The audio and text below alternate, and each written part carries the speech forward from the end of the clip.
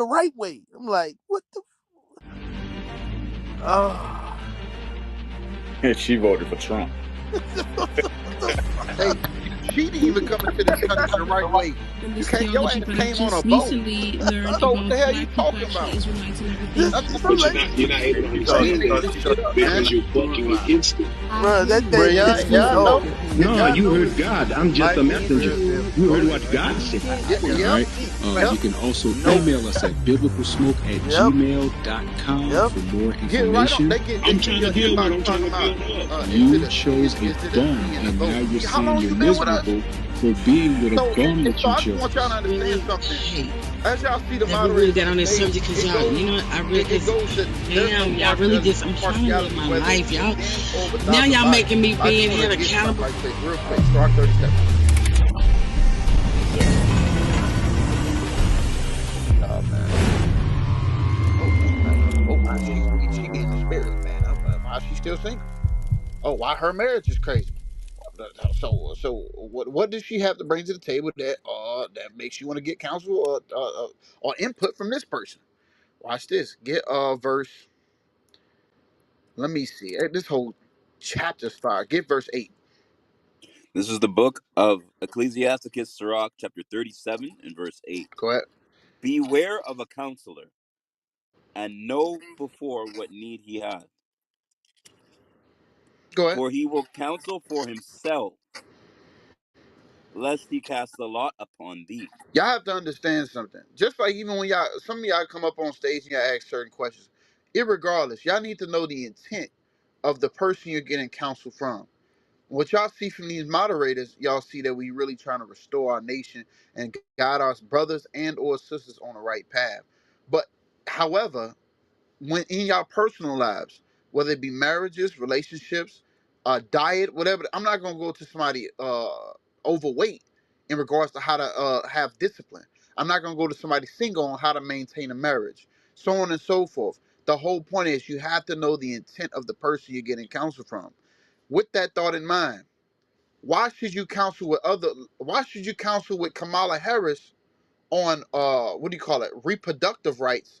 You understand, when she doesn't even give two damns about her own. Matter of fact, she gives a lot about her own race. Yeah, Right. she's bringing forth her nation perfectly. Hey, bro. She Yes, don't even, sir. What? she don't got one black kid. She ain't had a baby. She And she ain't never raising had one. white babies, bro. And she That's telling crazy. you to kill your black babies. And she ain't never went through what you needed to go as far as bringing life into the earth. She ain't never been a mother You're in to the no spirit. black baby. Ever. She ain't even been a mother to her own baby. She raising another man's white babies, and she telling black women what they need to have as far as reproductive rights. It's the dumbest shit, excuse my language, ever seen, bro. And our people fall for it.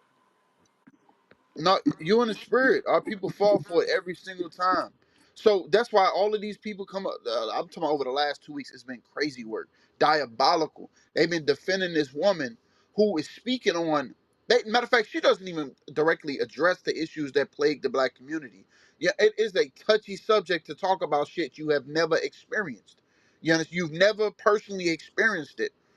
So, and it goes into like, I don't know if people watched this Denzel Washington interview before, where they said, why did you have to have a black director direct this movie? Why couldn't you have him? Why couldn't you have Steven Spielberg? Why couldn't you have them? He said, because this right here is a cultural thing. A cultural thing. This person could direct this movie from a culture standpoint. He understands how hair is supposed to go, how a Negro child's hair is done. They understand the food that we go through, the way the parenting. They understand everything that black people go through, so they are allowed to be able to direct and speak on things that we go through. This goes the same thing with you sisters getting counsel. I'm talking about in the truth and other truths. You women getting counsel from white women on how to dress, on how to look. Some Matter of fact, I want y'all to look at this interview. It ain't no cuts from the streets, but it's damn near like it's similar to what we do. Brother goes to the black woman and says, they go to the woman. I'm gonna say the black woman. They said, what do men want? They said a big booty, a BBL. They want long hair, yada yada yada. They go to the men and ask them, what do y'all want? We want a woman that's all natural. Why am I saying this? If you really want, if you want to know what you need to know what intent somebody has, and also you need to know who you going to for what reason. If you want to understand black people, you need to be black. You can't go to the white person and expect them to understand shit we going through. Read verse, real quick, read verse 11. Yes, sir. Verse 11. Neither consult with the woman, touching of whom she is jealous. Touching her of whom she is jealous. So, and especially women. Women love to go to other women concerning women that they're jealous of. I'm jealous of her. So what counsel do you think I'm gonna give concerning their sister? Terrible ass advice. I wouldn't deal with that B. She has a terrible attitude. Wait, didn't you say you was jealous of her last week? So why counsel with her? Come on. Neither with a coward in matters of war. Don't go to cowards when it's time to go to war. The Bible is a immaculate book. The Bible is an immaculate book. You should not go to cowards when it's time to go to war. Just like you can't have a president of the known world country that is losing his damn mind on stage when the country is going through a turbulent time. Talking about other countries talking about pressing buttons. This dude over talking about Thanksgiving and Christmas. He don't even remember where he at, falling up steps and shit. Go ahead. Nor with a merchant concerning exchange. Go ahead. Nor with a buyer of selling. Go ahead. Nor with an envious man of thankfulness. Keep going. Nor with an unmerciful man touching kindness. This Bible is immaculate. You can't even go to people that, in regards to matters concerning kindness, you cannot go to these people, unmerciful people. Go ahead. Nor with the slothful for any sir, sorry, nor with the slothful for any work. You can't go to somebody that's slothful concerning work, just like you can't go to a damn stripper concerning politics. Why would they? Right. Remember when Ice Cube he drew up a whole plan in regards to trying to get the black community on the right path and reparations, so on and so forth. They went to Cardi B, had a whole Zoom with her. They don't give a damn about our problems. You can't go to sluts or prostitutes in regards to black people issues. Go ahead. Nor with an hireling for a year of finishing work. Because they don't know how to stay. They don't know how to stay put. They don't know how to put time in and invest in places. All they know how is to clock in and leave. Go ahead. Nor with an idle servant of much business. Go ahead. Hearken not unto these in any manner of counsel. The same way you wouldn't go to a coward in matters of war, you shouldn't hearken to a hoe in regards to black people issues in anything. You should not counsel her in regards to marriage, because just like she brought out WAP, she still couldn't even keep her man. They damn near said the hoe had sex with another man while she was pregnant. So you can't even talk to her about being faithful. The Bible says don't counsel with these people in anything. But who should you be counseling with? Bruh. Bree? Yes, Verse sir. Yes, 12. sir. Go ahead. Uh, yes, sir. Verse 12. But be continually with a godly man, whom thou knowest to keep the commandments of the Lord. Why is it that everybody that get up on stage, I'm not everybody, but all of these people that believe they are Christians or follow Christ teach you against the commandments of God? The Bible says you need to be. I need to stop right quick. Hey, shalom, A1E. Most High Christ bless y'all, by the way. I just want to throw that out there. What's going on? What's going on? Hey, Bruh. don't forget. Megan Thee Stallion came on TV in the middle. She lied to Gail about doing with what's his name? Damn. The skinny dude. His name Troy Lanez. She said, I Yes, know, yes, yo, Tory Lane. Yep. I know she was gonna ask that question. She lied. She openly lied, and these brothers in jail for 10 years. And she actually lied, and her lie, pretty much was very essential to his case, to that case regarding whether or not he shot in the foot or not or whatever. Or well, it's just the point is that she lied, bro. She lied very much, and she admitted she lied after his brother got thrown in jail for 10 years. I'm not defending him because they're all worldly, but this is an example of these women. You can't trust them at all. You can't listen to them, not at all. Yes, sir. No, for real though. Talk And they would put, what's that about sister putting name? greens in the damn tub. Yes, You yes. know what I'm saying? I'm trying to get some I'm trying to get some cooking advice from you, Clint. Some Yeah, tough. put the Yeah. greens in the tub. Hey, You know, yo, next to the yo, toilet. Wash the greens in the black people do not put collard greens in no tub. I ain't never heard that before in my life. That's the most craziest, most dumbest shit I've ever heard shit come out of was a person's mouth wild. that's Facts. pretending to be a nigga. I never heard that before. Ever heard anyone say, hell yeah, I put collard greens inside the tub. And you put on that black scent, that black scent you put on. She had to put on a black scent, or she put on Damn. a lesbian accent. She's like somewhat dykish, but not, or black or blackish, but not. It's crazy, bro. And Hey, these niggas are gonna sit up there and vote for her. You can't make this up, man. hey, E. She tried to pretend to be black by talking about she do greens in the tub, but that's how the Mexicans do. They Yeah, that's that Elon stuff, Yeah, bruh. yeah, They That's and that food goop be scoop, smelling man. like yeah, that, like Scoop they scooper. bathe with their damn and food. cut meat with their toenails. You should be doing that too. I got hot sauce, y'all. I got hot sauce. I got a hot Wow, sauce. bro. Got the hot sauce. What the But fuck?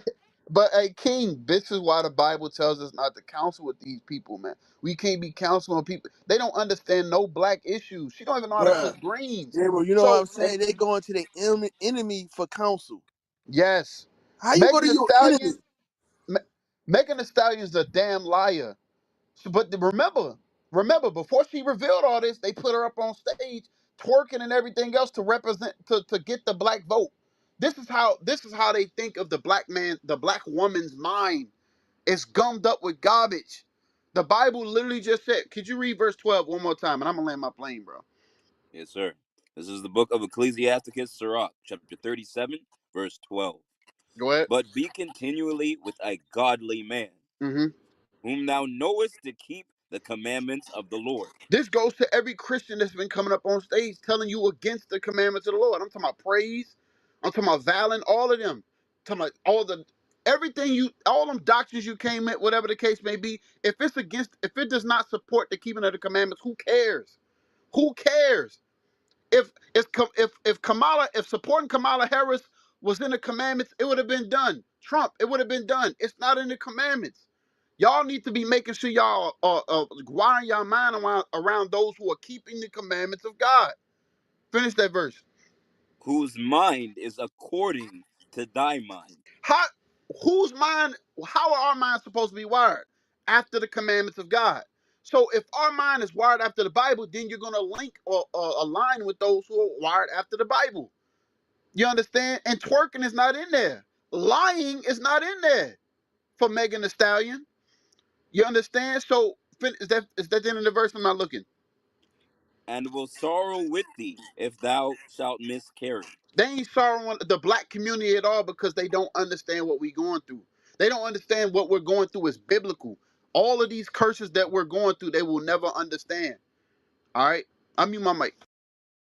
Don't you know that's the most disrespectful thing that they did? Had them rappers on there, man. That's shit. I couldn't even look at it, man. Every time I see it on like a reel, I just keep on going. You can't. It's embarrassing. But black people are so stupid, preferably black women. They just can do you any kind of way. You can just tell you anything, show you anything. You just Nah, that's a heavy point. They play in your face because they know you stupid. They literally ran the same play. They ran the same play they did with Barack Obama, and then black people so damn stupid that they ran that same play with a non-black woman because they know y'all stupid. The only reason y'all gonna vote for her is because she quote unquote black. The only reason y'all gonna do anything about her is because she quote unquote black. And she gonna give you all the hoes. She gonna pull out all the nigga rappers that you like. She gonna do a party at Howard University because niggas love a good HBCU. She gonna give niggas all the things that they want, not policies, not reparations, not genuine repentance from a nation that built the nation on the backs of your ancestors. Now they don't got to give you none of that, but they gonna give you a whore with a BBL drizzy shaking her tail at Howard University homecoming. Hey, Hey, yo. one more thing, yo, one more, just to add one more thing, I'll land.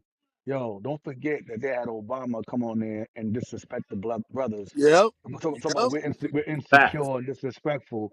Then Michelle Obama comes after this dude and says, "Yeah, you women, don't let your man's decision sway you.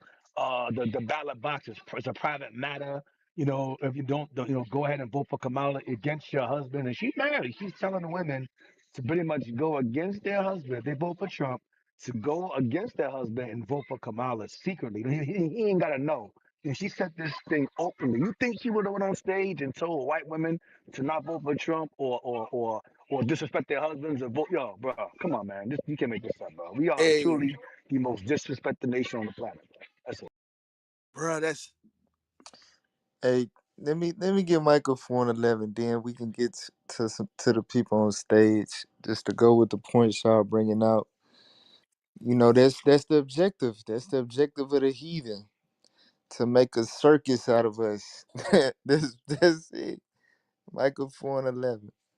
This is the book of Micah, chapter 4, and verse 11. Now also many nations are gathered against thee, that say, let her be defiled. Let her what?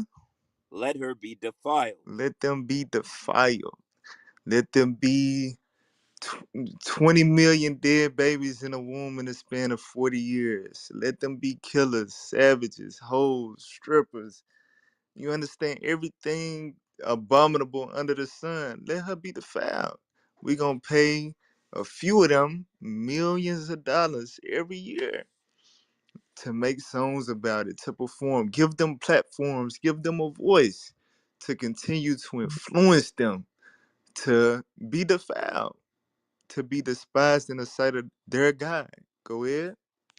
And let our eye look upon Zion. I'm telling you, we a clown show. We a circus to them. We entertain them with our ignorance, with our foolishness. You understand? It's entertainment to them. It's a sport to them. Our folly is a sport to them. That's why folly is set in great dignity for us. So, just to go with y'all point, bro, it's all by design and it's sad. All praise to the Most High. He's sending the prophets in these last days with the Spirit on the Lord to gather the remnant to get their minds right with the state of our people.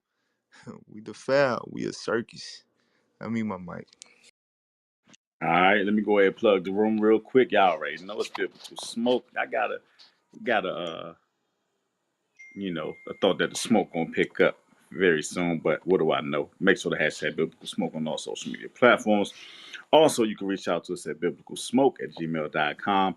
All right, to find a school near you, get the study packet, ask your questions, and submit a topic you want to see us cover on the stage. While you're here, follow the moderators on the stage. We got the Mighty E. We got the scalpel ready. He's surgical with this shit, Jay. We got Dallas, we got Harry God, we got Emmanuel. We've been bringing it out all night. We got King, who always be getting us in trouble. Not messing with you, King. We got Gabriel. We got some mighty men on the stage, all right? So go ahead and follow the moderators on the stage. It's a sister I want to get to. I think she can add something to the conversation. game changer. Game changer. What's your thoughts on the topic, sis?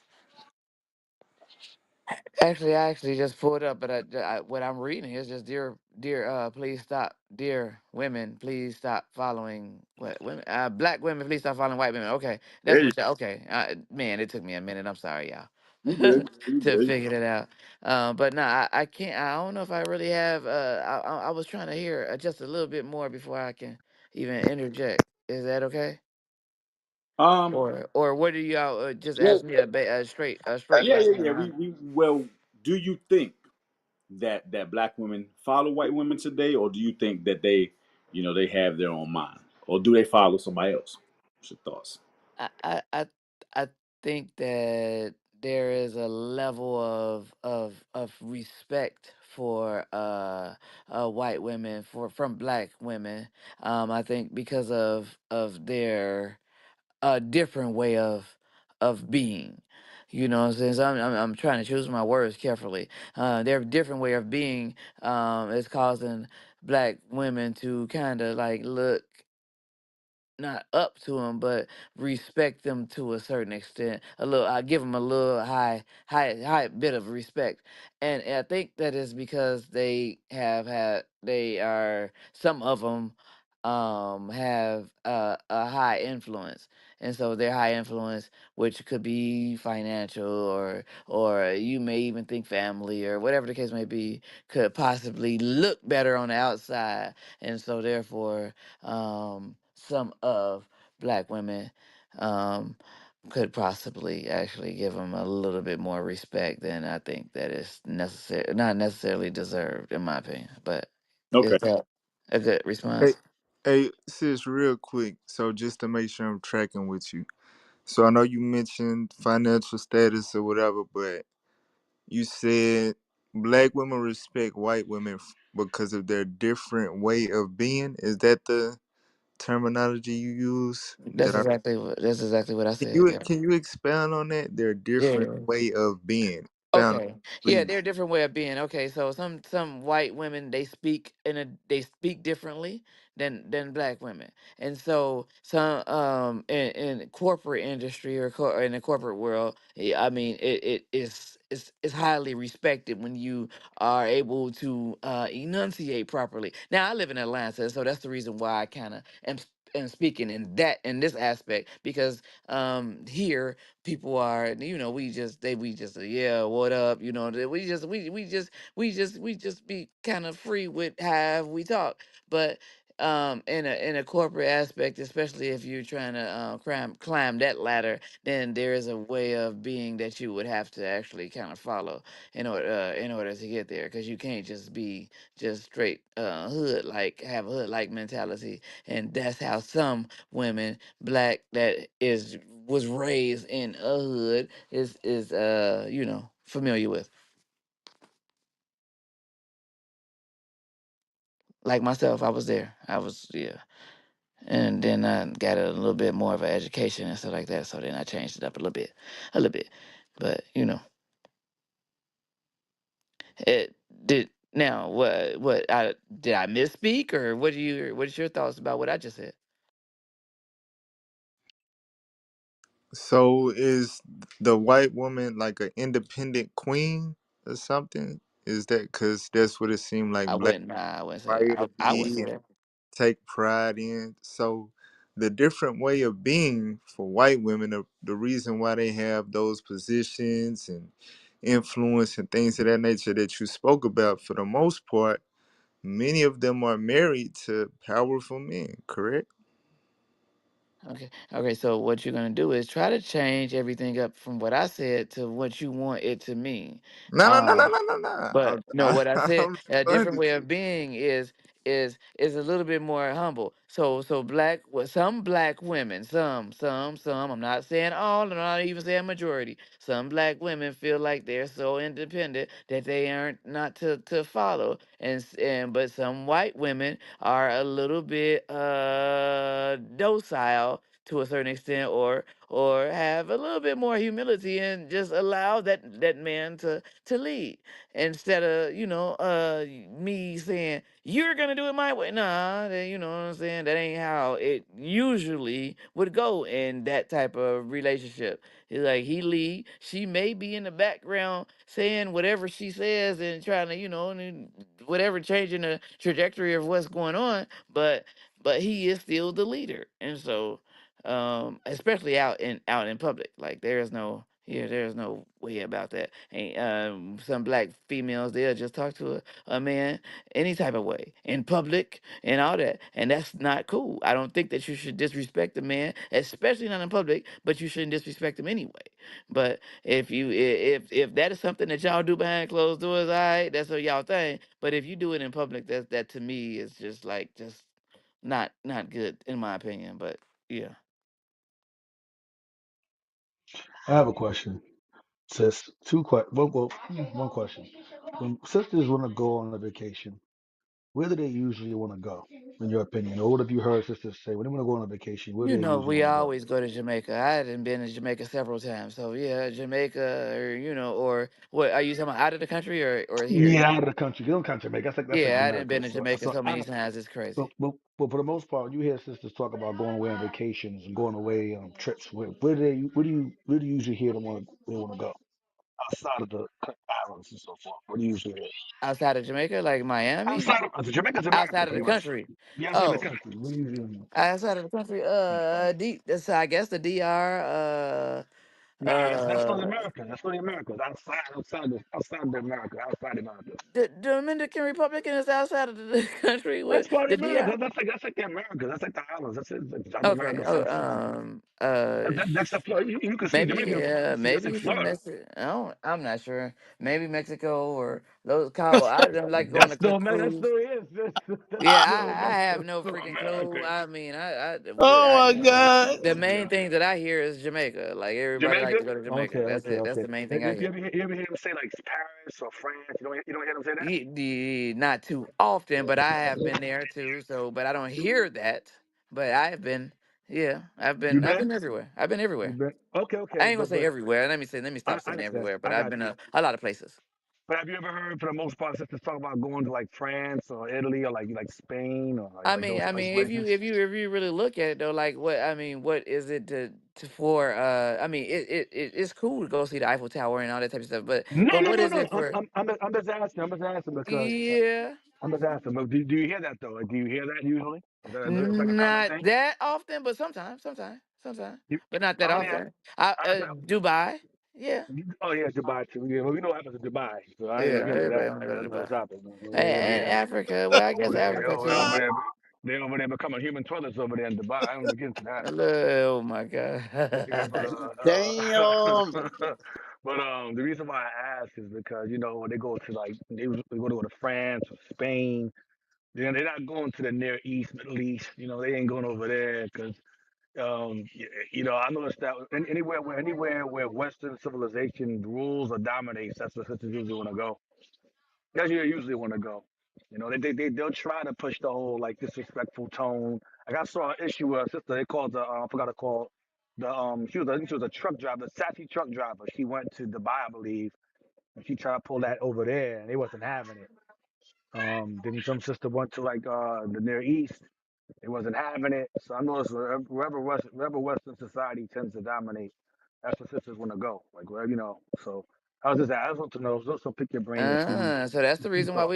we love to go to Jamaica though, and so you Yeah, and I but I mean, promise you, and I know why. And now that you said that, yeah, I see why. Because I mean, we kind of, yeah, yeah, but I mean outside. I mean, yeah, about you said Jamaica, Mexico. That's like the Americas. I mean, like outside of like America, the Americas itself. That's where they usually tend to want to go in yeah. those I particular feel. places. Yeah, that's all. All right. All right, sis. I appreciate you Well, answering. what did I say anything wrong though, or what did you want to challenge about what I said? Is No, there no, no, anything no, that no, no, no, no. I was just picking your brain to see what your opinion was on where sisters tend to want to go or they want to go away on vacations and stuff. I wasn't, it's you. I was just asking, just picking your brain, just asking the question. So that's just something I noticed about sisters. They want to go on vacation. It's always to like a European country of some kind where, those rights that they have over here in America is they retain it over there. Like in terms of like the disrespectful attitudes and all of that. You go to like Russia or like the Near East or even Egypt, like Egypt, something like that. They don't play that over Oh there. They yeah, I don't went play over that there. I game. went over there too. Yeah, they Oh don't. They yeah, don't. the Like I know pyramids. in Egypt, and you can't even dress a certain way over there. You'll get problems. You gotta be, you know, kind of discreet in Egypt. That's a Muslim country. They don't play that over there. So, you know, yeah, that was it. That's If just you some gonna interesting. say I haven't been to Egypt, have you been to Egypt? Bring your ass up here. Let's talk about Egypt then. Since you saying that I'm a damn lie about going to Egypt. Hey, Bring sis. your butt up here. Oh, I'm sorry. You I'm just sorry. out the comments, sis. Don't No, worry no, about I didn't say you never went to Egypt. I'm saying people, No, It she people. wasn't talking you. about It the wasn't you. It comments. wasn't you. Oh, It oh, wasn't oh, you. oh, the It comments. was. Oh, okay. Yeah. There's no the it. comments. Yes, There's the sir. comment. The Comment. comments. It's public, so it's not everyone in the audience is with us. So if you don't worry about the comments. This is public forum. That's about it. Right, right. Sis, I do like what you said about um, how black sisters typically talk to their man any kind of way. And, that's they shouldn't do that. Whether it's in public or not. So you see, you did say if they do it at home, that's their business, but they shouldn't even do it at home, sister. Especially if you believe in the Bible, because it's not biblical. Real quick, Sirach 26 and verse 14. Start at verse Yes, sir. 13. Just for the sisters that are listening, that they may think it's okay, or they may think that there's a justifiable time.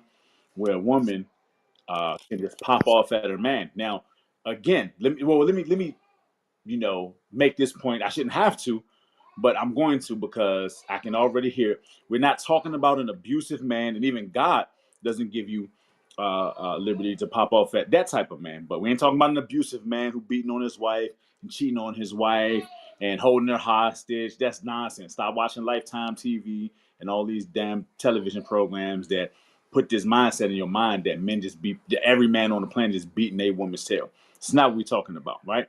Read the scripture. This is the book of Sirach, chapter 26, verse Come 13. on.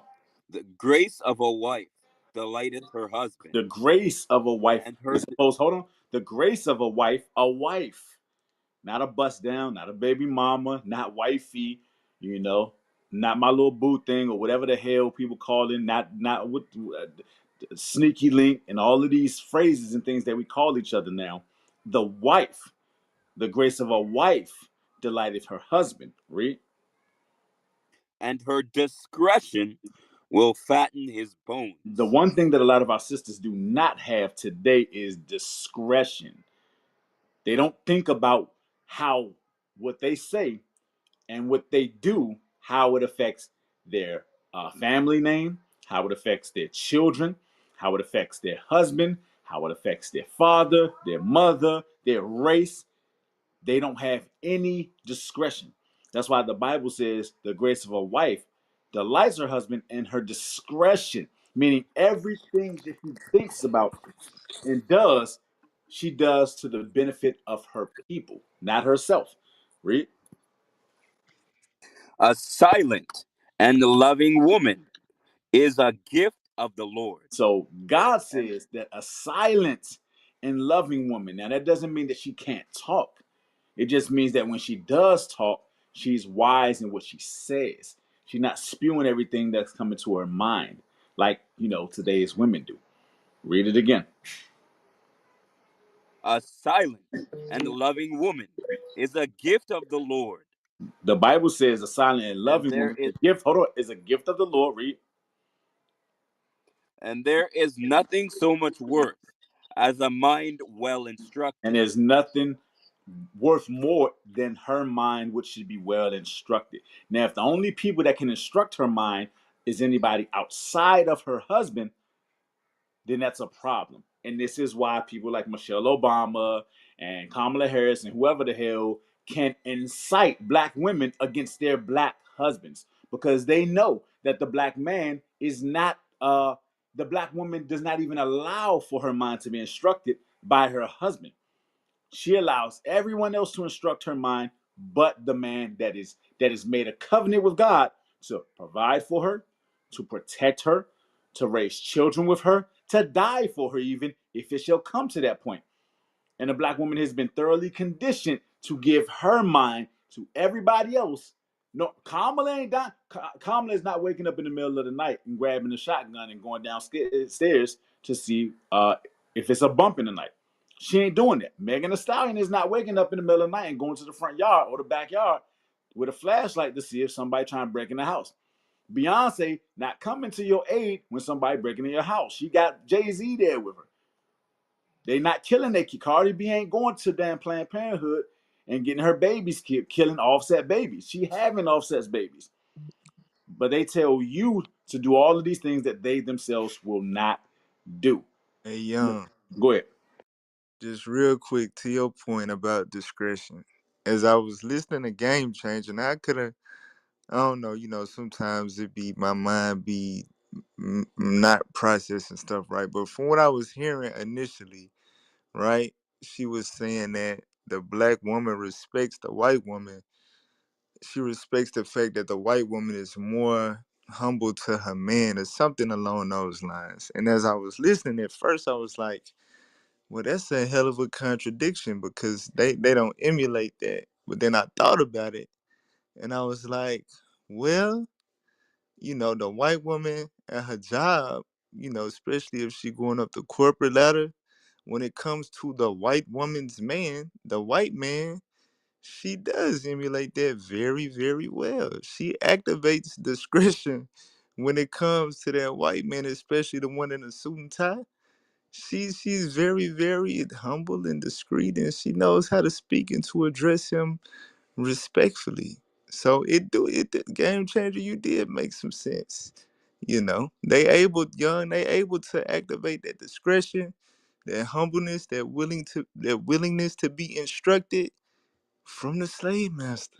Just not with their own man. For, Damn. for real though. I mute my mic. Jesus Christ. Ain't that something? All right, we're gonna move on. We got Sister Stacy. Sister Stacy, what's your thoughts on the topic? Dear Black women, please stop following the white woman. All right, you had some comments in the I chat. did. I I think did. one of them you said was black men, black women You like. don't have to read it. I can just reiterate what I was Oh no, I basically. pulled that off the dome, sis. That one jumped out to me. Go ahead, sis. Go ahead. Okay. No, I don't think black women follow white women. I think I think white women really try to be like black women. They try to look like us. They try to do a lot, like image wise, they really try to look like us. Like they'll do Botox, they'll do things to try to look like us. And yeah, I just personally don't think we try to follow white women. I feel like they try to follow us. Like, Why do we Nah. straighten our hair? Why do we straighten our hair? I'm well, interested. first of all, Yeah, you like us. we do straighten our hair. There's some people that straighten their hair, but I don't think hair really reflects over trying to be like white women because black women have all Well, different well, types, who, no, well, different types of whose hair. hair is straight naturally? Is your? Let me ask you, sis, because I can see a pro. Is your hair straight naturally, or do you have to make it do that? I have to make my hair, yeah, I have to straighten my Okay, hair. fair enough. So is it Okay. safe to say? Is it safe to say? Maybe not all, right? But is it safe to say that most black women 99. have right have to straighten their hair for it to fall down like that? Yeah. Right now, whose But hair? don't Hold white on, women, stay well, hold stay with me, on. stay with me, stay with me. But don't Whose white hair? women, Whose hair okay, just naturally falls like that? European hair. Right. Do they have to straighten their hair? No, they don't, but they curl their hair. So it's the same concept, right? European women curl their hair every day. So what's the difference between them curling their hair every day and us It's straightening our their hair. hair from time to Their hair. time? Do you It's do you their hair. see white women wearing afros and cornrows? I'm talking about Yes, like I do. I'm I not talking about do. I'm not talking about my Actually, I'm yes. talking about in Eh, bulk. Like eh, one in a I'm talking million, about, one every how about something? thousand. Hold on, sis. I do. I'm talking about overwhelmingly. Like over like if you was walking down the street and you saw 10 white women, do you think 9 or 8 of them will have an afro or a black girl hair style? They would curl their hair Do because you their think hair they is have not black? naturally curly. Nah, You that's think not they what would he have a Yeah, said. black listen, girl listen. hairstyle? You know what I'm asking, sis. You But know you're what trying I'm to say, I understand Yes. what you're asking. trying to say. You're trying to Just say sis. texture wise, Are, from are a they are they texture going to perspective. are they going to try to emulate? Because they can put curls in their hair, but you can argue that when white people curl their hair, They can't it's emulate. not They can't. they try. They They no. They can't do it. Even if they tried their hardest to try to curl their hair like ours, they cannot get it like that. I'm sure if they did have the possibility to do that, they would. They cannot do that. so Like let me it's ask you. impossible. Let me ask Curling their hair. They don't curl their hair to the point where it look like an afro. That's a whole different thing. You got right, a little right. girl a long time ago called Yeah, Shirley yeah. called Shirley Temple, a little girl, white girl called Shirley Temple, and she had little curls, and she was a white girl, and it was not curled like a black woman's hair is curled. There's a whole different thing. Curl. I They think curl if they curl their white hair women could, they curl on they curl their hair as a decorative way of their hair. They don't Mhm. curl their hair to the point where it's looking like straight black But girls. they That's a whole cannot. different thing. But my point that I'm trying to make is that if they could make their hair look like ours, they would. They cannot do it. Nope. That's why they don't do it. Hey, but Like, understand something, Stacy. like, You're basing it off. it makes Understand no something. sense. The moderators are speaking on stuff that black women are. doing in mass, and we have the proof to substantiate it. We I'm the can't one that base it off. said that. We That was can't. me that said that. What I'm saying is, we cannot base it off. That's crazy. We cannot base it off of something that we cannot substantiate. You can't prove that all white women, or matter of fact, majority. I'll see majority of white women in mass are trying to model their hair after black women, Like, which But is like white which is two of them. women, which but is let me say coarse this, hair, which is. white Mm, women in mass do Botox and fillers and all that. So they try to imitate black people. No, they Like don't. in However, some understand sense. something, Yes, Stacy. they The do. topic of the matter is the topic of the day is why we're not. We always like to flip the subject, by the way, and I want to say this Okay. while I didn't want to cut off Young. The topic of the day is, dear black women, please stop following white women. We're not But trying we're to. not. We're not focusing. We're not talking about you. This we're not. We're trying to we're not making this anecdotal. We're talking about in mass. You understand? So yes, you can go across. Hey man, women are black. White men are doing this and doing that. This ain't the topic of the day though. Let's give her that. It's some white women that try to emulate black women. Let's give her that. Let's say They wear weave too. They wear yeah, white yeah. women They I, also wear wear their thick hair. They clip-ins. Can wear It's Afro their wigs. hair. They they wear wear Afro, Afro right, can right. wigs. hey, Emmanuel. hey, It excuse just me. doesn't make Can sense. can I add something to this? No, add something from No, hold tight. So let's say we give you that there are some white women that emulate black women because there are. That's not the argument. But by and large, do you think black women are influencing white women, or do you think white women are largely influencing black women based on today's standard or culture? I think black women influence white women. oh Okay. shit. Now, Stop hold on. lying. I Hold on, sis. 100% Go with me, sis. agree with Go with me. that. Like, So, Go like with me, sis. so I Nah, that's fine. You young had real that. quick, just yeah, young like Go I ahead. real do. quick. I got a serious question. I just want to know the philosophy or the standpoint, I guess. So, Botox equates to the white woman following the black woman. That's what you're saying? That's your point? Yes, because yeah, they try to structure their face and make their face more better or firm or try to look younger So that that's them black women already following. naturally have. So that's them following the black woman. What else are they doing it for?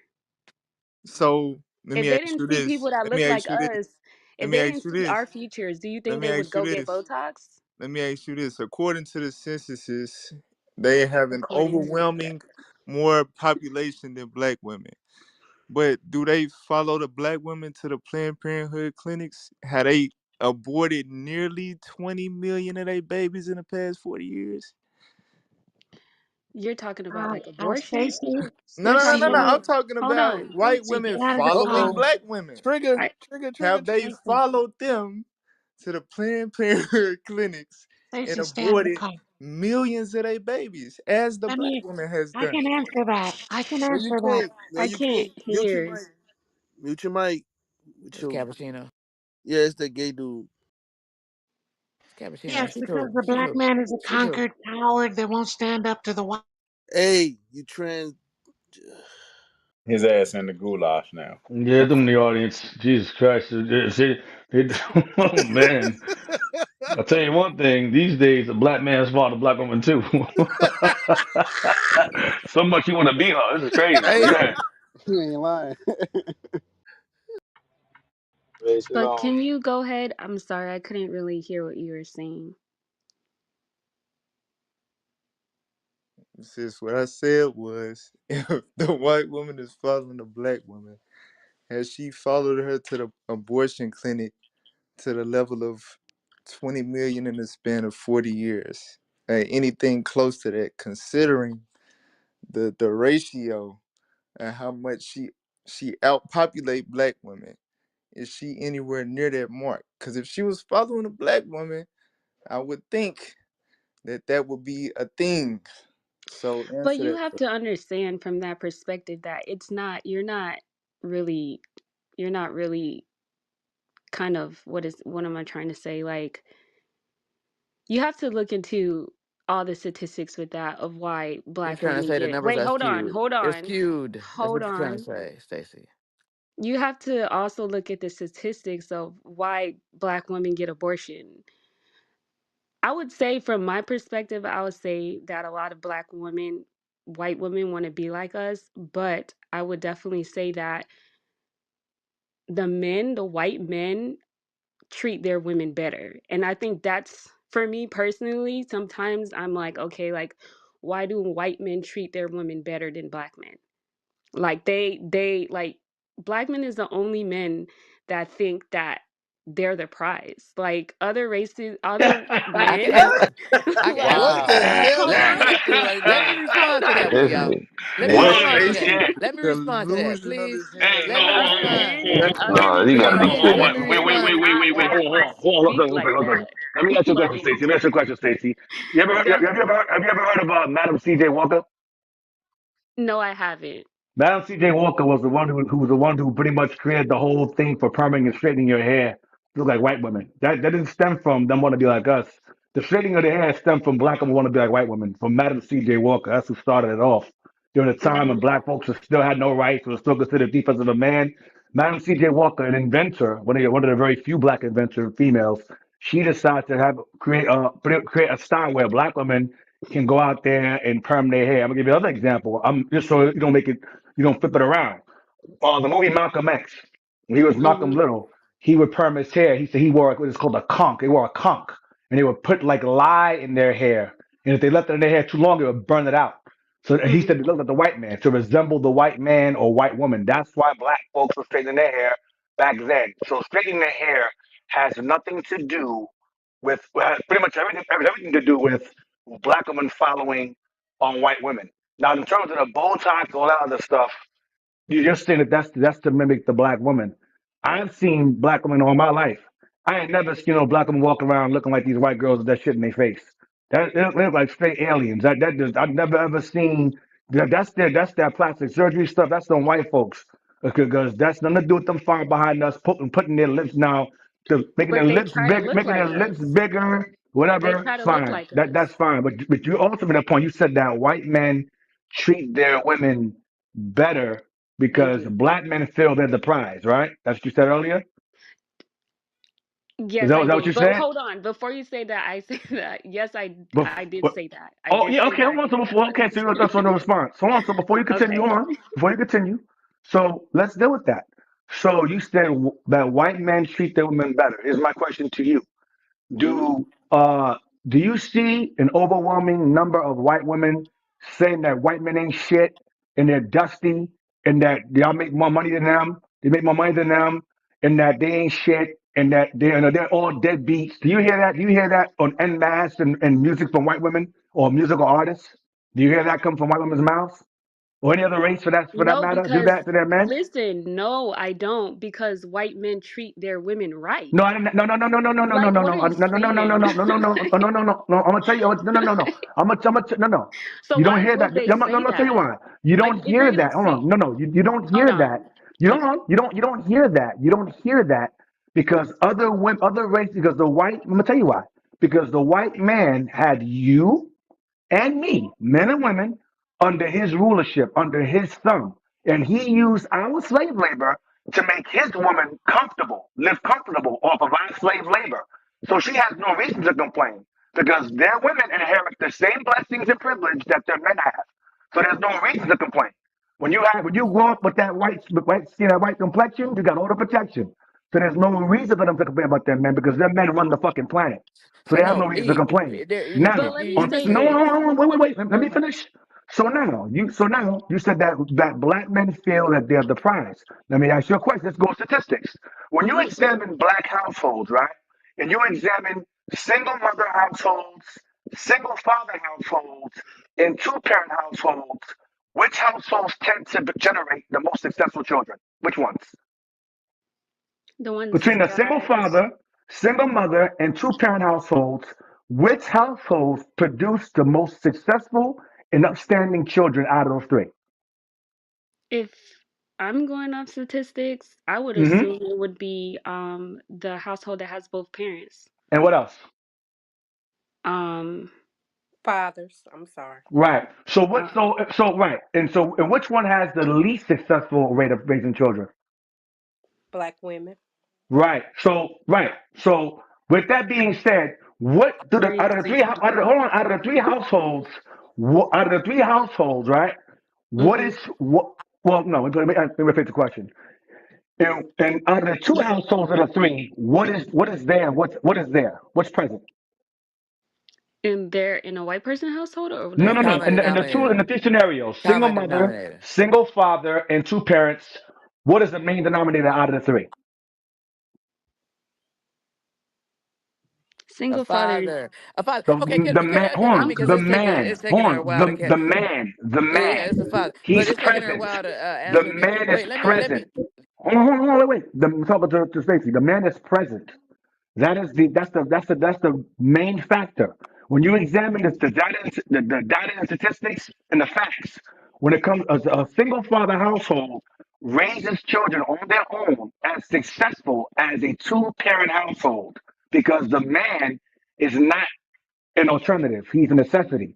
So, by that being stated, the man is the prize because without the man, it tends to lead to failure. I'll give you another example. When you examine the prison population, where 30% of the men you're talking about are incarcerated, 30% of them are pretty much raised by single mothers and grandmothers. What is missing once again? The male is missing once again. So when you say things like the man acts like he's the prize, no, no, no. We're raised primarily by y'all, and we don't think highly of ourselves at all because we see the world through your eyes. Very few of us are in the presence of men. In fact, when a black man goes to school, most women are teachers. So we not really raised by men. We're raised by y'all. So y'all sit up here and talk this madness, but you raised us this way.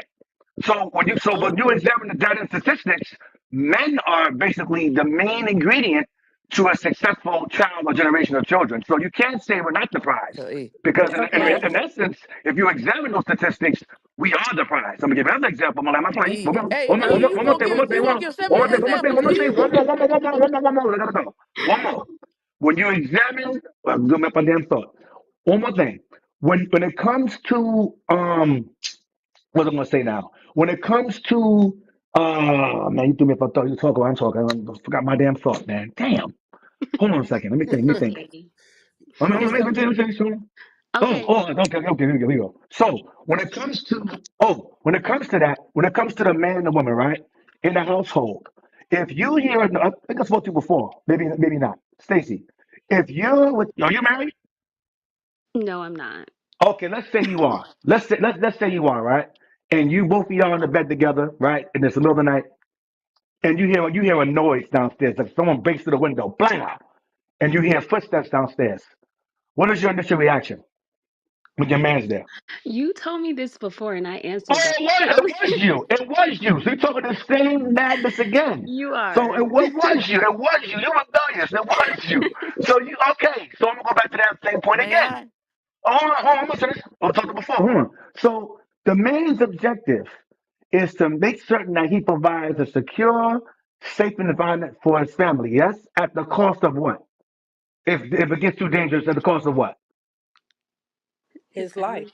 Of his life. So Um, when y'all say that the man is not the prize, it's very, very it's a diluted statement to make.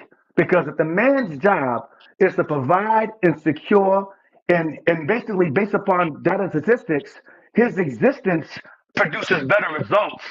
Then reality is this we are the prize, if that be the case. If our objective, if our biological role is to provide, secure, and protect you at the cost of our own lives, that's a surprise. There's no denying that. That's a surprise. can I And, ask and, and on top of that, there's more of y'all. Y'all number is then than 9 to 1. So there's way more of you than us. The lesser of us there is, the less of you there'll be in the end. Because you need men to produce more, to produce a race. You need us. can I add So, something so though? I'm gonna land right there. But the same thing that said, sis, that was very, very, very disingenuous and very disrespectful. But good. Okay, so And I put do me in queue apologize next, if please. you feel offended by what I said. Um, No, I don't feel offended. It was offensive. I don't feel that way. It was offensive. That saying okay, black well, men are the I prize. Black men apologize. are the prize. But I again, apo- okay. Can I talk? You So got it, good. my point that I was trying to make is I do not think that men are the prize, and I do think that white men treat their women better. And the reason why I say that is because black men is always trying to find a reason. And I'm not talking about physical stuff. I'm not talking about things that you can do for a black woman, things that you could, I'm not talking about bills that you could pay. I'm talking about words of affirmation. I'm talking about, like, hey, you look beautiful today. Or like, if I do straighten my hair, oh, I'm trying to be like a white woman. You don't see white men saying that to their women. So why would I sit here and talk shit about my man if he's always giving me those words of affirmation? Okay, all right. One So thing let about me one stop you, thing Sin. about black men is that they're always putting a a black woman down. They're always saying, "Oh, why you have your hair that way? Why oh, you look like you're gaining weight. You look like this, you look like that. Why you wearing pants? Why you doing this? Why you doing that?" And white men are not doing that. Like, Okay. All right. So let me stop. so Let me stop you right there, really go quick, though, ahead. because I just wanted to say something. I mean, that this is the reason why we are treated the way that we are treated, because we are not uplifting our men. And so, if you uplift him, of course, he's going to uplift you. And so, if you don't think that he's a prize, and if you are going to say that, and you're going to believe that, then I promise you, he's going to treat you like you are less than. Because if we're going to continue to just keep tearing them down and saying you ain't the prize, you ain't the prize, what the hell I look like? I don't care what. If I met this dude and he done lost his job and he's kind of screwed up a little bit, he's still gonna get uplifted. And I promise you that the things But I that don't I'm going think a to see woman in goes the into future is hold better on. than the things that I've probably seen in the Hold on, past. Hold And on. I so don't think a nah, James, woman that's goes. hold no, tight. we I don't can't think we a James, woman James, goes. hold up, hold tight. I don't Stacy, think a woman goes. this, hold tight, hold tight. Listen very carefully. You said that black men don't use words of affirmation. Now, I have a question, right? Because you say that as if you know what every black man in his house with his woman is doing, right? I myself am married. As a matter of fact, all of these men on the stage that have a green bean, they're married to black women. We tell our women that they are beautiful. As a matter of fact, I'm around more men, more times than not, that do tell their women that they're beautiful, that do tell their daughters that they're beautiful, that do treat their women very well. So when you say that black men treat their women worse than white men, I have the mindset Hey, you young. know It's what's the going on in women. every black man's house and every Hey, white man's young. house. Go ahead. Hey, young. It's these women be picking these thugs, these retarded ass men. I think It's just what they pick. They pick these that's horrible not. ass men. And real quick, young, real quick, just real fast also. I'm looking at the audience also. A lot of sisters are saying stuff like Melissa, I think Remy, I agree with some of their names, are saying that black men are not the prize, or they shouldn't say they're the prize. Well, we can not say it, but that won't change the fact that it's true. Well, and I won't say pride. The word prize, that word is a new term, but I will say we're not a prize. We are more so a necessity, because in the same minute you guys are complaining about, you're raising them. So it kind of, it's like a two-edged sword. You swing that sword at us, it comes right back onto you because you're raising us.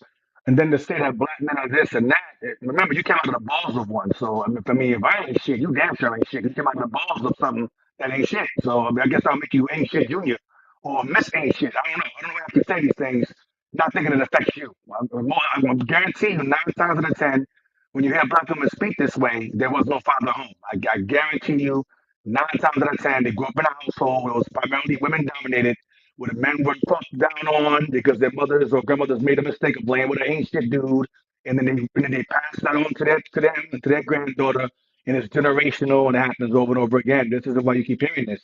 And also, another thing is that America itself, the West, I said before, and I asked the question earlier about when women want to go on vacation, where do they want to go? It's always to a European country, because in reality, a lot of these black women today, a lot of them, not all, because I don't speak like y'all be speaking. A lot of them, they worship, they go to church, they worship a white Jesus. They turn their TV on, they see the standard of beauty is a white woman, so they copy that. They're following behind trannies. They're just like them, like RuPaul, the long ass eyelashes, the excessive makeup. That's all tranny fashion. You all got that from television from trannies, and black people follow behind trannies and having homosexual friends. That's where that shit comes from. That's where y'all follow behind. Y'all follow behind them. Give me second Kings, I think it's 23 and 7. But before you get that, give me First Corinthians 11 and 3.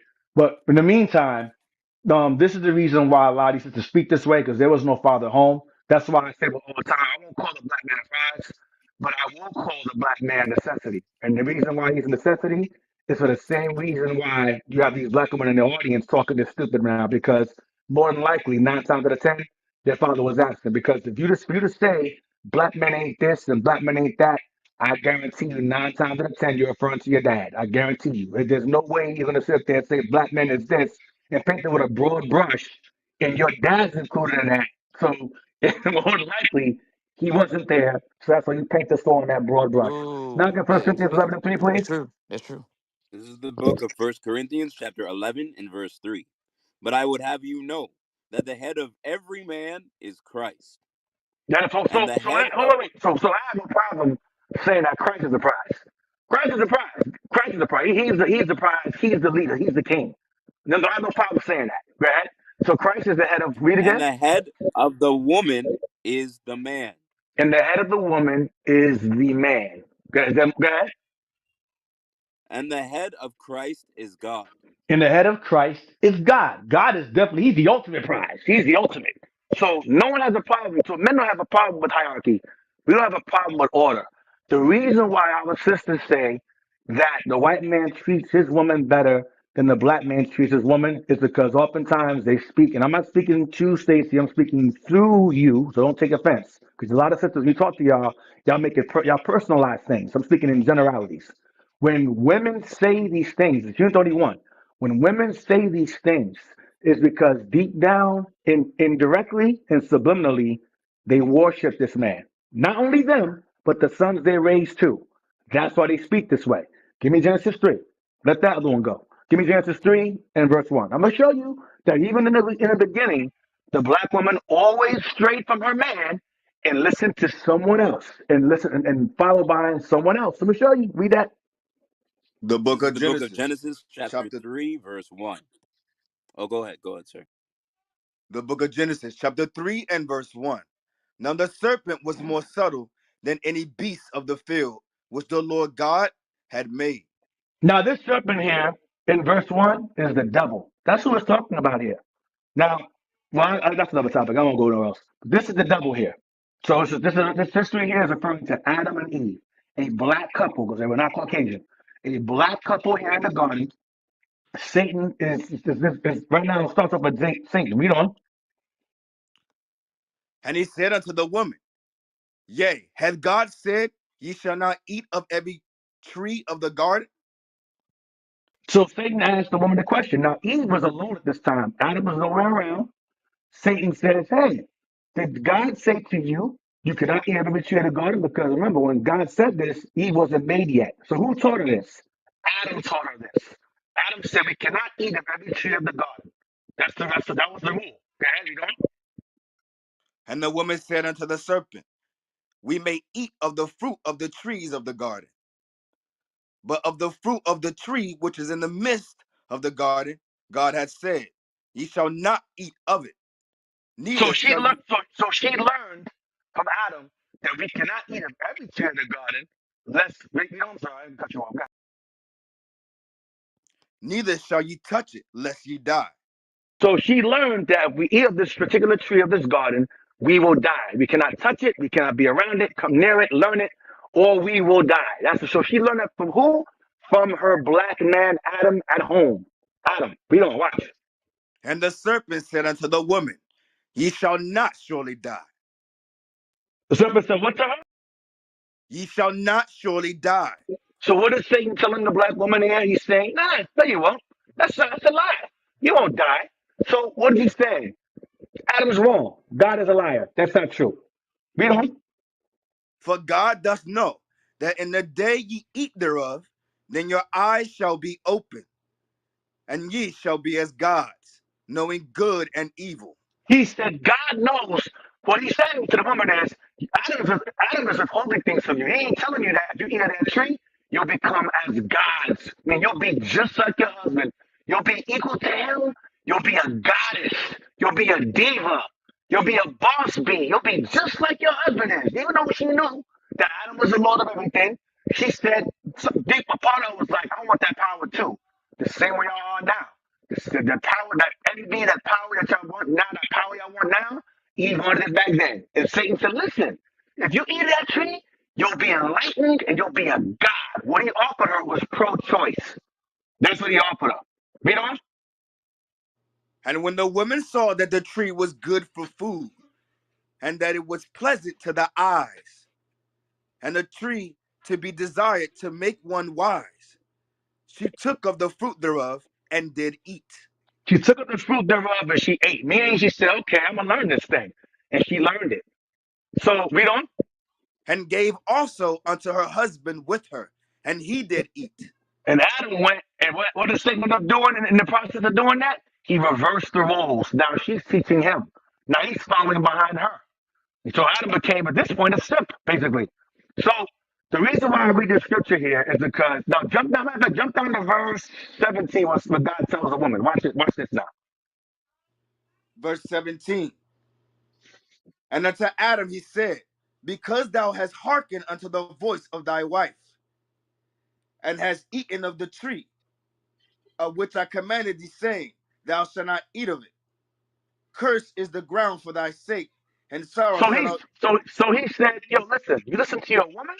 Now you're gonna die here. You're gonna die now, Adam. Listen to your woman. Now jump up to I think it's verse 15. Read verse 15 regarding Eve now. 16. No, 16, whichever one, 16, 15, whatever, 16, read 16. Unto the woman he said, yes, sir. Unto the woman he said, I will greatly multiply thy sorrow Stop right and there. thy Stop right conception. there. He said, I will greatly multiply your sorrow. So you wonder why you bleed every month? That's your sorrow. That's called your sickness. And your labor, and read again, and your what? I will greatly multiply thy sorrow and thy conception. Meaning when you bring forth children, you're gonna be in the most immense pain imaginable. No drugs are gonna work. You're gonna be on them drugs. They'll put you, give me pills, give me an epidural. It ain't gonna do a damn thing. You're gonna be in pain pushing that baby out your behind. That's the punishment for listening to someone. Read on. It's gonna say why. Read on. In sorrow thou shalt bring forth children, Yes. and thy desire shall be to thy husband, And what? Read again. He said what? and thy desire shall be to thy husband. So where was your desire before? The devil. That's the same thing that being said today. The white man treats this woman better. It's the same thing. Your desire is to that white man instead. We don't watch this. And he shall rule over thee. And he said, listen, Adam is to rule over you. You listen to your husband, your black man, not the devil. Well, you call him European today, but not the devil. You listen to your husband. So it's the same thing all over again. It's nothing new. That's why I said disrespectful, but it's out of ignorance. But it's the same deception. That's the reason why. And I mentioned earlier about the abortion thing. All the Kamala women crying over Kamala losing because Kamala did the same thing that Satan did. She offered free choice. She went to every HBCU talking about rights that y'all are born with, reproductive rights. She didn't go to no white colleges. She didn't go to Yale. She didn't go to Duke. She didn't go to Harvard. She didn't go to Cambridge. She went to all the Negro colleges talking about, yeah, reproductive rights. Yeah, yeah. While she sits home raising white babies. And y'all sat there and ate that stuff up. So again, this goes right back to that same deception.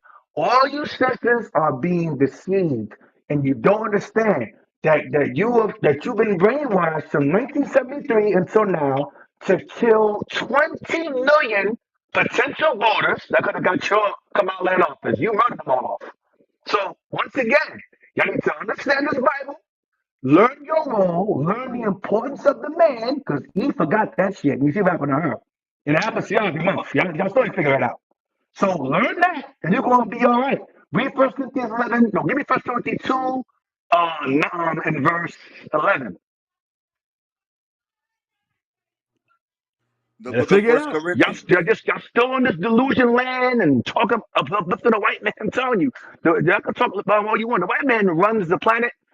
Y'all say he treats his woman better. Let me give it. Oh, real quick, she mentioned that the white man treats his woman better. Let me put y'all onto something. History. The feminist movement started with white women, upper class white women, and middle class white women complaining about the treatment of white men on them. They were mistreating their women and not allowing them to wear certain clothes, not allowing them to vote, not allowing them to wear certain things, not allowing them to go certain places. They were complaining. The biggest issue that white women had was their men. And so they fought for feminism. That's where the feminist movement came from. It was called the women's suffrage movement. They were putting forth a petition to force their men to grant them the same equal rights that their white men withheld from them. They were being abused, they were being beat on, while at the same time they were also helping make the change that they had us in. But and washing the blood off their husbands' clothes they were hanging that they got off and beating our ass. But that's where the feminist movement stemmed from. It stemmed from the mistreatment of white men on white women, and then you black women sat up there and adopted that BS when you were slaves along with us. Now read it. So that helps you right there. Now read what I want you to get. First Timothy 2:10. I mean 2:11. The book of First Corinthians, chapter 2 and verse 11. I'm sorry, First Timothy 2:11. First Timothy 2:11. I'm sorry. First Timothy 2:11.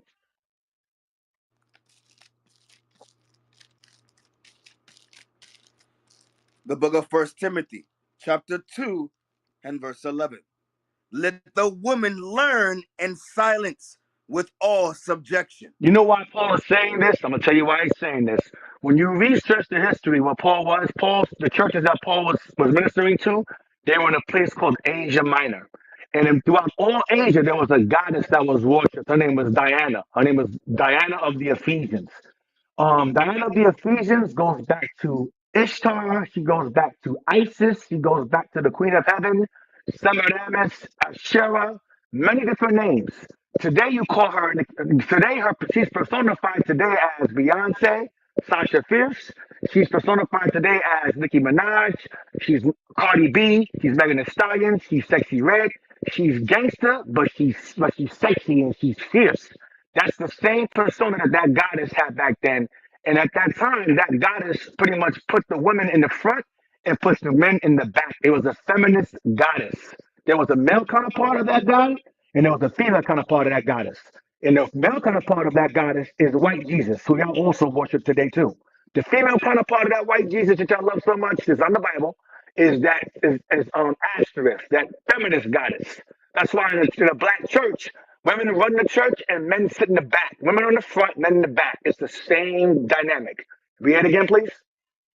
Let the women learn in silence with all subjection. So Paul was telling the women who came from that lifestyle of domineering, domination, following that goddess, that feminism, they said, listen, y'all be quiet and be subject to your husbands the same way Eve was told in the beginning to be subject to her husband, because she was following the devil like y'all do today.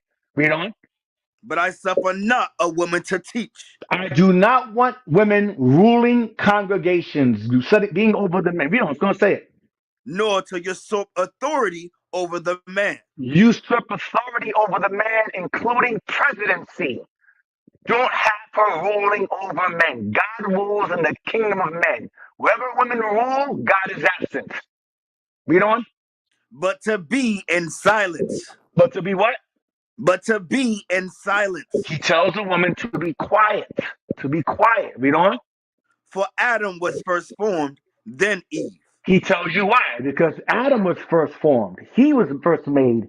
And Eve was made for Adam. Paul was preaching at that time because they were behaving in a way where it was opposite. He said, no, Adam was first formed, then Eve was made for him. Read on. And Adam was not deceived.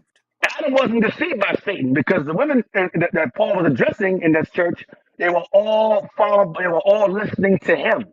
They were all deceived, like y'all are today in this room, in the audience and on the stage. Deceived. Okay? But the woman being deceived was in the transgression. She got caught up in it. Go ahead. Notwithstanding, she shall be saved in childbearing. Stop. So he says, not but understand, but even though she was deceived, he says she can be saved in childbearing. She gets some husband, she respects her husband, starts a family. Not she has a baby first and then she don't know who the father is, she's gonna go on Maury. No, not that's not what he said. He said childbearing as in marriage. Read on. If they continue in faith and charity and holiness with sobriety. He says if they'll be saved if they continue in what? Read again. If they continue in faith. Because faith will tell them, okay, my role is to be subject to my man, to my race, my brothers who are keeping the commandments. I'm to be subject to them, be silent when I need to be, and speak when I need to speak. That's just that clear. If y'all want men to treat y'all right, just don't talk. The next best thing to sex for us is silence. If you can give us sex and silence, we'll give you the planet. We'll give you the world. Just give me some ass and just shut the hell up and say nothing to me. And it'll be great. I'm gonna tell you straight, it's all right. You're very simple creatures. So he says, you're gonna continue in faith. Read again. If they continue in faith and charity and holiness with sobriety. He says charity means love your neighbor as yourself. And he says with what? And holiness with sobriety. Sobriety means your mind is clear, you're sober, you're not brainwashed by social media, you're not brainwashed by Instagram and TikTok and YouTube and these stupid asinine podcast shows. Women, the whole audience is women and everyone's speaking their opinions and emotions. That's not sobriety at all. That's madness, confusion. Go ahead.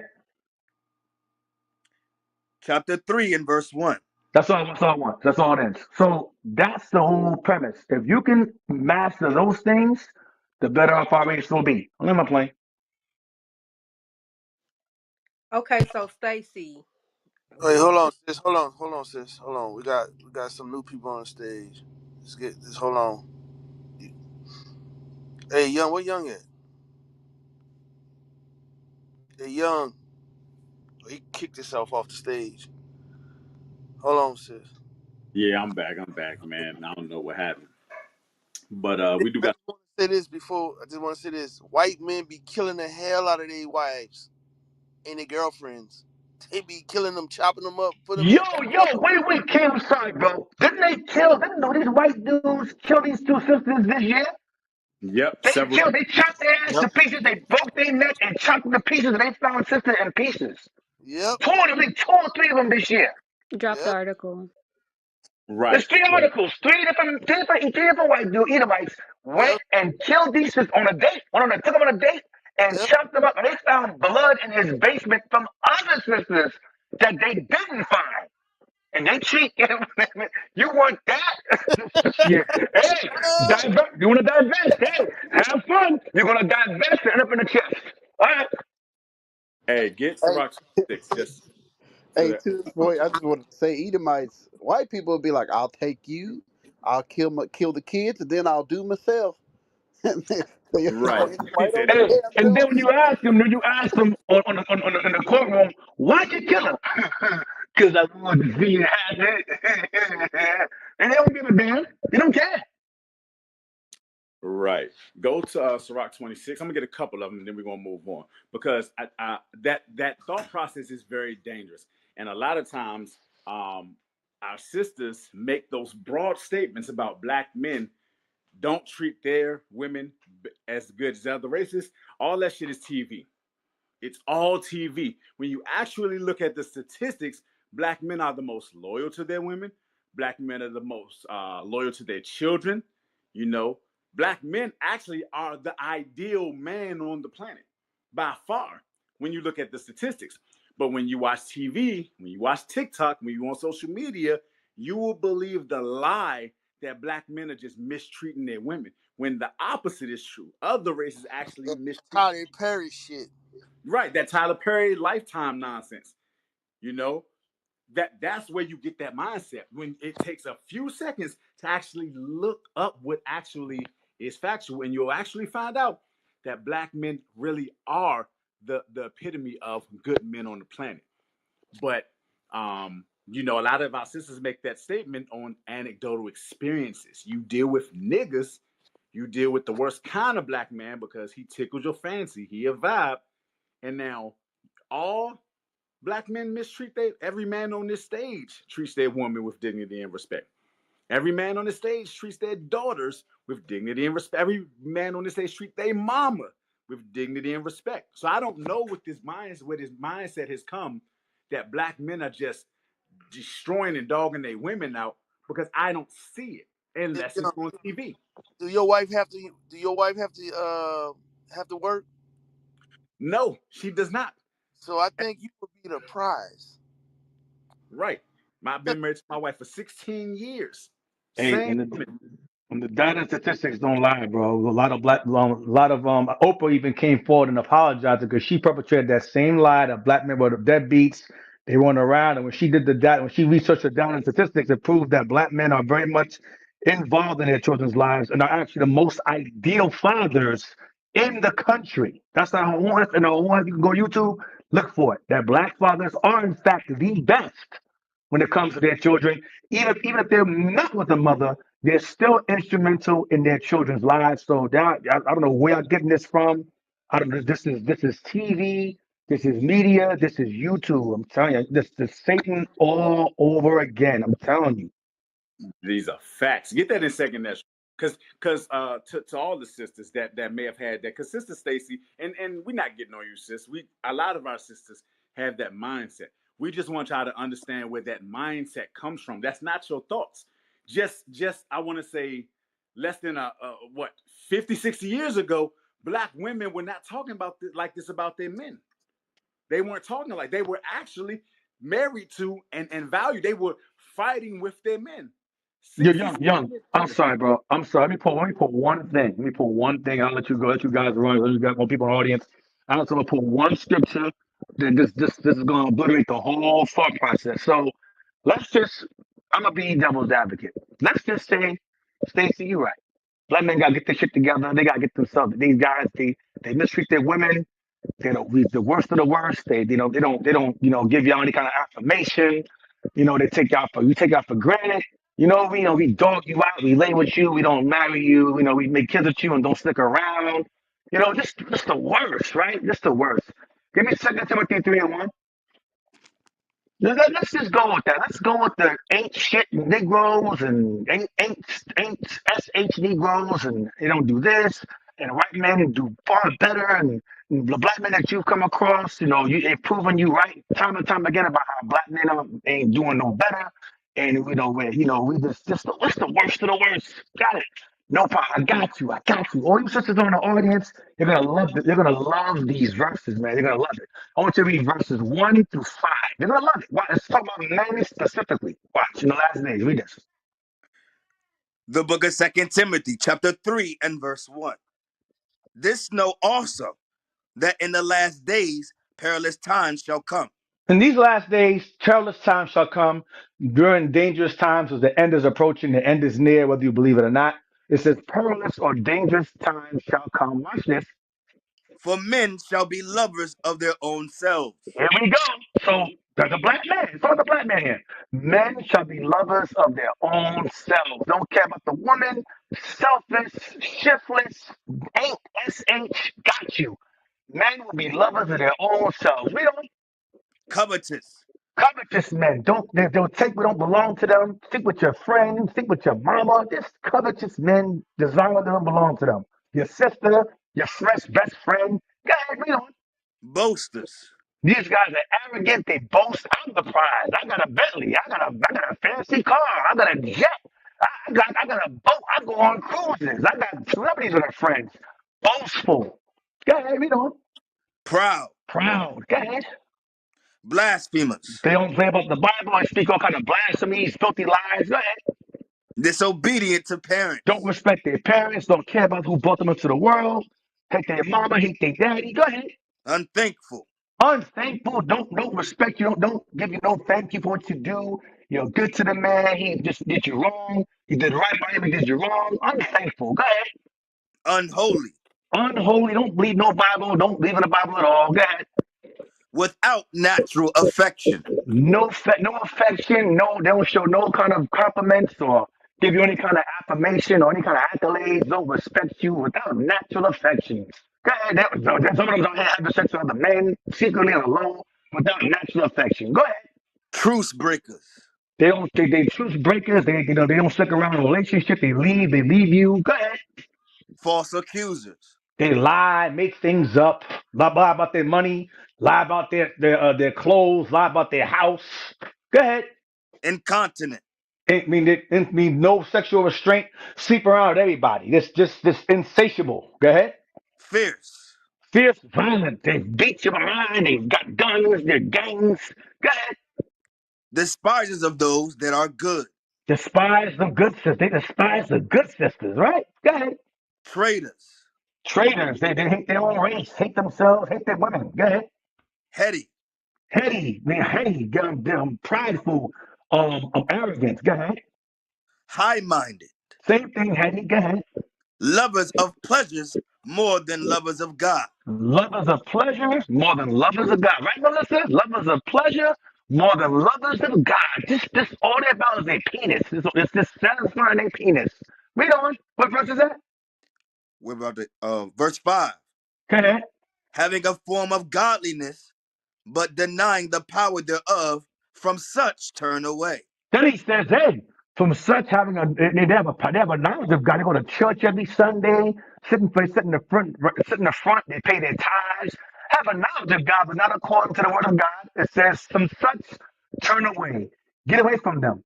Now read verse 6 very slow. Let's see what kind of women these men get. Read well, vice versa. Let's see what kind of men these women get. Go ahead. For of this sort, For wait. For of this sort, meaning the people we read about, the men we read about in verse 1 through 5, heady, high minded, lovers of pleasures more than lovers of God, traitors, incontinent, violent, fierce, hate their parents.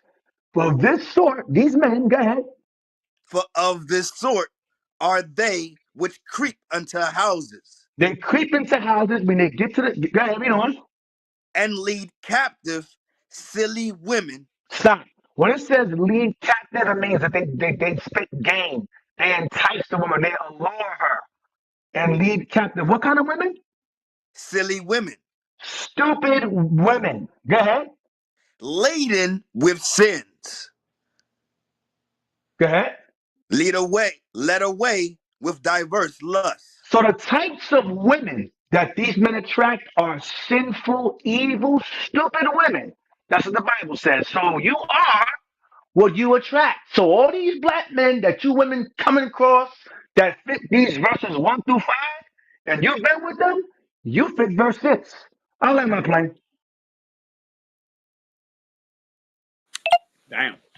Hey, that's the point.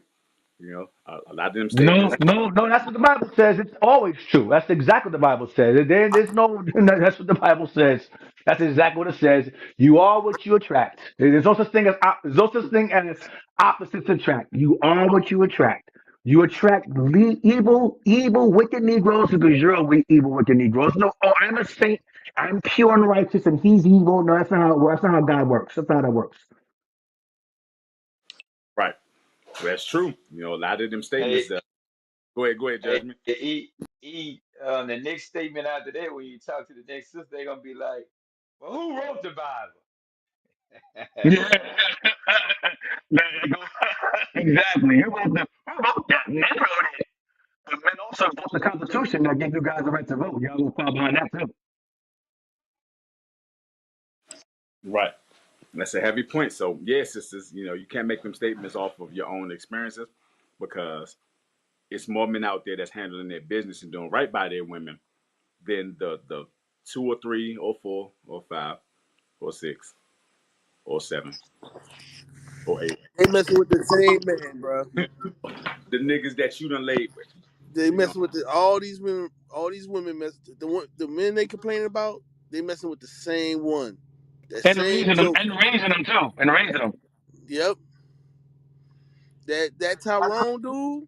He locked down 5 women, bro, and they complaining about black men, but it's him they complaining about. This him. And the majority of these sisters that complain about these men, a majority, as the bulk of sisters, statistically, that are sleeping with the minority of men that's making all these children they're making kids with. A lot of these dudes got 8, 4, 5, and 6, 7 baby mamas. I call them the street. There's two terms I have for them. You got triple F and you got FUFs, and black women fall for both.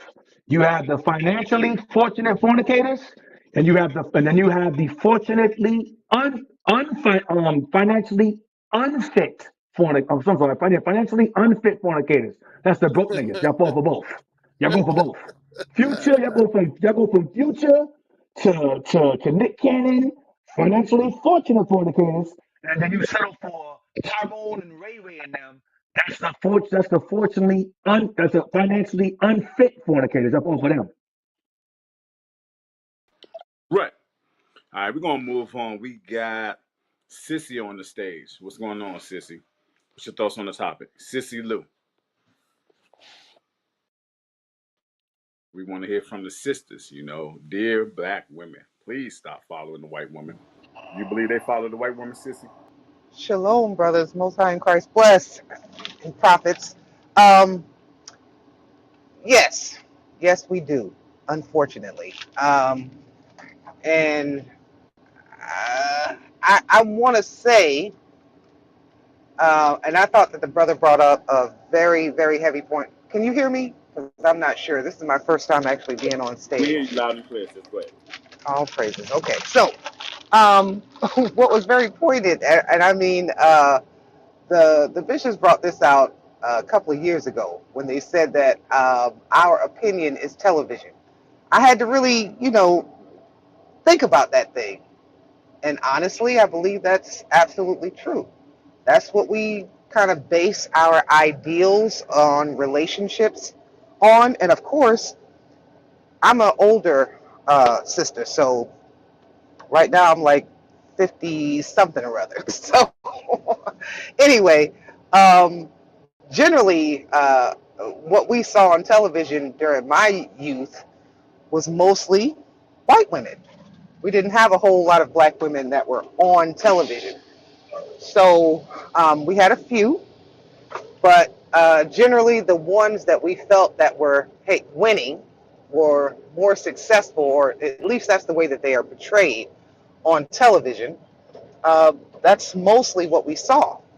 So yeah, I definitely think that we do kind of follow their ideals. And honestly, if it hadn't been for the Most High kind of shaking me and just having me run through Facebook and just catching some brothers, it wasn't even this particular camp. It was another camp, um, but I immediately went into scoff mode.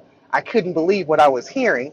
So when I clicked on and I just saw, what these young men were doing, I was like, whoa, wait a minute. Wait. This is something different here. This is not what I expected, because not only were they giving you book, chapter, and verse, but you read it for yourself and find out whether it's true or not. So it's a lot of things that I did not learn um, about the Bible based on the Bible until after I was well advanced. I mean, most of my children were already adults by the time I actually started learning about the truth and actually started repenting.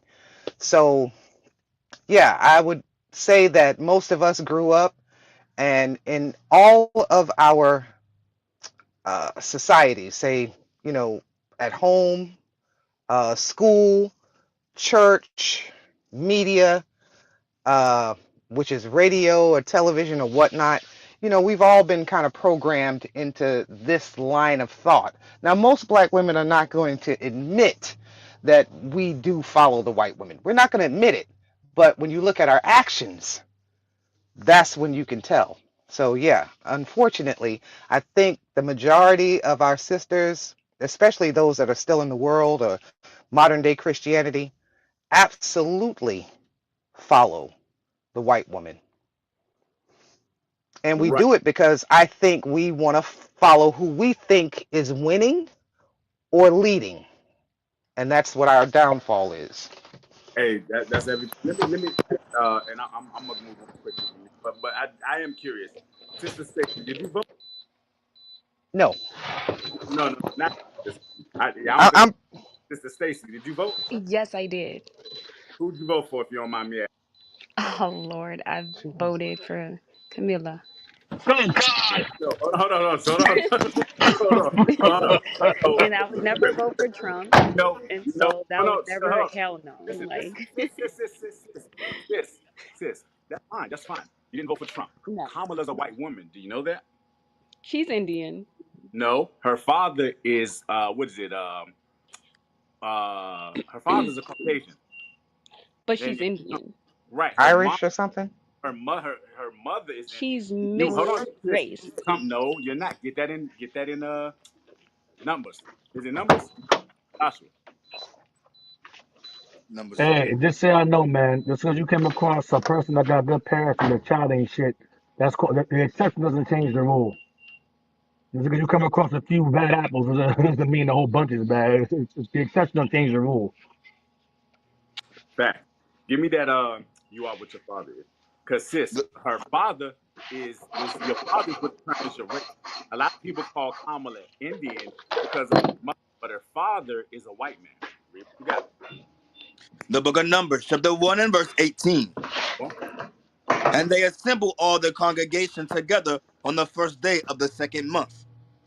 And they declared their pedigrees after their families by the house of their fathers. so your lineage, your bloodline is determined by your father. And even if you don't believe in the Bible, science tells you that sperm cell, which is what impregnates a woman, what a child is. That's the seed, you know. So you don't plant a seed in something. You're not going to plant a tree and call it an Asian apple tree. It's an apple tree. Same thing with a man. If a black man, in this case with Kamala, a white man impregnates a East Indian woman with his seed, that child is going to be what he is. So Harris is in fact, by her genealogy, a white woman. So when a lot of our sisters say they voted for Kamala because she's black, then they didn't vote for Donald Trump because he's a racist white man. You voted for a racist white woman based on her But I genealogy. didn't. I didn't vote because Who, she who, was who? Indian. Well, all I'm saying is you voted for the same race of people, and you voted for because and her That's record not why I voted for her her record though. hold on, and her record isn't any better because a lot of people say Donald Trump is racist or he's bigoted. So is she. She has a track record of destroying the black community, specifically the black man, specifically, and a lot of black women who claim black men don't care about them and they mistreat them. They voted for a woman who has made black men's lives hell. And she's not even a black woman. She's a white woman. She comes from old slave money. Her forefathers owned 400 plus slaves. She is no different than Donald Trump. No different. But our women have been told a lie that this woman cares about black people issues, and she does not. She is a slave master. That's what she is. You understand that, sis? I guess. You voted for Trump. I didn't vote for anybody because the Bible doesn't teach us to vote for anybody that enslaved us. So, if you didn't vote, so like you shouldn't have any input on anything Oh, if I you should didn't have vote. input. I should have input in it Because you're because not voting for I should have yourself. input in it because I believe in the Bible. You believe in the Bible, right? Yeah, but This is why I should have input in it. Deuteronomy 17 and 15. okay. This is why I have input in it without voting because I'm not going to vote for two slave masters. That's simple to me. That's like very easy math. That's a slave master. That's a slave master. And I'm not going to vote for either of them because both of them are complicit in my destruction of my people. That's like that's like So saying when you have kids, when you one have person murdered me and this person murdered my people. So which one of them is the least murderer? I'm okay, not. so when you have kids, I, I, what is your plan? Are you planning on keeping them confined and doing homeschool? Like, I, what is your thought I process on got you. that? a very good question. I, in fact, do have my children homeschooled, and I teach Me my too. children. Get my children, all of my children are homeschooled, and they're taught this. Get that in Deuteronomy 4. This is what my children's mindset is going through. That's a very good question. You know, Deuteronomy 4 and then Zephaniah 2. The book of That's my children. Deuteronomy, chapter 4 and verse 5. Start at verse 1.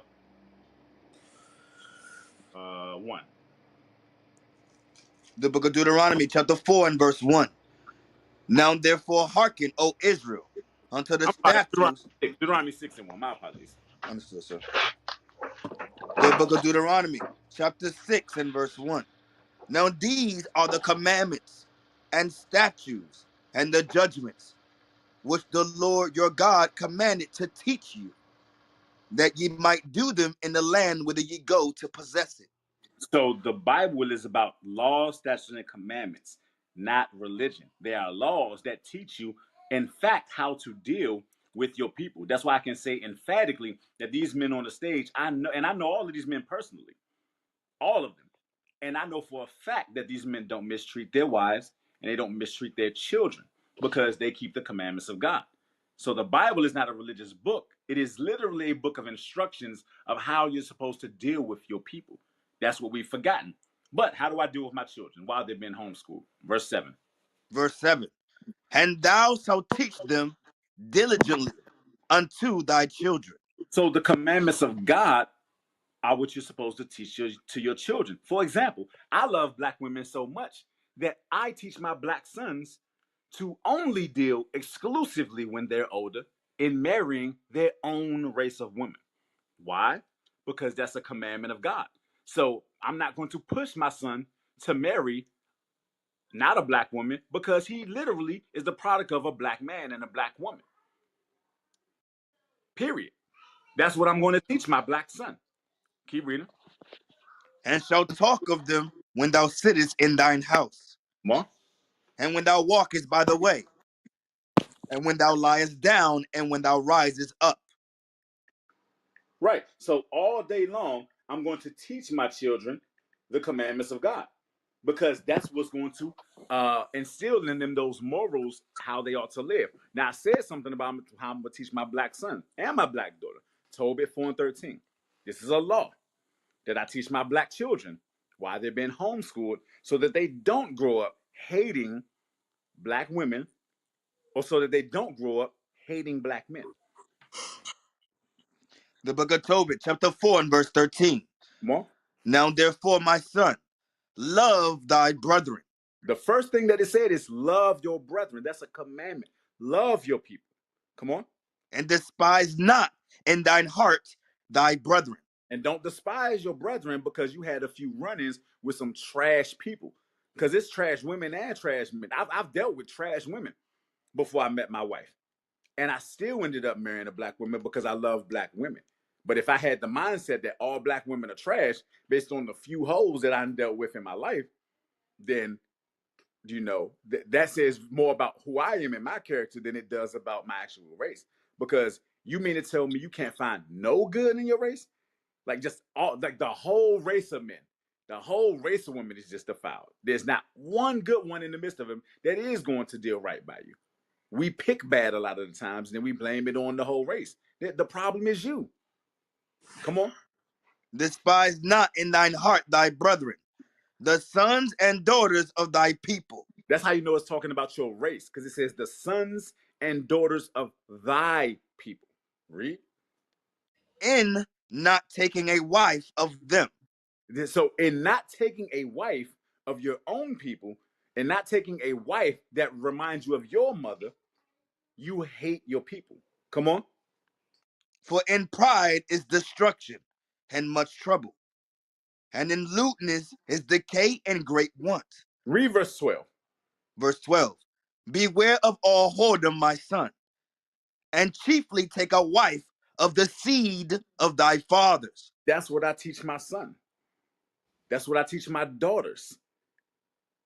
Beware of all whoredom, my son or my daughter, and chiefly take a wife of the seed of thy fathers, of your race. Don't go to a white woman. Don't marry a Chinese woman. Don't marry an Arab woman. Marry a black woman. Come on. And take not a strange woman to wife, Don't take a strange woman because she can't relate to you, son. She don't understand the things that you go through. She not gonna sorrow and suffer the things that you gonna suffer. She don't understand your plight like you do. She didn't come over here and change like you did. The one woman that can relate to all of those things is your woman, son. Stick with her. Read. which is not of thy father's tribe. Come on. For we are the children of the prophets, Noah, Abraham, Isaac, and Jacob. Remember, my son, that our fathers from the beginning, even that they all married wives of their own kindred, Come on. and were blessed in their children. That's what I'm gonna teach my son. I'm not gonna teach my son to vote for a person that enslaved his people. I'm gonna teach him to stick with his own people. Give me that Deuteronomy 17 and 15. The book of Deuteronomy, chapter 17 and verse 15. Come on. Thou shalt in any wise set him king over thee, whom So the Lord thy God. So a president, a king, a governor, a mayor, God said in any wise, this is a commandment. This is what I teach my sons and my daughters while they've been homeschooled, that thou shalt not in any wise set them king over you, meaning a ruler. To vote in an election is an attempt by you to set someone as a king over you who God did not choose. Read. One from among thy brethren shalt thou set king over thee. So Donald Trump is not one of my brethren. He does not descend from my race of people. Kamala Harris, despite the popular persuasion that she is a black woman, is not a black woman. She is a white woman with an East Indian mother. She is not from the descendants of my people. She is not somebody I'm to put over me as my king or queen in this case. Read. Thou mayest not set a stranger over thee, which God is said, God said, sister, that according to the commandment, you are not to set them over you. Read. not thy brother, They are not our race of people. They are not our brothers. They are not our sisters. They are our slave masters. Read on. but he shall not multiply horses to himself. Right. So that's my point, sis. So, yes, I do have something to say if I haven't voted because God said I'm not to set anybody who is not of my tribe over me as my king or in her case, my queen. So, if I I have I have a question. I have a question. Stacey, did you hear I said earlier when Kamala did her tour, what colleges did she visit regarding reproductive rights? You're talking to me? Yeah, when One Kamala second. did her tour, what colleges did she visit speaking on reproductive rights? I don't know, but I know she did Howard, right? Yeah, HBCUs. yeah, she didn't go to any Ivy League white schools like Yale Oh, or Harvard or Duke, yeah. any of them. Do you know? So let me ask you a question. What does reproductive rights translate to? Because you're born with that. Like trying to like turn into whatever, a woman and a man. I don't know Okay, all that stuff. is that something that's beneficial to to our people or detrimental? It's definitely detrimental to Okay, okay, so that's part of it. What else what else about her? regarding the reproductive rights? You mentioned the trans thing. Oh, Yes, reproductive rights. What else? um, I know that was like a big one. I think Yeah. there What else? was another one with abortion, right? Right. What about There was abortion? another one, Hmm.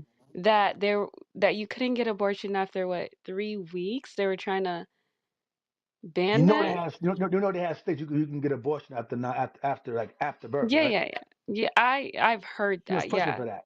She was pushing for that. You know that. Okay. So what I'm saying to you is that nothing that she stood for was in the best interest of our people progressing or growing in population. It was pretty much detrimental in every turn. But Donald And she Trump didn't produce was? she didn't because all the Planned Parenthood clinics, sis, all the she actually spoke in one.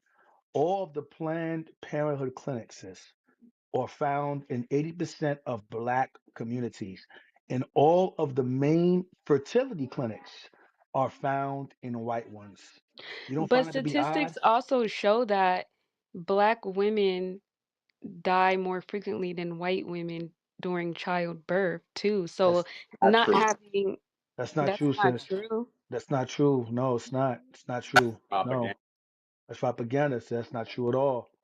It's not true. In fact, most of the Hey, deaths, I a bruh, lot of the deaths, a lot of hey, I the think arguments they have for 22%. I abortion, a lot think of the it abor- is a lot of the true. hold on, There I'm telling was you, a if lot of you the deaths, watch a go lot of ahead. the deaths, a lot of the deaths, especially when it comes to like they use or tried to use to justify abortion. A lot of those deaths that took place that they use as examples took place post-abortion, meaning that the doctor whipped the child out. He didn't get all of the baby out because they didn't take all the body parts out of her womb. Infection, and she died from that.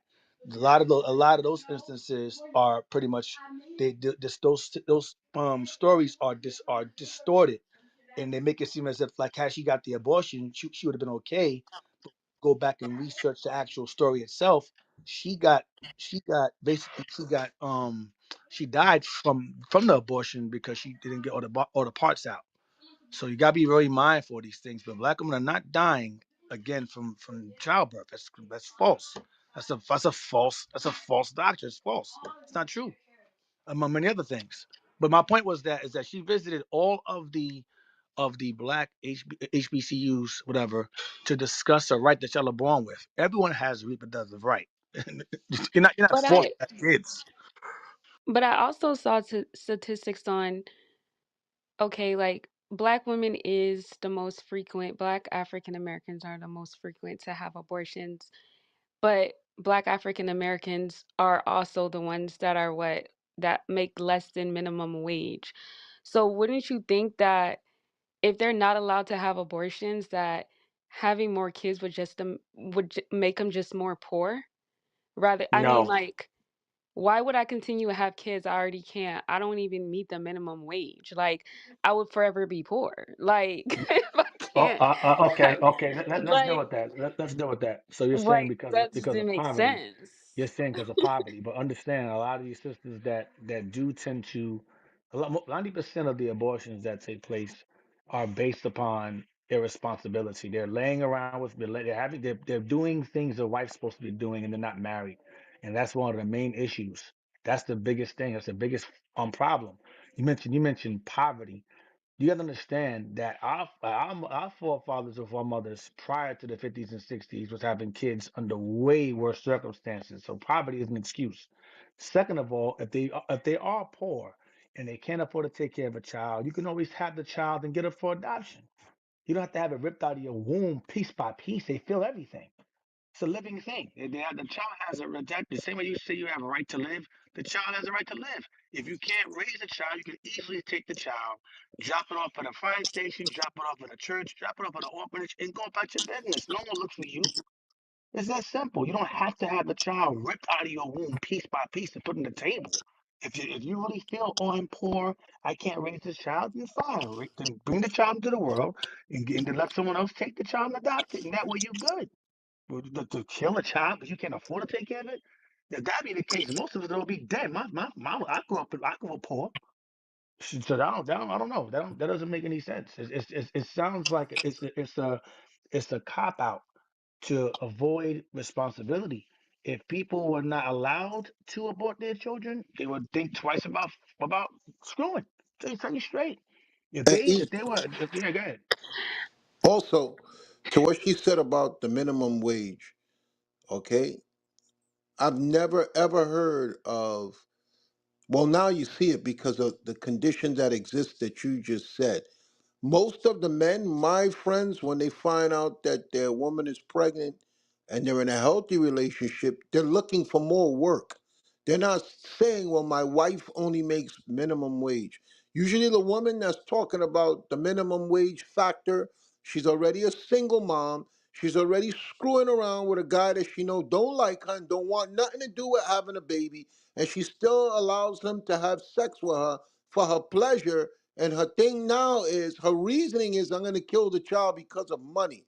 Most of the men, when they find out that their woman is pregnant, they want more hours at work. They take a second job because they're in an environment where they're in a healthy relationship, or they're going to try to make things work knowing that the child is coming.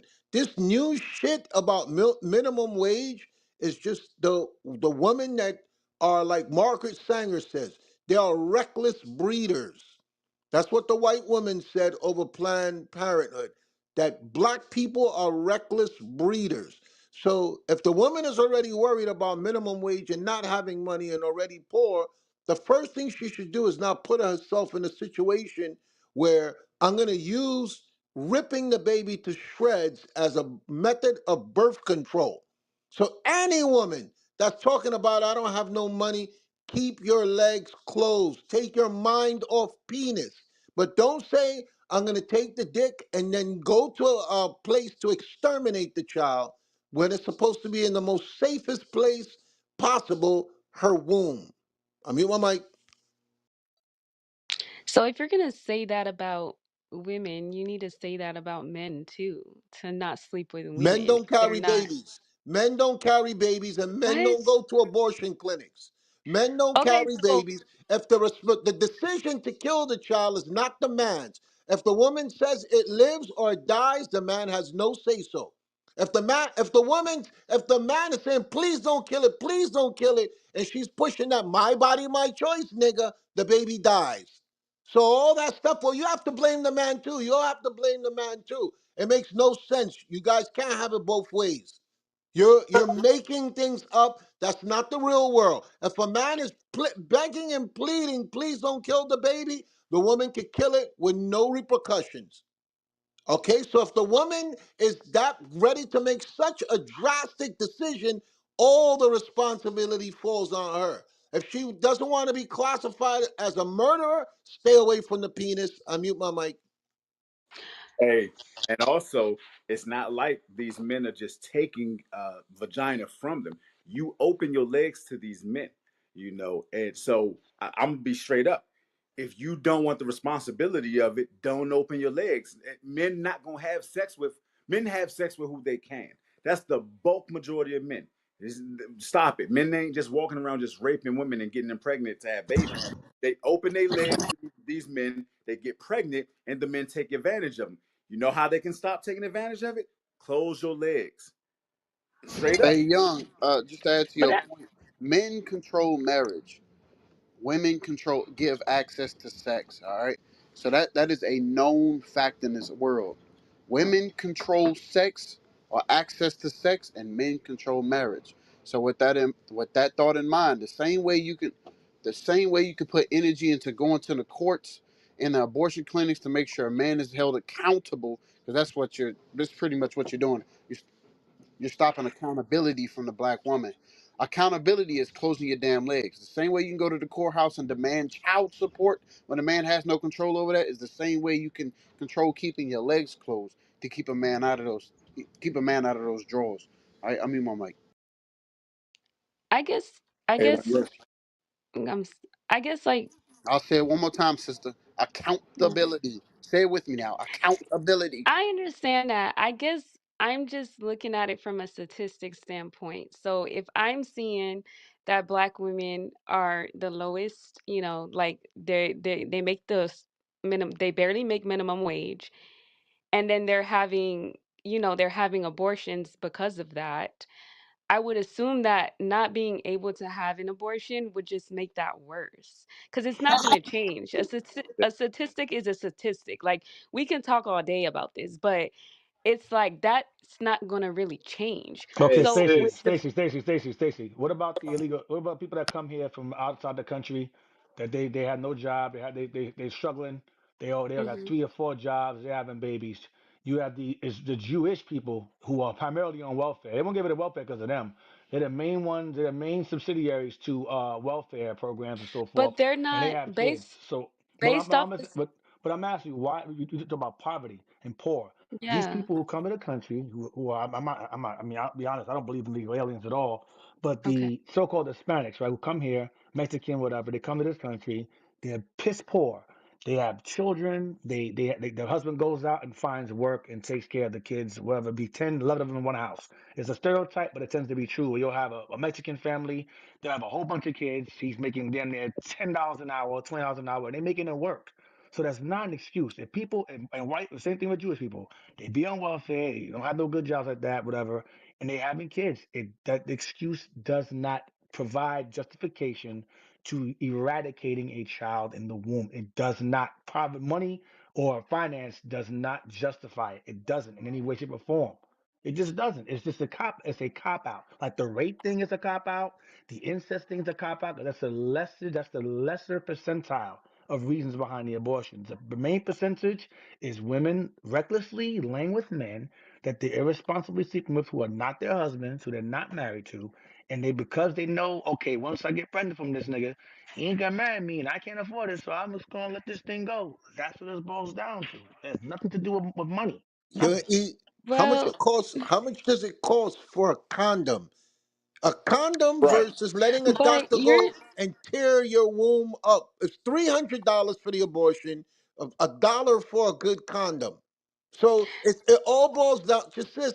It all boils down to recklessness and selfishness. A dollar to prevent a baby from coming. $300 to murder the child. That makes no sense in any way, shape, or form. You know the guy's no good. You know he's not responsible. You know you're not making minimum wage. You know he's a bum, but you'll let him have reckless sex with you and then go to the abortion clinic and give them $300 when you were complaining he was no good and you didn't have no money to begin with and you don't want to be stuck with a child. It's not making no sense, but you're still trying to rationalize it in your head. How can I make it make sense? I mute my mic. Hey, A1, and he does have a point. hey, they don't say minimum wage when they go buy them $400-500 headpieces, and whatever. Ding, ding, ding. They got iPhones, they got Gucci, they got Louis Vuitton, they got their hair done, nails done, everything did. But except for the kid. Hair done, nails done, everything did except for the kid. Kill the kid. Come on, man. You're not making no sense now. You're not making, that's why there's a Kevin Samuels. That's why there's a passport bro movement now because we're tired of the excuses that you And black women MGTOW. try to rationalize in your head. You're not even logical at this point. You sound crazy. I mean, it's not really crazy if you go Hey, back far hold on. enough and You're understand the economics behind it. jumping out of the queue, brother. You're jumping out of the queue. We got you. We got you.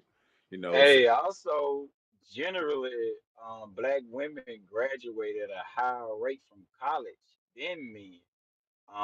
Even when you look at the fast food chain, a lot of black women are in a managerial position over the black man, and that's at the lowest almost of the totem pole. So the women statistically makes more income wise than men, and also sits on the data when you said that a lot of women die. 22 out of per 100 women, overall women, not just the black community, but 22 out of every per 100 women die from the childbirth issues, but four out of those five women, those they have preventatives to where their lives are saved. So that's a very small percentage when it comes to just women just dropping dead because of pregnancy. So that's the reason why this argument is very moot, and you guys have no premise or no base on the foundation that you trying to stand on to make any of this make sense logically, biblically, statistically. You guys Morally, have no foundation. Morally, no foundation whatsoever. Y'all premise is very moot at this point. So it's just at this point, it's just y'all. Look in the mirror. It's just y'all women. Yep, yeah. Adam Sulfur co-signs that because it's true. All right, hold on, Louis. And I'm gonna show you the paradigm. Should go to First Samuel because, like I said, just prior to the '60s, it this mindset was not black women's mindset. Like they were having children. Many of us, my great grandmother had our great grandparents had goddamn 10, And they 15, were 30, poor. They were and poor they were before. poor. They were poor then than now. It makes no sense. Right? They were poor then right. They were way poor. They post slavery and Jim Crow era, they were hella poor. They was having 10 and 15, whatever children. But they were Didn't know how to read. They didn't right, they even ain't know how to know how read to nothing. read, let But you alone but a you know what degree or they college education. but hey, that's a heavy point, Judgment. Many of them didn't even know how to read. But you know what they did understand? Go to Zephaniah 2 and 1 really quick. We going back. The book of Zephaniah, chapter 2 and verse 1. Come on. Gather yourselves together, Come on. yea, gather together, O nation not desire. They understood two key points. They understood that no other race was going to help them. They were undesired, and they understood that they needed to gather together. There wasn't this mindset to leave their men or men leave your women, kill your babies. Nah, they understood they were stronger in numbers. Now, what was the thoughts of the women? Go to First Samuel 1. Start at verse 1, and we're going to jump down real quick because this mindset of I just don't have any choice. I have to kill my children. I have to recklessly produce with the worst kind of man, not marry a good man, and then kill the baby because I'm poor. That's how you know it's an agenda being pushed. Because prior to the 60s, that thought was not in the minds of our sisters. If that thought was in the minds of our sisters, many of the sisters that say this stupid shit today wouldn't even be born. Straight up. Many of the people that sit up here and say this utter nonsense would be dead if our foremothers and forefathers thought exactly like this. You wouldn't even be alive to talk about you got to get an abortion because you're poor, because your mother would have had an abortion. Read. The book of First Samuel, chapter 1 and verse 1. Come on. Now there was a certain man of Ramathiah Zophim of Mount Ephraim, and his name was Elkanah, the son of Joaham, the son of Elihu, the son of Tuel, and the son of Zuph, Read. an Ephrathite. And he had two wives. The name of the one was Hannah, and the name of the other Penina. Peninnah. And Peninnah had children, but Hannah had no children. So Hannah was barren. She couldn't give her husband children because back during these times, it was an honor for a woman to not only bear children, but bear them to her husband. It was actually a shame for a woman to not be able to give her husband children. But today, it's actually a shame for a woman to have children. Like my wife has been told by white women, ironically enough, when she was walking around in the store with my children, and the white woman stopped her and said, "God bless your soul. Are the fathers to my wife?" And my wife said to her, "Their father, one, is at work." And the white woman was so embarrassed at her ignorance, she just walked off silently because her thought process was, this woman with these kids, she got to have more than one baby father. Not a husband, but multiple baby fathers. Because the thought process has been changed because of the people that's putting those thoughts in your mind, which is your slave master, your Kamala Harris's and your Donald Trumps. Drop down to verse 10. Verse 10. And she was in bitterness of soul, and prayed unto the Lord, and wept sore. So this woman who was barren and could not give her husband who she loved children was bitter and crying out to the Lord. Now let's see why she was bitter and what was she crying about. Read.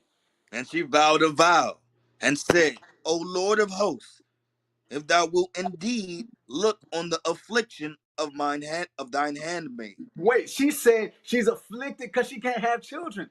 Women today, if they were barren, they would be praising God. They'd be talking about, thank God I can't have no children. Oh, thank God they have the abortion clinic. This woman was bitter and said, I'm afflicted that I can't have children. Read. And remember me, and not forget thine handmaid, but will give unto thine handmaid a man child. Hold on. So she didn't just not only want a child, but what kind of child did she want? A man child. She wanted a boy. Not she didn't say, give me a strong, independent black woman child. No, give me a man child. Why? Because the race depends on the fathers. She wanted They're like the male child with the prize. Yeah, hey, say that again, bro. Say that Like I again. said, it looked like all the statistics and the data that he brought, even from Genesis, it looked like the male child is the prize. Right. That's what she said. That's a heavy point. I'm glad you brought that back. That back to Eve's point. The male child was the prize.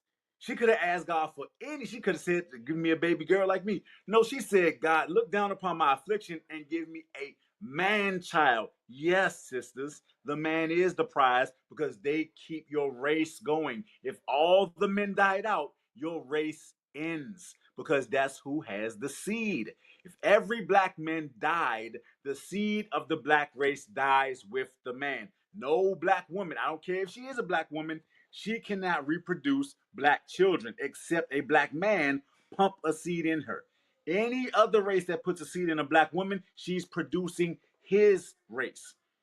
She's producing white children if she lets a white man pump his seed in her. She's producing Asian children if she lets an Asian man pump. And that's the reason why you got these Asians and white folks moving into Africa, trying to be the new neo colonizers, and they're messing with the African women and making kids with them so they can take the land over and bring forth their own race within our motherland originally.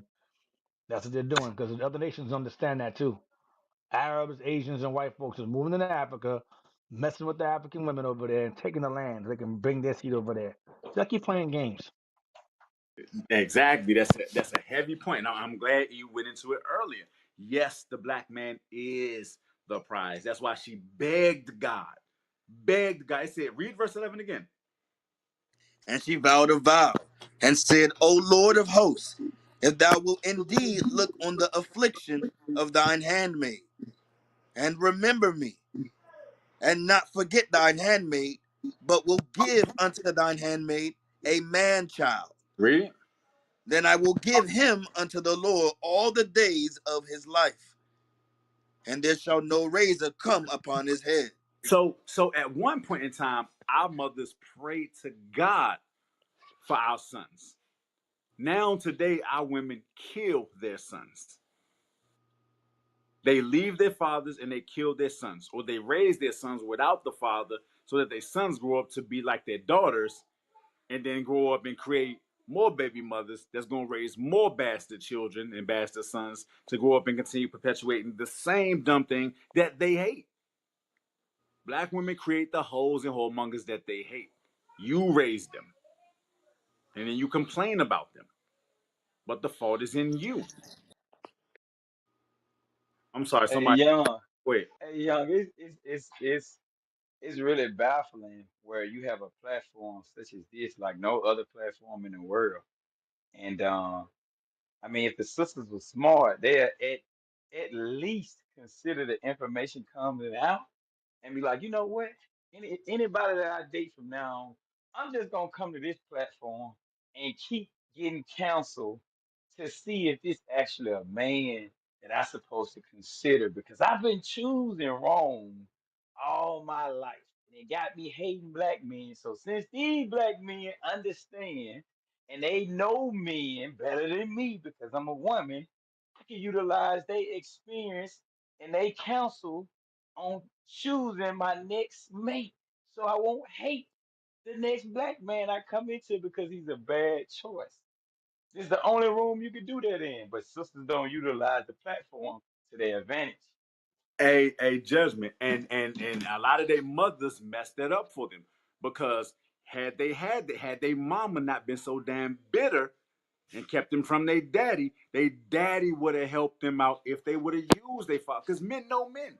Men ain't stupid. Women fall for stupid stuff. Women fall for the game that for the most educated woman on the planet, she fall for the dumbest shit in the book. And they sleeping with the same women and they fall for it. But they the most educated. But the stupidest nigga with no car, no house, living with his mama. It's a nigga on the internet that got a whole game plan of how to move in your house and live off of you. He done broke this thing down to a science. My man said you gotta go in there, beat the Doonies down, and then when she go to work, don't leave. Just go get some clothes, and just whenever she there, just whenever she not there, just be there. This is the type of nigga that, and he, why can he say that? Because he's done it so many times before. They falling for the same trick. He done made it an exact science. But sometimes, a lot of men be trying to deal right and take care of their children, but mama don't allow it to happen. But this is why our father's important.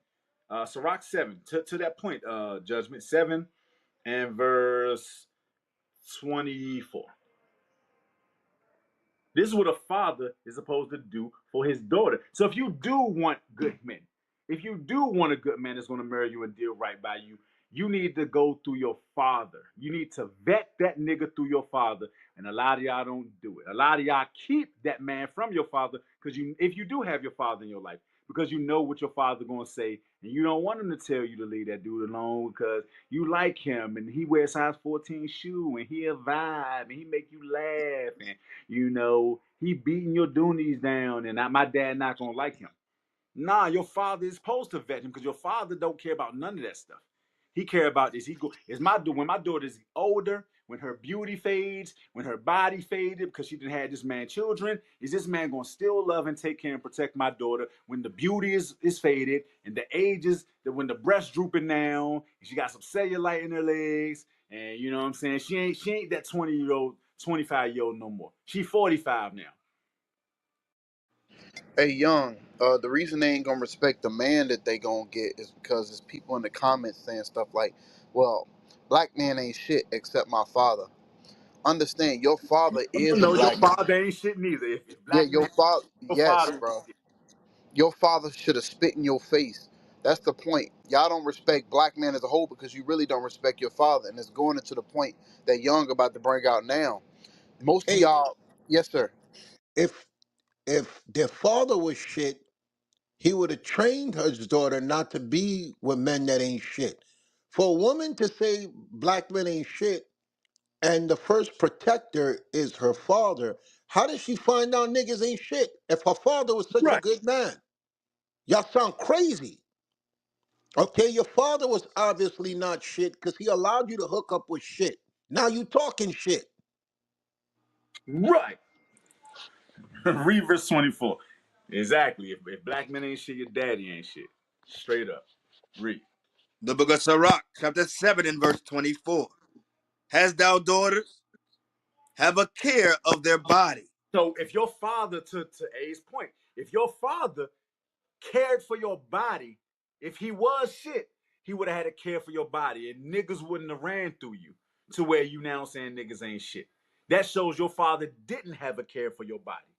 And you didn't have respect for your father to run those dudes through him, to vet them through your father. So your daddy ain't shit, you ain't shit, your mama probably ain't shit, the whole family probably ain't shit. If that's how Hey, you raised. and to dump it on the moms, okay, I know a lot of girls when I was growing up that when they got pregnant, they wasn't thinking about abortion because they had a family. The family's like, what are you, crazy? You're not going to kill it? And because the family was tight knit, they was there. Most of these women that's coming with the "I'm gonna kill it" is generational.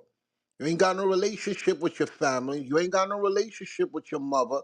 So you use your mind and your recklessness to kill the child. Most of the families, if you look at the close knit families, they're like, no, we gonna have the baby and we're gonna take care of it. You're not killing it. That generation is gone. Okay, because the mothers now are taking their daughters, go kill it because they already been through that shit themselves. So it's generational, and a lot of them, they moms is the reason. Damn, that's a heavy point. Read verse 24 again. Hast thou daughters? Have a care of their body.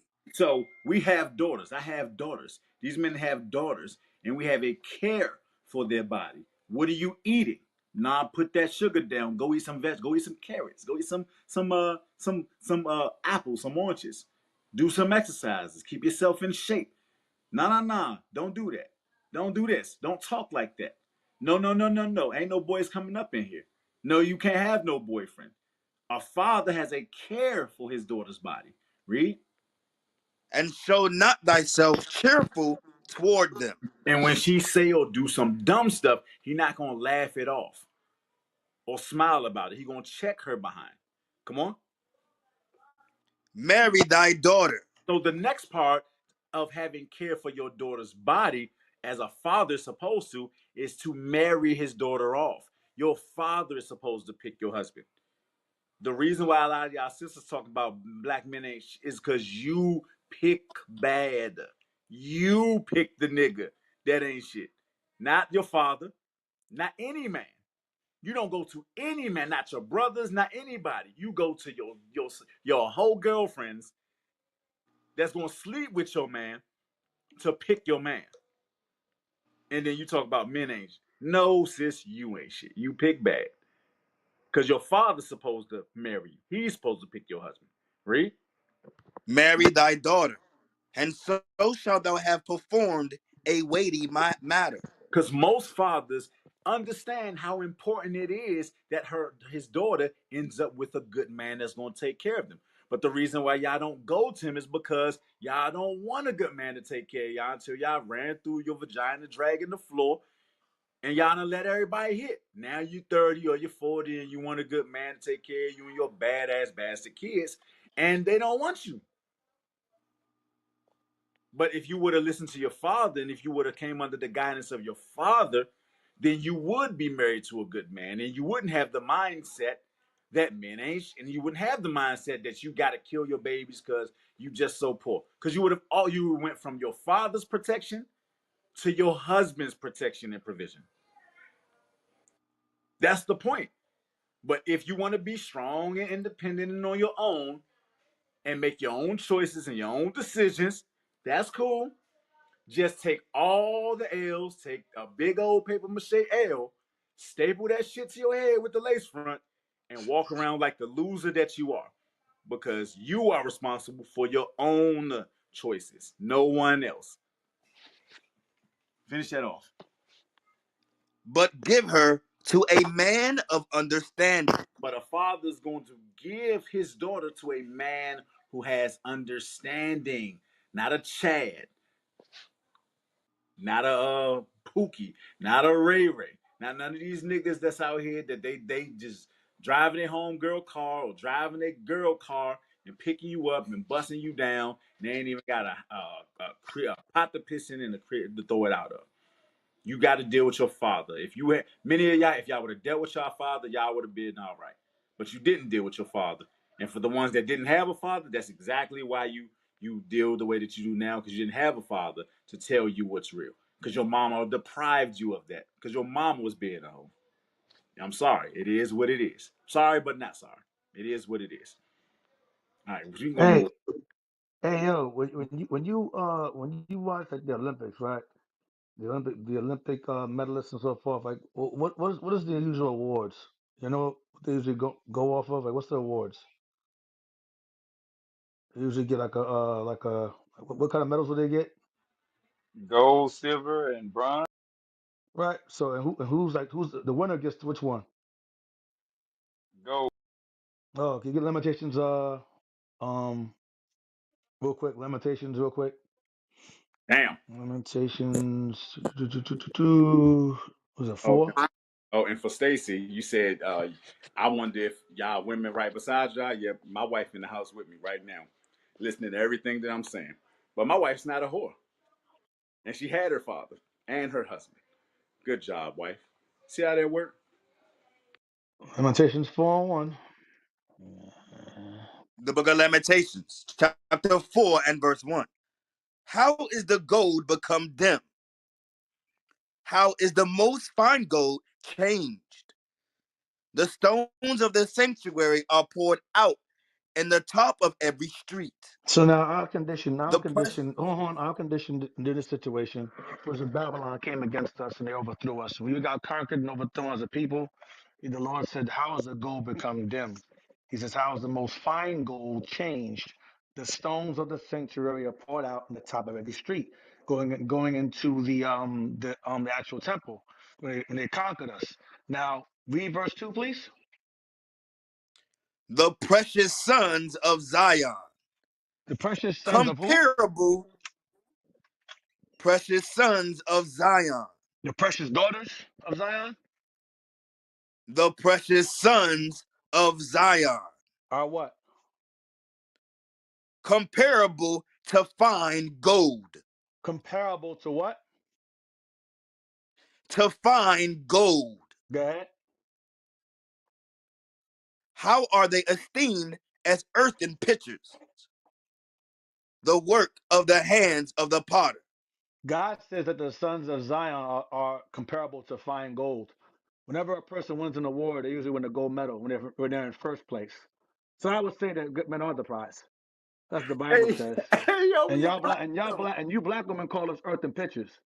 But the Bible, God says that we are comparable with fine gold. So that's a prize. Can you read verse 3 now? Because I can't leave out verse 3. Verse 3. Even the sea monsters draw out the breast. So a sea monster is like a killer whale or a shark, like the most fiercest creatures of the sea, Leviathan, the most fiercest creatures of the sea. They draw out the breast and they nourish their children. Go ahead. They give suck to their young ones. Yeah, they give suck to their young ones. They nourish their children, give them the milk. They feed them, take care of their young ones. Go ahead, watch this. The daughter of my people is become cruel, like the ostriches in the wilderness. He says, but the daughter of my people is become cruel, like the ostriches in the wilderness. So you notice he calls the black man comparable to fine gold in the earthen pitchers. Then he says that the sea monsters or sea creatures of the sea, pretty much of the ocean, they take care of their kids. The black woman or the daughters of Zion become cruel like an ostrich. Why does he call the black woman an ostrich? Why does God say this? Well, because let's examine the ostrich for a moment. Let's examine the ostrich in terms of physicality. When you examine the ostrich today, you can look it up, Google it. Just Google image of ostrich. It tends to have a long, stretched forth neck, long ass eyelashes, and no hair on its head. And it's a real proud bird, real violent bird too. Now, give me Job 39 to get the attributes of an ostrich. And why does God compare the daughters of Zion to a cruel ostrich? What does an ostrich do? Job 39, verse 13. The book of Job, chapter 39 and verse 13. Gravest thou the goodly wings unto the peacocks. So God gave pretty wings to a peacock. You know, peacocks show off their wings. You go to a zoo and people stare at the peacock. The peacock will show off its wings and brag because it's a beautiful bird. So God gave the peacock its beautiful wings. Go ahead. Or wings and feathers unto the ostrich, And he gave wings and feathers to the ostrich. Unfortunately for the ostrich cannot fly. Go ahead. which leaveth her eggs in the earth, and warmeth them in the dust, The ostrich takes her eggs when she has her eggs and she leaves them in the dust and to keep them warm. But watch this. and forgetteth that the foot may crush them, or that the wild beast may break them. So she puts them in a place where it can be easily stepped on or crushed by the predator or taken by the predator. This bird has eggs and she's reckless with the eggs that she produces. Go ahead, read on. She is hardened against her young ones, The ostrich is negligent with her eggs. Read on. as though they were not hers. And she treats the child as if it's not hers, like the black woman today. Well, I don't have any money, so F the child. Just kill it, rip it out of me. I don't care. It's my life, my choice, my body. The hell with the child, the hell with its life. It has a heartbeat, so what? It's the same thing. It says she's hardened against her young ones as though they were not hers. Read on. Her labor is in vain without fear, Why? Because she gets pregnant and she goes and she is negligent toward the child. She pretty much discards the child. She don't care about her eggs, her young. Go ahead, watch this. because God hath deprived her of wisdom. When someone deprives you of something, They take it away from you. God is saying that He has deprived this ostrich of all wisdom, meaning it's a dumb bird. Read on. Neither hath he imparted to her understanding. And He did not give the ostrich intelligence. It's not a smart, very smart bird. Read the next verse. What time she lifteth up herself on high, she scorneth the horse and his rider. The ostrich is a very, very fierce and arrogant bird because it runs really fast. But it's a very fierce and tall, arrogant bird with long eyelashes, bald heads, and long ass legs and a long neck. So again, the both sides saying that the black woman pretty much is like the ostrich today, cruel, hardened, don't listen, arrogant, and don't care about her young. Unlike the sea monsters. So this is an example of the black woman today. That's why he said the black man is like fine gold. He's become an earthen pitcher because of his condition, but the black woman has become like the ostrich, a dumb animal that don't take care of her kids, and is hardened towards men. It's the same thing. It's nothing different. Never Hey, play now. read that part again. Verse 18, sir. Yes. Verse 18. What time she lifteth up herself on high. When she lifts up herself above everybody else because she wants to be put on a pedestal, she don't want to be held accountable for nothing. She ain't listening to nobody. Read on. She scorneth the horse and his rider. Think about the horse and the rider. They're being productive, they're moving, they're going someplace. So what they're saying is this prideful, disrespectful, nasty, arrogant ostrich disrupts movement, disrupts productivity. And they don't want to hear nothing. So that's why he says they'll scorn the horse and the rider.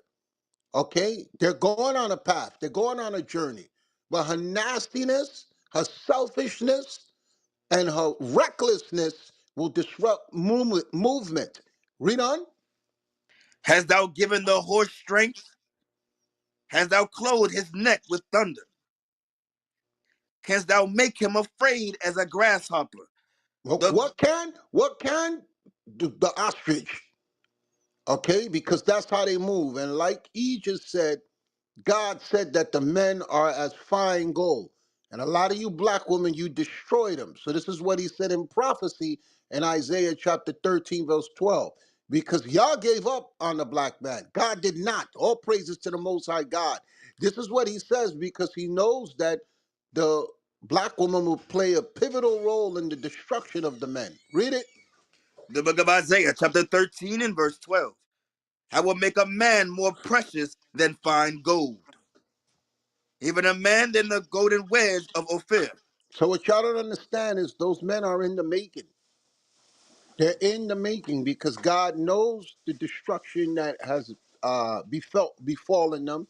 And we know now statistically why most of them have been wiped out because that's the number one thing killing black men now more than everything else is the abortion rate. And as I said before, all you women got to do so that you don't get blamed is take precautions. Don't lay down with niggas who ain't shit. If he's not a, how you gonna date him year after year after year? He don't want to marry you. He don't give a shit about you. The minute the scriptures tell you, Hebrews chapter 13, verse 4, read it please. A1. Yeah, I'm pretty sure from 1973, them 20 million babies they murdered. I'm sure among those 20 million babies they killed, some of those men were good. that's right. We'll never know. They But you, murdered you a you killed them country. all. There's countries that don't have 20 million people, that don't even have that. They murdered multiple countries. But don't So act so like y'all don't know uh, steps to prevent yourself from having to wind up in an abortion clinic. This is one. Read it. The book of Hebrews, chapter 13 and verse 4. Marriage is honorable in all. So you'll be with a guy that he wants to lay with you, but he don't want to stay with you. How you gonna be with him? You've been dating for 4 years, 5 years. I don't know if he wants to marry me. If he can't look you in your face and tell you, yo, I'm ready to wife you up, I'm gonna make you my wife, then he's fucking with your life. Why you gonna be with him? For him to just slide off with another person and possibly get you pregnant. And now you got all this emotional attachment to him. Now, if a child comes, you got hatred for that child. You got hatred for him. You destroying your body from going to an abortion clinic. It's bullshit now. Y'all don't have no excuses. All the excuses y'all giving is bullshit. We don't want to hear it. We don't want to hear it. Y'all got smartphones and y'all act dumb. I mute my mic. Hey, I wanted to touch on something that A1 said just briefly. I want to put this in perspective for you sisters.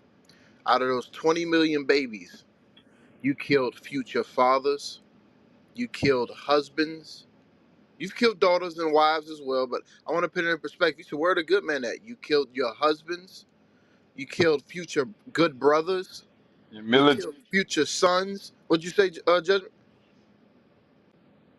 I said they have killed their military, their You, protection. yep, yes, sir. You killed your own protection.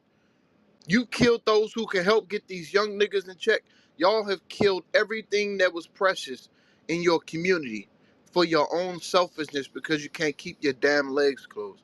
I just want to emphasize what A1 had just said too. I mute my mic. Damn.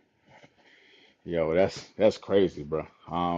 Hey, what's going on, N man? You on the stage? Hey, real quick before we leave that point, a lot of these sisters, that's in a single parent household, they let these young girls have boyfriends. I remember when I was growing up, I was actually staying with my girlfriend and her parents in the same house in 10th grade.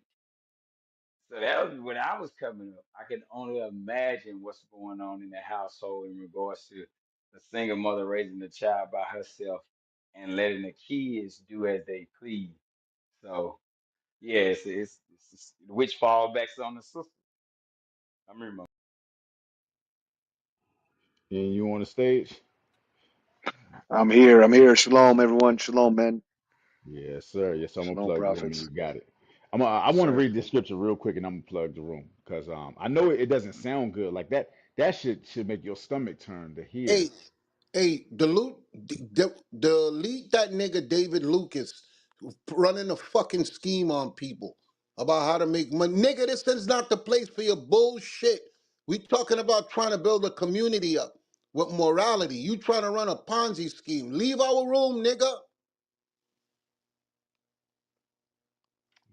Done. He come in here often too. I thought I blocked him, Put but that nigga out, man. I hate you niggas. We talking about life and death. You've come in here trying to run some type of Ponzi scheme. Y'all niggas always got some gimmick. Damn. and those the niggas that our sisters go for too. A1. Those exact the scammer niggas. Hey, and That's some of y'all, man, a lot of you sisters, man, who's on stage, man, well, y'all gotta spend a lot more time focusing on what's being said in the stage and now what's being said in the audience. Everyone in the audience is not with us. Y'all gotta be a bit more, attentive, man, because all this information is run by you, man. He is every night. They don't care about the scriptures coming out. They don't care about evolving and growing and letting the information sink in and doing what Christ said, being born again. All they doing is looking for another friend. That's why they in the chat. How y'all talking to random people y'all don't even know and worried about what they saying, and we on stage trying to put you in a position where you start praying? Damn. Sis Stacy said she want to know how we got married. Would you really care to know, sister? How we ended? Matter of fact, let me show of hands. Which of you men are married to a black woman? All of us. But let's answer All of a us. question. Let's answer a question. Matthew chapter 19, verse 3. Since this is a mystery to her, since she's like, I can't this I've stumbled into a magical world where black men care about women. Yes, it must be magical because we used to the ghettos. And not to knock her, she may be in a place where it's wicked niggas in her face. Read it. The book of Matthew, chapter 19 and verse 3. The Pharisees also came unto him, tempting him, and saying unto him, is it lawful for a man to put away his wife for every cause? This is why we value marriage and we understand marriage. because the Messiah, Christ, the black Messiah, not that white Jesus that you black women follow in church, the black Messiah is speaking on the importance of marriage. So the emphasis that we put on marriage and the exhortation we give to the men to honor marriage is because we follow the black Messiah, not that white liar that you niggas go to on Sunday and pay tithes and listen to his lies. Y'all got white man Jesus on your brain. Read on. And he answered and said unto them, have ye not read that he which made them at the beginning made them male and female? And most of y'all black women, you have not read what God said. That's why y'all shocked when y'all come in this room. Read on. And said, for this cause shall a man leave father and mother, and shall cleave to his wife. So that's what we teach, what Christ said. The true Jesus of the Bible, not that white man that got y'all hoeing and not knowing. Read again. And said, for this cause shall a man leave father and mother, and shall cleave to his wife, and they twain shall be one flesh. We move as one. We move as one. And from your womb comes my son. Okay? Not the white man with a knife ready to take his life because you spread your legs to him. That shit is crazy. Just sit down and meditate on it. You sitting on that damn table, and more than likely it's a white man with a knife ready to take your son's life. And y'all don't give a shit. Read on. Wherefore they are no more twain, but one flesh. That's how a relationship works. That's a union. This is how you build a community. This is how you build a family. This is how you build a foundation. That's why the first encounter of the devil with human beings, it was to mess up a marriage. And he got in the black woman's head and she listened to what the devil said. And that's how her kid wound up dead. Read on. Therefore, what therefore God has joined together, let no man put asunder. So that's why you're shocked and you're asking now about the men that are married. Because we realize that the glue to hold a relationship together is God. And that's why it sounds odd. Because y'all ain't never heard nothing like this before. I mute my mic. Hey, real quick, give me Toba 5 and 18 regarding money and children. The important people wanting money and all that. Because I was saying, my career. Give me Toba 5:18. The book of Tobit, chapter 5 and verse 18. Be not greedy to add money to money, Be not greedy to add money to money. I mean, you just stacking your pockets. Worry about your funds. Read on finances. Read on. but let it be as refuse in respect of a child. But let it be as refuse, meaning garbage, in comparison to our child. Meaning Y'all human focus on life is more important. than money. That's exactly what that verse is saying. Human life is more important than money. That's what the scripture says. Not to the black woman, E. That Louis Vuitton bag, them red Right. bottoms, that Brazilian wavy, that promotes more whoredom. That's what's all that's on their mind. Damn. Damn. Right. All right. I'm gonna plug the room, and you got it from there. All right. Y'all already know it's biblical smoke. It's been a smoky one, man. But we got the solutions for the people. So make sure to hashtag biblical smoke on all social media platforms. Also, you can reach out to us at biblicalsmoke@gmail.com to get the study packet, find a local school near you, ask your questions, and submit your topics you want to see us cover here on the platform. Also, y'all see the men with the green beans. We got the mighty prophets on the stage. We got E. We got A1. We got ZB Real. Y'all know he here for the smoke. We got Jay, Dallas, Judgment, and Gabriel. Y'all already know. Follow the moderators on the stage, both here and on TikTok, because we there giving them hell too. Tonight's topic: dear black women, please stop following the white woman. Everything y'all say and everything y'all do come from that white woman and her white man, whether you know it or not. I'm gonna read one scripture and you got it. And give me Proverbs. I'm not Proverbs. I think it's Sirach 20 and 1.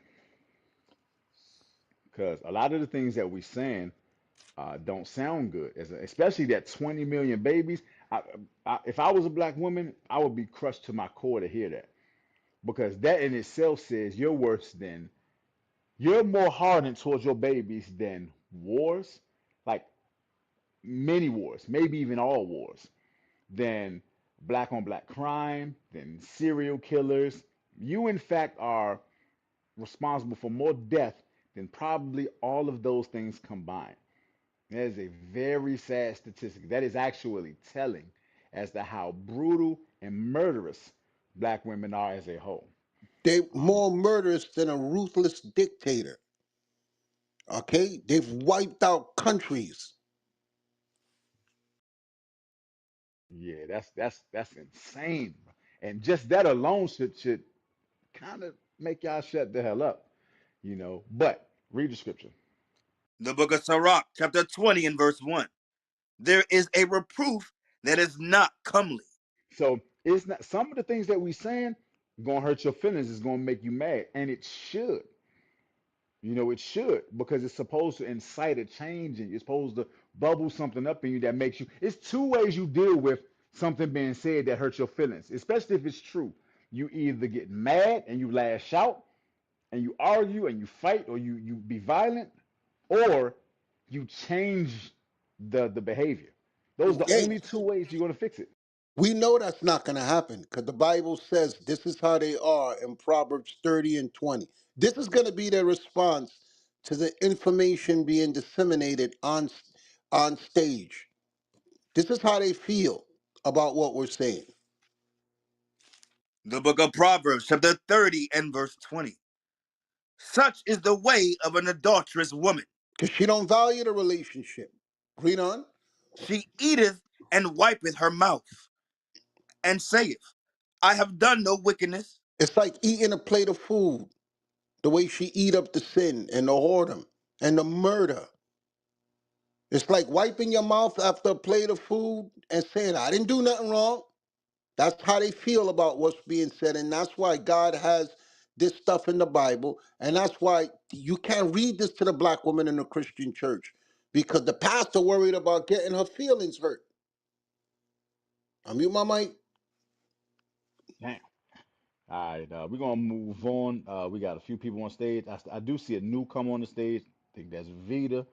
We're gonna go to you real quick. We ain't forgot about the rest of y'all. Adesanya, Adira, Malek, V. We see you as well. You know, but Vita is new to the platform. Did I say your name right? Is it Adesanya? Y'all know I can't pronounce names, man. Some Lord of have y'all names, mercy.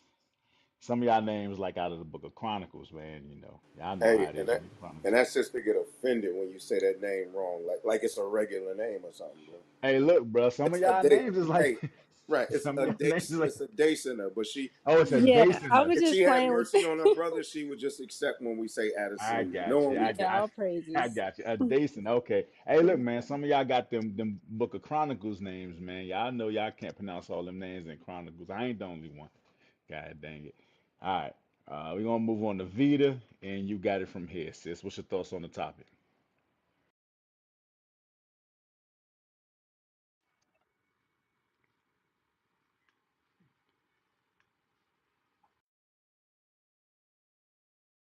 Hey, Vita, if you're talking, you're on mute.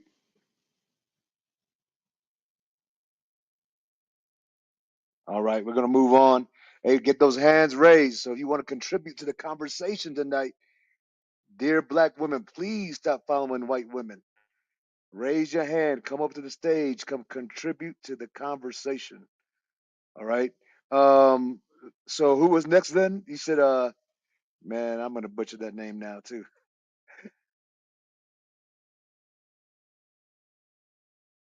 We got V. Adesina. No, Yeah, V. a day. A Dacener. That's it. Adesina. Adesina. Shalom, leadership, and brothers and sisters. Most High Christ bless. So sis. Yeah, Shalom. so this topic is deep, and the reason is because I remember when being in the world, um I always did felt like I wasn't black. And I know it might sound crazy, but it's like the things that I was going through and seeing how much the white woman, like, well, how the white girls was going to school and stuff like that. And it just had me like really feeling like, dang, having white friends and stuff, and then I'm like trying to blend in.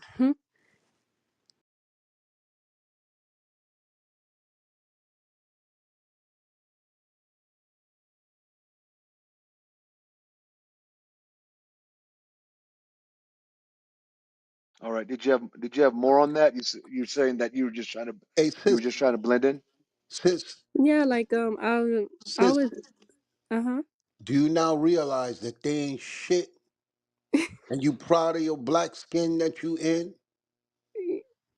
Hmm. Okay? Listen, the worst thing to find out is that you are Edomite. Look how the tables have turned.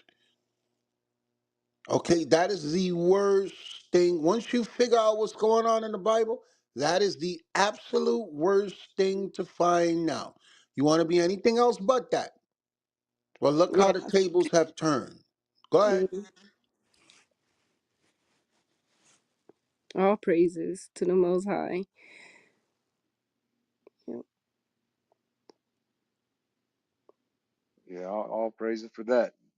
That's absolutely right. Yeah. So I think a lot of us grew up that way where we envied the oppressor, right? And that's what we see a lot of. But when I first came on, started listening in, I know there was a lot of sisters bucking up against how they're in denial that they're following the white woman, right? From the way they straighten their hair to the blonde hair to the lightning cream, all that type of stuff, right? Um, Hey, and it says that we envy the oppressor. there's Yes, sir. sometimes when I'm looking at Beyonce and I think I'm looking at a white woman. Okay, she said in an interview that she's not the one that did that. It was how they took the picture. Okay, but there's times when you're looking at some of these entertainers, they look white, man. I saw Mary J. Blige. I've seen her in person, okay? But I've seen her on magazines with that blonde hair. She looked like a white woman. Little Kim looked like she should be in the Chinese restaurant saying, "Have chicken pot fried, that's all you want egg roll with that?" Because she hate her blackness. And that's what we see with the black woman. Y'all hate your blackness. Damn.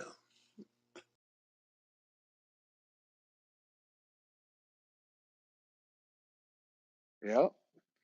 And all that low self-esteem, it trickles down to our youth, right? Because even the youth sees like even our daughters, they want to be they don't want to go out into the sun so they don't get dark. I've heard that many a times, right? With the little girl, hey, go play outside. I don't want to go outside because the sun's gonna get me dark, right? So it just shows you that it just trickles down to our children, right? To the point that they hate themselves, right? And they hate others that look just like them. It's a shame. It really is. But let's see who's next. V, have you got a chance to speak yet? No, sir. All right, what you got on the topic? Shalom. Shalom. A few things. Me personally, I was raised by my grandmother. My mom died when I was 5, and my father was not present in my life that much at all. Um, so I was raised by my grandmother, who was very old school. She was from the country. Um, and I'm gonna speak on the topic as I'm going through. She was from the country. And she didn't believe in abortion. She didn't believe in divorce. She didn't believe in child support. So she raised us a certain type of way. However, when it came to straightening our hair, she she believed in that as far as straightening our hair because of the era that she came from, where the whole nappy hair thing was a thing. So to straighten your hair, to pretty much resemble the white woman. And I think it was a big thing back then in that era. Nowadays, I don't think that people are doing it to necessarily resemble the white woman. I think it's just became a thing to do to straighten your hair. Um, However, I do see a lot of black women going back natural. I don't see a lot of black women perming their hair as much anymore. Um, so I did want to speak on that. And as far as when y'all was saying about making wrong decisions, I personally made wrong decisions in men because my father was not in my life. Um, so I made wrong decisions based on that fact. Not having a father to guide me or anything like that. Um, However, my oldest son, he's 18.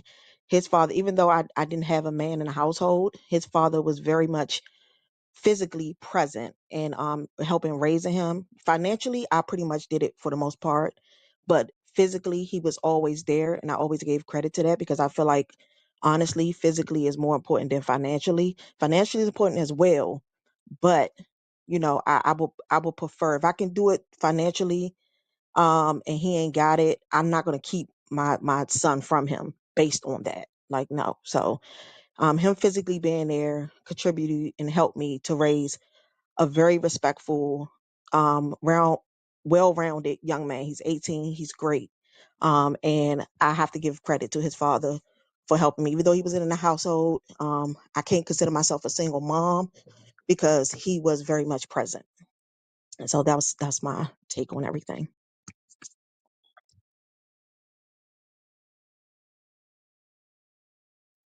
All right, so let's go back to what you were saying earlier about you said that during your grandmother's era that you all straightened out the hair, and you did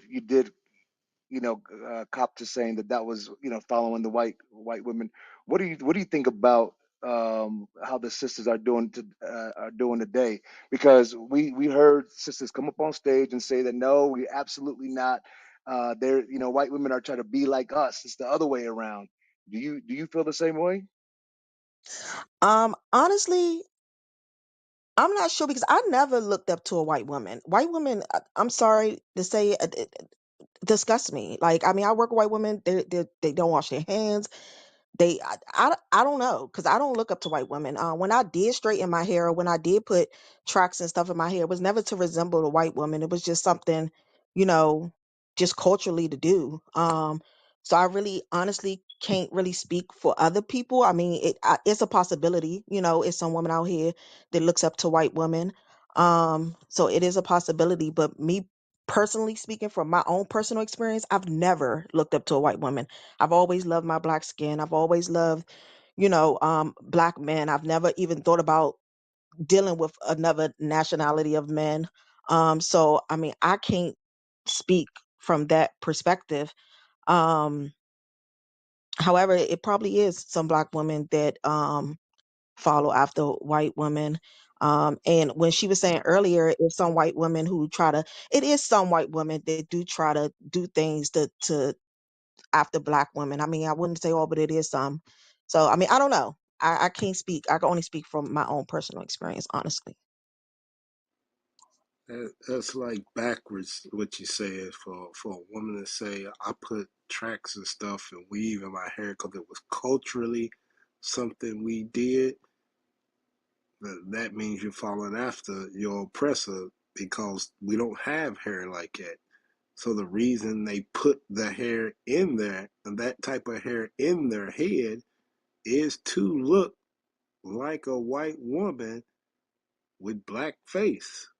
And so that don't make no sense Yes, culturally or no. something we did. That black women did that because they envy the texture of a white woman.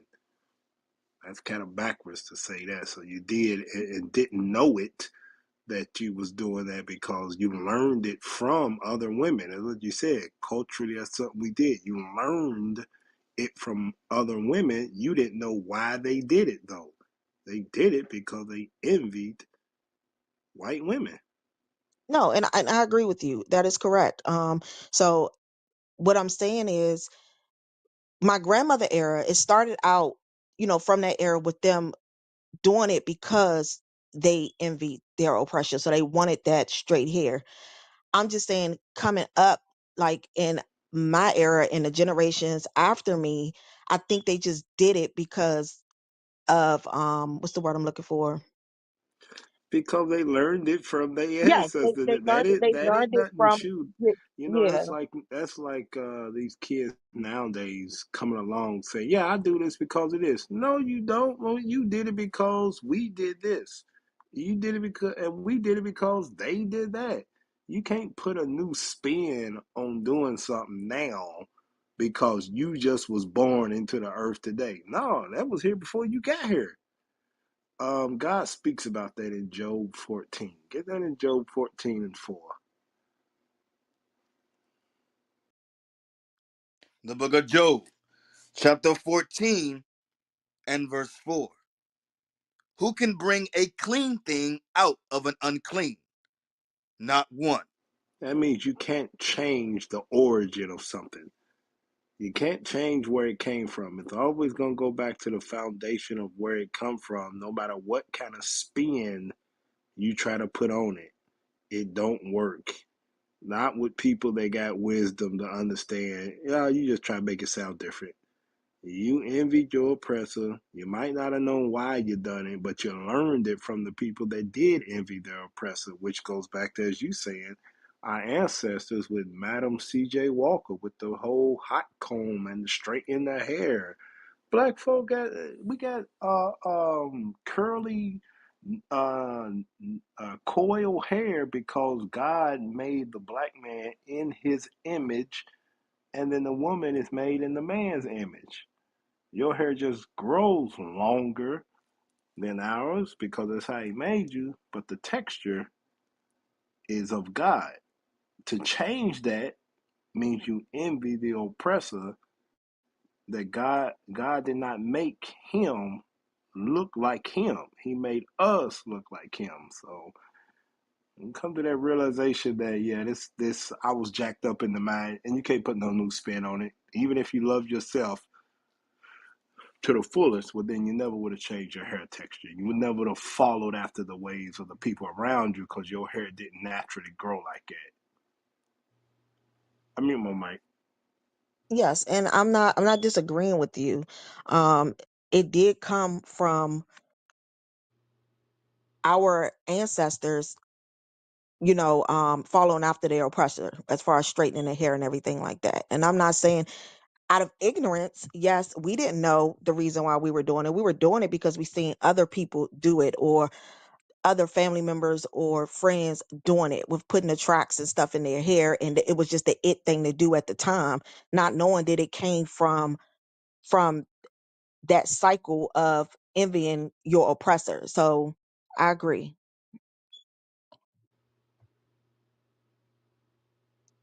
That's all I was saying, is that I was doing it because that's what I seen growing up. Like my sister was doing my hand tracks, my aunt and stuff like that. But I didn't, out of ignorance, I didn't know that that's where it came from, if that makes sense. Gotcha. Yeah, it's time, and all praise the Most High that we're all waking up, to our heritage, our nationality, right? Coming back to the commandments and laws of God, and we are, we see we can build up our self-esteem and the self-esteem in our children, right? So that they don't have to do that, right? They don't have to feel superior or inferior, should I say, to the other nations, because that's what happens. Like me, I grew up with so-called Native Americans on the reservation, and even growing up, being black, they used to be like, hey, put a, you know, um, you know. When you wake up in the morning, pinch your nose together because your nose is too wide. Let's get that thing narrowed down. So I know what's happening to the other tribes too, right? To the so-called Hispanics and Native American tribes, there we are envying the oppressor. We want to be like them, and that just shows you that we just have low self-esteem on with who we are as a people. But we're gonna get some scripture to show that It's a great thing to be black and beautiful. Let's get Song of Solomon, chapter 1 and verse 5. Hey, I saw that picture of Serena Williams, the tennis player. Yeah, She looked like a light skinned Chinese woman too. that's crazy. Hey, it's so bad. Like A1 said though, a lot of these celebrities are revealing their hatred for themselves by using skin lightening cream. Especially it was the Benjamin that be doing a lot of that stuff, and they like to say, "Well, no, it was the lighting, it was the picture taker." No, you are taking skin lightening cream. You can go back to your humble beginnings. You was darker than my boots, and now look at you. You're whiter than my Right. whitest socks. So that Nah, hate, yes, sir. Go ahead. no, I was in Jamaica, bro. They would bleach their skin and wear hoodies so the sun wouldn't touch them. They have the most blackest knuckles in the Mm. earth. They be light as hell with bright knuckles. So that, And that elbows. bleach it can't get all the crevices. So they'd have like black knuckles and like white hands and wear hoodies on purpose to avoid getting the sun on their skin. Terrible. That's what we talking about. Black kneecaps can't even touch everything. That's the level of hatred that our people are learning to have about themselves. And the point about it, one of the points is they ostracize those, like, for those who've been in college, high school, whatever the case may be. Didn't you ever notice how fairer skinned people were treated more well than those who of darker complexion? That one saying where they say, if you're white, you're all right. If you're brown, stick around. If you're black, get back. Mm. All of that stuff. Yeah. These things were used to show open, what's the word I'm looking for? Hatred for those who share the pigment of Christ or pigment of God, and glorifying those who are closer to the pigmentation of the so-called white man or the false image of God. What it does is not only does it stems from, like I said, from our own lack of self-love, but what it does is it puts a hatred on all our kids, on our women. Now women are coming around on stage justifying why, well, you know what, we used to have slick back hair, ponytails. That really doesn't matter. It doesn't change the fact that we used to let our hair hang and let gravity do its work. You understand? But now women are pressing their hair. Women are, heard some people getting reductions to try. Well, you really want to be a flatback? You want to be a you want to you want to emulate them so much you want to have a flatback? All people are, the self hatred is unreal. I'm you, my mic. Right. Man. Um, you definitely right about that for sure. But hey, get that Song of Solomon chapter 1 and verse 5 real quick. Because we want to show the people that hey, being black is beautiful. All right. All those things that were taught to us, right? We got to forget those things. Coming back to the Bible. Go ahead, read that. The Song of Solomon, chapter 1 and verse 5. I am black, but comely, O ye daughters of Jerusalem, as the tents of Kedar, as the curtains of Solomon. Right. Solomon said he's black and comely, black and beautiful. You heard that all throughout the 70s, right? I'm black and beautiful, black and proud. Right? We gotta come back to that. We are the image of God. Let's get what God's hair looked like. This in Daniel, right? One time I was teaching on the street, we were showing how these young kids that their hair was like God's hair, and they couldn't believe it. They couldn't believe it. They started telling us how they would be made fun of at school because of their hair. That's the importance, right, of imagery, right? That's the importance of showing them who they are as a people because we are at war, right? Even our kids, when they go out, they're being put down, they're being made fun of. You know what I mean? Go back to Africa, you African booty scratch, all that type of stuff. You know what I mean? Making fun of their hair. You got you nappy headed, this and that, right? We got to show our children that they are beautiful, that we are made in the image of God. Go ahead and read that. The book of Daniel, chapter 7 and verse 9. I beheld till the thrones were cast down, and the Ancient of Days did sit. whose garment was white as snow, and the hair of his head like the pure wool. Like the pure wool. The pure wool, that is Negro hair. That is black hair. That's the hair of the Israelites, right? That's the hair of God, right? So that's what our hair texture was, the same texture that God has, and we got to show that to our children. Right? That's the image that they should be looking towards, not the images that's out there, right? Of these so-called celebrities. That's why they pushing that. That's why they pushing all those images so that our children can go after that. They want to be like that. They're going to be ashamed of who they are. Right now, there's a big push right now. Every time if I turn on the TV, there's commercials.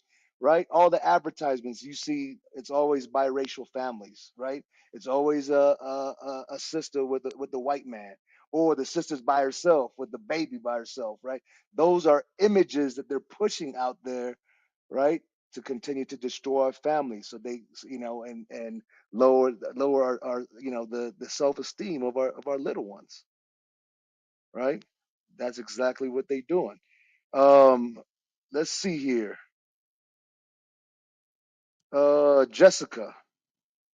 Jessica, welcome to the stage. Jessica Renee, what do you have on the topic tonight? Dear Black women, please stop following white women.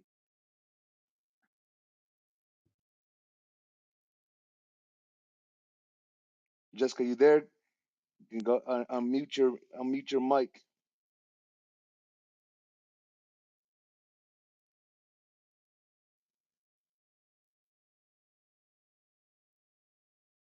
All right, we're gonna go ahead and move on. I'm gonna go ahead and send some more invites. All right, y'all also raise your hand, contribute to the conversation. All right, it's a great topic tonight, right?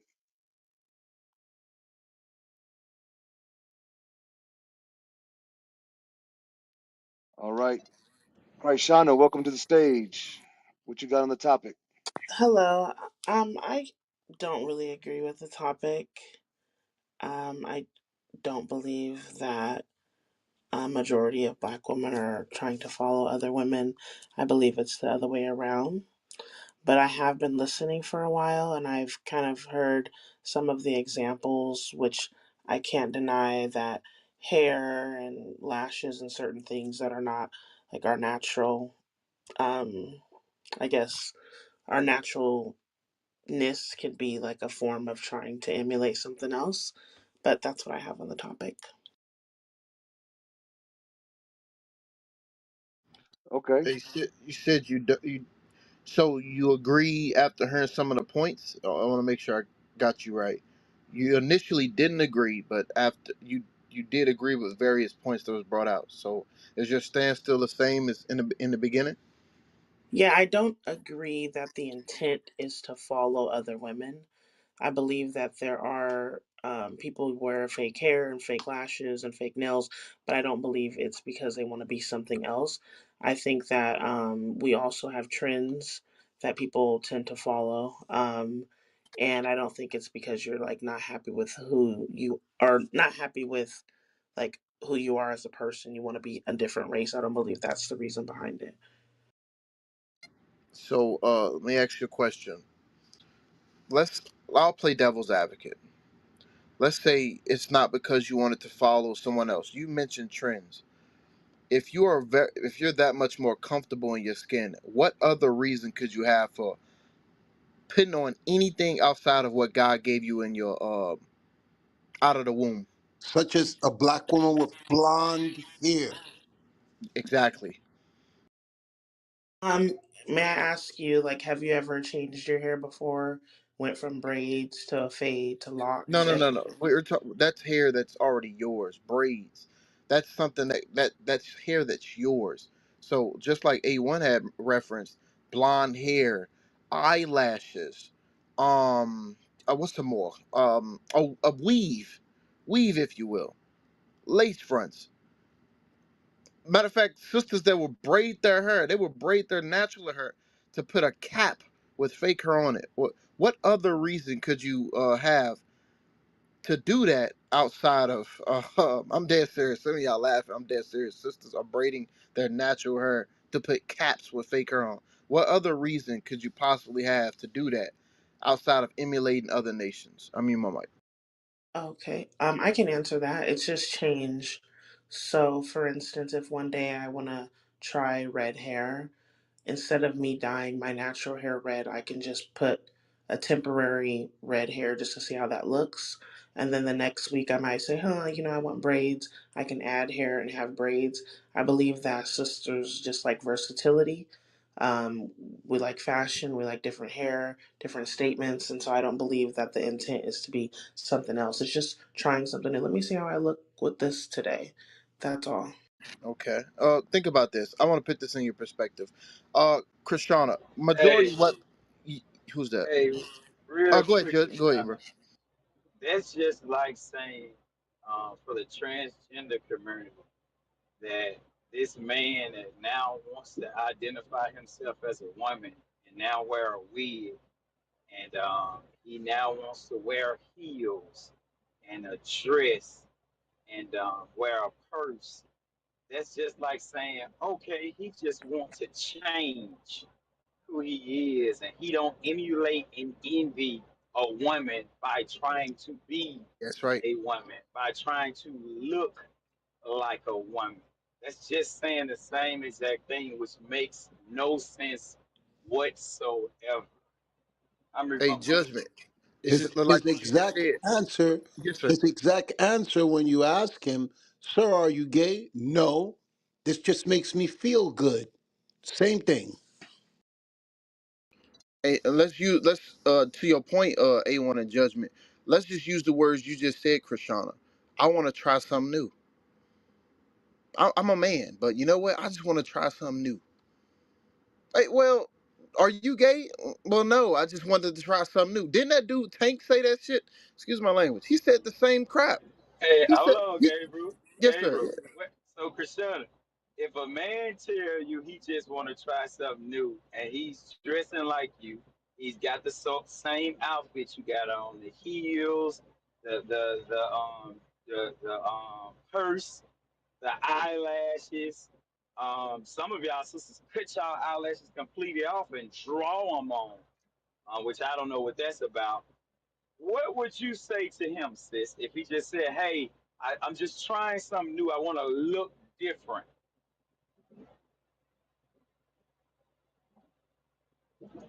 Sis, you on?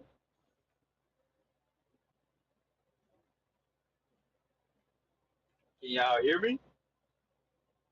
Yeah, yeah. You loud and clear. What was the question? The question was, what if a man used that same premise, the same exact statement that what's her name that was talking originally? Krishana. Krishana. He used that same logic that you just made a statement in regards to how women feel like they just want to change, they just want to look different.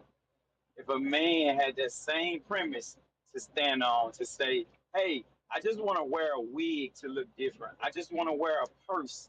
I just want to wear a dress or a skirt and high heels.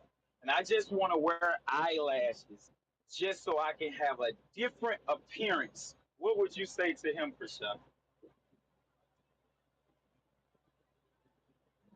I have nothing to say. And that's the problem right there. That's the problem with you sisters. You saying you have nothing to say when it comes to the man changing himself and having the exact same premise in regards to you sisters changing your whole makeup identity that the author of beauty himself, God, created you to be in your original state. You then say, hey, God, how you created me in my original state with my original hair, eyebrows, with my original shape, that wasn't good enough.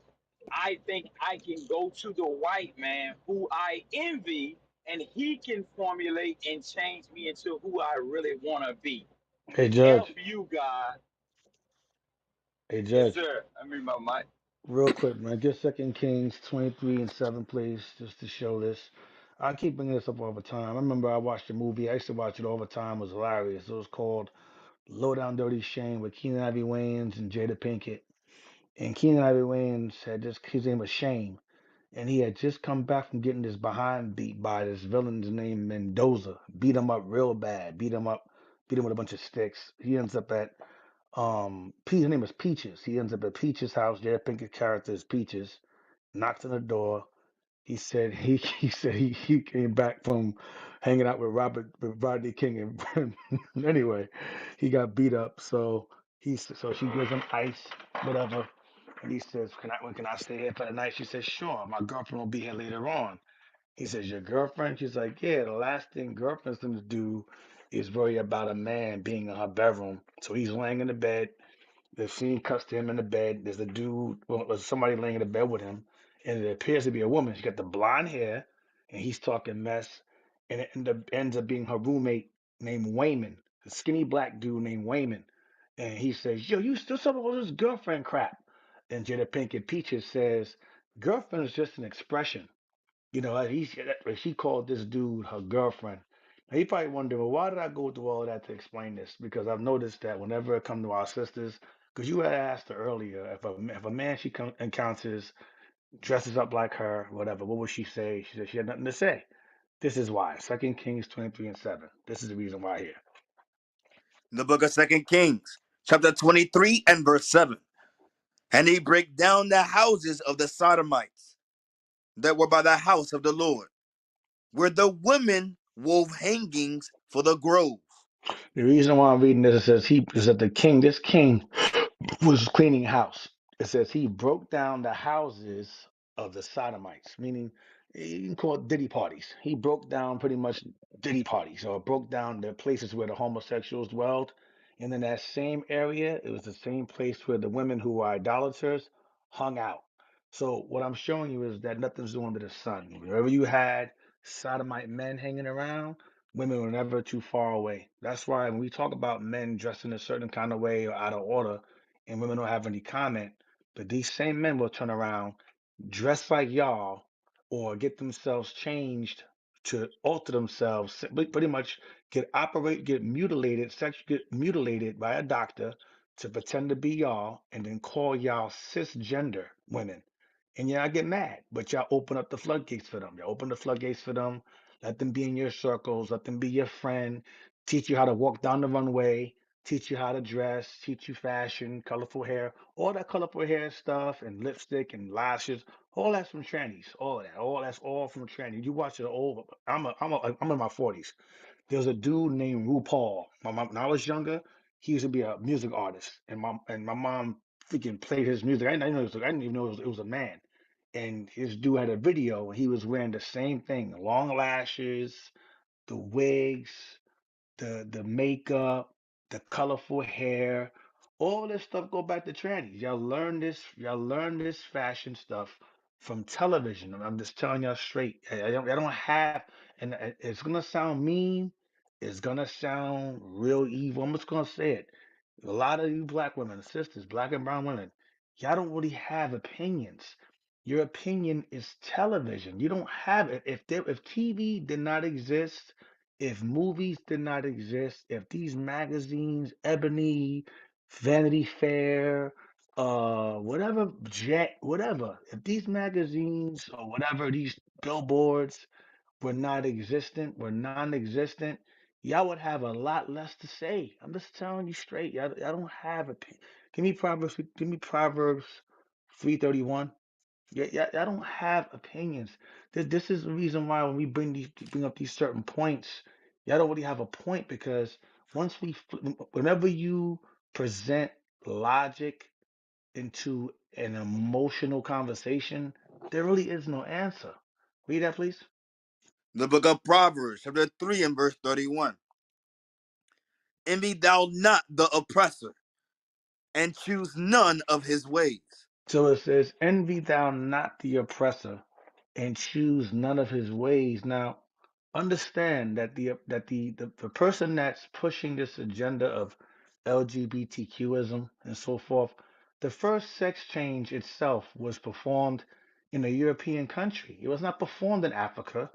It was not performed in the Middle East. It was performed in Europe because these are the people primarily that perpetrate and push and advocate for this homosexual stuff in the simple coons and sellouts that fall behind the white man and envy him. They help promote it. But outside of Western society, nobody who of people who don't really envy or fall behind cultures that are against that particular westernized society, they're not with all of that gay stuff, man. But a lot of you black women and brown women, y'all have adopted the fashion of retarded men because they're retarded. They have mental disorder.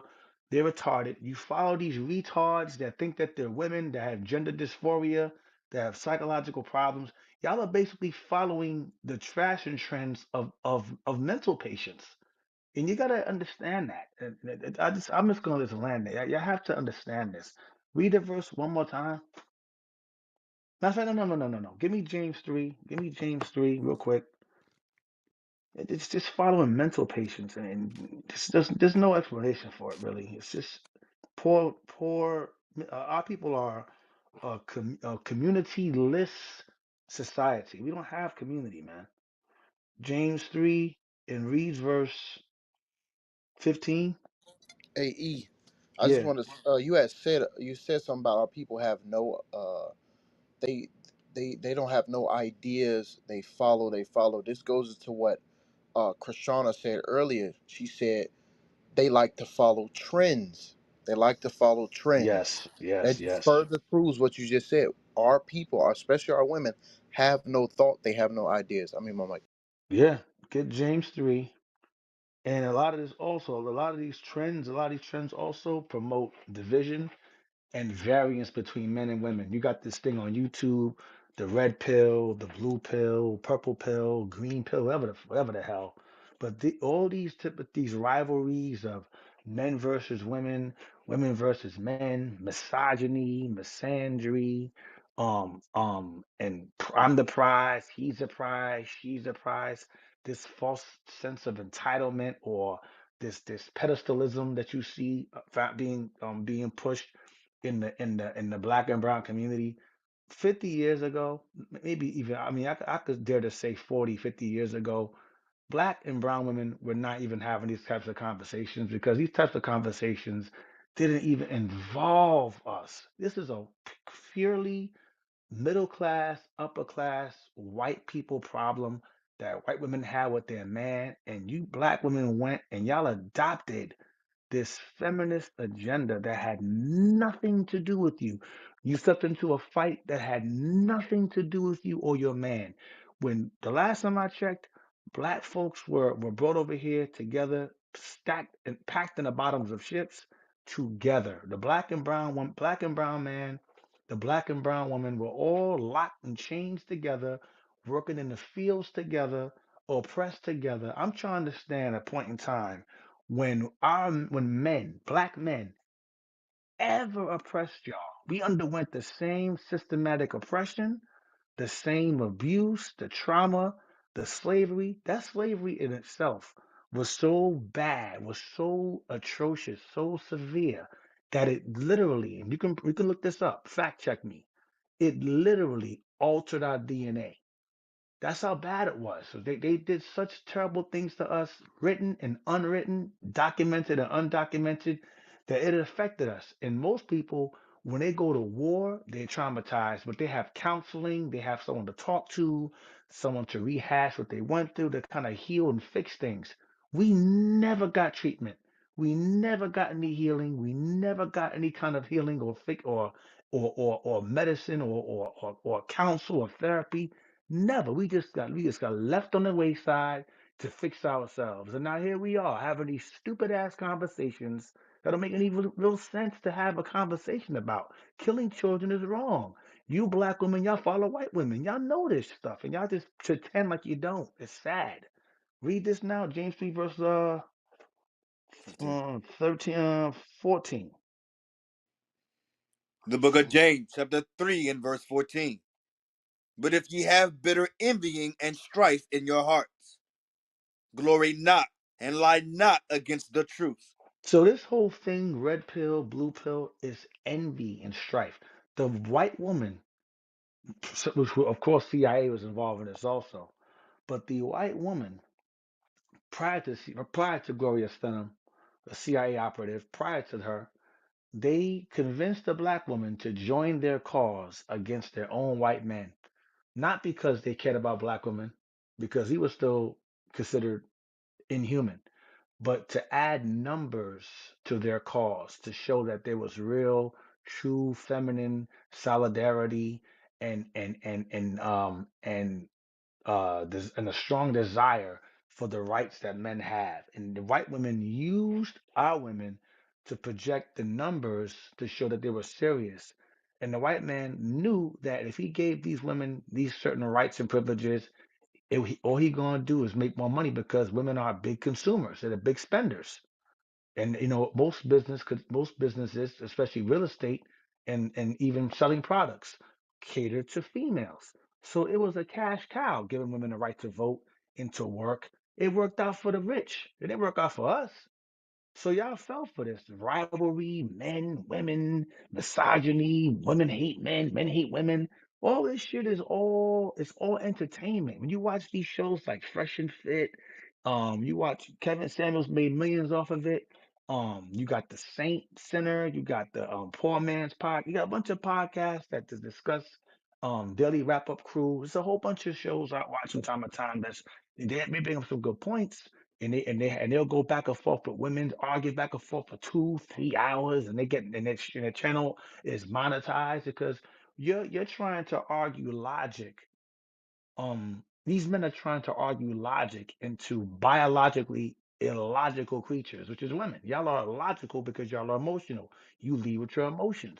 And so that envy and that wrath and that envy that y'all have for us goes all the way back to Eve, wanting to be powerful, be a god, be in the same rulership as a man. Black women desire the power of a man, the privilege of a woman, and they want the accountability of a child. That's what y'all really want, and that's not how nature has it.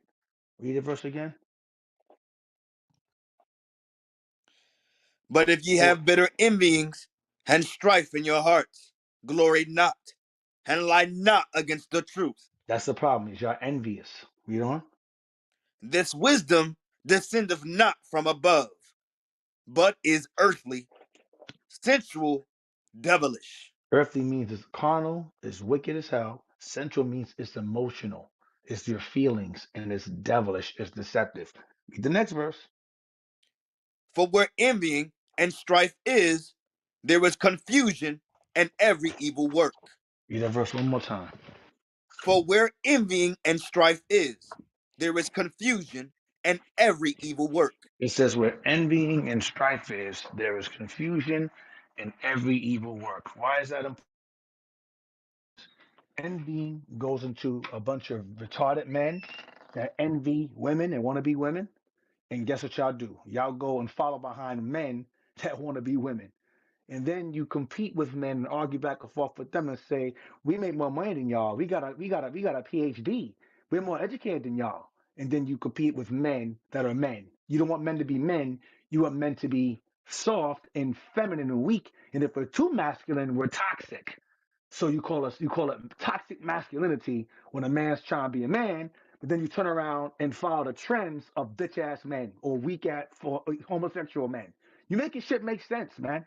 It's confusion. It's all envy and confusion. So this whole thing stems from envy, strife, and confusion. The Bible says where there's envy and strife, it says there's every evil work. Every evil work. The black woman can't make up her mind because she is a creature of chaos. That's the reason why they'll sit there and be mad at a man who wants to be a man and wants to lead the house. Oh, he's toxic. He's too macho. He's sassy. And then if a man act like a girl, yeah, girlfriend, and y'all fall behind him and fall behind how he dresses like you. Y'all, come on, man. Enough. I'm not playing.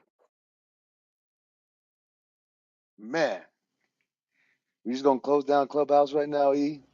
That was fire. Hey, also too, the Man, sister said that she said that the white women they often like to be like the black women. The majority of the white women that wants to be like black women is to appease and be attractive to get the black man.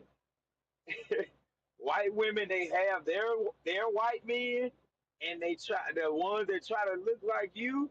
They are after and get your black men.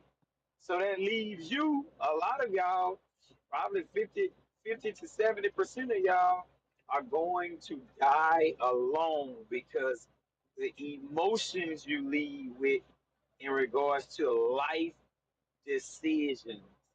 So yeah, that's the reason why they act like some of y'all. They get the lip injections and some of them wear the corn rolls. It's because they trying to appease to your black man, and they get him, and then now you upset because you got a platform like this that can tell you how to get a righteous black man, tell you if the man is full of BS. Yes, we cock block, and yes, we are pussy patrols. If it's righteous, then we're for it. So you can call it what it is, but y'all won't utilize this platform to better your life decisions that you've been choosing Y'all are wrong powerless. White men all are better your than life. y'all. Y'all don't have no resources. And y'all on this stop crying about white men. Black women date Uh, out. Date out. Date uh, men who are date Hey, men look, who look, have look, look. Nobody resources. even talk. Nobody Don't no, date talking. these Gable, let us niggledies. speak. Let us speak. Go ahead, sis. These nigglets are mad that white men treat us better. That's what it is because white men are really the gods. Black men are not. They reading the scriptures that the white man made. Come on now. Black women date out. Leave these bandits alone. Let these bandits come on this app and cry because they so mad that white men got more powerful than them. Leave it as that. Spoken like a true bed wench. There you Like go. a There whore. you Spoken like a go. There true You you black go. bed wench right whore. What I there. say there earlier? What I Spoken say? like What a I say true earlier? whore. What did I say earlier? Envying and strife is where every confusion and every evil work is. I'm telling y'all, there's always some most high, the most high. When you say A1, God is a user. He will have someone come on stage and confirm everything that we said with the scriptures. These sisters, a lot of these sisters are here. And guess what? That sister, she ain't new. There was a sister on YouTube that did the same thing, had a whole YouTube channel with a white man, called him Zaddy. The tall white dude, bald head. Oh, he take care of me. He bought me this car. He bought me this house. Come to find out she was paying for everything. That white man had no job. He wasn't doing shit. And she was put up They a front. divorced. They And divorced they got now. divorced. That's And that they divorced because now. that he knew how desperate the black woman is. He knew she was a hoe, and he knew that he could let her go after he ran through her pockets. Yup. Also, Yup. uh, uh, Halle Berry, same thing. She went Yep. with that white man, thinking that the white man was priceless, just like this dumb whore that He just got her came on out. child. He got her on child support. Exactly. Now she paying him child support. Yup. Janet Jackson Yeah. went with the Arab dude, thinking that she was jumping ship. No more black man. What she did, she had to flee from him, and he's a billionaire. Yep. Okay, Fancy from Jamie Foxx had twins with that white man. She don't even show her kids. Yep. Okay, so statistically speaking, you black women that think that way, you're failures. Okay, you're failures. You hate your people and you hate yourself, and the black man gonna dick you down, then run you out of town. And that sister that was on stage just now hates her father. She despises her own That's father, exactly what I was Just gonna like say, Serena E. Williams, just like Serena Williams. Her Serena Williams' father didn't even go to the wedding. He didn't even go to her wedding because he was not down with that either. He was So ashamed. he was ashamed. He was ashamed of her doing that. Now she walking around looking like Sleepwalker, that Stephen King movie. Hell Damn yeah. walking human Straight look cats. like Sweetwalker. Hey, she looked like she had a mask on. Look like Lionel from Thundercats. Hey, we kick off stage. I Yeah, we threw her ass on stage. She finished talking. okay. We threw her in the audience.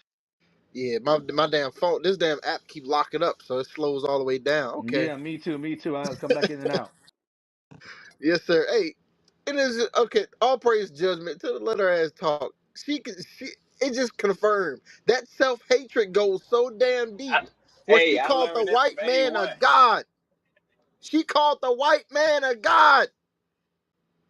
Hey, give me Wisdom of Solomon 2, real quick, in verse 23. It might be verse 24.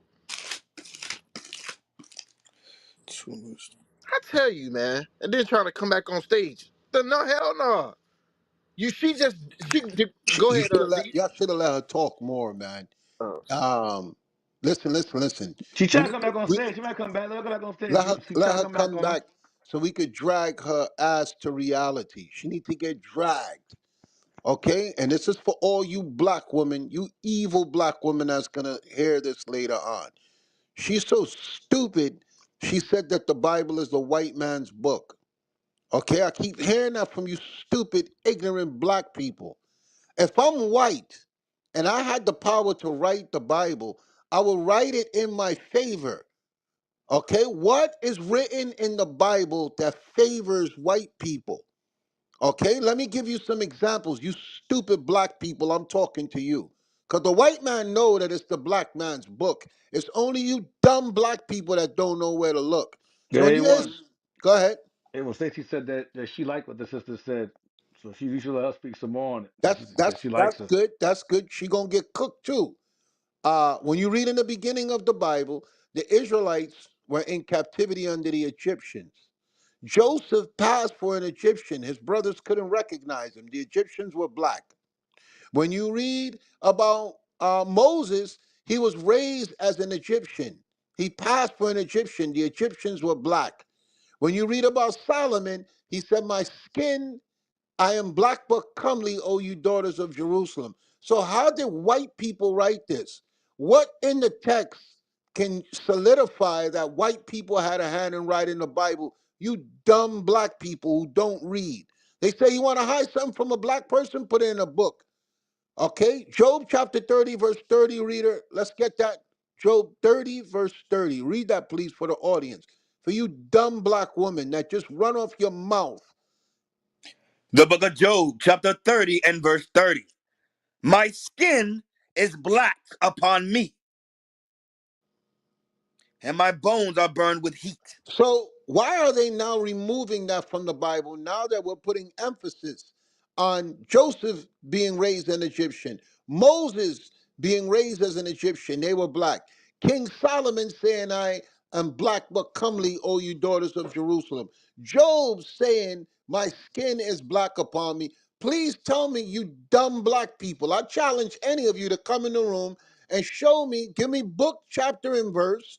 Give me an author. Give me some type of scholarship that could back up the stupid things you ignorant black people keep saying in this room. You're the dumbest people. The white man got more sense than you. The white man got enough sense to know that he needed to make you ignorant black women turn against us so they could appear that they have a position of power. Okay? Let's go into the New Testament now. You had white people trying to kill a black baby before it was born. That's why So Christ's what power parents, do you black men have? this is the What power have we y'all have. did for This is centuries? the That's power. what I want to know. This I'm gonna tell you. Bandits, If what you be power do quiet, I'm you gonna have? tell you. If you be quiet, I'm gonna tell you. It's 2:40 a.m. and your black ignorant ass is You here. are That's reading a power. scripture that the white That's man made. power. That is 2:40 a.m. and you're here. We're keeping you up. That's power. Okay, that's the So, power we have. anyways, black women, We have they out. access to the White most men are better. powerful They book high on the face of value. the They don't planet, come on and your Clubhouse black, crying because your they white can't find a devil is woman. asleep, and They he can't outside sleep your with this race. black I've been happy bedouin with my in white our king room. forever. Yo, He have not let me down. the white man that you're with is sleeping Black women, comfortably in they his out. bed White men because are he got his king. black pit bull in this room And if attacking you're a us. black woman, try to find you a white cop. Okay, White cops got resources, unlike black men. okay, Hey, we gotta check if this is really a woman. That right. It might be could a be a man. man. Her It could neck be is a man. thick, boy. I tell you, that's a It could be a thick man. ass neck. Like, why That's y'all some so strong emotional, but It y'all shoulders. would could be a never man. approach the white man? A Yeah, I Y'all lot might of are be a a scared dude. lot of the of white a man. lot of them send Boy, their Why sound y'all kind of so tranny. raspy. emotional? They send their Y'all would tranny never boyfriends in approach the here. white man. Why y'all want to They approach the send their white man? tranny boyfriends in here. Why y'all want? You could call me a trans. You here for your tranny, your sick White men white are better than lover y'all. probably sent you in here, and it's not gonna You are fly. reading your It's empressors. not gonna fly. You are Show reading it to your us. Okay, empressors. educate us. Like Show us what? where.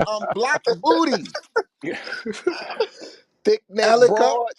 you got Hey, two, you got hey, a male and a hey, female name, and you know how black booty smells. hey, hey, Stacy, what are your thoughts on the man girl on the man girl's companions? I sat and told him I going to date out. I somewhat agree to some of the. I mean, I disagree with how she was like, slandering black men, but I do agree with her statement. as far as like Slandering black men. You did the same thing white. earlier. Slandering black No, men. no, You no, did no. that I'm earlier. saying like I disagree when she was like calling, babies ugly and shit. But like, So no, no. So I'm against Stacy, as that. I'm going, She called us nigglers. She said it. She's called us Baby's nigglers. niggers. But Hey, listen, let listen. her explain to us how she knows how a black man's butt crack smells. How is she an expert on that? It sounds like she's been in a lot of black booty holes. You're not. I don't think that you are a he she. But I don't know. She was like, y'all both were kind of talking at the same time, So so it's Stacy, really hard to. Nah, that was But something else. Hell but there no. was some stuff What is it that there you? was some stuff that she was saying that was facts. What did Like she say that you agree with? Tell us. one that white men treat, us better. Where? Give get me the an fuck, example. get Um out Could of you here, show us dude. that that? These was black women are listen, okay, stupid. that's one thing. Hold on, brothers. Where? Give us an example that we see this paradise, a black woman in this utopia with these white men, these great They white don't men that's speak treating to them good. like they don't speak to us like how black men speak to us. I think they speak with us with more respect than black men. Can I Because they ask want Stacy? your vagina. All That's men are not like always that to true. get the vagina. Just tell me, give us a lot of things we can see in real time. Where did you get experience of When the, she talked have you about, dated well, white I have a people? yeah, okay, so like I have a best friend and her husband is white. Not only is her husband white, but he's like in his 50s or 60s and she's 26. They got married. Oh my God! Hold on. Listen, So what Come is on, listen, that? Stacy. listen, You and can't be that stupid. I'm You gonna can't be Wow. that speak from stupid. my What? experience, like You my think he married her experience. for love or what's between her He's legs? What you no, think? they married for love. Like he does not have like money or anything like that. You out your damn mind. That he does not. Yeah, I Oh, so would she It's married a say black. brokey. She married a broke white dude. Y'all call us dusty, but she married a white man. he's That's not better. broke. He's not broke, but She said he ain't got he no was money. listen. He liked black women because his what is it? His ex-wife was black and He he don't give had a black shit. children. You said he got no money. So he's just into black women, whatever. But he's not. So He's is like he a a dusty broke ass white man that he's got a not black broke. woman? He's not broke. They were able to come together and be on the same page and be able to Oh, purchase a so they're home broke. They're together. broke together. What do you mean? They no, they have a home together. They're married. No, you said he had no money earlier. Now you're changing it up. He We have didn't money or have no money? he's not like rich. Like that's what I meant. He has a job. He works as a teacher. Like he's not rich. Like I So don't know. Stacy, He you makes he tell us makes he makes an average salary then. Average salary because teachers don't make the money. Yeah, I mean, he probably make good maybe 70, Average. 70 something. I don't know. Well, a teacher makes average salary usually. They don't make no 70 But nothing. it depends on the state. So they're in Alabama. So Alabama teachers make a lot more money than Florida, I would say Do for y'all sure. hear this? So a black fuck man out of got here. to make six figures to qualify for a black woman, but a white man can have an average salary ass pay, and he's a good man. But we And have other to black wait, women hold will on. not Hold But on. that's agree. Listen. The Exactly. no, other Listen. black women Exactly. So But agree with what can they me and say Stacy that have we a got to make dialogue? six figures. So Stacy, I thought I That's was how going y'all crazy jacked because a up in the black man can mind, have an man. average salary, but he would never I'm choose a black woman. I'm He would Mm. telling choose a y'all. white woman. So this the thing. When we I'm date telling out, y'all. Yo, y'all Nigga, shut up, sick. nigga, man. You this talk nigga keep too coming here much. trying to Shut talk. up. Shut I'm the gonna hell block up, your ass. Erica. Stay in the audience, man. Y'all sick in the mind. Hey, and she keeps switching her picture up. Yep, she does. Okay, He that's a does. different person in the picture, bro. That's a man. That's a tranny that's getting blown out by white men. White men love those trannies. So that's why all she keeps coming about is the smell of black booty, because she's an expert on black buttholes, and she's telling you about date out and be with white men. Okay, because white men love paying for the half man, half woman stuff. A1, I'm not gonna lie to you, bro. I'm at the point. At first, Stacey's comments kind of pissed me off. But then I realized that a lot of sisters they outnumber us like 10-1 in the most size. And when the Lord shows up here, He's gonna kill a whole lot of them anyway. So I mean, it'll still be more. They'll still got number us regardless. So the ones that love us, the ones that love themselves and love their father and love the man that they came out of or shot out of, that's who we're gonna deal with at the end of the day. These sisters hate their people, hate themselves, and they fall for the propaganda against their own kind.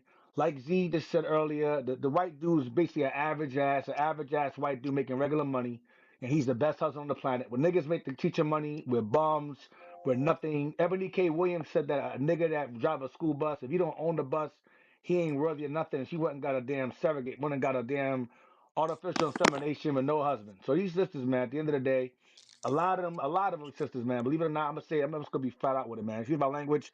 A lot of these sisters look at black men the same way the white men looked at us during slavery. We're nothing but dick and product. That's all we are. Penis and produce. The white man uses us to breed and work. The black woman looks at the black man as for penis and produce, nothing more. These sisters out here are white men in blackface with titties and vaginas. A lot of them. Let's just tell you straight up and down. Y'all go Now ahead, let y'all. me deal with Stacy about white people treating them better. The most dignified white people on the face of the planet is supposed to be the English and the British with a spot of tea. Meghan Markle had to fucking run away from those white people. They was treating her like shit, and she, just because she had a trace of black in her, that's people telling the truth. These are dignified, rich white people. They reminded her every single day that that black inside of her, we don't want it around you. They had to leave from the most royalist people on the face of the planet. So that's why I was asking for examples of where's this utopia of white black women that are so happy with the white man. You know that those white people ain't bringing you around their family. You know that you're not safe in their white neighborhood. So you're lying. You are not making any sense. Okay, it's just something that's just wishful thinking. Now, the question is, do you believe in the Bible, Stacy? Yes or no? I do. Okay. This is what God has to say about mixing of races. Go to Joshua chapter 23, verse 11. We're going to answer you from God, not from our emotions. If you believe in the Bible, you'll listen to what God has to say. Read it, please. The book of Joshua, chapter 23, and verse 7 11. and verse 11. Take good heed, therefore, unto yourselves, that ye love the Lord your God. Else if ye do in any wise go back and cleave unto the remnant of these nations, The other people who are not of your people, the way you show love to God is sticking with your own people. Read on. even these that remain among you, and shall make marriages with them, If you marry outside your race in God's face, read on. and go in unto them, And that's and how you they black women are. You're dying to go in unto white penis. Read on. and they to you. Know for a certainty that the Lord your God will no more drive out any of these nations from before you. God will not protect you. He will reject you. God is against interracial marriage. Okay? What verse was that? We still on verse 13, sir. Keep reading. But they shall be snares and traps unto you. That's why it's not safe when you go into their space. You cannot walk freely in those white communities. Okay, you can't just go into the store. You're gonna experience racism because they don't like you. Since they brought us here on cargo slave ships, they have never changed their feelings towards us as a people. We don't walk around saying we don't like them. And the ones that I never grew up with black people saying they don't like white people for no reason. Okay, most of the black people I grew up with, they were trying to befriend white people that hate their guts. So y'all can't put that racism shit on us. I grew up in New York City. And it's very, very clear from one street to the next that black people are not wanted there in certain communities. But I've never had black friends that was like, I don't like white people for no reason. But there's always white people that can't explain why they hate black people's guts. That's why Martin Luther King said, don't judge me for the color of my skin, but for the content of my character. Martin Luther, 100 years after slavery was 1868, slavery was abolished. 100 years later, he got a bullet in his head asking white people to be civil. That's why there was the civil rights era. Now, you generation of black women, all of a sudden, white man's penis is so magical now. They're so nicer to us. Okay, because y'all want to live in this fake utopia that don't exist, that goes against what God says as far as his instructions. Keep reading. and scourges in your sides, and thorns in your eyes, God said there's going to be a thorn in your eye for mixing with them. Read on. until ye perish from off this good land, God said you're going to be driven from off the good land when you pick up that white man. Read on. which the Lord your God hath given you. And behold, this day I am going the way of all the earth. He was about to die. Read on.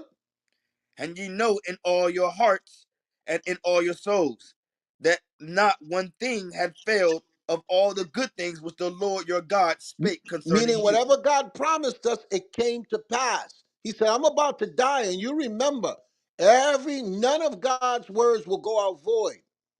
Read on. Read to 16. Yes, sir. All are come to pass unto you, and not one thing have failed thereof.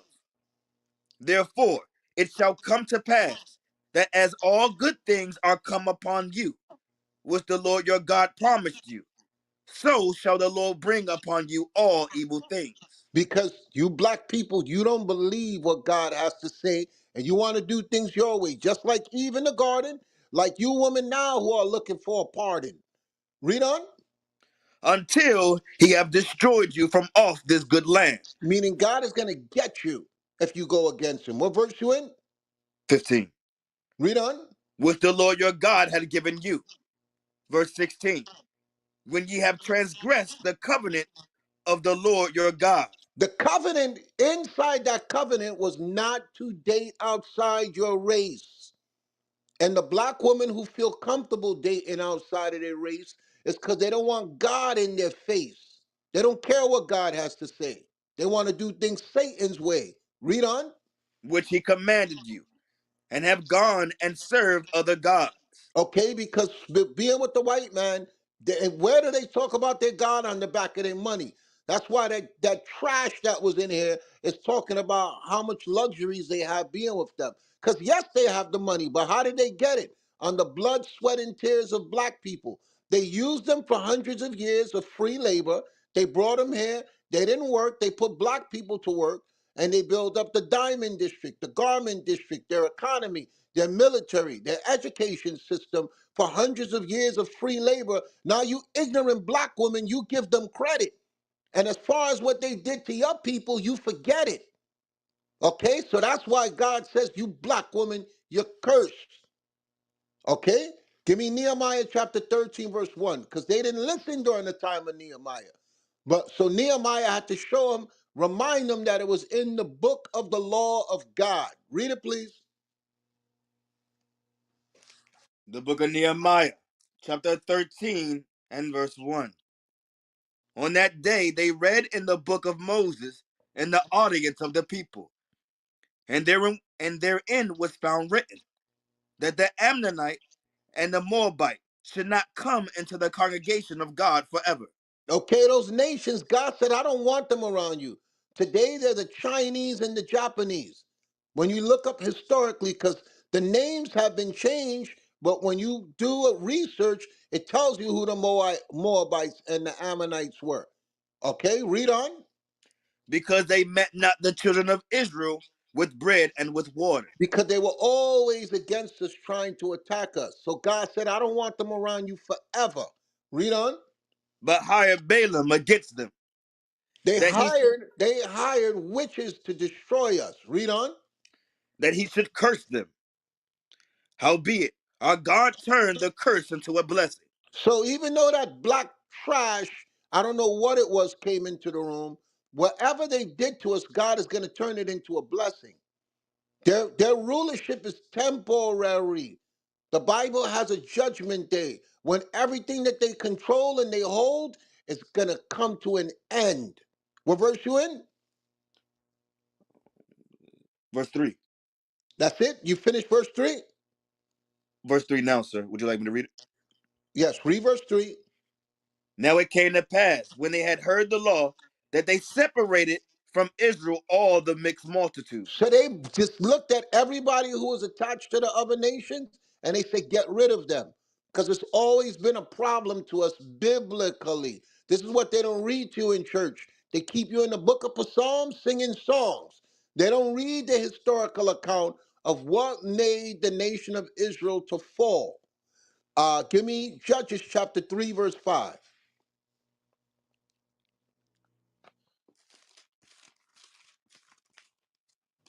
The book of Judges, chapter 3 and verse 5.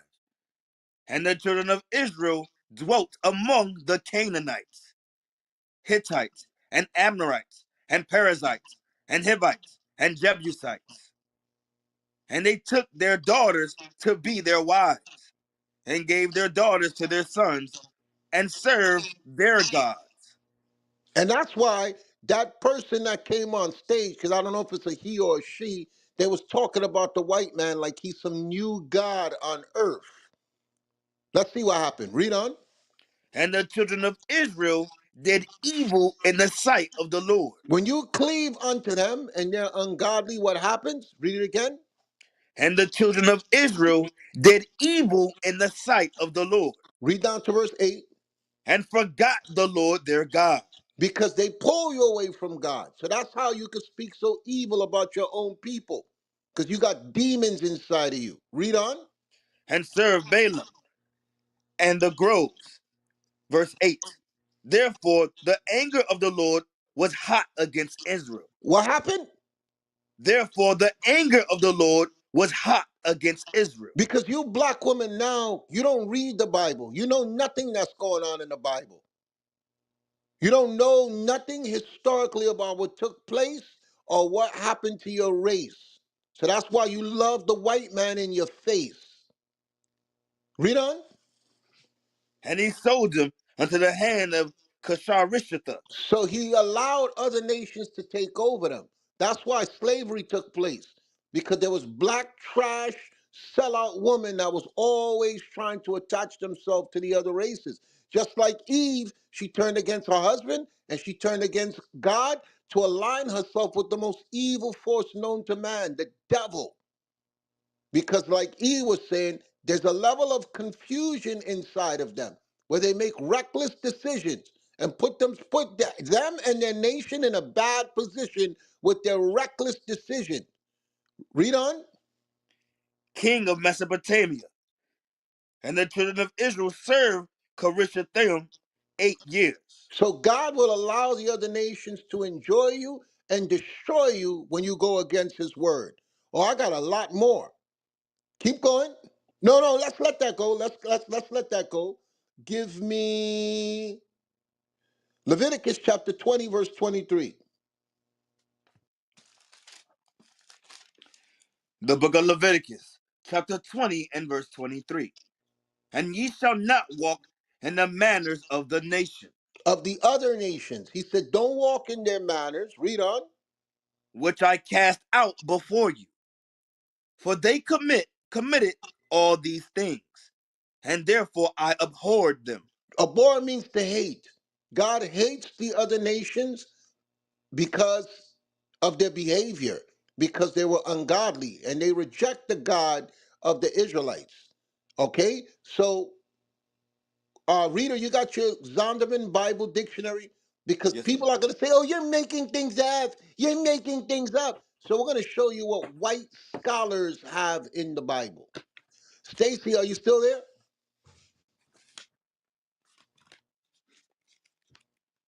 Stacy, are you still there? Yes, I'm still Do you here. believe that God loves all races of people? I do. Okay, so I'm going to show you. That's why I said I didn't say it to be mean when I say that black women don't read or understand the Bible. There are people, there's a race of people on this earth that God hates. And he says it clearly in his Bible. So we're going to read about it now, being that this is your first time in the room, right? No, I've been in the room before. Okay, so you're going to hear about a race of people that God hates. Malachi chapter 1, verse 1, read it, please.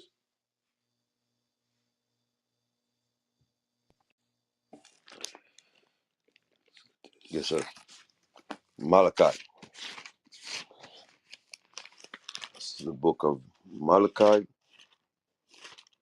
chapter 1 and verse 1. The burden of the word of the Lord to Israel by Malachi. So a burden is something you carry. This was something bothering God. He wanted to communicate to the Israelites using the prophet Malachi. Read on. I have loved you, saith the Lord. God said, look, I love you guys. Read on. Yet ye say, wherein hast thou loved us? Because this is the last book of the Old Testament. And God would punish the Israelites for the simple fact that they would admire the other nations and follow their gods and follow their beliefs. So God punished them. That's why he said, I am a jealous God. What was he jealous of? The Israelites giving more reverence to the other nations than their own nation and God. That's why he says, I am a jealous God. If you look at the jealousy, it was because they were serving other gods and they were intermarrying with the other nations and leaving off the instructions that God gave them. So that's why the Israelites, after a point of God getting angry with them, they felt God doesn't love us. Why is he always punishing us? Read on.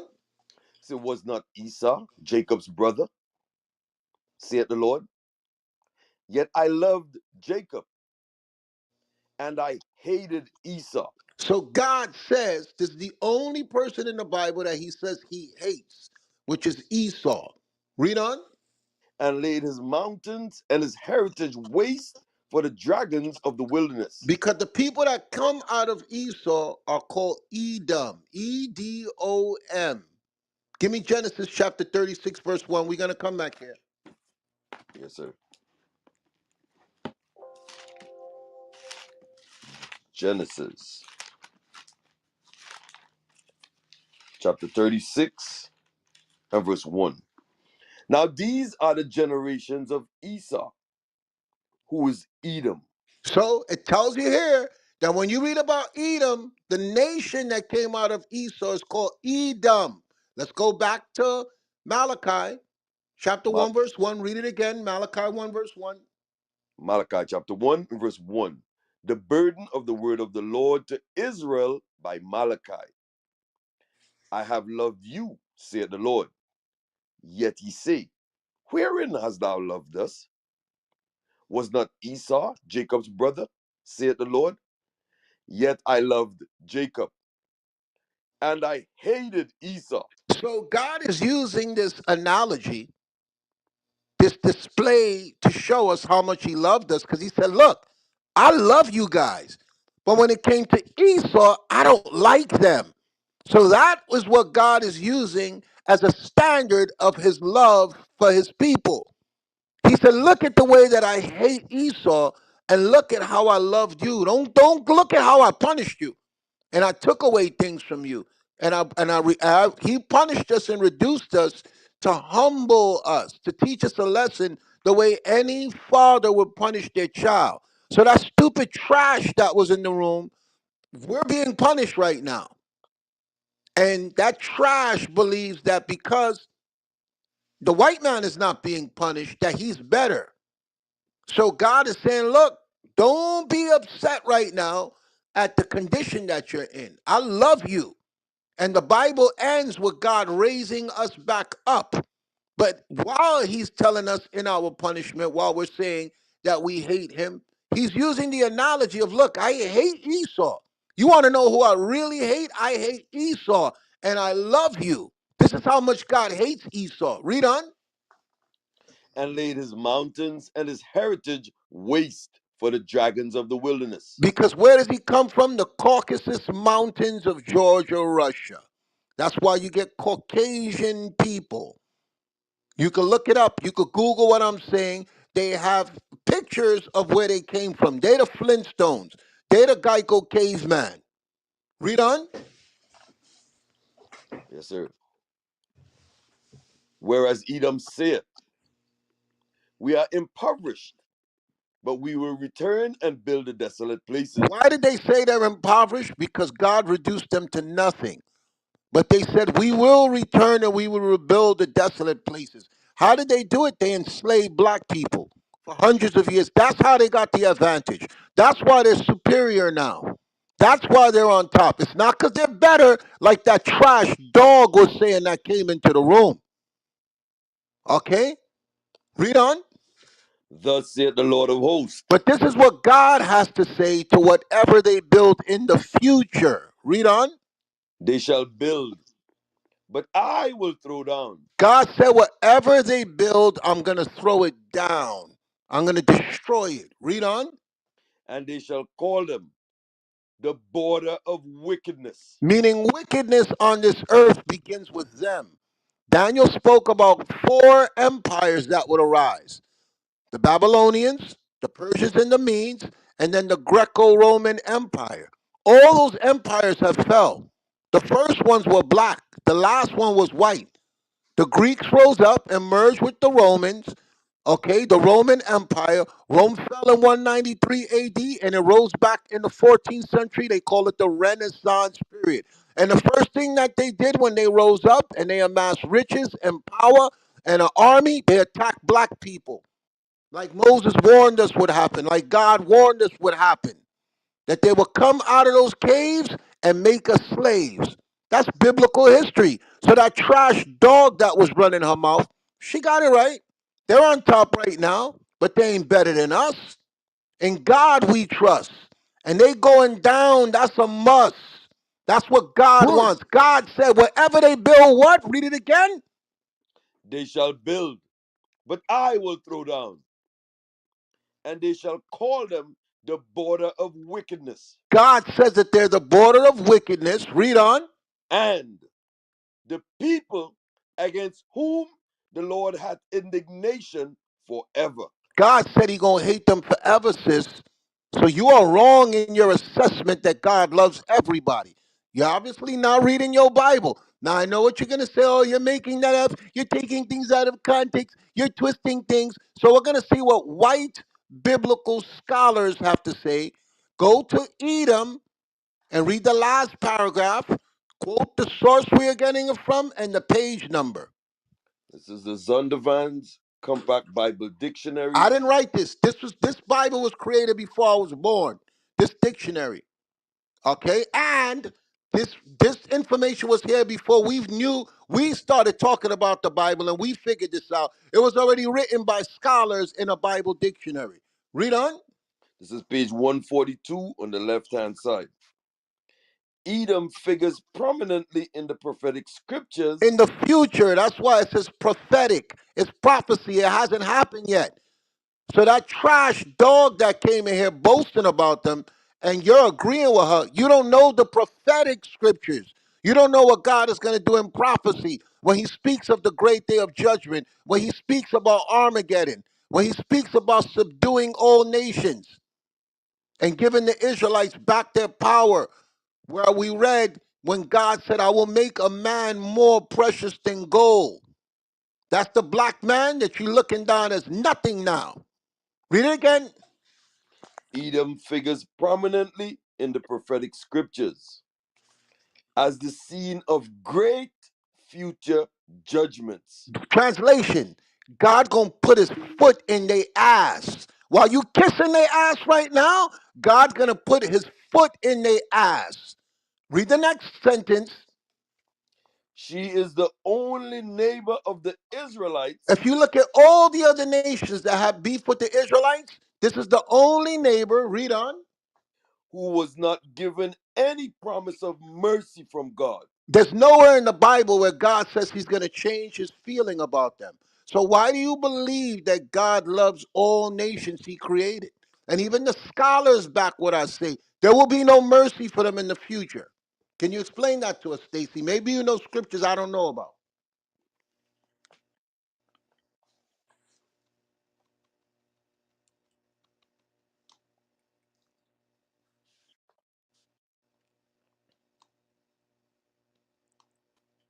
Stacy, you on mute?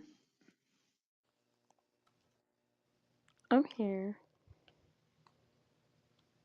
Was there a question next? I didn't hear a question. I said, you just said that God loves all nations. I I did. showed you where God says he hates this nation. He's going to destroy them, and they're the border of wickedness, and he's going to hate them forever. And the scholars studied the entire Bible and said there's no mercy for them.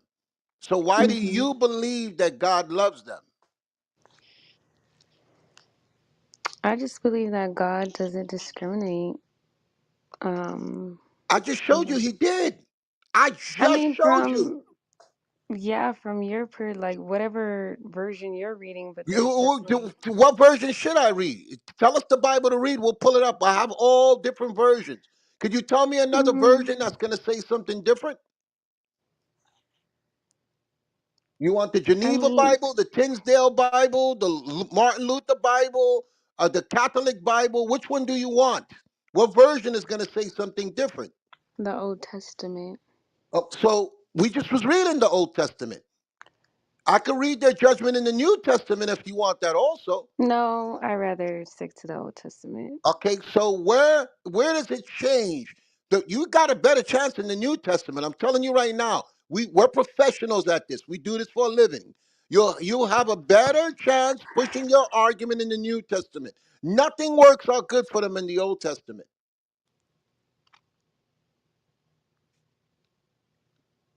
Psalms 110, verse 5. Read that, please.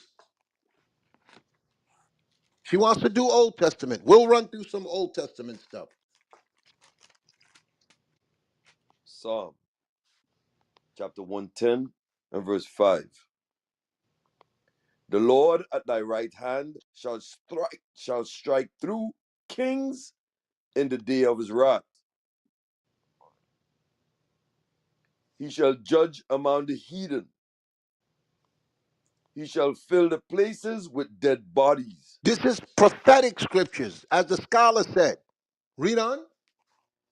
He shall wound the heads over many countries. Who's the head right now? America, the white man. He said, I'm going for the head that's running over all the country. He said, I'm going to make sure there's dead bodies. I thought that was Israel. No, that's easier. Read it again for her. Yes, sir. Psalm chapter 110 and verse 6. Verse He shall, 5. Read verse verse 5, 5. verse 5. The Lord at thy right hand shall strike through kings in the day of his wrath. He shall judge among the heathen. Among the who? Among the heathen.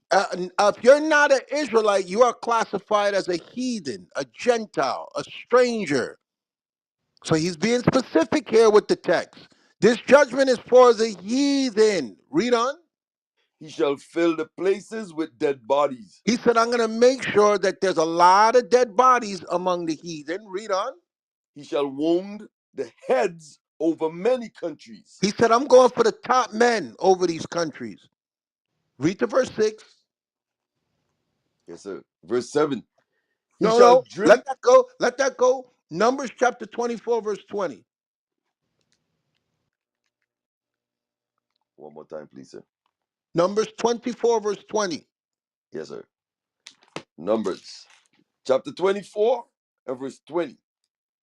And when he looked on Amalek, he took up this parable and said, Amalek was one of the sons of Edom, the upper echelon, the top white people who run the world, the shot callers, the people who run the banking system, the media, the music, the economy, the government.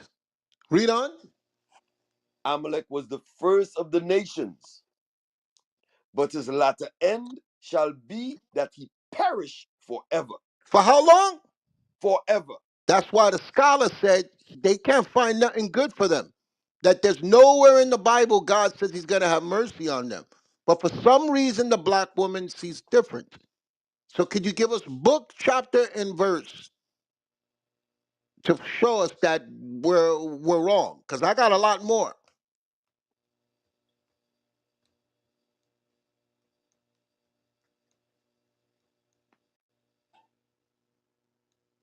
You got the floor, Stacy. Oh, I'm supposed to justify that or something? I'm asking you. You said the opposite of what God says. So maybe you're right. Maybe we're wrong. Could you give us book, chapter, and verse to show us that the scriptures that we're reading, we're misinterpreting them? We're taking them out of context. What we're saying is not true.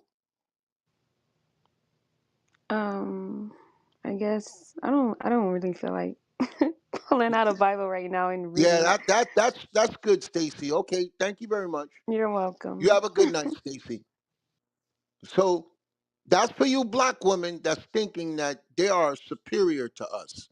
They don't know the Bible, and that's why I said any black person saying that white people wrote this Bible, you are just what they call you. You're black. You're blacked out your mind. You're Negro. Okay, we Israelites. We don't go by a color in a crayon box. We go after the most greatest people that God ever created. And this is what God says about us. Amos chapter 3, verse 1. Amos 3, verse 1, reader. I need you to keep up with me. Yes, sir. Amos chapter 3 and verse 1. Hear this word that the Lord had spoken against you, O children of Israel, against the whole family which I brought up from the land of Egypt, saying, you only have I known of all the families of the earth. So God don't care about the other nations. Okay? He says what? You only have I known of all the families of the earth. Psalms 147, verse 19. Because she said Old Testament. She liked the Old Testament. Let's stay in the Old Testament. Psalms 147, verse 19.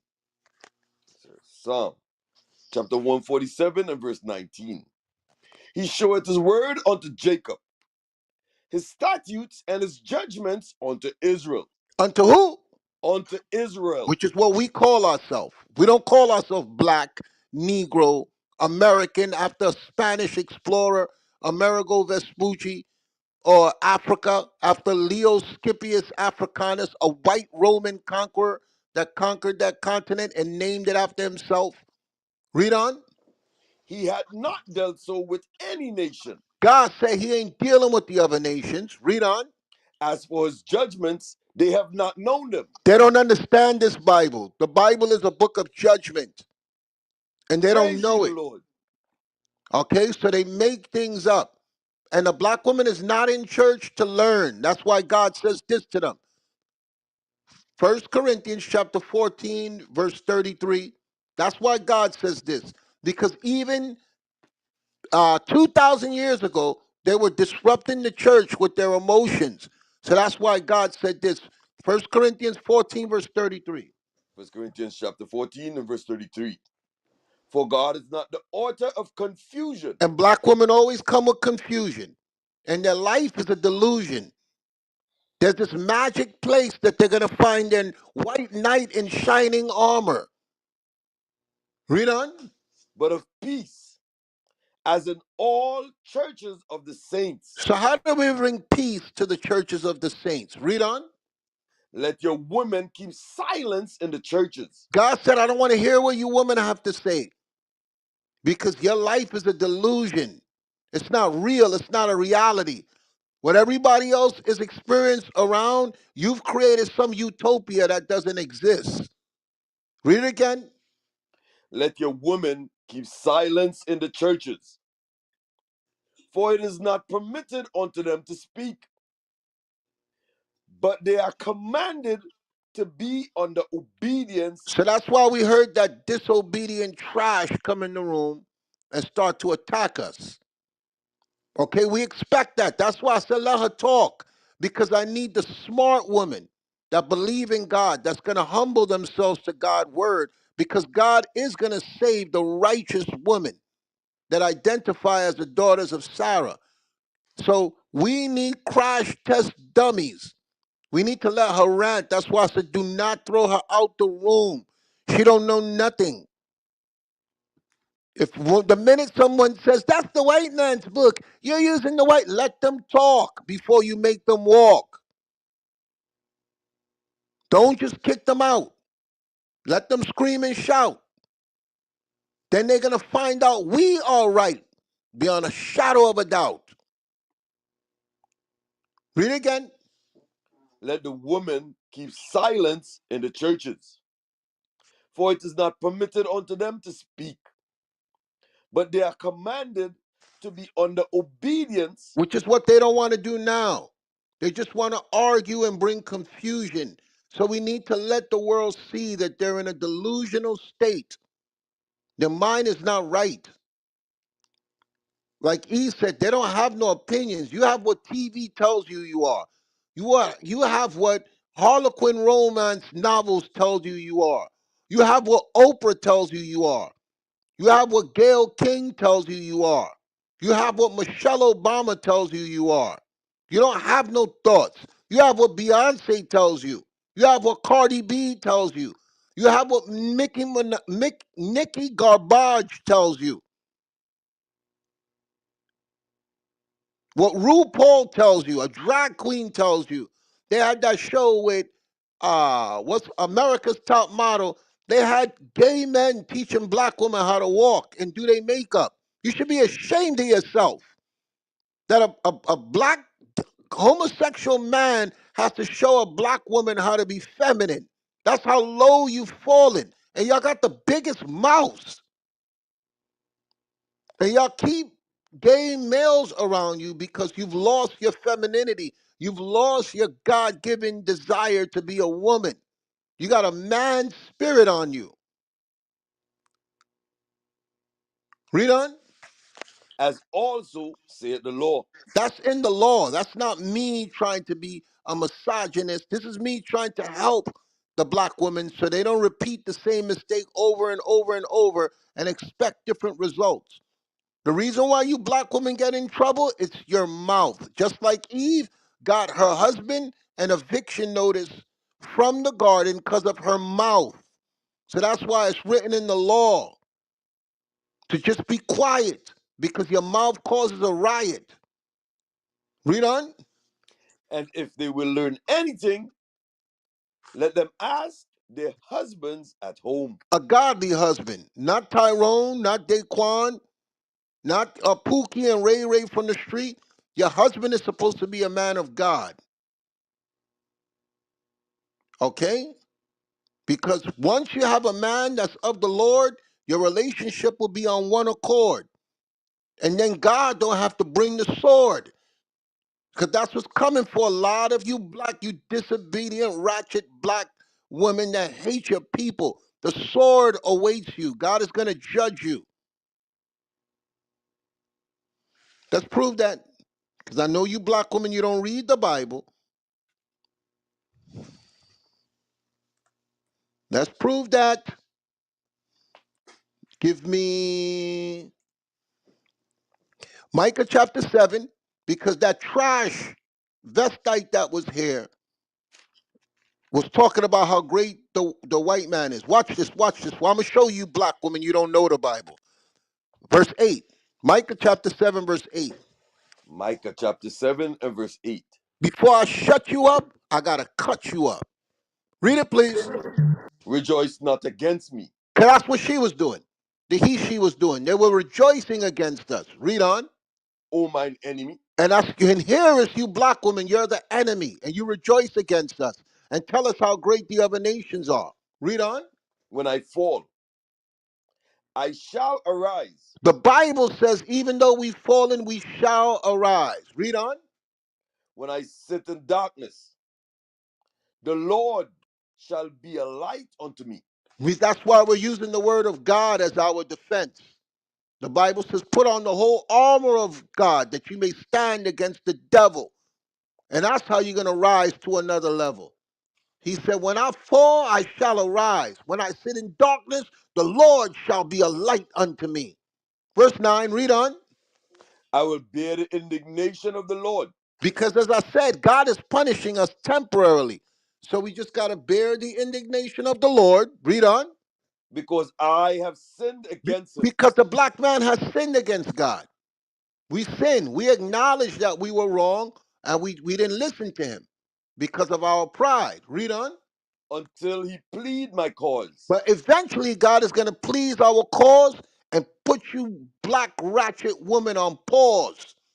Y'all got a temporary license to run your mouth. But God is going to plead our cause and put your mouth on pause. Read on. And execute judgment for me. So we could just sit back and relax. We can relax because God is going to attack. He's going to execute judgment for me. Read on. He will bring me forth to the light, and I shall behold his righteousness. His righteousness is going to come through us, the ones who in God you trust. Read on. Then she that is mine enemy shall Read see that it. again. Then she that is my enemy shall see it. Read that again. Then she that is mine enemy shall see it. You black, undesirable, wicked, traitorous black woman, you're going to see it.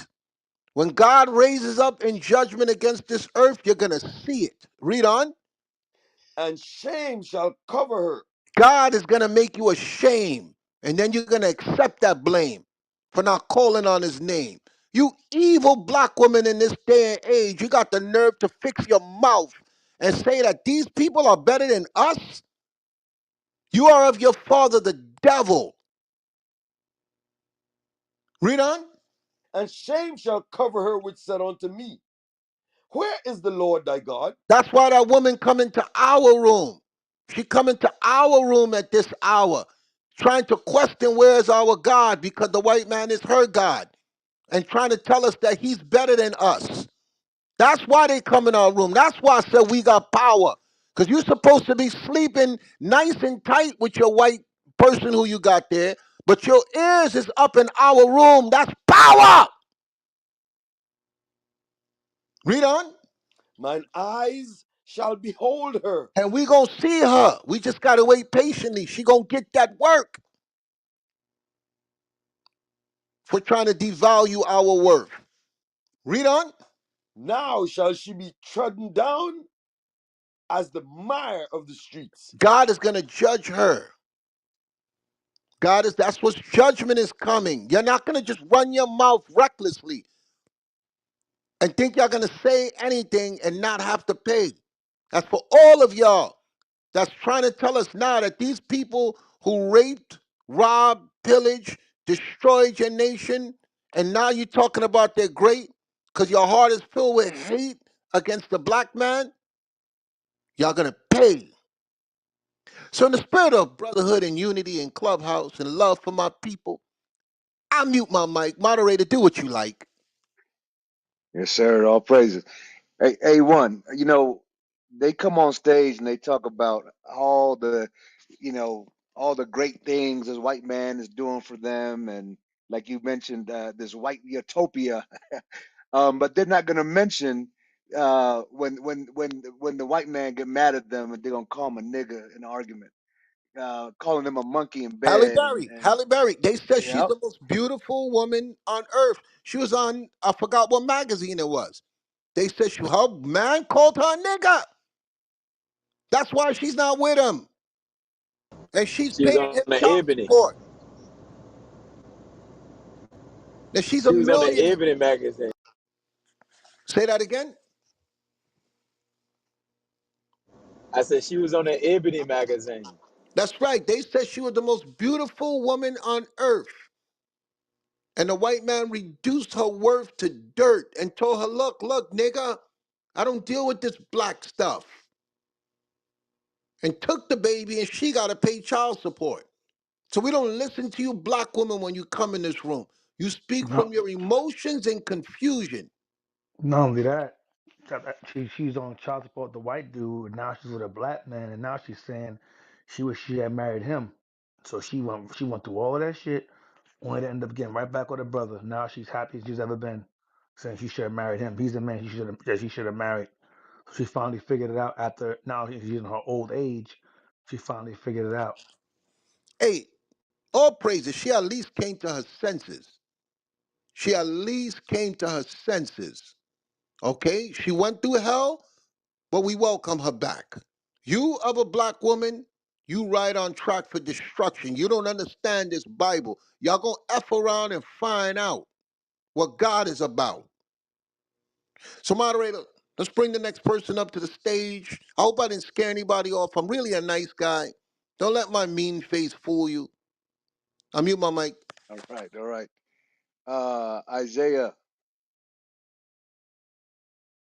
Isaiah Israel. You there? Hey, shalom, family. Peace and blessings. Hey, Shalom. Man, What you what a got on the doozy. topic? What a doozy. Um, this got me speechless, y'all. I don't even know what to say. Come back to me. It's been crazy. All right. Let's see here. Let's go. Let's go back to the top here. Just CC. You still there? Just CC. Yes, I'm here. Hold on one second. And I just wanted to say that those people are crazy and violent that these women are saying treats them so good. Um, don't let them put a life insurance policy out on you. Um, and also, they're over there executing the Palestinian kids by shooting them in the head. That should definitely tell you that these people are crazy. And, um, you know, just to be safe, they really shouldn't be dating outside. Man, hey, put a life insurance policy. You definitely right at that. You know what? We look at this. We forget about the history of the so-called white man. We forget about the rape, the pillaging, the murder that he did, right, and is doing, right. And we think that he's just this cuddly bear when he's murderous as hell, right? Just like that one sister, that thought she was safe with them white women. They had a sleepover, and what happened to her, right?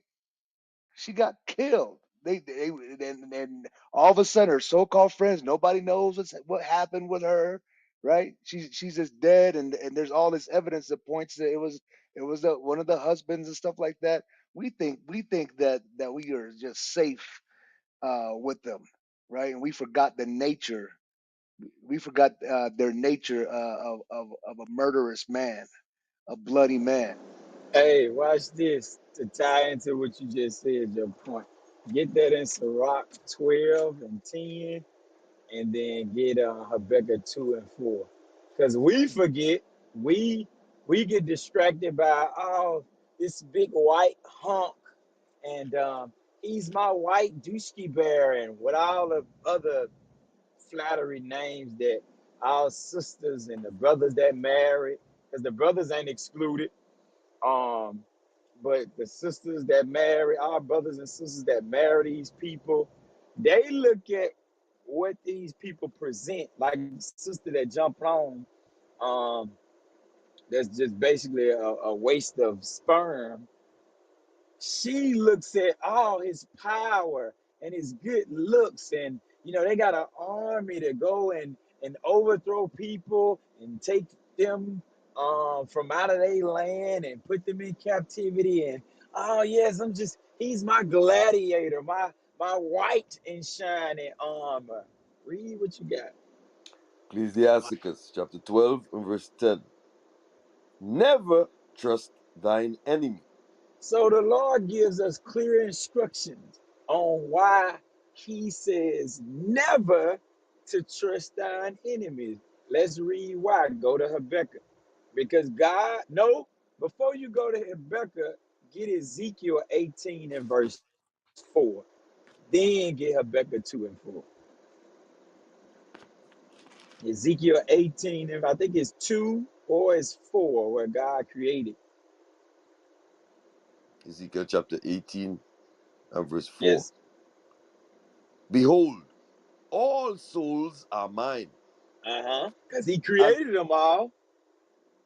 as the soul of the Father, so also the soul of the Son is mine.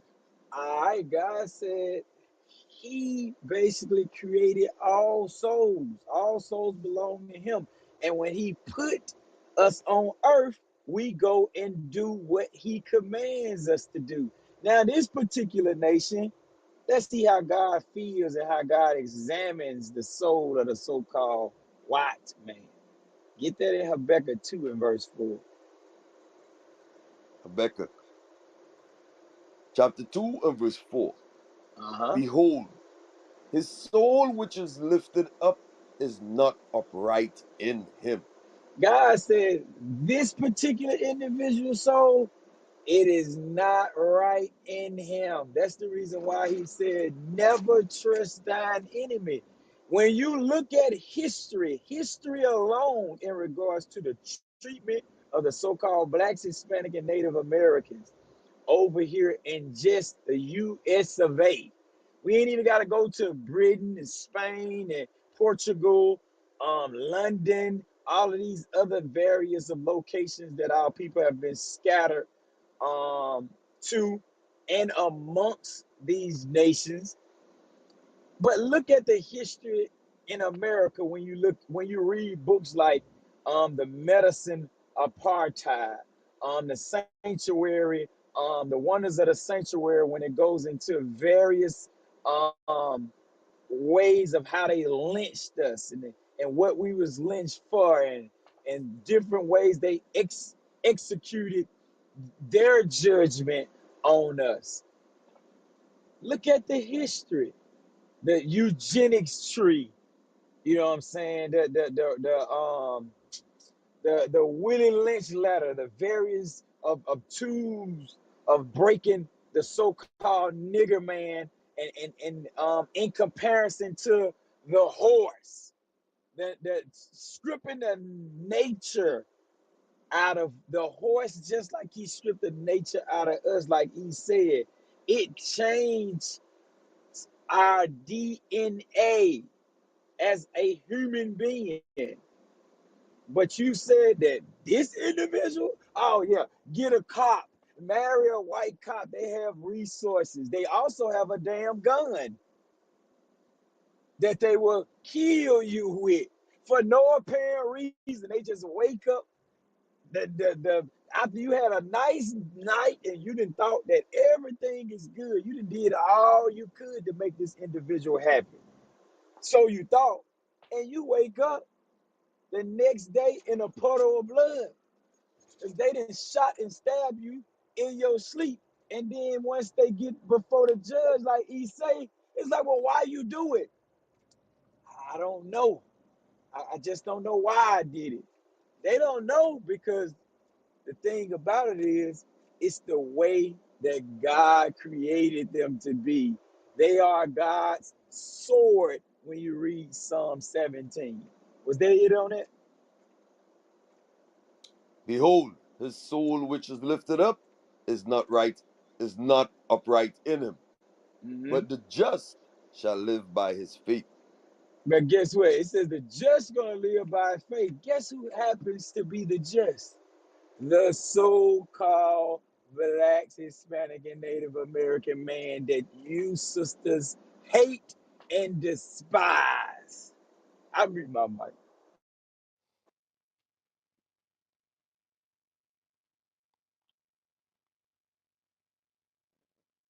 All Hey, praises. so I put a video in the chat. Let me post it again.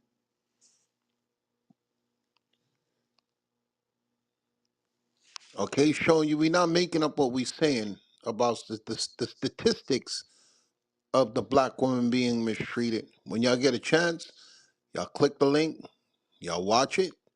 I went over this months ago, and to show that it's an alarming rate of ignorant black women falling to the hands of people that don't like them. Y'all not educated, especially the young ones. You don't know nothing. Y'all just repeating what you were trained to repeat. I mute my mic. Yes, sir. Y'all grab that link, bookmark it. All right. K Love. K Love, welcome to the stage. What you got on the title? Am I saying that right?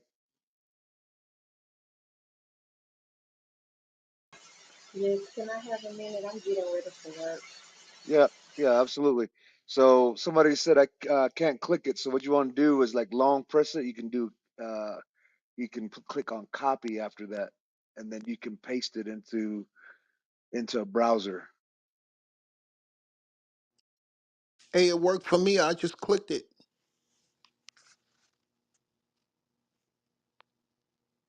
Moderator, try it and see Yeah, if it works.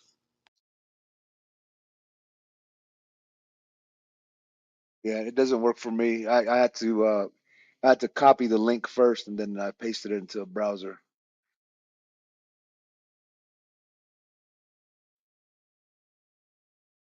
Yeah, I'll put it at the top of the pin link.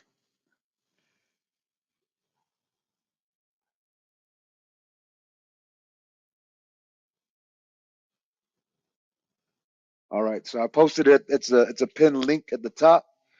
So for those that unable to get it or click on it, you can click on that link.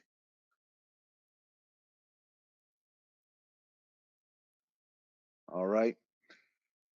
So again, tonight's topic, dear black women, please stop following white women. All right. So raise your hand, come up on stage.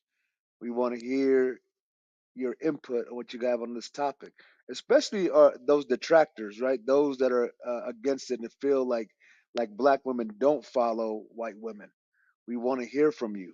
All right, we want to hear another perspective. Maybe we're missing something. So raise your hand, come up on stage, and tell us your thoughts. All right. You know what I like about this room that we learn night after night? It never fails night after night. We get a lot of drama. We get a lot of attacks. But one thing's for sure, two things for certain. The relationship with the God and the black woman is not working. Okay? Because we'll put scripture, we'll show it to them. How many nights black women come in this room and argue us and they refuse every single thing to the point where they'll say, I need to get another Bible. So let's go with that concept of I need to get another Bible.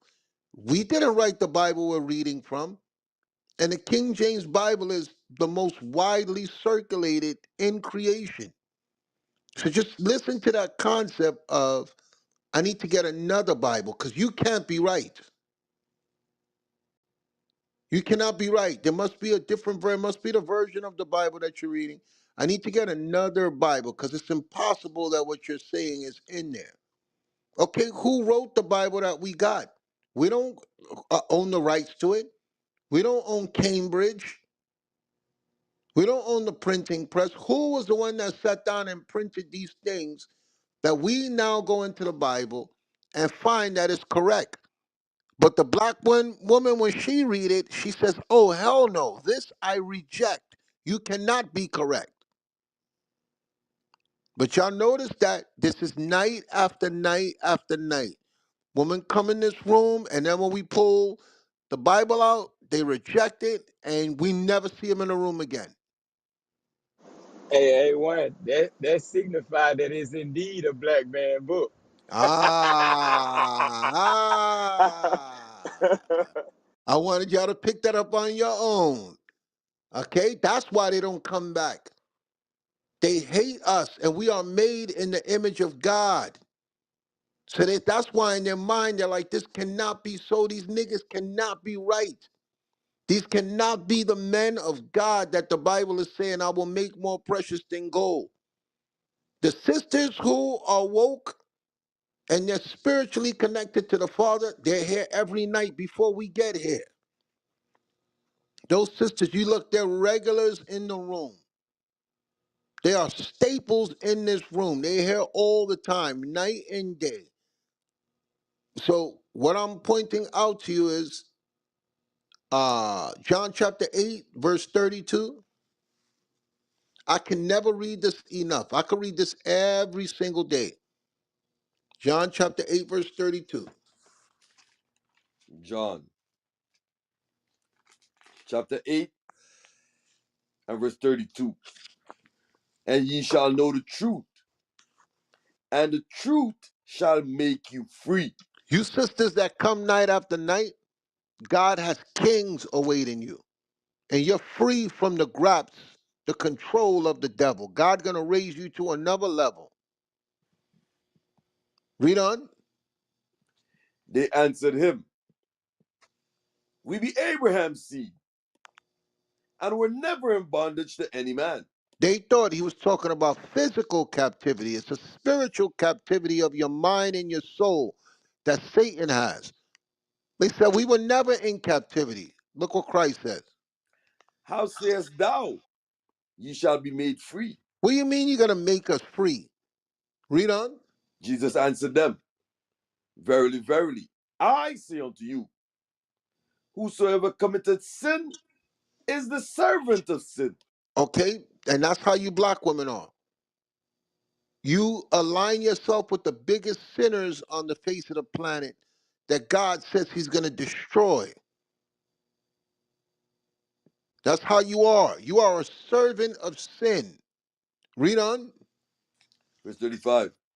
And the servant abideth not in the house forever, but the son abideth forever.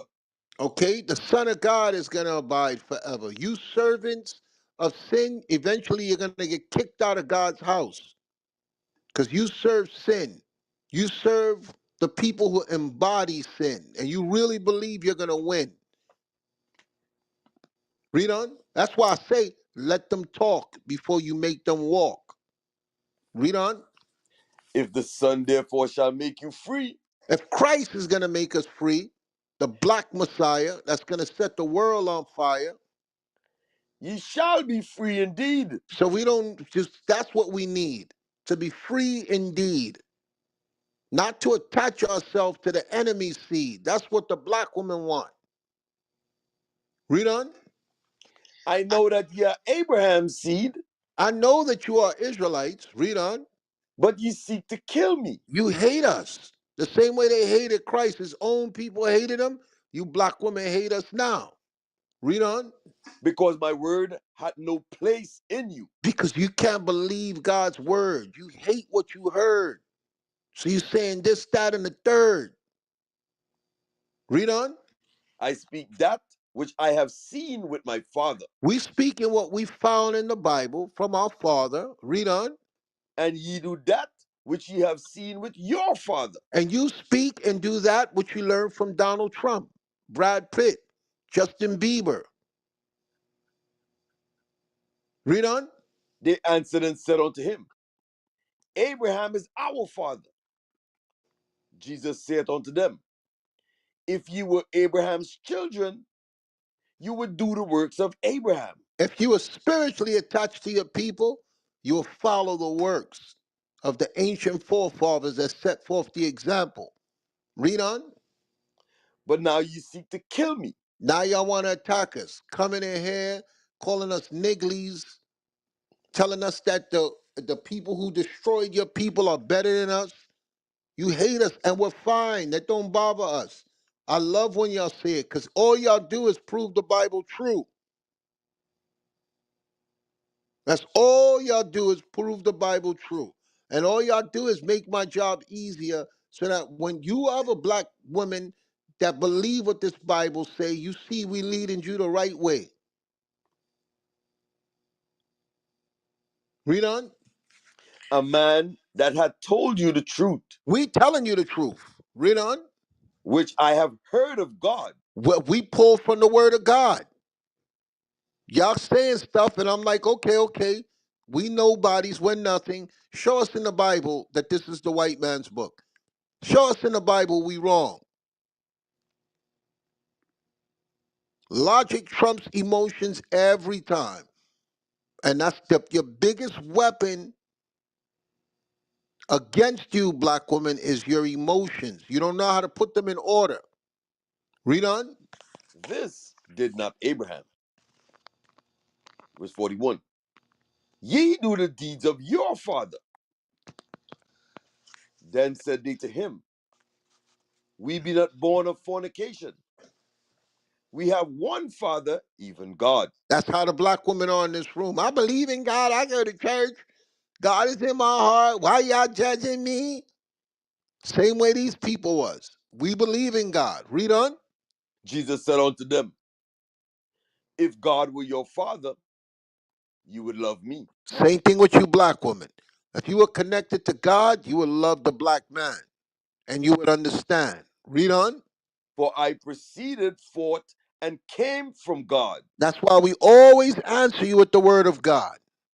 And in your soul, that's odd. You're like, yo, what are you reading? Where are you getting this from?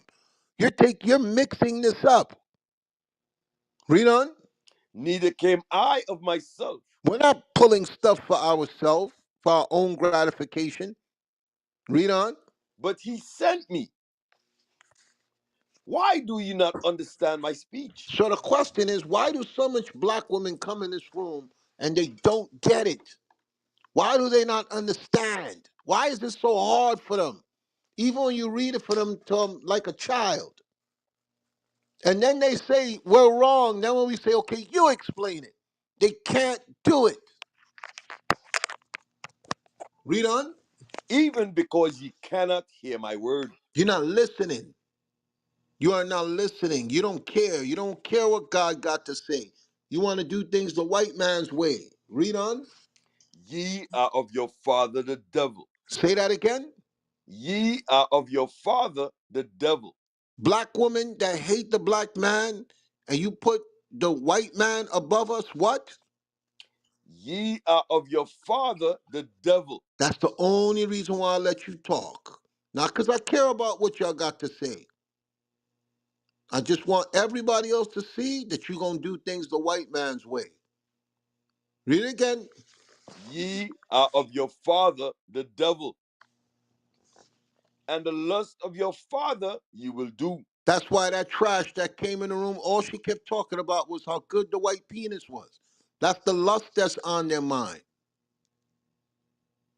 You will sell your people out for what's between that white man's legs. I have no regard for your people because your heart is full with evil. Read on. He was a murderer from the beginning, Who murdered us off and killed us and enslaved us and raped us and robbed us? Read on. and abode not in the truth, Who always lying to us and getting a black woman to co-sign on that line? Read on. because there is no truth in him. So you go, you can have them. Okay, we looking for the sisters that got our back.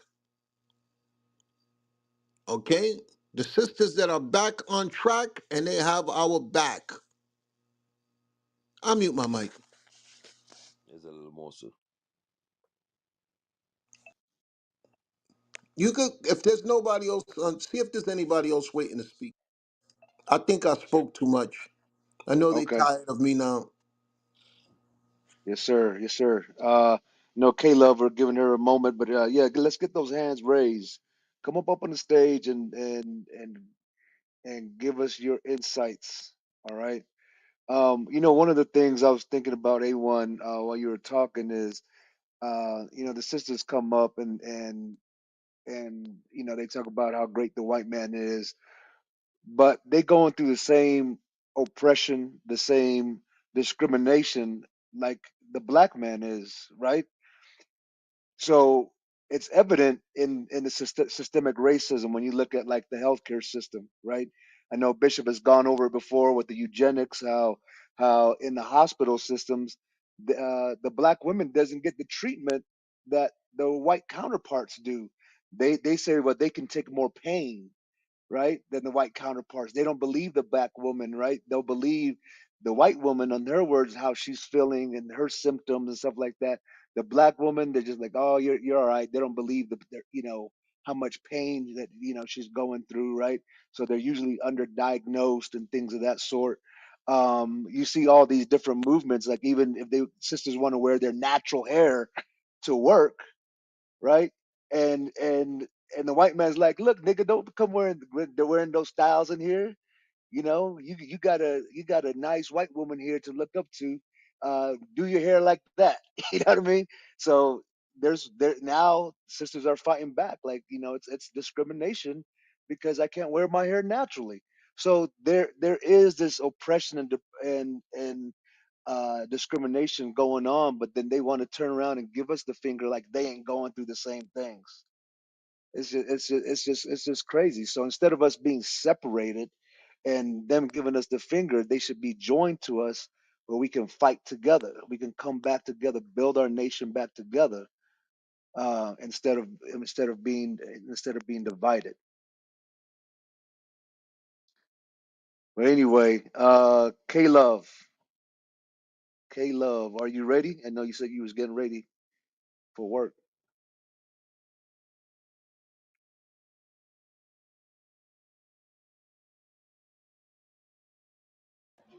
Hello.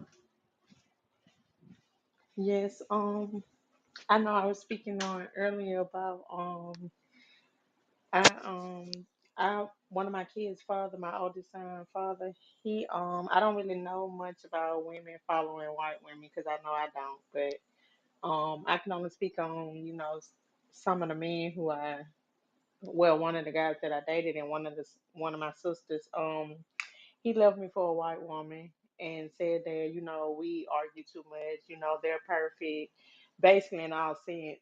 And so now, 18, 17 years later, he done been through two women. He's now saying, oh man, I just want to come back home. They're no better than, the black woman and, this, that, and the third.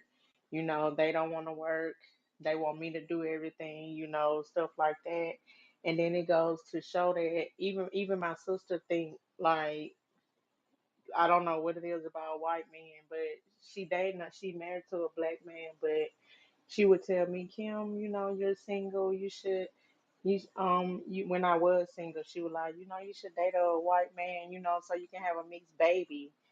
And and it just be funny to me because basically what you're trying to say is that all black babies running around here, basically are ugly, and stuff like that. So it's like, our people, I do feel like some of our people are kind of messed up in the head, but yeah. Ooh, to have a baby with a white man so he can have good hair. That is crazy. Chris Rock does a stand up where he talks about how black women make a decision on if they're going to abort their child or not. I know he was trying to be funny, but it was real. He said that, girl gets pregnant, all the girlfriends come together and they decide that, that what they should do with the baby. And one of them would be like, yeah, have that baby. He got good hair, right? So the babies don't have good hair, just like you said. And then the other women would be like, no, hell no, we going to Cabo in a couple weeks. Get rid of that baby. So it just shows you. And he was like, that's how matters of life or death is decided on in the black community. I was like, damn. So, but it's true. But a lot of that stuff is subtle, right? So I know you said that, you know, you really didn't have, really some examples of black women following white women, but it is subtle and things just like that, about the good hair, right? Have that mixed baby so you can have good hair, right? Because it just goes right back to the hatred, right? The self hatred that we've been talking about all night. So all praises. All right. So again, this is biblical smoke. Tonight's topic, dear white. I'm sorry, dear black woman. Please stop following the white woman. All right. Get those hands raised. Come on up on stage. All right. So I'm gonna send a couple of y'all some invites as well. So come on up. Don't be don't be shy. A lot of y'all be going and going hard on these comments, but when we send you some invites, y'all don't come up. All right. So sending y'all some invites here. Come on up on stage.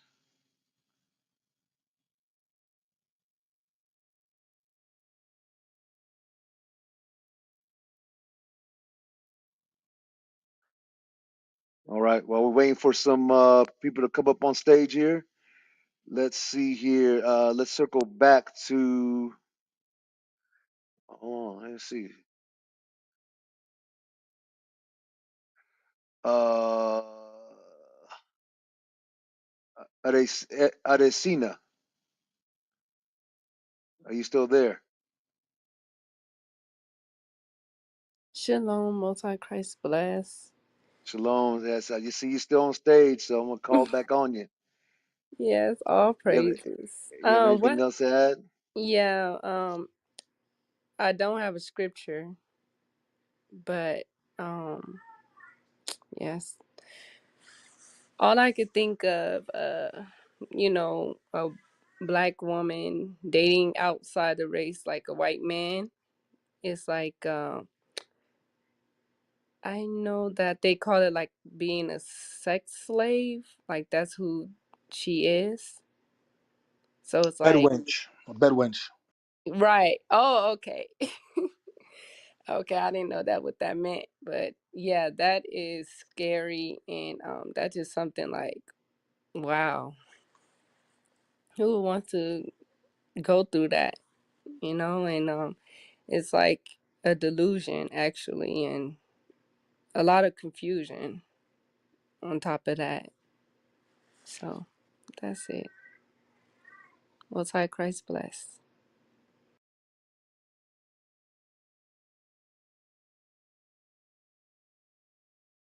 All right.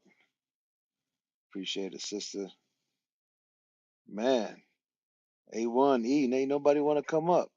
I'm sending a bunch of invites.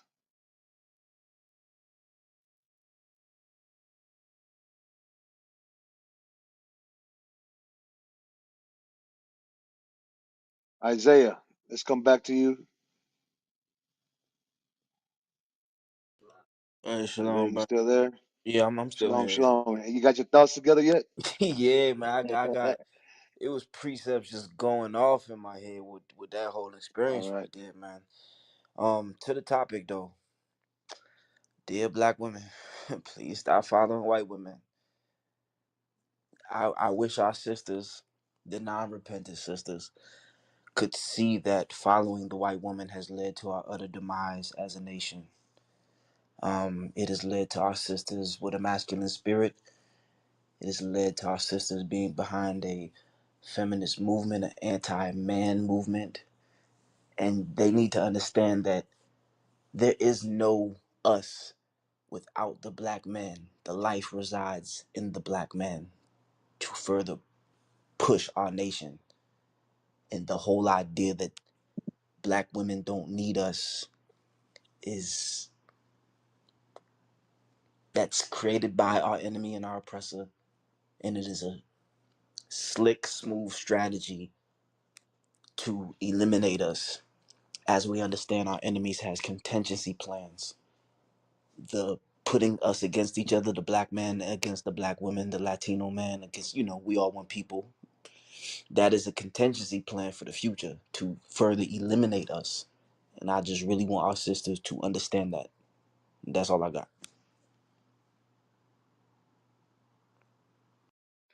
Yes, sir. It's certainly by design, that is for sure.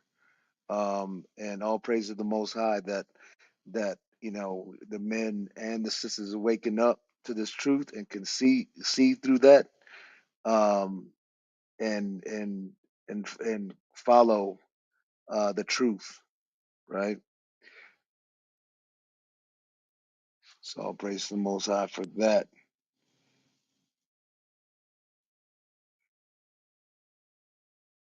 All right, so we're not gonna have anyone come up to talk about the topic. Y'all want let's get some hands up if y'all want to come up and have any questions.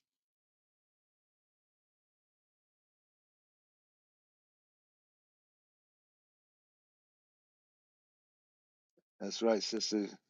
It's the last call for unity in the community. All right, we must come together. We have to understand we are at war, right? And that's what a lot of the people that was coming up here tonight, they don't understand that that all the wiles of the devil. Let's actually read that real quick while waiting for people to come up on stage. Ephesians chapter 6.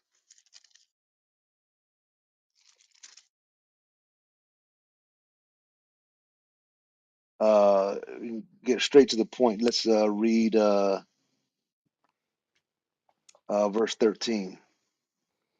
Ephesians chapter 6 and verse 13. Wherefore take unto you the whole armor of God, that ye I'm may be sorry, verse able. 11. Verse Verse, 11. verse 11. Put on the whole armor of God, that ye may be able to stand against the wiles of the devil. So we may be able to stand against the wiles of the devil. All these things are the tricks of the devil for to keep us divided. Like he was talking about earlier, all the conversation that keeps us separated is just stupid. It's time to put those things away, right? We must come together as a nation of people. We have to open our eyes, right, and see all the snares, the tricks, all the things that is out there for our people to fall into. That's going to keep us separated, to keep our families apart. What did E say? The competition, all that type of stuff. We got to put all that things away, right? We got to put away all those childish things. All right, read that again. Put on the whole armor of God, that ye may be able to stand against the wiles of the devil. Go For ahead. we wrestle not against flesh and blood, but against principalities, against powers, against the rulers of the darkness of this world, against spiritual wickedness in high places. So this is what we are up against, right? So again, it's all by design. We are up against rulers of in high places, right? Rulers of darkness of this world against spiritual wickedness in high places. The governments, the media, all these things that are against our people, right? It's time that we come back together. The sister, stop following the white woman, right? And it's just crazy that we think that we can look to a nation that have always hated us. They have a track record, right? It's like if you deal with like data at work, right? The data tells you well, it's the previous data histories tell you what the outcome's going to be next, right? We think that the so-called white man and their history and how they treated us, the whole earth, all the nations, including us, right? How they treated us like dirt with hatred, murderous. Out there, all of a sudden, going to help us, and now we want to start voting. Now, who's better, Kamala or Trump? All these different things, right? Where and all of a sudden we think that nation's going to help us. Trump's not going to he's not going to tax overtime and all these other BS promises that they make during their campaigns. All of a sudden you think it's about you. Now you think they're making the promises to you. Those promises ain't to us. They going to save us. That they never have. Look at their track record. All you got to do is look back, right? And we are the fools if we think that they're going to change after we seen the track record before, the history that thousands of years before, and all of a sudden, oh, they're going to change now. No, they ain't going to change. They ain't going to change for us. They are the devil, right? They let's get that other scripture that we read earlier in Sirach. We never trust thine enemy. Let's go back and read that real quick. Ecclesiasticus chapter 12 and verse 10. Never All trust right. thine enemy, for like as iron rusteth, so is his wickedness. Right. So, like as rust, it says, never trust thy enemy, for like as iron rusteth, so is his wickedness. That rust is there. His history is there. He ain't gonna change. That's what it's telling us. And now all of a sudden, all people think, right? And that's why they try to get rid of all this history in the schools and all that type of stuff. So you don't know the true nature of this white man, how he got the land, how he brought us here, all the atrocities he caused around the earth, right? Because that's his track record. All of a sudden, they just want to be looked at as the saviors, right? They just want to be looked at as God. and our people are falling for it, hook, line, and sinker. Right? We've forgotten all the things they've done to our people, all the murder, the rape, the killing. Was that it on that one?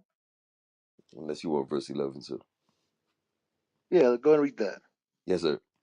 Though he humble himself and go crouching, yet take good heed and beware of him. And thou shalt be unto him as if thou hast wiped a looking glass. And thou shalt know that his rust has not been altogether wiped away. He ain't never gonna change.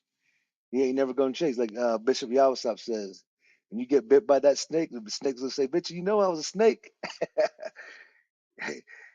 You know and that's the thing. We be playing with these snakes like it ain't good. Like their nature isn't to bite. Verse 12. No, that's good. That's good. Let me. I see. We have a new person on the stage here, Momax. Momax Israel. Welcome to the stage. What you got on the topic? Shalom, leadership and family. Most High in Christ bless you all. Shalom. Um, I wanted to let me see, give a scripture. I think it was Mark 4:15, because we have been taught the different types of Israelites. Well, four types of Israelites, and all four Israelites was going to have to experience something coming into this truth. And this is the type, and well, this is what I seen, far as the sister that came on stage and was talking about her white man lover and all that, and the other sister just trying to learn. Mark chapter 4 and verse 15. And these are they by the wayside, where the word is sown. But when they have heard, Satan cometh immediately and taketh away the word that was sown in their hearts.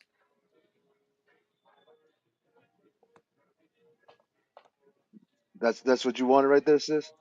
Yes, that seemed like that was happening because the sister that was listening, I think her name was Stacy, she was listening, although she was haughty. She still was listening because we know that the daughters of Zion, the daughters of God's people, is haughty people. So we necessarily don't know when truth is coming out until we can just sit there and get it in, or one of the prophets sit there and give it to us. But when you have the devil on the side going in talking about, and it just sparked a spirit off in her. It was already a spirit off in her. We come with 13 different demons already. We all have 13 demons, 13 spirits in us. And the other sister overpowered her just by, and you know, I don't know, but believe it or not, that's what it seemed like to me, that she was battling more than 13. So it just overpowered her. That's why we are not supposed to be around the undiscreet. We always must reserve the time. But see, this is crunch time. So either you're going to close your ears to hear the word and block out everything that's coming on, what's coming out around you, so you can be able to receive it, or you not. You're going to gravitate to what you've known and what you used to. And I don't think she understood that this was not the time for her to not hear the word. This was her time to hear it. Everybody, it's Yeah, not going to be any excuse. Everybody is going to hear this word, and you're going to do with it what you will. But you can't come to him and say you didn't know in that day. It's not going to be, you're not going to be able to do that. But yeah, we all battling, and I'll praise to the Most High for those that had the ear to hear, and they gravitated to the word, and they came in with their problems, but they're trying to fix them. So yeah, yeah. I hear what you're saying, but the sister was that she already had that in her. I She already had know it in she's her. You know, she's like, oh, I agree, I agree. So she was already in agreement with what the other sister was saying. You but at know, some point, didn't it seem like, she kind of got off the call, and they were doing something in the sidelines, then it kind of seemed like that, like they were hooking up on the sidelines, and she was just barely there after a while. So Yeah, you know, it's a possibility. Yeah. So after a while, yeah, yeah, this seemed like Sister close her ears, and because you know, A1 was going through some beautiful precepts, giving some great understanding, very and beautiful. she just didn't like, you understand that? She was like, what was that? And I wasn't even paying attention and listening. So yeah, so that's what Yep. I'm saying. I can see what you're saying with that one. With all praises. All right. You have anything else, Momax?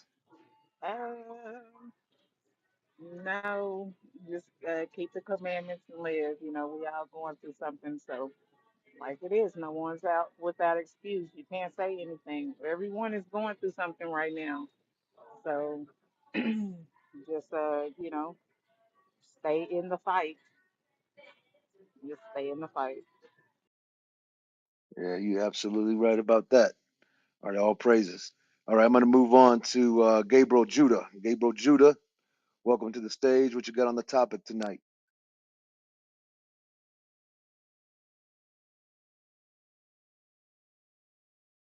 Gabriel, you there?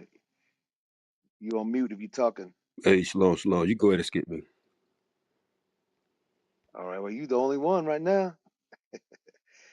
Let's You see know here. Let's you get some more. hey, you know what he can't skip? That Shalom, cowboy. Hey, Shalom, Judy. Hey, Cowboy. hey, Mo hey, Max. cowboy. It was real smoky in here earlier. It's died down since. We gotta get the smoke back, man. That's right. We gotta build that smoke back, man. Send them smoke signals.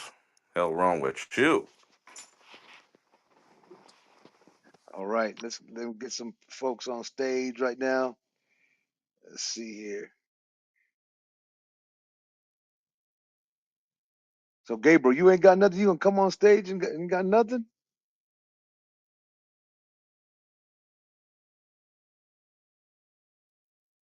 Let's see here. All right. So come up on stage. Again, tonight's topic is Dear Black Women, please stop following white women. All right. So come up on stage. And if you ain't got nothing on topic, just come on stage. You have any questions? We'll open it up for questions as well. Good morning, Shalom. Shalom. Who was that? Sister Israelitis. I didn't get a chance to speak. Oh, okay. All right. Go ahead. You got someone on the topic? Yeah. I'm sorry. Can I say something first before, or because it's relating to the topic, but I'm not a very good speaker. I'm try my Go best. ahead. Go ahead. You got the floor. Um, First I want to apologize because I woke up to use the bathroom and I heard my phone was on and I heard all the shenanigans that was going on with the young lady or shim, whatever it was, that was going in. Um, that's not all black women. I hope they don't feel like that, but with this movement, we can't tell. But I'm not like that. And I pray that other women who listen to this are ashamed of what they heard, even if that was a shim and it wasn't a whole woman, a birth woman. That is not how a woman should behave. Not a woman who fear God to talk to men, especially their men like that, because women of other races would never do that. They would do it behind their back, but they would never do it the way a lot of us women do it on social media, in the streets to their black men, so called black men. That is a shameful thing. And if that was a real woman, she should be ashamed and she should get on her knees and repent because all I could keep thinking about was that scripture that says, the sinners of my people shall die. And a lot of women, so called black women, will die because very rebellious, very manly, very out of order, very, yeah, they're just like dogs. They become worse than the heathen women. And the heathen women have some type of so-called decor about themselves, even though they may secretly hate their husbands or feel they don't have enough rights. But this is just, we have become Sodom and Gomorrah. The black women, we are worse than anybody else, and they laugh at us. Now the question that you guys posed here, dear black women, please stop following white women. I agree, because I have a coworker. Yesterday, she was talking. I let her rant because she's so mad that the lady's not president and the man became president. And she just was going on. I always listen to her, and I stopped and I said to her, "Can I ask you a question?" Because she was reading the stuff that he had that's going to be implemented once he takes office, or maybe in the 4 years. And I said to her, "Can I ask you a question?" If she was reading it to me, if a lot more stuff was in there for white women, is it because there's not a lot of stuff that talks about white women? Because she's always about, oh, and the man is taking over, and I'm gonna lose my home and all of that. I said, would you be acting like this? And she was like, no, would you? If I said, you're a white woman already. It can't be that bad for you ever. She was like, well, we're not included in a lot of these things, so now we're going to be second class citizens. I said, oh, like how we was never nothing. Now, because you women are not gonna, your white men are not letting you rule or have any type of ownership of anything. Maybe that's what Donald Trump is gonna do. I don't know, for the white women. But she was really mad. So they don't care about us. That movement that Gloria, whatever her name is, started was never for us, like you guys say. It really wasn't. And look what it has done. It has decayed us to this existence and this point in life where, oh my God, you men might just be the ones saved and a very few little women, because the rest of us, the young girls, they're so rebellious, they're so piggish, they're so disgusting and nasty. The older women is just the same. It looks like there's no hope for the so-called unrepented black women. We're just gonna die along with the heathens. And this thing that they're gonna be implementing on us, they're going to turn against. I see it on the line all day, every day. They're talking, they're still crying. It's been almost a week. They're still ranting and raving like idiots, and they don't Can know. I say something to you? Okay, sure. You know that movie called Django? Hmm? What? He said, I'm gonna need all you black folks to get away from all these white folks. And what did that black, I ain't gonna call it like that, but what did that black Skippy do? He said, but not you, Calvin. You right where you supposed to be. You gonna have to get that in your spirit. You're gonna have to just let everybody go to that designated area because it's going down. It's going down. Everybody is going to where they supposed to be. Mm, That's what's happening right now. And the ones that's gonna cleave on to Esau is the ones that's gonna get thrushed through. They're gonna get thrushed. And that's just what this is right now. Crunch time. Yep, yep. Yeah. That's what that script says. Um, those that are joined with them, he said, "You right where you need to be." Yeah. Now y'all say bottom is Laura now. Yeah, that's my joint right there. And you know, sis, what's crazy is dealing with the whole election thing, and what we see is white women stand with they white man. White women stand with they white man. We know who they voted for. Okay. Now our women, at the drop of a dime, turn on black men because they assume black men did not have the same thing in mind as them. But the statistics show on the election that most of black men voted for Kamala. But see, they don't know that. Black women don't really know the statistics. They're just assuming that.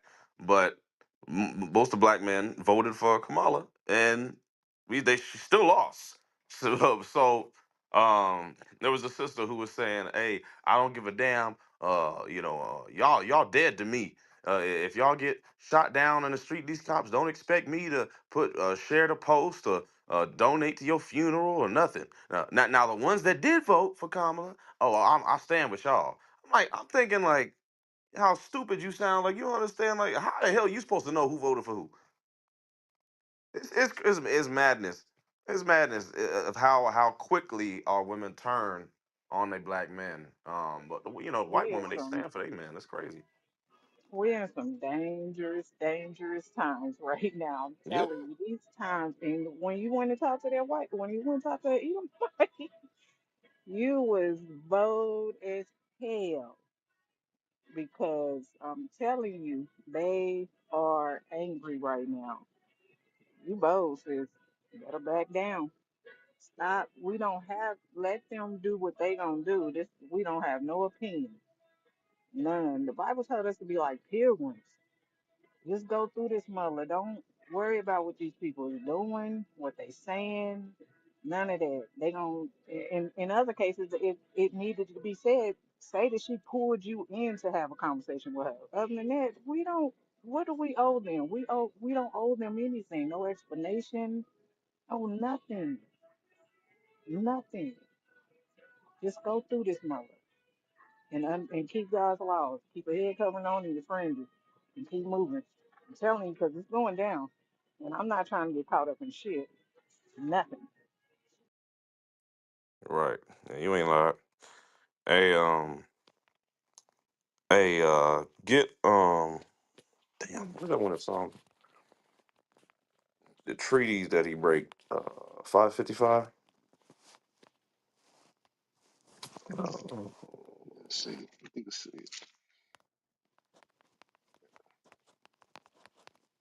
One second. Get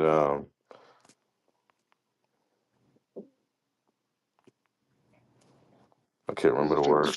55 and 20, 55 and 20, I think. Yeah. Yeah.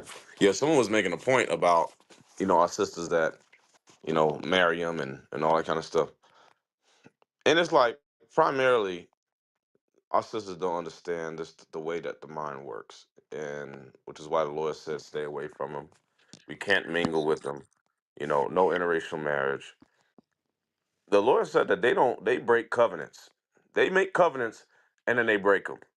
But we think that they just did that with with Gad, the American Indians, Native Indians. We just think he did it with them and all the trees they promised us that never came to pass.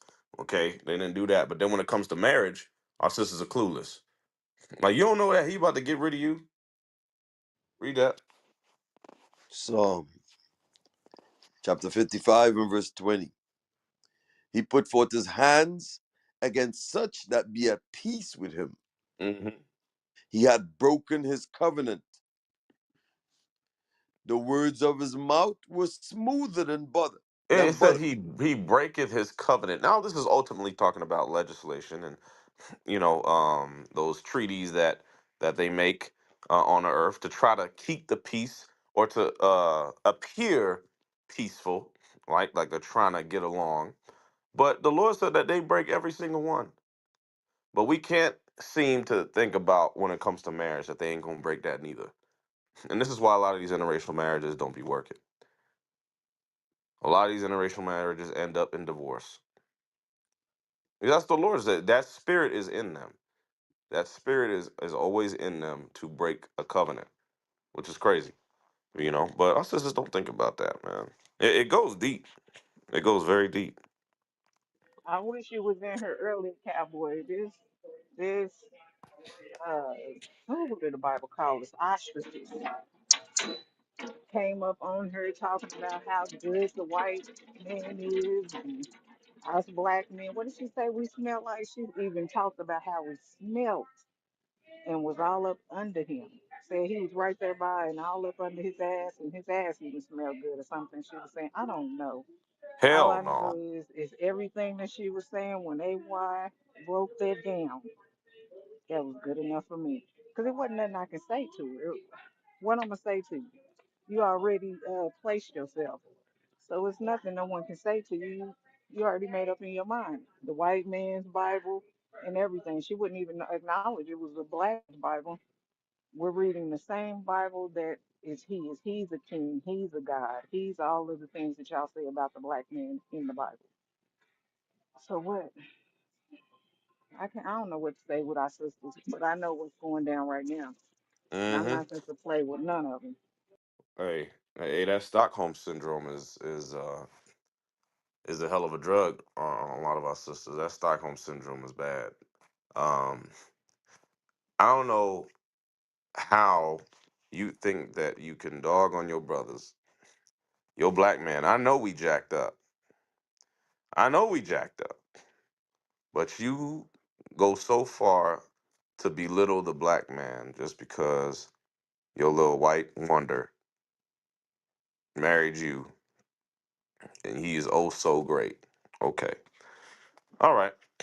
Well, the Lord said that we the gods and we coming back to rule the earth. So regardless of what you think of your white man, okay, you enjoy it now while you can. But that's why the Lord said that you're gonna be thrust through anyway. If you join with them in the end, you're gonna be thrust through. It is what it is. So, the righteous is gonna see it, and this is why a lot of these women is gonna be so destitute that the Lord is gonna have mercy on some of them. That's why seven women is gonna take hold of one man, because women outnumber men. Was it 4 to 1? So there's gonna be a lot of sisters looking for help, and the Lord's gonna be merciful with some, not all of them. But it's gonna be a lot of these sisters over here. They gonna see when it get bad over here. Shoot, get that in Isaiah 32. When it gets bad over here, they gonna see. They gonna wish they had that black man that they was dogging on.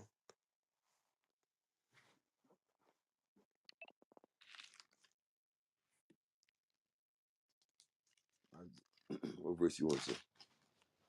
I don't know, well, 1 or 2. Yes, sir. Isaiah chapter 32 and verse 2. And a man shall be as an hiding place from the wind. Is that the one I want? Is it the first? Is that how it start? Yes, sir. That's verse 2. All right, what verse one say? Yes, sir. Verse 1. Behold, a king shall reign in righteousness. Okay, that's 2. Yes, sir. Verse 2. And a man shall be an hiding place from the wind. Right. So there's a man that the Lord is bringing on the earth and that is building, and the need for this man is going to be more prevalent as the days near towards the end. So the times are coming. There's going to be famine on the earth. There's going to be, war, rumors of wars, civil wars, all the stuff that's going to be happening, persecution. He said that there's going to be a certain type of man that is going to be a hiding place from destruction, from the wind. There is a man on this earth that's going to be a hiding place from the wind. Read. And a covert from the tempest. And a covering from the tempest, from the storm. This type of man, the Israelite man that the Lord is building, he's going to be a covering from the storm. Read. As rivers of water in a dry place. Yeah, yeah. You. It's like you seeking thirst. Yeah, you thirsty. You need some water. That's that man that you was dogging on all these years that the Lord was building to save your ass. Read. As the shadow of a great rock in a Hmm. weary land. Yeah, exactly. So this is the type of man that's going to be coming on this earth, and we're going to be in high demand but low quantity. High demand but low quantity. Not everybody's gonna be able to get one. So when that day comes, a lot of sisters gonna be like, damn, I should have kept that man. I should have stayed with that black man. But now, hey, get that in Isaiah that all people will turn to their place. That probably might be with the thrust through joint.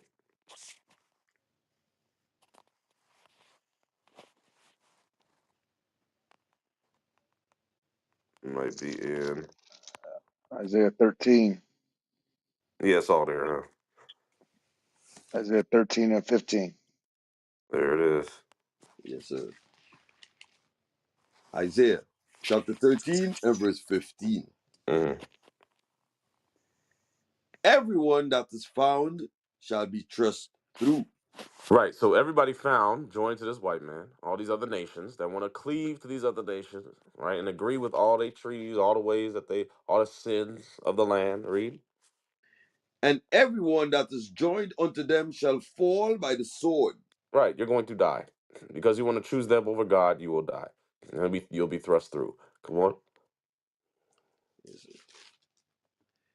Their children also shall be dashed to pieces And before their eyes. the children that you had with that white man, the Bible said that they'll be dashed to pieces in front of your A cow, eyes.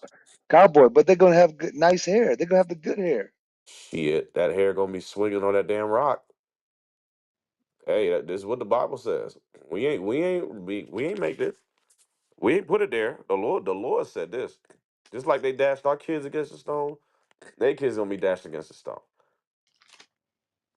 You know, the seed comes from the man. So a black woman cannot make no black man. You need a black man to make a black man. You got a white man. Well, your kids is white man, white women. Yeah, they may have a little bit of your genes, your look, whatever. Yeah, but you are who your father is. Read. And their houses shall be spoiled, Hmm. and their wives ravished. Read. Behold, I will stir up the Medes against them, which shall not regard silver, and as for gold, they shall not delight in it. Hmm. Their bows also shall dash the young men to pieces. Hmm. Did we get the point already? Did we read the point? Yes, Hello. yes, sir. We read it Okay. in verse of 15. All right. We good. That's all I want. Yes, sir. You want that in Proverbs 11:21, sir? Yeah, go ahead, get it. Yes, sir.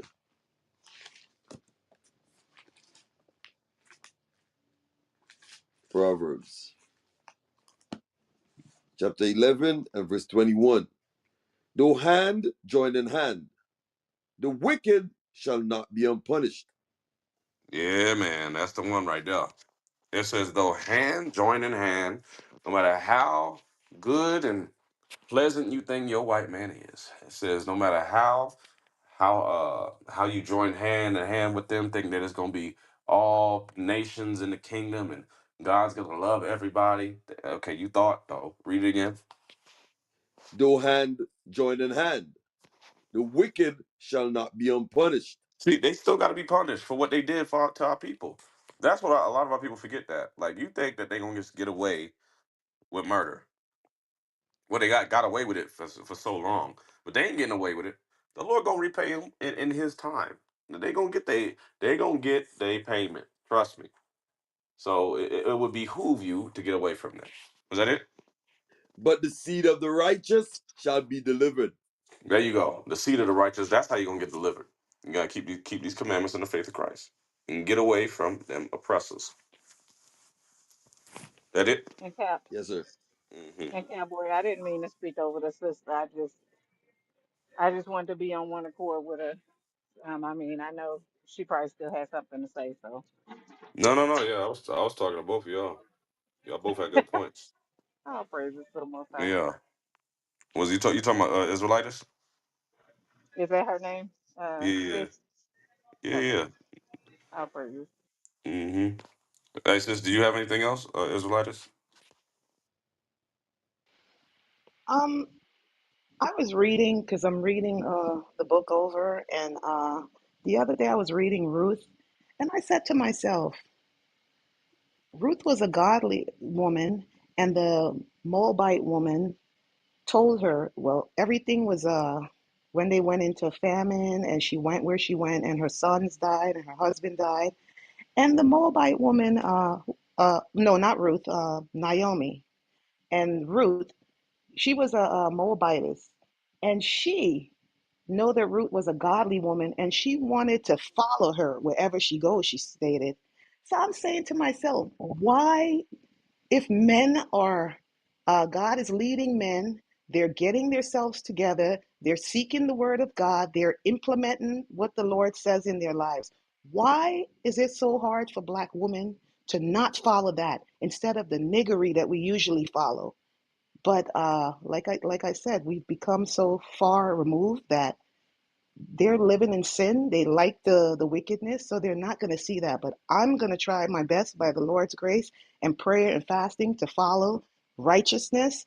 And if it is with you guys, I'm following you guys. I'm not going back to my wickedness. I pray the Lord to keep me from that and to follow you guys because you guys have the word of God. You break it down.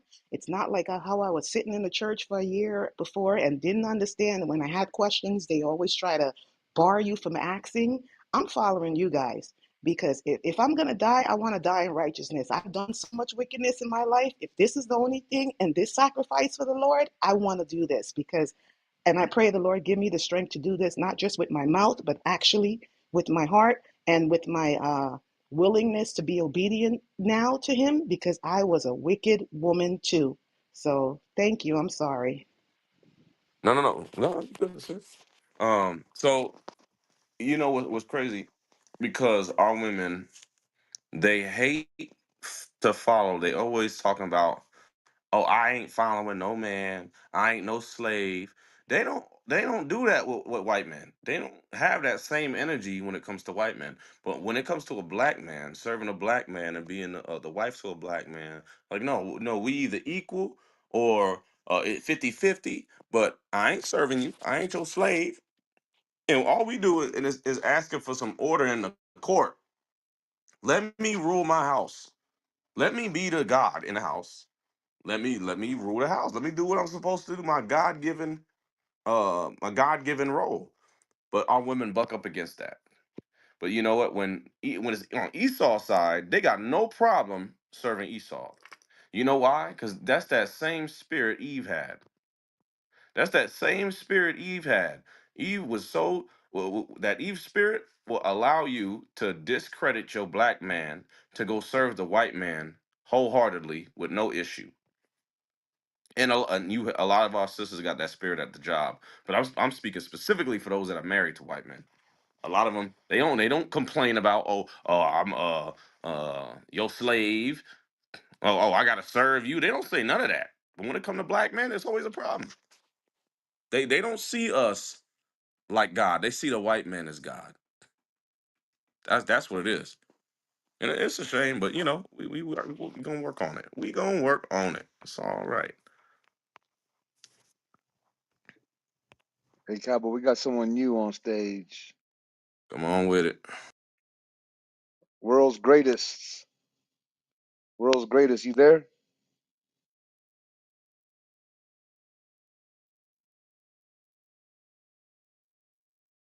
If you talking, you on mute.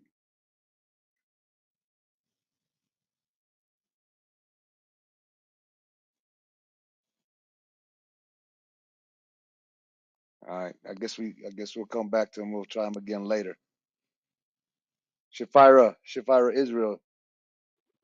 Shalom, sis. Shalom, sir. Shalom, leadership. Most High Christ bless. This is Sister Shifra. Most High Christ bless. I had just wanted to get on here for a hot second. I was trying to stay woke. I'm glad I was able to keep my eyes open, my ears open. This is a really heavy topic. I wanted to say that on the topic of dear black woman, please stop following the white woman. It is a definite sign of us being destroyed, of us not having a proper relationship with God. Anytime that we want to follow another woman and a white woman instead of following a black man, that's surely a sign of destruction. I also wanted to speak when the sister had spoke about how her grandmother had said something about her having straight hair and that she had inherited from her grandmother these things. I believe that we all have to examine our ancestors, like our grandmothers, mothers, aunts, and line them up with the scriptures and identify the sins that our grandmothers were in. The scripture that had came to mind was Jeremiah. No, it was Daniel 16:9 and 16. If anybody's able to read that for me, please, sir.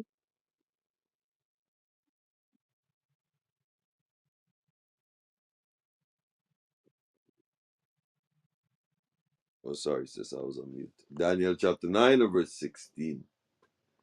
O Lord, according to all thy righteousness, I beseech thee, let thine anger and thy fury be turned away from thy city Jerusalem, thy holy mountain, because for our sins and for the iniquities of our fathers, Jerusalem and thy people are become a reproach to all that are about us.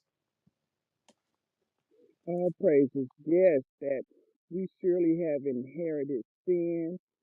If we don't think that 450 years of being enslaved and being oppressed and having another people over us have taken us to a bliss of confusion and just crazy, not knowing up from down, definitely we have to examine our foremothers and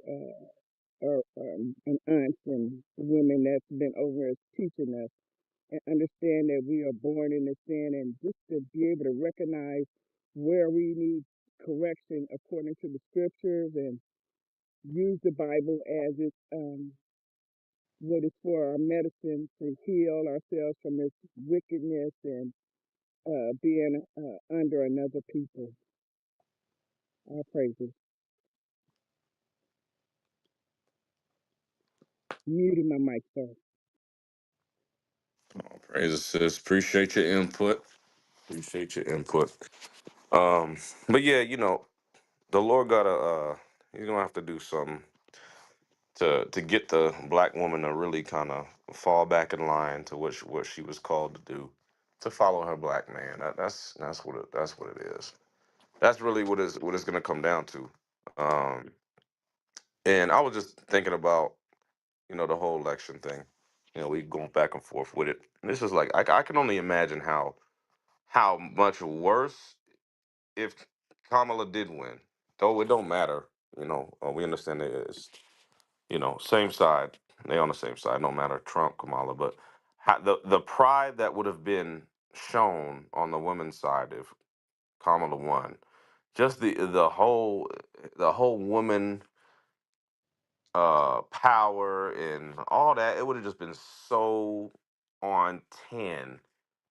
So it it's bad to think that, but our sisters would have been on a whole nother level of evil with the win. And even though it's already bad, but it would have just been a whole nother level of pride off of her just being a woman and them being able to kill their babies. Nothing to do with real legislation, real issues, real, laws that assist with, jobs and, real issues that plague the community. Had nothing to do with that. All it was a woman, abortion, and gay rights. That was it. That was it. They wasn't fighting for no damn solid concrete legislation that she was pushing. Most people don't know what the hell she was talking about. So it's I'm just like, man, it would have been a whole nother level of demonicism. I just made that word up. The demonicism if she did win, and pride, and because if they talking about, oh, you voted for Trump, I ain't gonna talk to you. I'm gonna withhold sex now.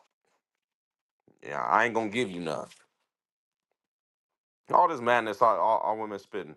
Meanwhile, you got to do the same thing you was doing yesterday. Like, what really changed? Like, you got to do the same thing you was doing. You got to take your ass to work. So your life really ain't changed much. But they willing to lose it all just because they ain't get their way. It's crazy. But that's our sisters, man. That's our sisters. Hey, worlds. Let me go give you another shot, man. Mr. Worlds. We're gonna drop you back into the chat. Come back up. Maybe you're at work. Raise your hand if you want to come back up, man. World's greatest. Young GOAT. Oh, it looked like he just came off mute. He dropped him down. Who At dropped him least it down? looked. You didn't drop him down. He I might have did. dropped himself down there. Yeah, Yeah, I just saw his mute his mic open up and then he disappeared. amazing. Let me see if he yeah, oh well. Who else we got next? Shit for Big Steph. Hey, hey, shalom, leadership, most high in Christ bless. Hey, Sean. Um, Man, I was just listening to what y'all was saying, and uh, our sisters, they not slow or nothing. It's just that they want what they want, you know. And God already told us if we start mingling. Matter of fact, I ain't even gonna go there yet, but it was a lady on a podcast, I believe, and she was talking about the mindset of our ladies uh, of the day, and she said, now this is a black woman too.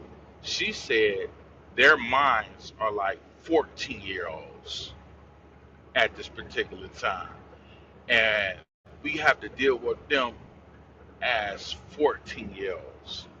And then I said to myself, like, man, how's our sister's minds went back to little kids? And then I thought about Deuteronomy 7:3. Can someone read that for me?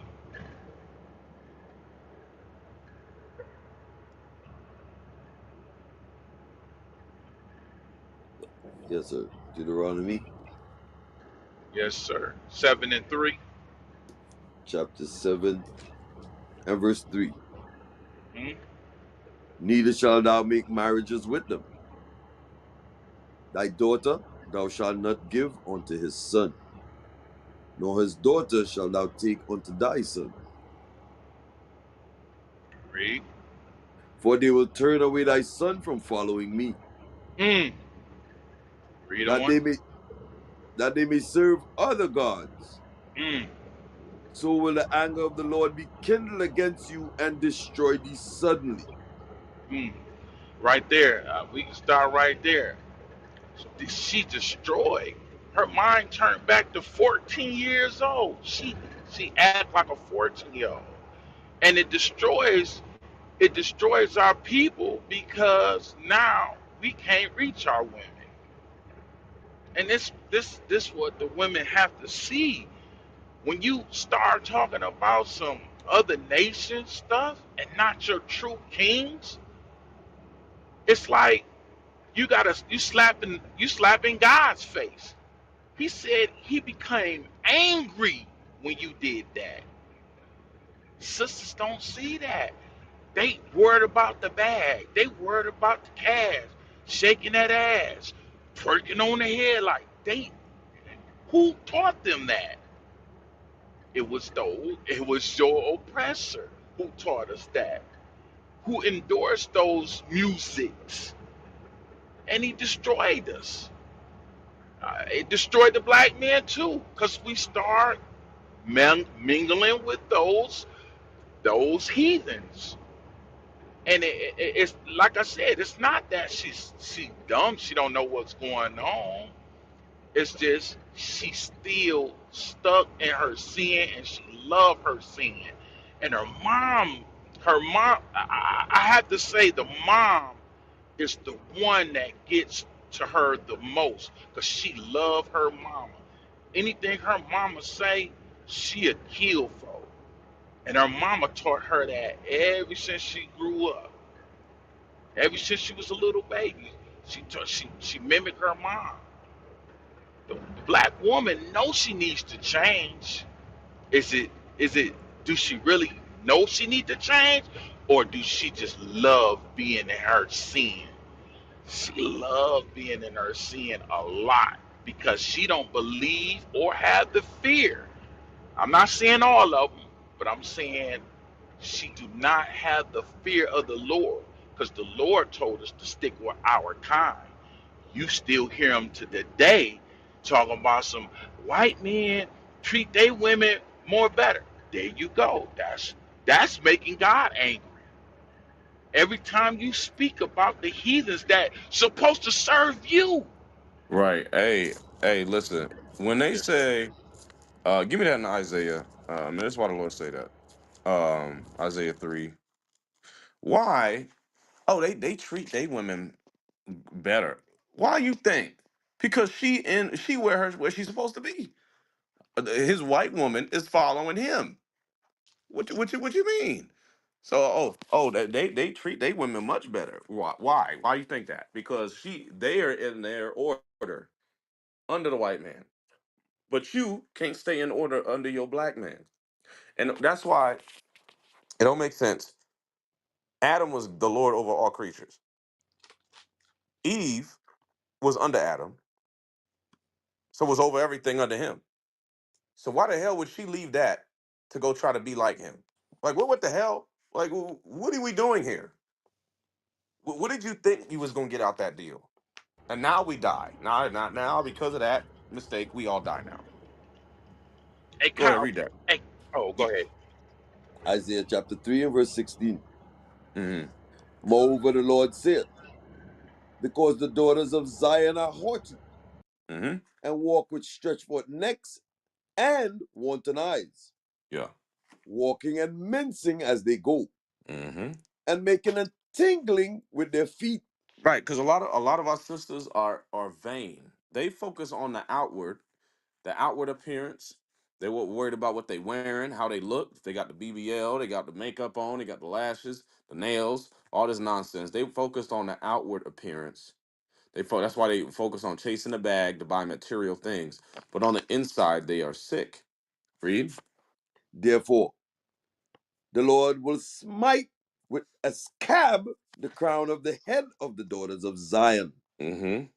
and the Lord shall discover their secret parts. Right. And this is why he smit our sisters with a scab on the crown of their head with alopecia. A lot of our sisters ain't even got no damn hair. Or and they put the damn wigs on, or they will cut their hair off to make sure the wig can sit right. This is some crazy shit.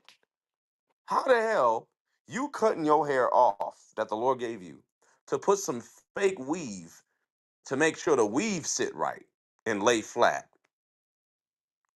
Why not just take care of the hair that the Lord gave you? Because it's the same hair that He got.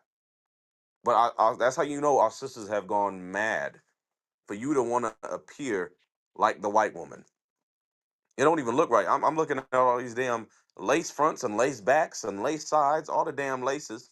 It just don't look right. Your baby hairs ain't laid right. It's curling at the damn edge. I can see the discoloration. It don't look right. You ain't cut something right. Something look off. That thing they ain't curling up on the sides. Throw the damn shit away. Our sisters got to cut that thing out.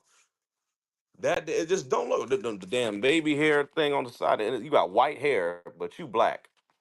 You black as night, and you got blonde hair, blonde baby hairs. Tricking everybody. Thought that was a white woman. Then you get to the front. Oh shoot! The hell is that? The hell. Go ahead, bro. Big.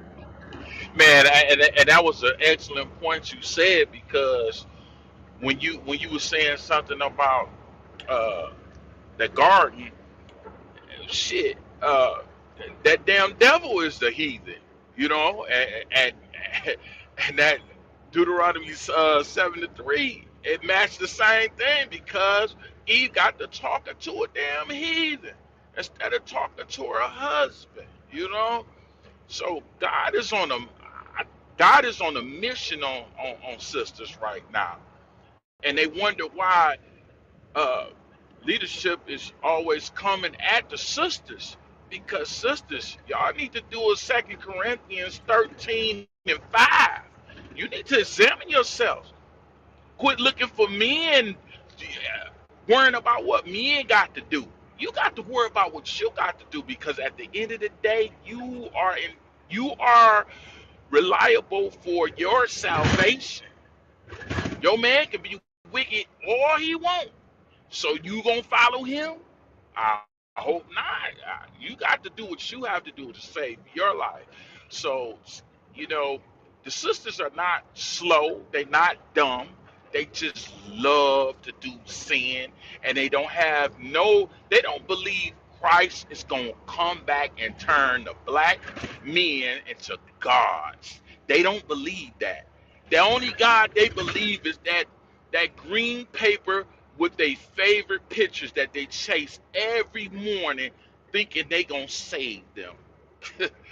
Man, I'm you my mic. I ain't even about to talk Hey, about it's like, and we all got a big job to do, especially as the men. We got our work cut out for us, man.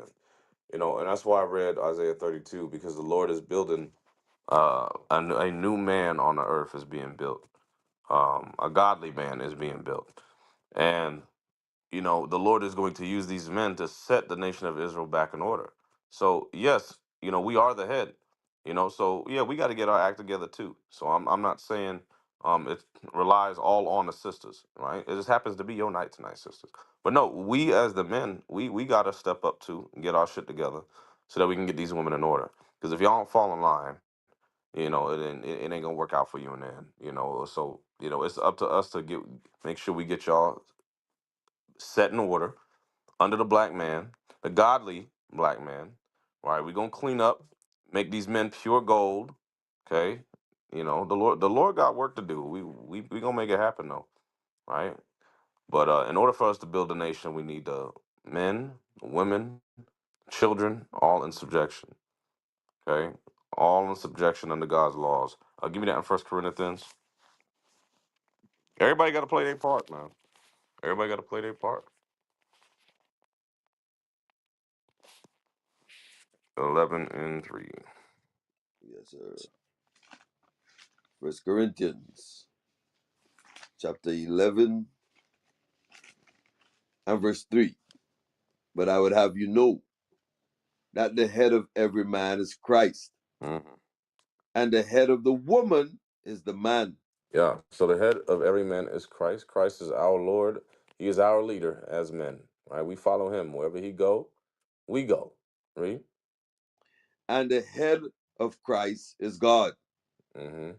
Read it again. But I would have you know that the head of every man is Christ, Mm-hmm. and the head of the woman is the man. Right. So the God of man is Christ. The God of women is the man. We are the leader of the women.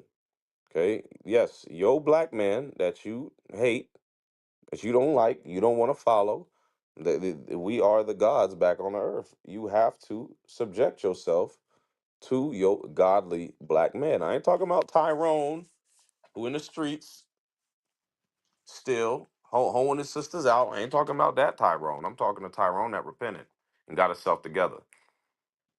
Right? But in order for us to be able to move in one mind, one spirit, we have to all agree under the laws of God. But you got to agree to this divine order that the Lord set. He set up this divine order for us to be under Him and for the women to be under us. Now, it's that easy. You can be mad at it, but take it up with God. I mean, that's what we got to do. As soon as our sisters get back in line, the nation will be healed. But if we want any type of healing, we talk about changing generational curses and all that, but we won't do nothing when it comes to them serving the man. They won't heal that curse. But this is where the nation starts in the household. A good marriage is where you get a good nation, right? Because you got a good solid marriage under the laws of God, kids will follow, and then the nation will follow. So we got work to do. Let's see. Go O'Shea. Welcome to the stage, O'Shea. What you got on topic? Shalom, most time Christ bless. Can you hear me okay? I can. Okay, so I want to speak to the topic, um, dear, dear black women, stop following white women. Okay, so when I was young, I remember, and I know it's some sisters in the audience that can vouch for this. Before we was wearing, I'm 40 years old, so before we was wearing weave, in our heads, we would put towels over our head and put it like behind our ear, acting like we got long hair. I used to tell my sisters and my cousins, and we used to do that. I And remember you that. remember Oh that, man. right? Yeah, yeah. So it started from when we was children, and our parents, our grandparents, they didn't correct us. So we was looking at the TV, going to school, being all together with these, with all these different nations in one school, and then you're seeing them with, you're seeing all the perks that the other nation get, and you're seeing that you're going through a struggle, and you then subconsciously start copying the other nations because you don't really know where you Somebody belong. telling the truth around here. You don't know where you really belong. Right. And once you set aside the covetousness spirit and actually want to know, like, why is things the way it is, now you're seeking wisdom. You don't want to be stupid. You don't want to stay in this place of just not knowing. You actually care enough to know enough. Okay? So when she came up there, that bad wench, oh, it ticked me off, but I was at work. When she came up there talking about Esau is God, okay, she sounds like the modern day Christians, because the modern day Christians, they don't know the Bible. They don't know the Bible at all. Okay, and she reminded me of Candace Owens. Once you become a Judas Iscariot to your people, you don't get to speak on your people and their struggles. You didn't do like Moses did. Okay, when Moses seen that his people were suffering affliction, he decided right then and there that I, I'd rather be afflicted with my people than to live in sin for a season. Right.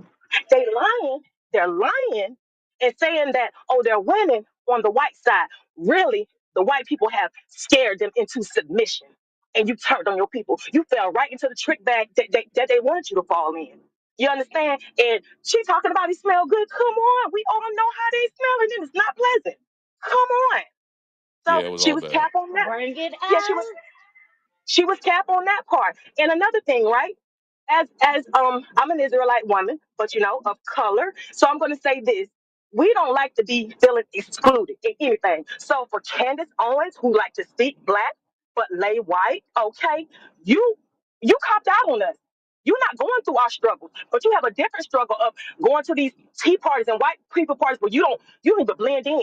I know inside your mind you wish you was at an event where they all look like you. So you're not fooling me, boo. Y'all just want to go through. Y'all just want us to suffer with y'all. Misery loves company, and that's what she was trying to do. Don't listen to her. She's working for the Mhm. enemy, and that's what I wanted to say. Hey, Thank you, guys. Most time, Christ bless.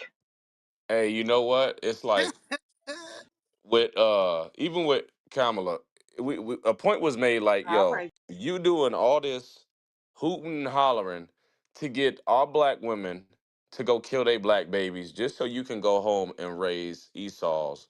Like, you doing all this pushing for this abortion and reproductive rights so that black women can kill their black babies just so you can go raise Esau's at home, your white kids. You ain't even in the same fight. Same her, Candace Owens, and they gonna be faced with an ultimatum. And I know Candace is already feeling it, but she may be in denial. She's feeling it though. You can't talk black and sleep white because she got good points. Some of the points she be breaking out, she be on point. But it's really hard to hear you when you go home and you serve your oppressor, but you try to say that, oh, okay, you a black woman and you understand our struggle. You don't understand our struggle, sis. We appreciate you though, but you don't understand. You don't understand. So, but yeah, it's like, I don't know. It's bad. It's bad.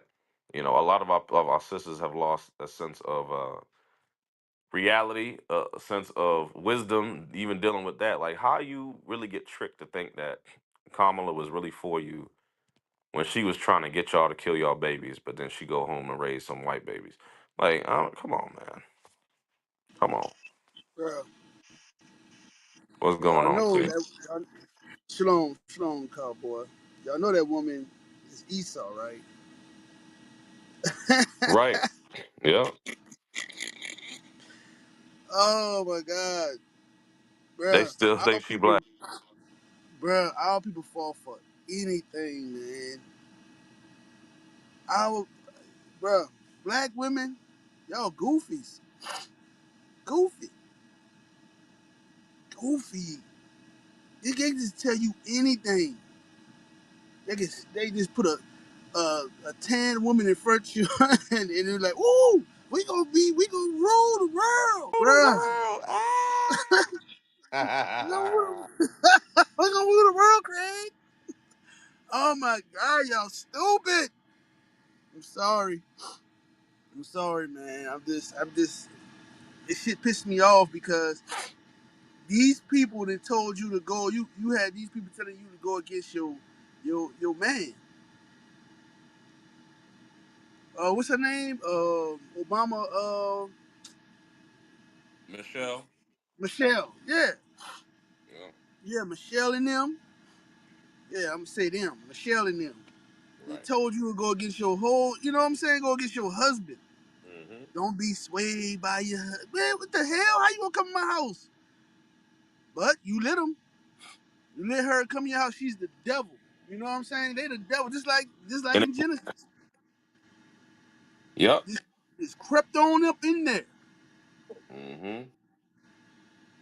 Damn, bro. But And you silly men, allow your wife, and you know she was wrong. What you about to say, cowboy? I'm sorry, bro. no, no, I was trying to say, and then she say that to the black women, but man, and like, so she got that mentality because she know most of our sisters single as hell, ain't got no man, but trying to tell them, hey, don't, don't follow your man, and we gonna stand on it this year, and then she got to go home to Obama, her black man. So that was she gonna be in subjection to him, but she know you single sisters out in these streets. It's like, what the hell are we really talking about? Bro, It's all an agenda, man. they play on the ignorance of our community, cowboy. Oh, and not only that, they prey on, like, they see right now the black man and the black woman is at odds, Yes. so they preying on that. So they like, oh, look at them. You know what I'm saying? They sick over there, so we can take advantage of them. Mm. They ain't doing that to the Chinese community. They ain't doing that to the Arab community. They ain't doing that. They what? They ain't doing none of that. Y'all can't see. Y'all can't. It's plain as day what they doing. Y'all watch a movie and you know that, like, every. I'm like, man, they made this movie cheap. Like, the way they made this movie, like, whoever wrote this is some, like, he wasn't even thinking. Like, everything he's about to do, I could see before it happened. Y'all ever watch a movie like that? Like, damn, like, you have some Yeah. suspense or something. They ain't hiding shit. They like you about to, like, how can you not see this? Like, hey, you remember? Hey, y'all remember the in Tabernacles? I don't know whoever watched it, who all watched it. When we was trying to catch them coons that was taking our food. You remember that? And we had the rope and everything out there. Yeah. Like, you can see, like, they us trying to catch the coons. You can see that goddamn rope. Yep. You can, you can And you see it. kept falling asleep, King. What? I said, you kept falling asleep. You're supposed to be on guard. Are you bringing all that up? I wasn't. I wasn't. Hey, we was talking about it. We was talking about it. Yo, you gonna bring that? Hey, why you gotta bring up old shit? Yeah. We wasn't talking about that part of it. Right, We was talking about the part where we can see the rope and they can see it. Oh right. my King, God, bro. King, I I, did see when you woke up out your sleep and you went looking though. I saw that one. Right, You woke right, up out Yeah, your that's sleep real quick and you went looking. right. Let's talk about yeah. that. You know, he was ready. oh my God, y'all don't know what. See what they failed to tell y'all. How long we was out there. That's edited video. It was out there forever, and it was like 3, 4 in the morning. Hell no. Bro, I was tired. I would have been out of there. I just don't understand why our people can't see the tricks, man. It's just so frustrating, cowboy. It's just I'm like y'all can't. It's like they brought up. She said she washed collard greens in the tub, y'all. She said I got hot sauce in the bag. I keep my hot sauce. Like you can what? Who does this? Man, She that collard greens in the tub, I cannot get past that. That is disgusting. That's disgusting. oh And my all But- the God. sisters was down for it. Like, come, oh my all the sisters god. was down for it. Girl, y'all heard her? Y'all heard her, girl. She do the green. You She do the be putting up green? with it. Oh my God. Uh, Bro, that's the East Indian part of her. You man, know for what real. I'm saying? She Black said, folks don't put greens in a damn tub. I don't know. I don't care how many people you got coming over. You ain't putting my greens in no damn tub. The Bro, hell? where you wash your ass at and where you shit at, Man. you know What? that shit. It's like you shit right next to it, right? It's like, Man. come on, now, Them y'all. gritty ass collard greens. Why That's I the taste first sand? thing. The hell? That's the first thing I'm gonna think about when a woman tell me that she voted for Kamala Harris. I will not eat anything that you produce. Collard greens in the damn tub, man. Oh my god. So out of touch. But Out of touch. our people like, oh, she know us. Like, no, she Right. don't. oh Oh my man. God, Only a sister could do that. What the bruh. hell? That's that white person, trying to be black and just missing the mark. Yeah. Oh man. Like what's your favorite dish? Like one of the sisters on this radio, she said, I make a good broccoli. I What? make a good Snoop, broccoli. Snoop Dogg. That What? Broccoli? Cat Williams was on a radio show. She said that. Yeah, I know what you're talking That shit's about. hilarious. I put that water up in there.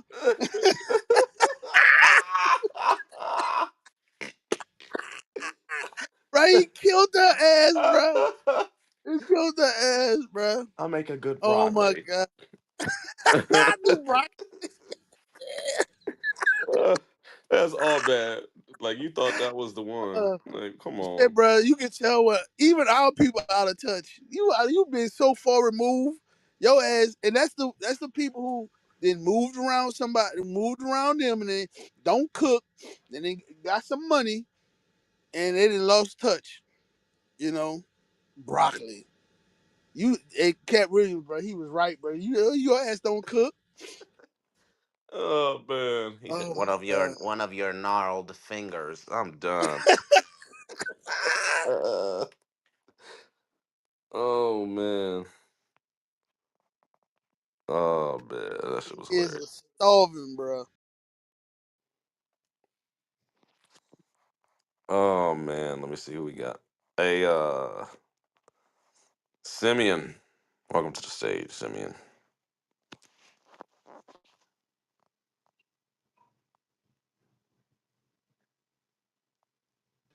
He was on stage last night. I don't think he said it. I don't know. He might have did. Well, he got 5 seconds. And a three, and a two, and a one, and a four. All right, go ahead, Florence. Oh yeah. Well, I'm kind of liking Candace on right about now. Isn't this woman a Hindu and got invited to all those churches with her ideology of Either my abortion? And this, it cost $150,000 to have the sex change, and she was giving women, paying for women's Oh man. sex change in prison, you know. And I just don't understand black people, you know. I think it's really the education, when they go to school and they get caught up in the educational system.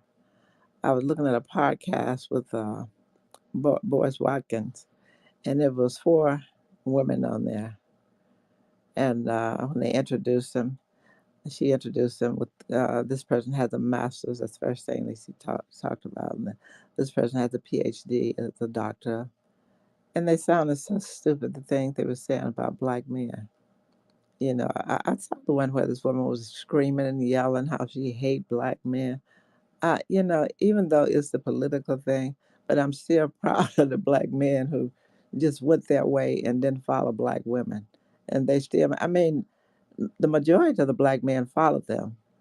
But just to have any black man not stuck under your wings, you're going to go crazy about it.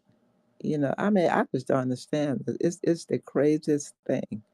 I mean, the Democratic uh, convention.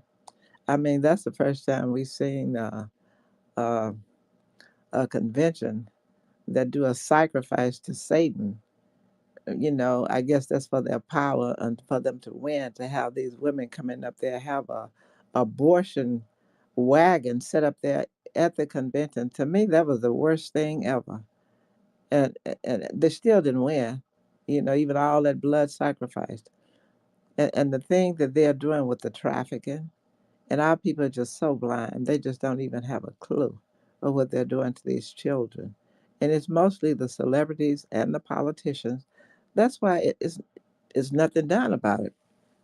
It was this whistleblower, I think he's for the CIA, telling about all the stuff they're doing and all these children, where, what's happening to them. That to me, that's the worst thing ever. The thing they do to these children, these people are so way out, totally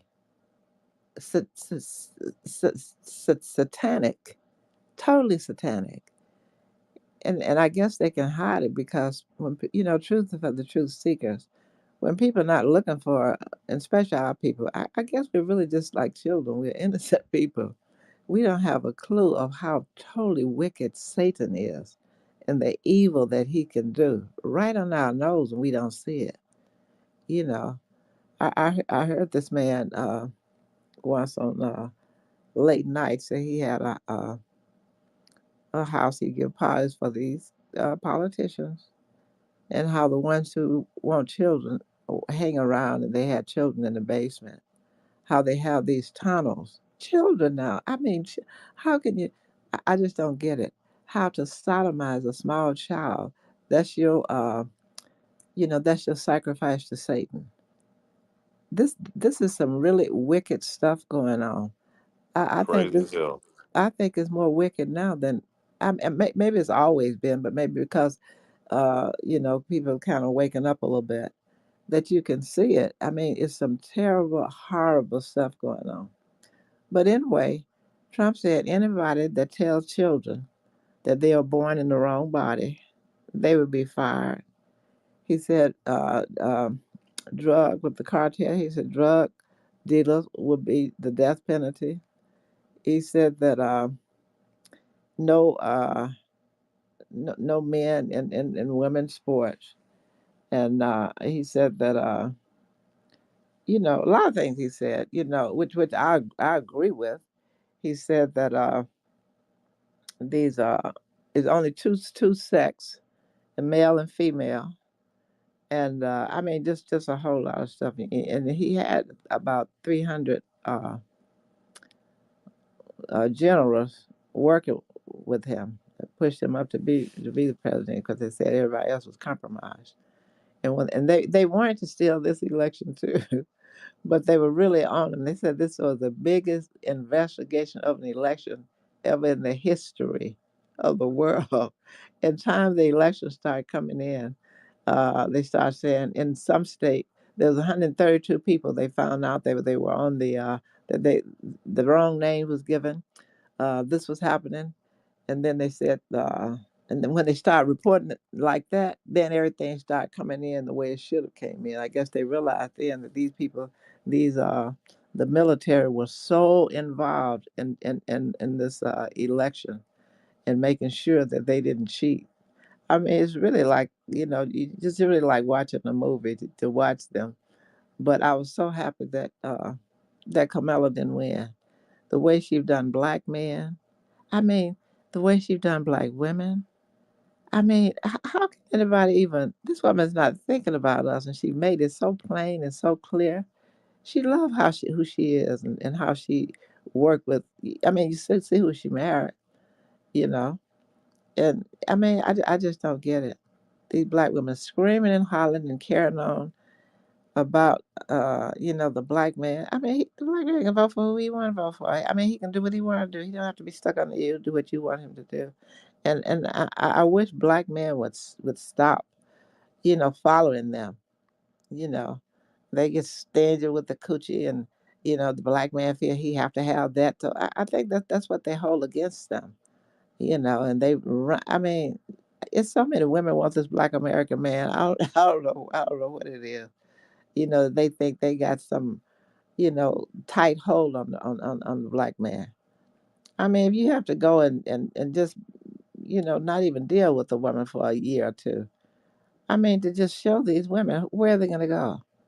And all these black women marrying these white men. Look, I can't think of a name right now. She was married to this white man for about a year. He went to court and she got paid him $20,000 alimony. And Halle Berry, she paid this man a big thousands of dollars a month alimony. And they beating them. Some of them are getting killed, going out dating these white men, they end up dead.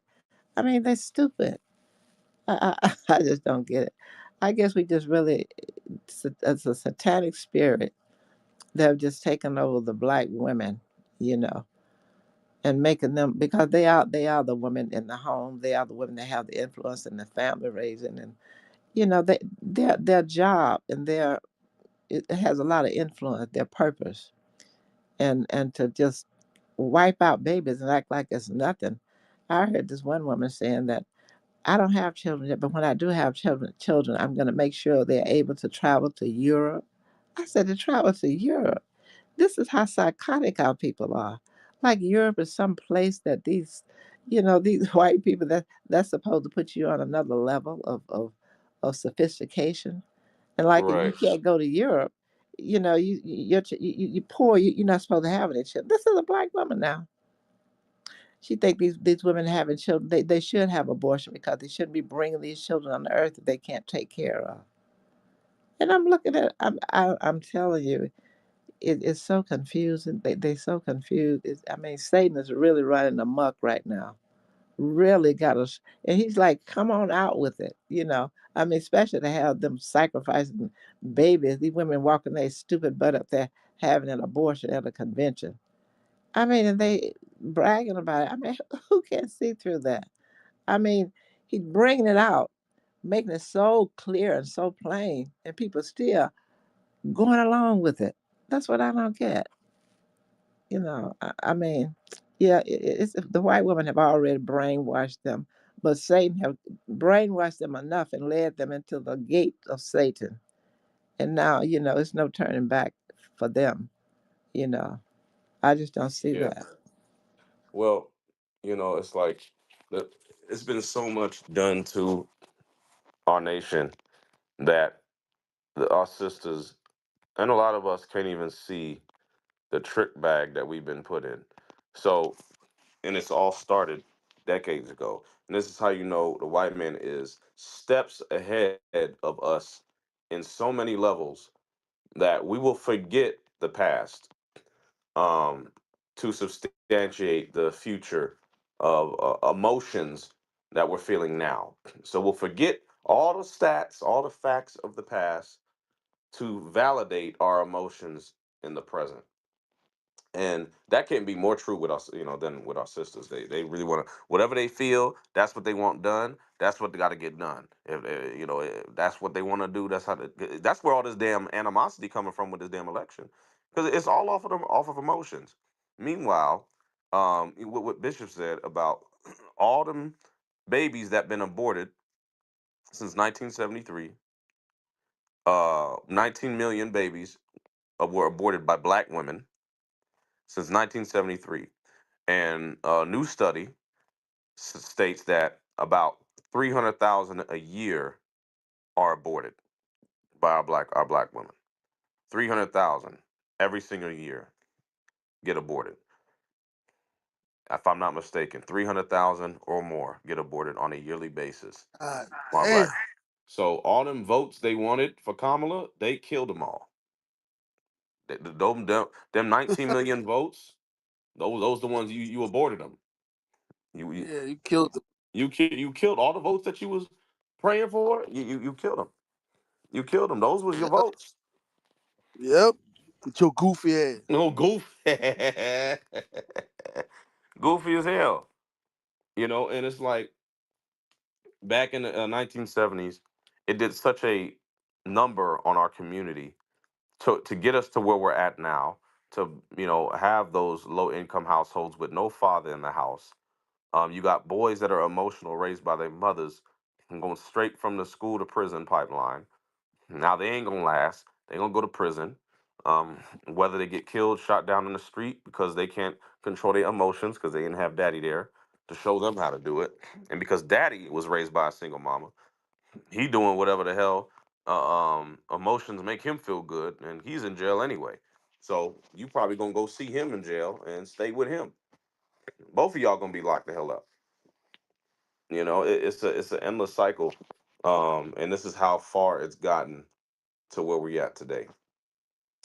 To the point where our sisters are fighting to abort their children. The future generation is being killed off because our sisters want to be promiscuous. They don't, and it's the sense of pride of your race that goes to loving your race. If you had love for your race, you would not just so willingly be fighting for the right to abort them and then call it reproductive rights. What are we reproducing other than murder here? Because you don't need no rights to make a baby. You don't need no reproductive rights to reproduce children. So those really ain't the rights. The rights is to kill. Give me that in Exodus 1. This is the type of mindset our sister's supposed to have. Because all the enemies, every uh captivity that we held, the enemy made a push to try to abort our babies in some way, whether it be kill. They were always trying to restrict the coming of the Messiah. So the way that they do that would be killing the boys. It's not the first time this has happened in history. This is the only time that it's somewhat succeeded to the capacity as we see today. Go ahead, read that. Hey, hey, Oh, go ahead, King. Cowboy. Yes, sir. Just real quick. I was sitting up here thinking about what you were saying about the murders. They got on paper, but what about that after morning pill? Yep. That knocked out a lot of babies too. Yep. Damn. So just think about that, like, cause it's easier just to pop a pill. You know what I'm saying? Just pop a pill, Damn, you just dropped a bomb, man. Dropped a bro. bomb. I was sitting up here thinking, I'm like, damn, they kill a, bro. They just wow, bro. Because when they was in Egypt, they couldn't pop no pills. You know what I'm Right, right, right. saying? It was shit. The other nation was like, hold on. Egypt was like, shit, this is concerning. We got to do something about this. We got to do something about it. Let me Bruh. let me do something real quick. Let me do something real quick. Let me see. Ah. Mm,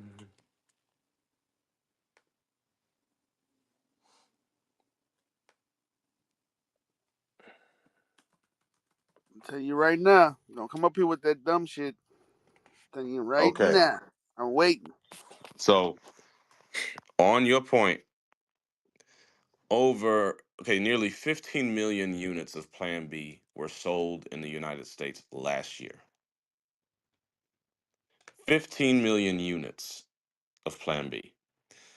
So To add to the regular abortion, Damn. okay, so we got 19 mil since 1973, about 300,000 a year abortions, not counting 15 million units of Plan B that's sold each year. So the numbers are astronomical.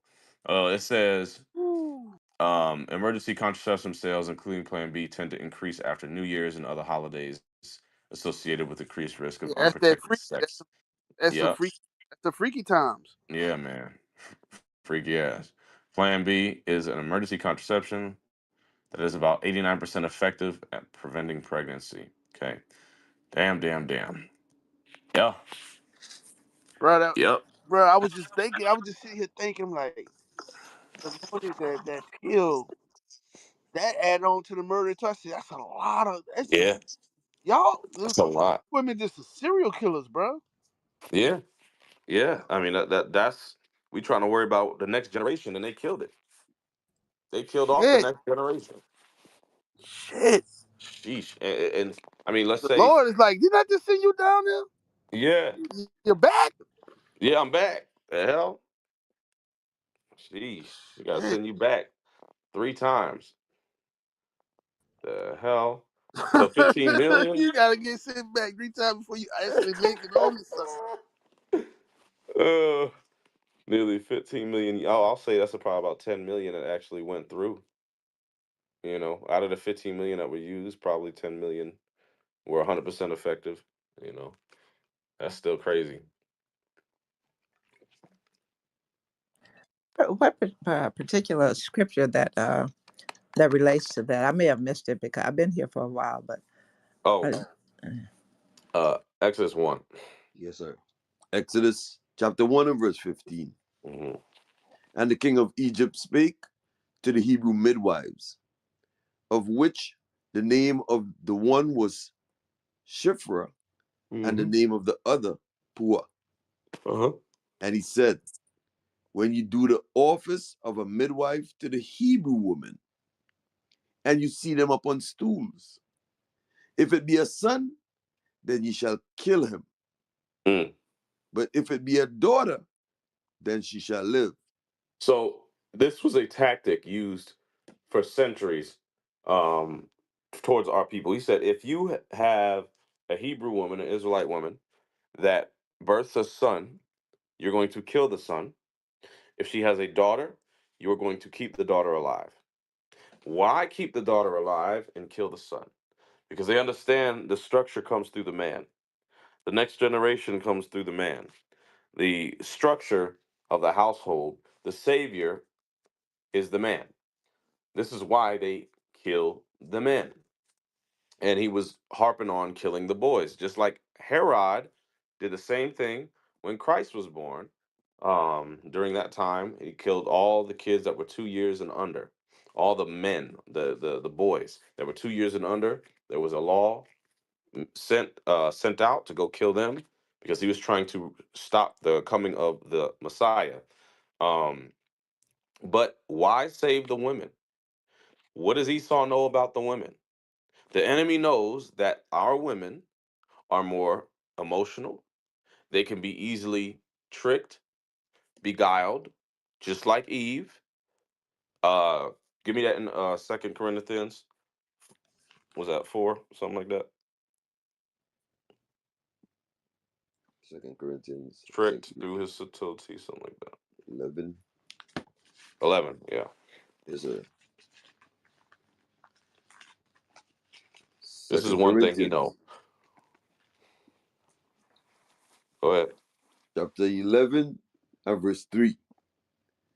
But I fear, lest by any means, as the serpent beguiled Eve through his subtlety, Uh-huh. so your minds should be corrupted from the simplicity that is in Christ. Right. So Eve was beguiled and tricked through Satan's subtlety, his subtlety, his trickery, his cunningness. Right. He's easily swayed. Right. He's able to work on the emotions of our sisters to get them right where he want them to be. Like, you don't need that, black man. Guess what? We gonna be your man. We gonna give you food stamps. Guess what? You're gonna get government assistance with some government cheese, right? You got WIC. All this stuff we gonna be able to give you. You just can't have that man in that house. Don't worry about it. We're gonna figure out a way for him to not even be around. Okay? This is what we're gonna do. We're gonna make sure that we set up the environments in your communities so stressful to the point where you're not gonna be able to make enough working. Okay? You'll do the same job as anybody else does, but you're not gonna be paid as much. And that's going to force you to then go to the streets. We're going to plant these drugs in your community. We're going to plant these guns in your community. And we're just going to see what happens. And then time passes. We have the drug dealers, gang banging, we killing each other, we shooting each other. Now we in the system. Now we can't stay home because all it started off of us just wanting to take care of our household and not being able to do so honestly. So now we had to revert to the streets. And then the streets led us into prison. Prison led us into more madness and the grave. So that was all a part of the master plan. So whether it's contraception, abortion, they got the school to prison pipeline, drug trade, gang banging, incarceration. There's so many avenues to remove the father from the situation now. They're not worried about it, and they know that the woman works on emotions, and they are consumers. The women is what supports this society here, this economics of America. They know that y'all gonna be wanting to get the newest clothes, the newest nails, hair, all the money is coming right back to Esau because they know that y'all want to look good, y'all vain and all that. So this is all by design. So none of this surprises us. It goes deep. It goes very deep. Um, that was just one of them, Florence. But Matthew was the other one. But all praises. Um, let's see who we got. Let's go with. Did we just have somebody on here? Oh, I think my thing freezing. Hey Isaiah, go ahead. Hey, what's going on, y'all? Peace and blessings. Cowboy already spoke on the topic, but based off what's been said, on the topic, uh, following the enemy is just gonna lead to our utter destruction. Um, if we haven't learned now, we got to get right and get our minds right and start waking up, and realizing the contingency plans that they have set ahead for us, and realize that the path that we on, if we continue to follow it, our oppressors is gonna lead to our utter destruction. That's what they've been planning on since ages ago. I just hope that we wake up to see that. That's all I got, man. All praises. Yeah, man. I mean, shoot, we got to. Some of us will, some of us won't. You know. But that's why the scripts say the man of sin got to be revealed. Man of sin got to be revealed. It's gonna be so clear as to who the wicked is on the earth. And you know what's really sad is that our sisters can't see it. Not all of them. Some of them do, obviously. But the majority of our sisters still stuck in the world can't see it, and they should be able to see it purely based off of this abortion thing. Why are 80% of the abortion clinics in our community? 80% of all abortion clinics are in the black community only. Why is that? Why is that not in the white community? Why is there what is it called, fertility clinics in the white communities, but the black communities there's abortion clinics? Something's happening, and the sisters are not paying attention. Our sisters have lost their touch They're out of touch. They're out of mind. They're not paying attention to what's really going on. And this is all a part of the crafty counsel to destroy our people. They ain't got what'd you say? Let me see. Yeah, don't you find that suspicious? Yep, the fertility clinics in Esau's areas, but when it comes to us, all we got is abortion clinics. That's the first thought. You know, kill the baby. Plan B. Um, oh shoot, I forgot about the damn birth control. Shit, King, we got more, man. You know how many? Damn. Cowboy, I had a question. Hold on, hold Yeah. on, Hold on. hold on. Let me let that stew for a bit. We Okay. gotta let that marinate. King, go ahead. No, I'm saying what I didn't hear what you said. I was doing something. No, I was just Heard me. yeah, I was just going back on that contraception thing. I'm like, we was just talking about the Plan B, uh, Mm-hmm. and not worrying. I wasn't thinking about regular birth control, Oh yeah. and Damn. you know, um, That patch. yeah, Yeah. Oh, yeah. All they use everything. You right. yeah, damn. So, and I was thinking about the Plan B units. When it says units, I'm assuming that's packaging. So I think there's like two of them that come in one. So I don't know how that works. But I don't know if it's two or if it's one. But that's a lot of babies. Damn, Let me see. bro. Let me see if I can ask AI something.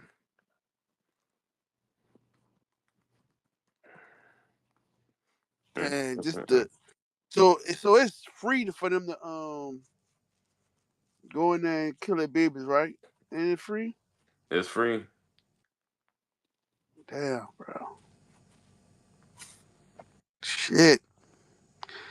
You can't even get a plate of food from me, so but you can kill your baby for free. Damn. Damn. Well, I don't think it's free. I think it's depending. It's 500 around there, $500, depending on the trimester. So somebody that's 14, 15 in high school No, to that might be different. yeah, they killing them, bro. Free. Like it's 2 for 1 special. Damn. Mm-mm-mm. Just think about you got some of the women be having twins.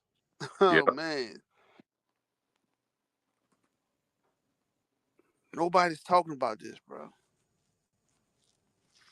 Damn. It Let me see.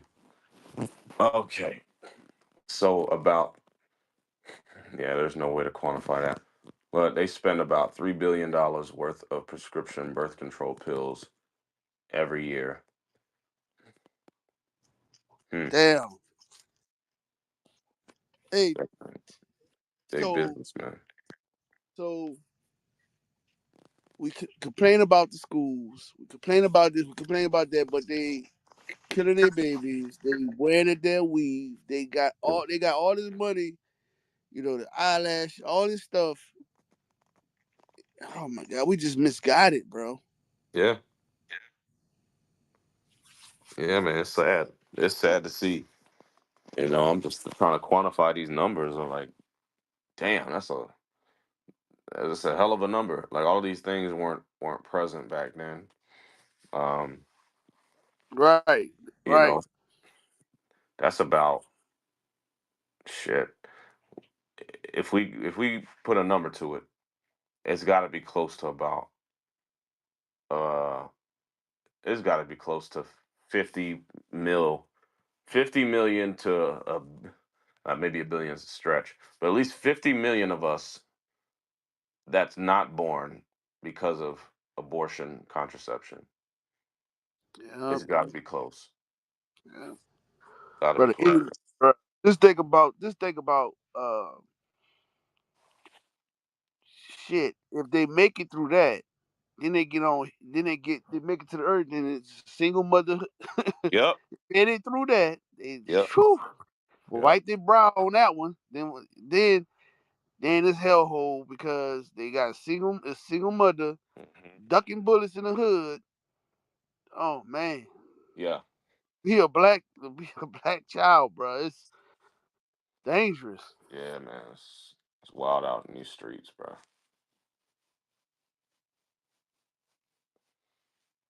Damn. Yeah, that's a shame. Mm, okay. Interesting. Interesting. Very interesting. Yeah, I'd say 100 mil at least. 100 mil. Um. Oh, Isaiah, go ahead. When we look at these numbers on the abortion rates, and it's usually we look at the numbers as black, meaning only Southern Kingdom. Have we ever looked at the numbers combined, including Northern Kingdom? Mm-mm. No, they, they Yeah, don't. They Those don't. They numbers don't yeah. are qualify. astronomical We've combined we've both. done that. We've put the numbers. It's bad. Man, look, Yeah, we did that on the Fix Your Face. We Captain AZ did that one. man, Yeah, we put the numbers together with the Northern Kingdom.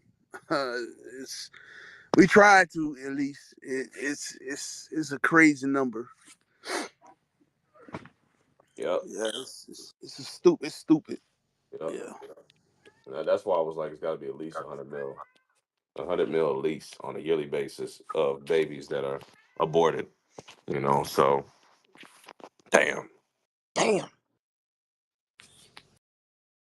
Northern Kingdom be whacking them too. You know what I'm saying? They be whacking them.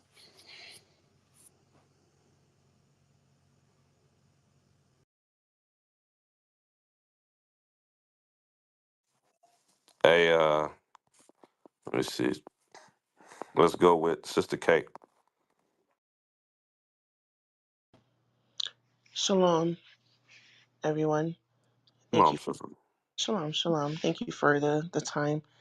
I'm asking honestly as a sister. I'm a black woman. And in regards to abortion, which I do not support or condone at all, I do, because due to the Bible is against God's law.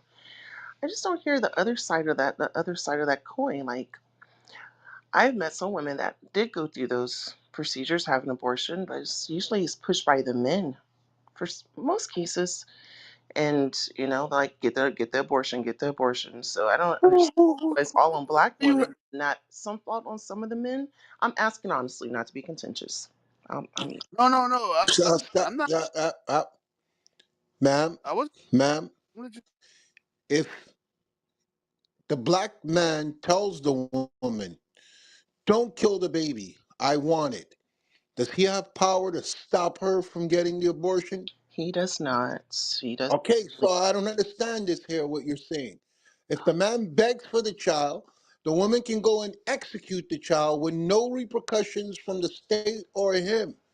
He cannot intervene in any way, shape, or form. I understand that point. Yes, sir. So, That so the point to bring forth the life is up to the black woman.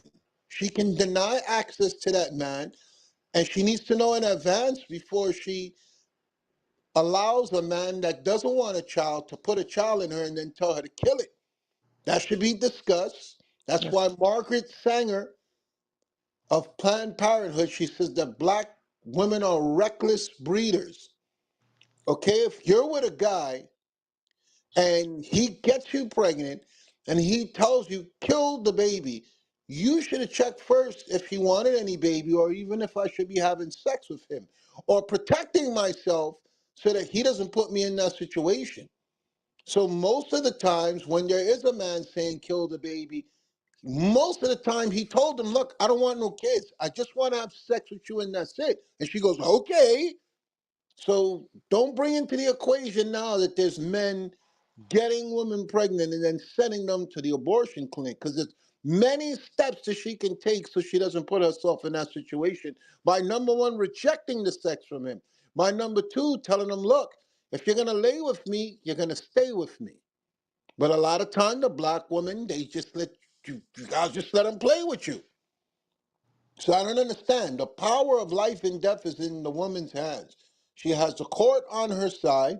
Even if she decides to bring forth the child against her will, she can force that man to have to pay for the child that he didn't want. So I don't know about this bunch of women that there's men just getting them pregnant, forcing them to get pregnant, and then forcing them to kill the child. I Most understand. most of the men, they tell the women in advance, I don't want no kids. I just want to use you, and that's it, and they go okay. Well, most men don't say that up front, but They and then make it clear, sis. If they're telling you, "Well, you're not my woman. You're not my woman. We're just gonna have sex, and it's up to you to just say, okay, you could have unprotected sex with me, knowing I'm sure she knows how babies get there. I'm sure she knows that the white stuff that comes out of his penis can possibly bring forth a child. So there's a lot of steps before you're laying on a table with your legs open, allowing someone to go and tear a child apart. A lot of steps before we get to that point. So we just got to be honest at this point. I understand. You're absolutely right. You're absolutely right. As a grown woman, of course, I understand. I see the signs. You just see a lot of young women that unfortunately don't have that strong foundation and have low self-esteem and they fall for it and then they get pulled into it's like a rabbit hole, if you will. So you're right. I'm not saying anything you said was wrong. That Well, just just reality. understand, even with the low self-esteem thing, if the self-esteem is low, what this conversation is not to condemn the woman, because we all come with issues, and the problem is not to just point fingers and condemn. The problem is so that whoever's listening to this conversation or who go back later on will be like, look, I never viewed it that way. That's what we want from the dialogue. It's not to back you up. It's just to make the people who come and think later on to say, I never thought of it that way. We don't have healthy conversation like this, especially in the Negro community. Mhm. We just point fingers, we just throw our hands up, and it's always one big party, and Right. whatever happens in this house stays in this house, and Mhm. it's just this thing where we can't even have open dialogue. So don't think for a second that I'm trying to say who's right, who's wrong. I'm just trying to get us to just look at things through a different lens. You understand? I thank you for that. That's very profound. Okay, it's not to back you down. It's just we've been trained to think one way, and no one has ever helped us. We need to start helping ourselves. And the Amen. way the help comes is from conversation like this. So that if there are women with self esteem, their self esteem becomes raised in this room. Their self awareness, their value becomes raised in this room. So that's what I want you women to get from here. I don't want people to be afraid to speak because they're going to feel like they're going to be attacked. Because we're doing a disservice if the women feel like I can't say nothing. These guys are going to attack me. But what we need, while we always call people on stage, is tell us what's going on. Tell us what you think. And we could become your fathers again. We could become your brothers again. We could be that male figure. We could be that big uncle that was supposed to be telling you what you didn't get to hear before because you're not here by choice. You're here because somebody let you down. Somebody didn't guide you. Same thing with me. Before I became the person that I was, someone nurtured me and led me in this direction. So I am not better than you or any woman that was in that predicament. Okay? The scriptures say, each one teach one. Get that scripture in Ezra where it says to learn this for yourself and teach it to those such as like you. You remember what that is, reader? Do we have a reader? Yes, sir. Do you know Ezra. this or do I got to? Ezra chapter 7 and verse 10. For Ezra had prepared his heart to seek the law of the Lord. Which is what we did. We prepared our heart to say, look, we're not going to be the niggers that white people call us. We're not going to be the baby daddies that white people call us. We're not going to create the baby mamas that our women are called. Read on. And to do it, and to teach in Israel statutes and judgments. That's it, reader? Yes, sir. No, I want the one where it says to teach it to men such as yourself. Yes, sir. Some, I think it says some things shall thou declare and some shall thou hide. You guys don't know where it is? Oh yes, sir. Yes, sir. Yes, sir. Yes, sir. Ezra, Second Ezra, chapter 15 and verse 1.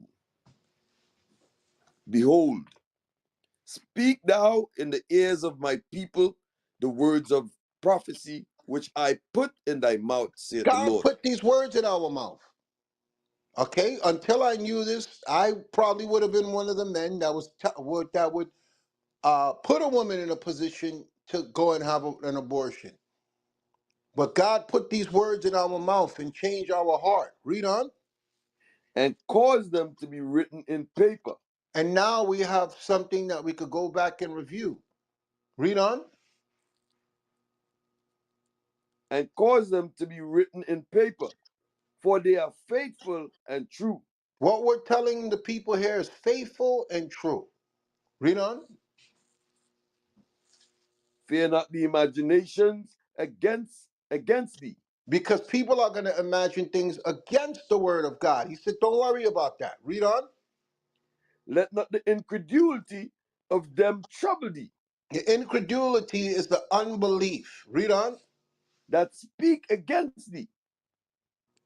For all the unfaithful shall die in their unfaithfulness.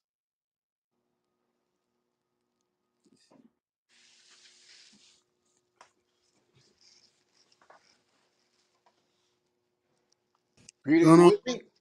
What's up, Rita? Yes, sir. Continue. I'm going to find it. Hold on. Hey, I'm on the read. Like it's Second Ezra 14. Second Ezra 12:38.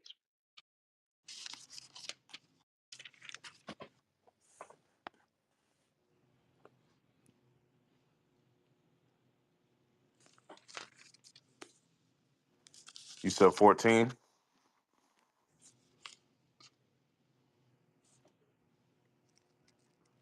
Second Second Ezra Ezra chapter 12. 12:38. Second Ezra 12, verse 37. Read that. Yes, sir. I got you, bro. Second Ezra chapter 12, verse 37. And this my son shall rebuke the wicked inventions of those nations. You're in 12, verse 37. Excuse me, chapter 12, verse 37. Therefore, write all these things that thou hast seen in a book and hide them, It's because the Lord showed him visions of the future. Read on. and teach them to the wise of the people. Because a lot of people came into this dialogue and they're not wise. God is specific. He said, teach them to the wise of the people. Read on. Whose hearts thou knowest may comprehend and keep these secrets. These things are not for everybody. This is an exclusive room. Okay? This is not for everybody. It's an exclusive room. So God has revealed information to us to make us look at the world differently and to show it to people who are going to say, you know what? I never thought about it like that. There is another solution. God, this is bringing destruction to our people. There is a way that we can heal and we can mend and we can grow. So I just want people to know. I don't want you sisters to feel you're being attacked. We got your back. We just need our women to react in a manner that when they leave the room, they're going to talk to other sisters. They're going to talk to other little girls. They're going to talk to their friends. That's what God is looking for. I mute my mic. Hey, read Second Ezra 14:6 as well. Second Ezra chapter 14, verse 6. Start at 5. Verse 5. And told him many wondrous things, and shewed him the secrets of the times and the end, and commanded him, saying, These words shalt thou declare, and these shalt thou hide. Right. There you go. That was another one. Yep. So some things were meant to be hid. Some things were supposed to be declared. Going on that same point that A1 was bringing out. Right. There's things that we're not going to go into here. You're not ready for them. Okay? But every time y'all come in this room, it's to make you better, not bitter. This dialogue is that should be a slogan. This should make you better, not bitter. I mute my mic. Hey, Oh, Cowboy, okay. you Yes, want sir. to deal with this dude? Yeah, come on. I already know the games. You can see it. Hmm. Yeah, If I may, I just wanted to kind of real quick. I just want to say thank you very much, A1, for that. It was very profound. I take that, and I love that you're a man that knows balance, when to be harsh and when to be soft. Like it's a balance. You're not harsh all the time, but you give the truth, and that's why I come to the room. And I am edified every time I come. So as everyone else to the platform, and I'll step down. appreciate you, sis. All praises, sis. We love our sisters, you know. And like I said, uh, when you guys come in this room and you learn, that's just pulling more of you out of the fire and perfecting you for God's desire. Mute my mic.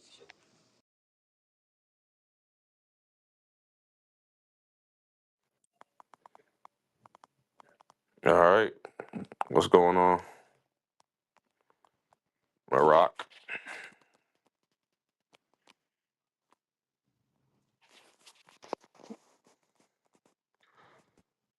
You just got to press it once to stay unmuted, man.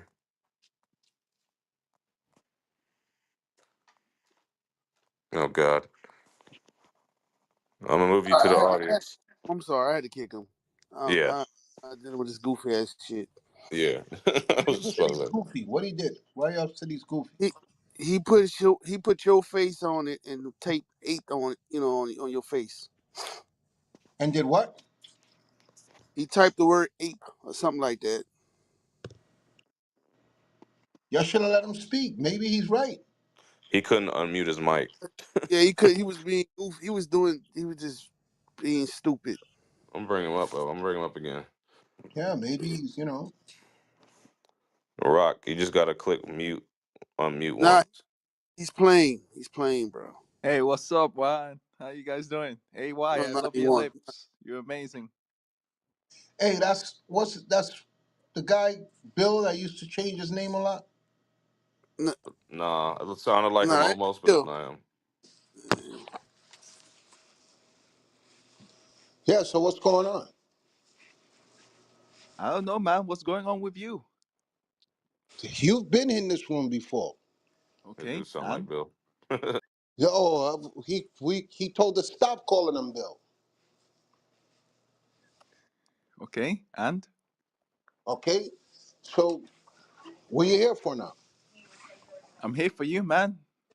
No, you're here That for is God to judge Bill. you. Because I warned you before. You're here for God to judge you. That's No, what you're man. here for.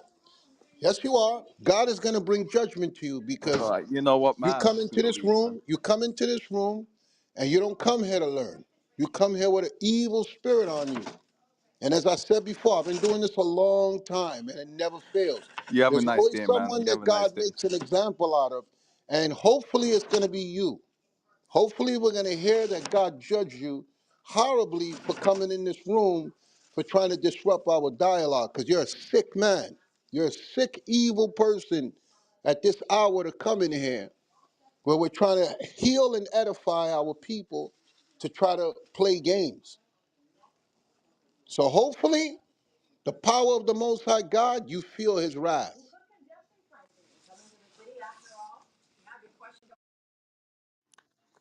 He been on that bullshit Yeah, for it shit. I don't know was. how Yeah, long. that's yeah, yeah. Wow. They gotta be sick, bro. Yeah. You add nothing to the conversation. You No, come no, here. no. Not he's this is past sick. We've warned him several times. Now we got to ask the Lord to judge him. Okay? This is he knows what we're about. He knows what we're doing here. We got to ask the Lord to bring judgment to him. Yep. Yep. Just like he did with Shemai and King David. Always mocking King David. Lord killed his ass. Hey, they think the Lord is like y'all. I don't.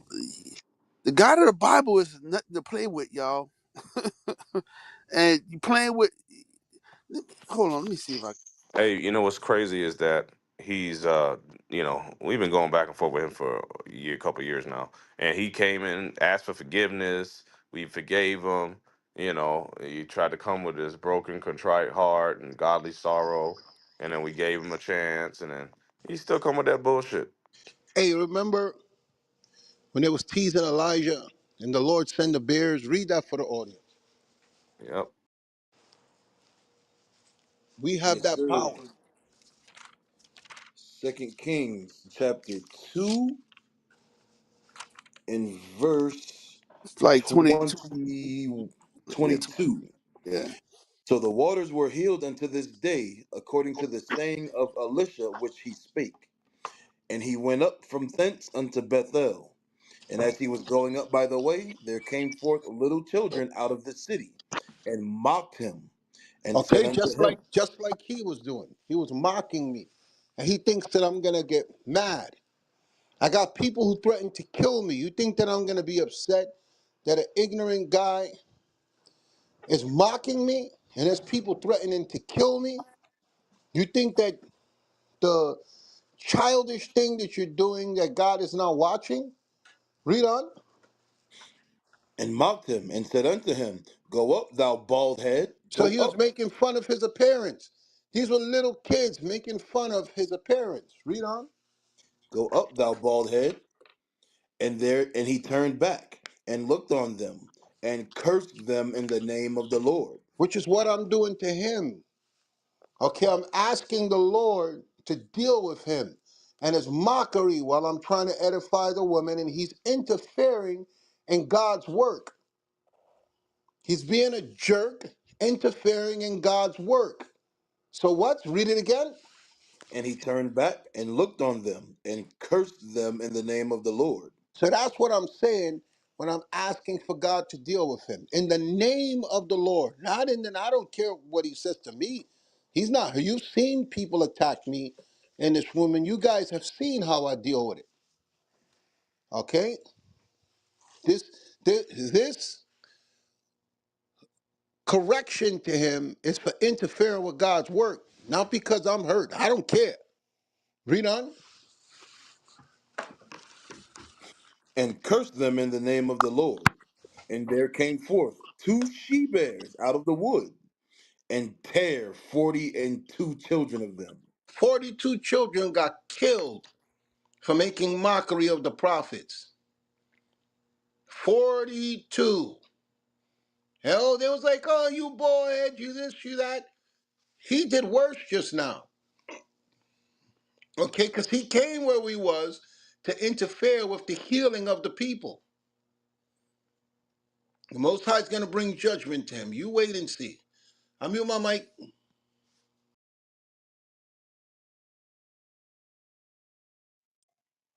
Yep. There it is. Be mindful. Some spirits just gotta learn the hard way, man. You know.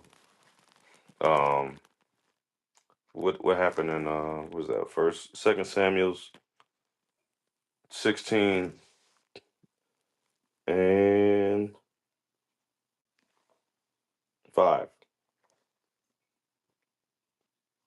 Second Samuel chapter 16 and verse 5. And when King David came to Bahurim, behold, thence came out a man of the family of the house of Saul, whose name was Shimei, the son of Gerah. He came forth and cursed, still as he came. Right. So Shimei was cursing David, mocking David. Read. And he cast stones at David, Mm, and and at all the servants of King David, and all the people and all the mighty men were on his right hand and on his left. mm, And thus said Shimei when he cursed, come out, thou bloody man, and mm-hmm. thou man of Belial. Right. He was calling David the devil because obviously what David, did and what he fell in, the sin that he fell in. But Shimei was mocking him for what he was doing. Read. The Lord had returned upon thee all the blood of the house of Saul, Mm, in whose stead thou hast reigned. And the Lord hath delivered the kingdom into the hand of Absalom thy son. Jump down to And 11. verse 11. And David said to Abishai and to all his servants, Behold, my son, which came forth of my bowels, seeketh my life. How much more now may this Benjamite do it? Let him alone and Mm. let him curse. Right. For the King David Lord was like, hath you know what? Don't worry about him. Leave him alone. Let him do what he gonna do. Let him do his cursing, and that's why we got haters. We got haters. You gotta have haters, right? But we understand we gonna have scoffers come in the chat, haters like Bill come through here. They got a job to do. All right, we get it. All right, so we gonna let the Lord deal with them. Read on. for the Lord hath bidden him. Come on. It may be that the Lord will look on mine affliction, and that the Lord will requite me good for his cursing this day. Right, because we understand that the Lord is going to allow us to be glorified. Though He may curse us, those that may be hating may send them curses us, but the Lord is looking at us and blessing us while we endure them curses, right? Them cursing us and belittling us and all that kind of stuff. The Lord is gonna give us some grace in that, right? So we just gonna take it. And then at the end, I can't find that, but this dude ended up dying. He asked for forgiveness, just like Bill did, right? King David, all right, cool, but ultimately this dude died. He ended up dying. So the judgment came. The Lord did not play with his ass. So y'all be mindful. Y'all playing with the wrong God, man. And he didn't die. This took a while when Solomon took over. Right. Another person picked up the beef and put him to death. Mercy was extended to him, and God eventually killed him later on. Because Solomon told him, Yo, I know what you did to my father. Don't leave from this city, or else you're going to pay for what you did to my father. He let time pass, just like this guy here let time pass, and he thought it was all good. And then the Lord put hands on him. He ran into the temple to go and hide. They said, pull him out and kill him. That's what happened to Shemaiah. Same thing gonna happen to this fool. I mute my mic. Hey, Uh, get that in Luke, not Luke 6, because they think like we look that don't bother us. Yeah, this shoot actually give us faith. Grow our faith. Get that in Luke 6, because Christ said this about us. 22. Yes, sir. Luke chapter 6, verse 22. Blessed are ye when men shall hate you. Damn. Wait. We can't run past it. It said, "Blessed are ye when men hate you." What the purpose of him doing this for? He don't even know Ao. He's he said, "Blessed." This is talking about you hate me for no reason. I'm. He only know Ao because he's bringing the word of God. Other than that, he don't know Ao. So he's hating him because he's bringing the word of God. Think about that. So is he really hating Ao? Hey, right. and I've never done nothing to him. There's no reason for him to attack me. I've never done anything to him. Exactly. Yep. Hey, it's Second Kings. I mean, First Kings 2. First Kings 2:42. Read that. Y'all want the rest of Luke? Oh You can yeah, finish finish it. it. Yeah, you can finish it off. Blessed are ye when men shall hate you, and when they shall separate you from their company, and shall hmm reproach you, and cast out hmm your name as evil for the Son of Man's sake. You see that for the Son of Man's sake, but y'all gonna it's gonna be it's a dangerous thing. To get dangerous game you playing. It's a dangerous game. Yeah, and playing with the prophets of God is just the wrong. It's just the wrong move, bro. And A1 is just not one of them ones that you want to mess with, bro. I'm gonna be honest with you. But you made your bed, you got to lay in it. So go ahead, read that. First Kings 2:42. First Kings 2:42. And the king sent and called for Shimei, and said unto him, Did I not make thee to swear by the Lord, and protest unto thee, saying, Know for a certain, on the day thou goest forth, on the day thou goest forth, and walkest abroad any whither, that thou What the shalt heck? surely die. And thou saidst unto me, This word that I have heard is good. Why then hast thou not kept the oath of the Lord, and kept the commandment that I have charged with thee? Which is the same thing with him. He swore the last time that he wouldn't come in here and be disruptive. Read it again. Same exact situation. Why then hast thou not kept the oath of the Lord? Verse And before. verse 42. And the king sent and called for Shimei, and said unto him, Did I not make thee to swear by the Lord? And Remember, protest. you came here and said that you was going to stop it? Me and you had an agreement you was going to stop it. That's what Solomon is telling him. Didn't we have an agreement you was going to stop the evil? Read on. And protested unto thee, saying, Know for a certain, on the day thou goest out, and walkest abroad any whither, that thou shalt surely die? The next time you come back with this foolishness, God is going to judge you. Same thing Solomon said. Read on. And thou saidst unto me, The word that I have heard is good. And you agreed that it was good. We gave you a pass. All was Why then? forgotten. Why then hast thou not kept the oath of the Lord? Why are you back here again, creating the same antics? Nobody didn't ask for your opinion. We speaking to the women. We trying to heal our sisters. Read on.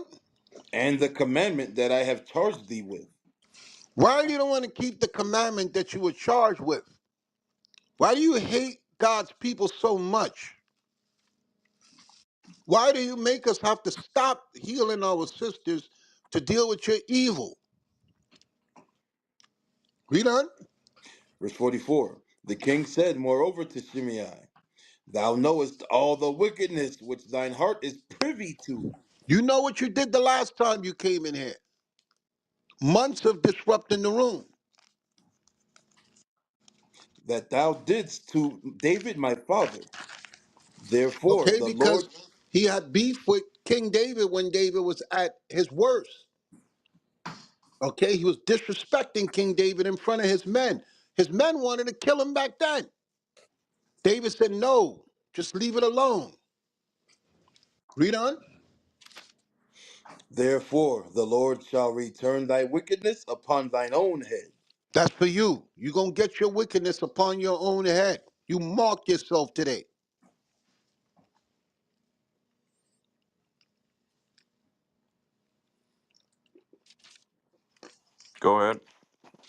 45.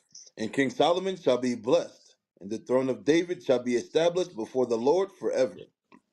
And the So Lord is the, going to bless us while he judges you. verse 46. So the king commanded Benaiah, the son of Jehoiada, which went out and fell upon him, that he died. So he was in the church begging for mercy. And he told Benaiah, go in there and get him and kill him. So you're not safe, bro. Most High gonna bring judgment to your ass for disrupting this class. I mute my mic. Ooh-wee. Damn, damn. Mm-mm-mm. Poor little Tink Tink. Uh, mm, Yeah, bro. That's all pray bad. that I pray that we see it too. I Man, pray that. it's a damn shame. You messing with the wrong guy, sir. And you shut up. Huh? I'm the one telling things. So Hey, you what's going see, on, Simeon? so you see, most of all these hypocrites, lies, scoffers, they just love showing up, blasting our dick. Huh?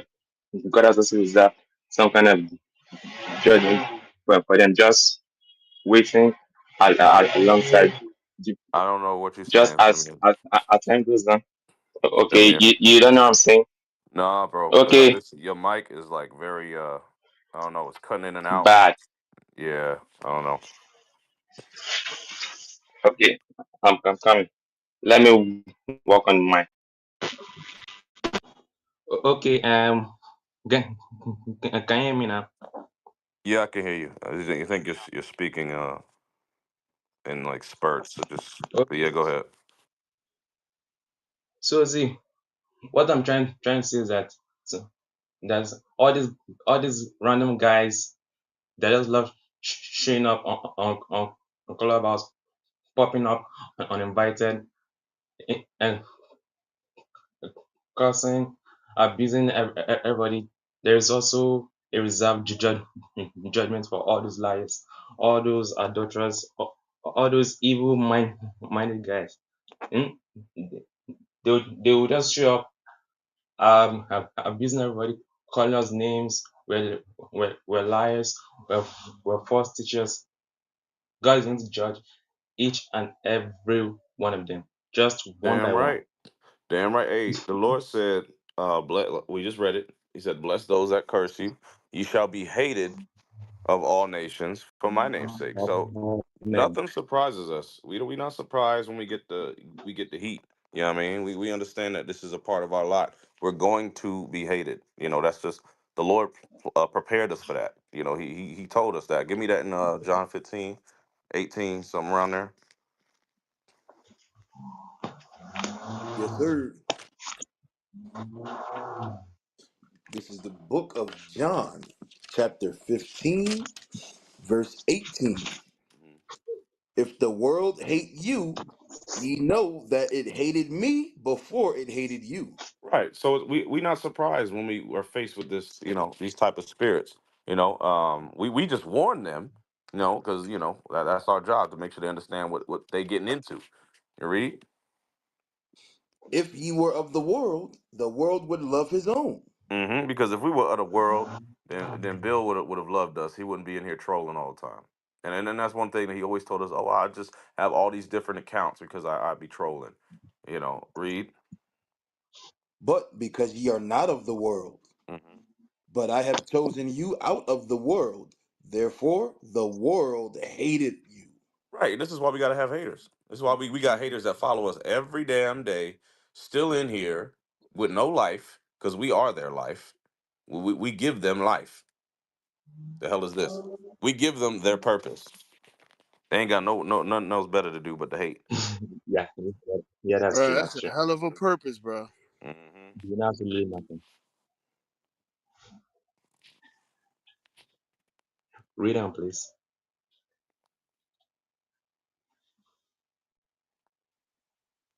What do Go you ahead, say? read on. Verse 20. Remember the word that I said unto you. The servant is not greater than his Lord.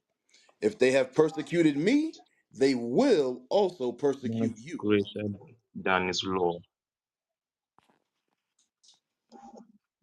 Yep. Yeah, they persecuted Christ. We gonna be I persecuted see. too. That's true. Yep. Christ went through it.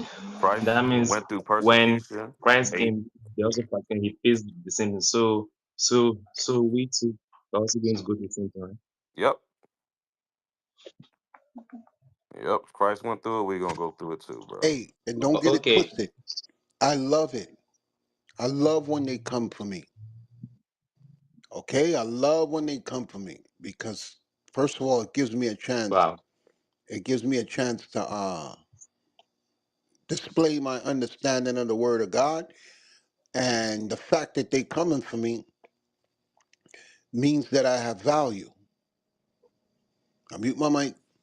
Hmm. Yeah, that's true.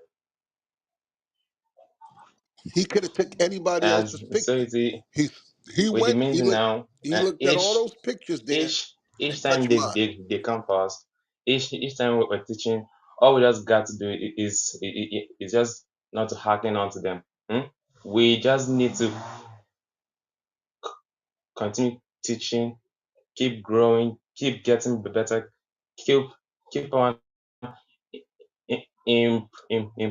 improving ourselves day by day as time goes on. Maybe one day when when we all die, we're all going to make the, the kingdom.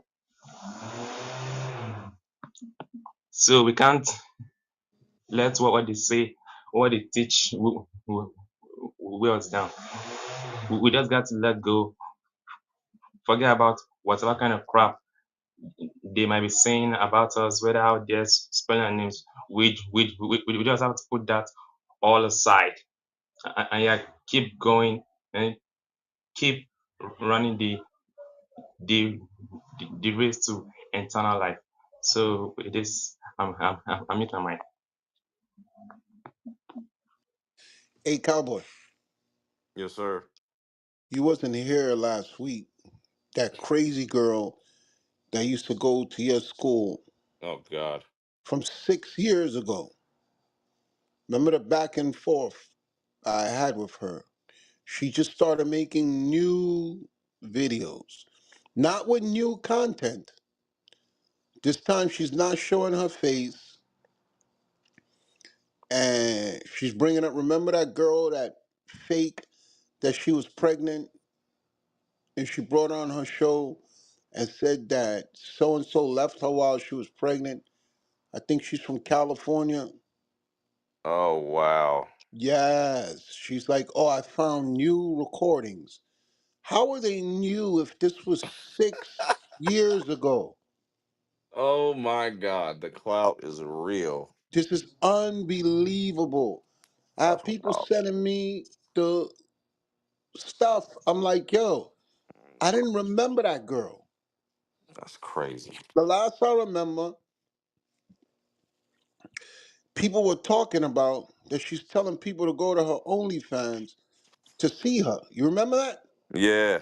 She was Wow. telling people, you want to see my front, you want to see my back, just subscribe to my page. I'll show. She said you can see everything. Uh, Okay? So here we are 6 years later. She's holier than now and attacking me. You can't make this up. Wow. Damn. Ain't got no life. Hey, Yes, hey, man. She was hey. complaining she couldn't get her husband, blah, blah, blah. How you gone 6 years later, you still don't have no man, and your focus is on me? Wow. So I said, I'm not gonna go back and forth with her. I more was pointing out to people who's watching this stuff. And they sent them one video, and I'm like, what's this new info? I thought somebody did something to her. Nope, she's going over the old videos that she did back in 2018.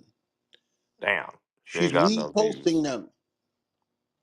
And on her page, she was attacking Cardi B. She was attacking uh uh what's that girl that got that sued that Cardi B sued her Cardi B sued her.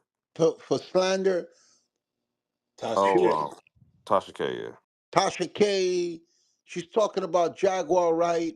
And I guess that stuff wasn't working. So it was like when all else fails, speak about A1. Yep.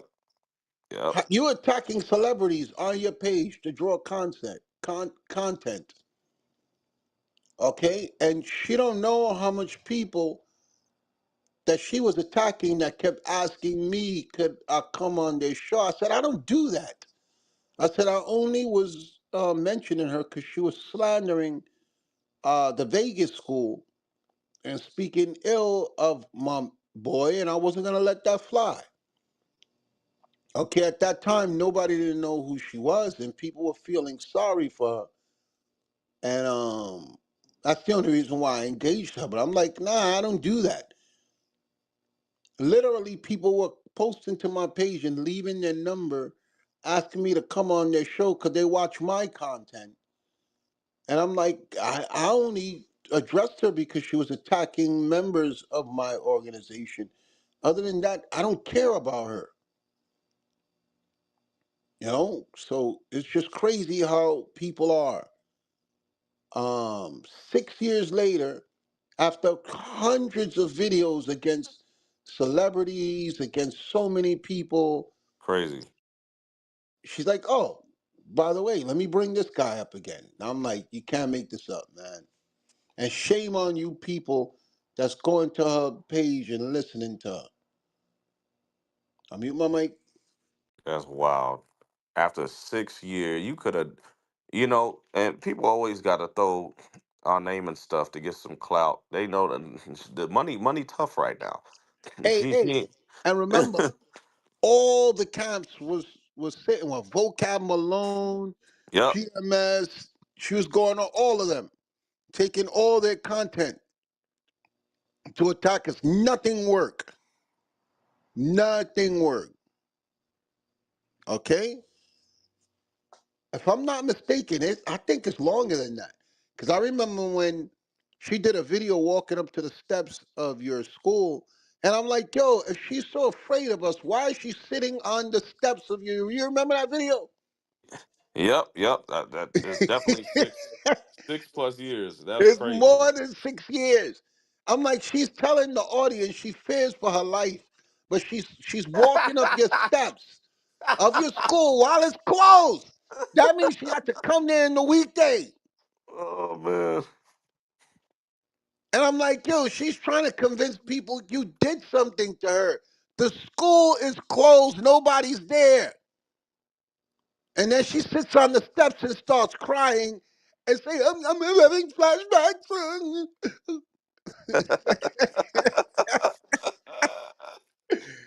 Yo, I gotta look for that video. Oh man. But Damn. I'm only saying that because this fool comes up here not even having a clue how much people I've had to deal with. Multiple people at one time, multiple uh black Hebrew Israelites on top. She was like the first nut job woman to come for us. And after a while, it just was like, I can't do this no more. She's a nut job. But when I saw her on social media telling people they could see her vagina and see her grabbing on a white woman's butt, remember that music video they put her in? And she was rolling a blunt. I'm like, I'm not gonna talk about this woman. You know, it's like it's not of any significance no more. It'll be like me killing a roach and then seeing it a week later and stepping on it again while it's dead. The only comparison I could come with at this time. I mute my mic. Oh man. The roaches fight back. When roaches fight back. On the next episode of When Roaches Fight Back. No, I got a better analogy. The mouse gets stuck on the glue trap, Oh and man. instead of disposing it, you put it in the closet and you pull it out from time to time to it's there, it's already gonna die. Oh Okay? man. And you're torturing it now. She's like a mouse on Satan's glue trap. I mute my mic. Terrible. No life. Mm. Let's see. Yeah, that took me back. Amazing. I'm having flashbacks. Oh yes, yes, yes. Somebody just typed in the chat, and she keeps bringing up Joy Morgan.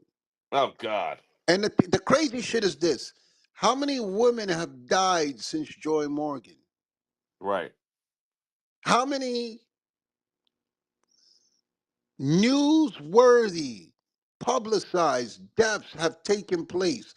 But for some reason, black Hebrew Israelites and everybody that hates us, it's just so obvious. Even the white people can see it.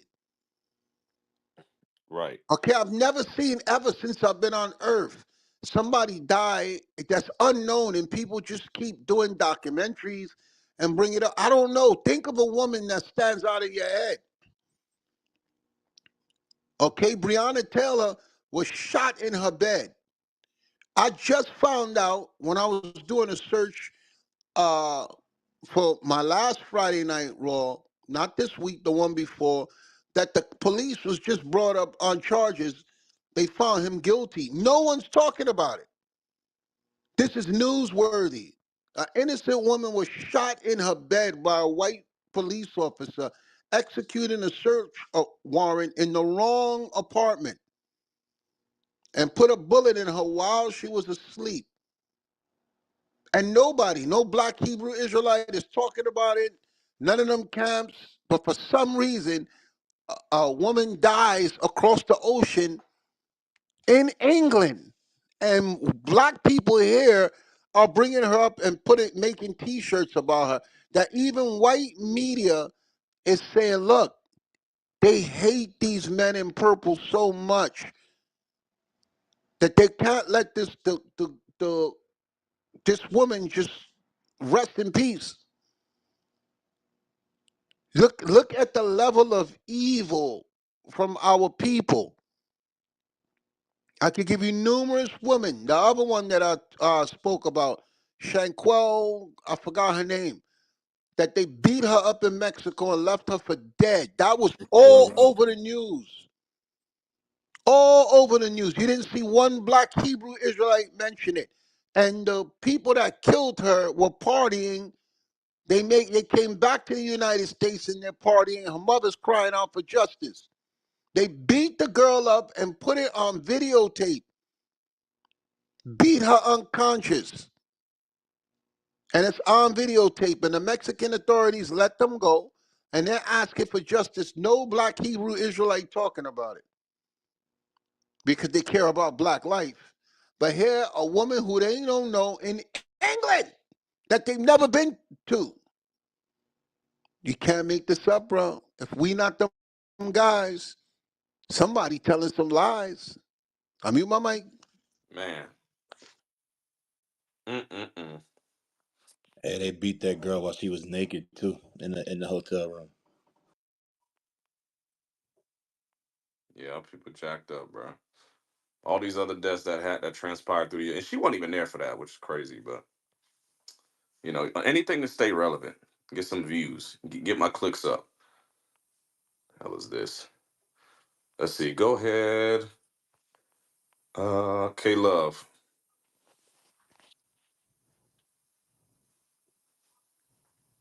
K Love, and Sue. I saw you raise your hand, Sue.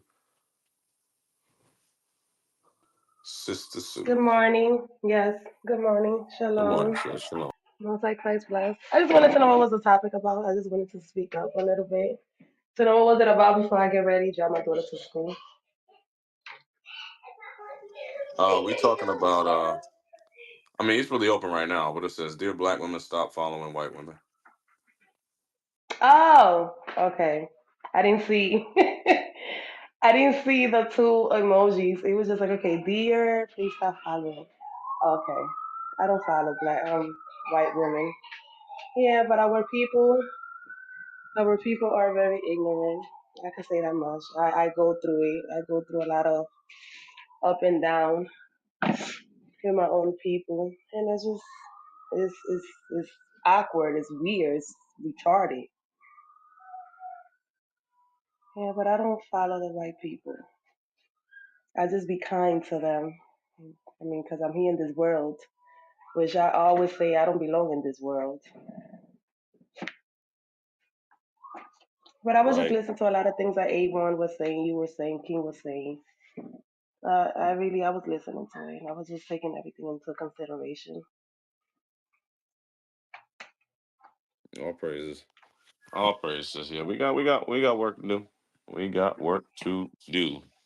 There's a lot that's transpired these last couple weeks in our community, the black community specific, that's exposing a lot of breaches within the community that we need to fix. And this is why we do what we do.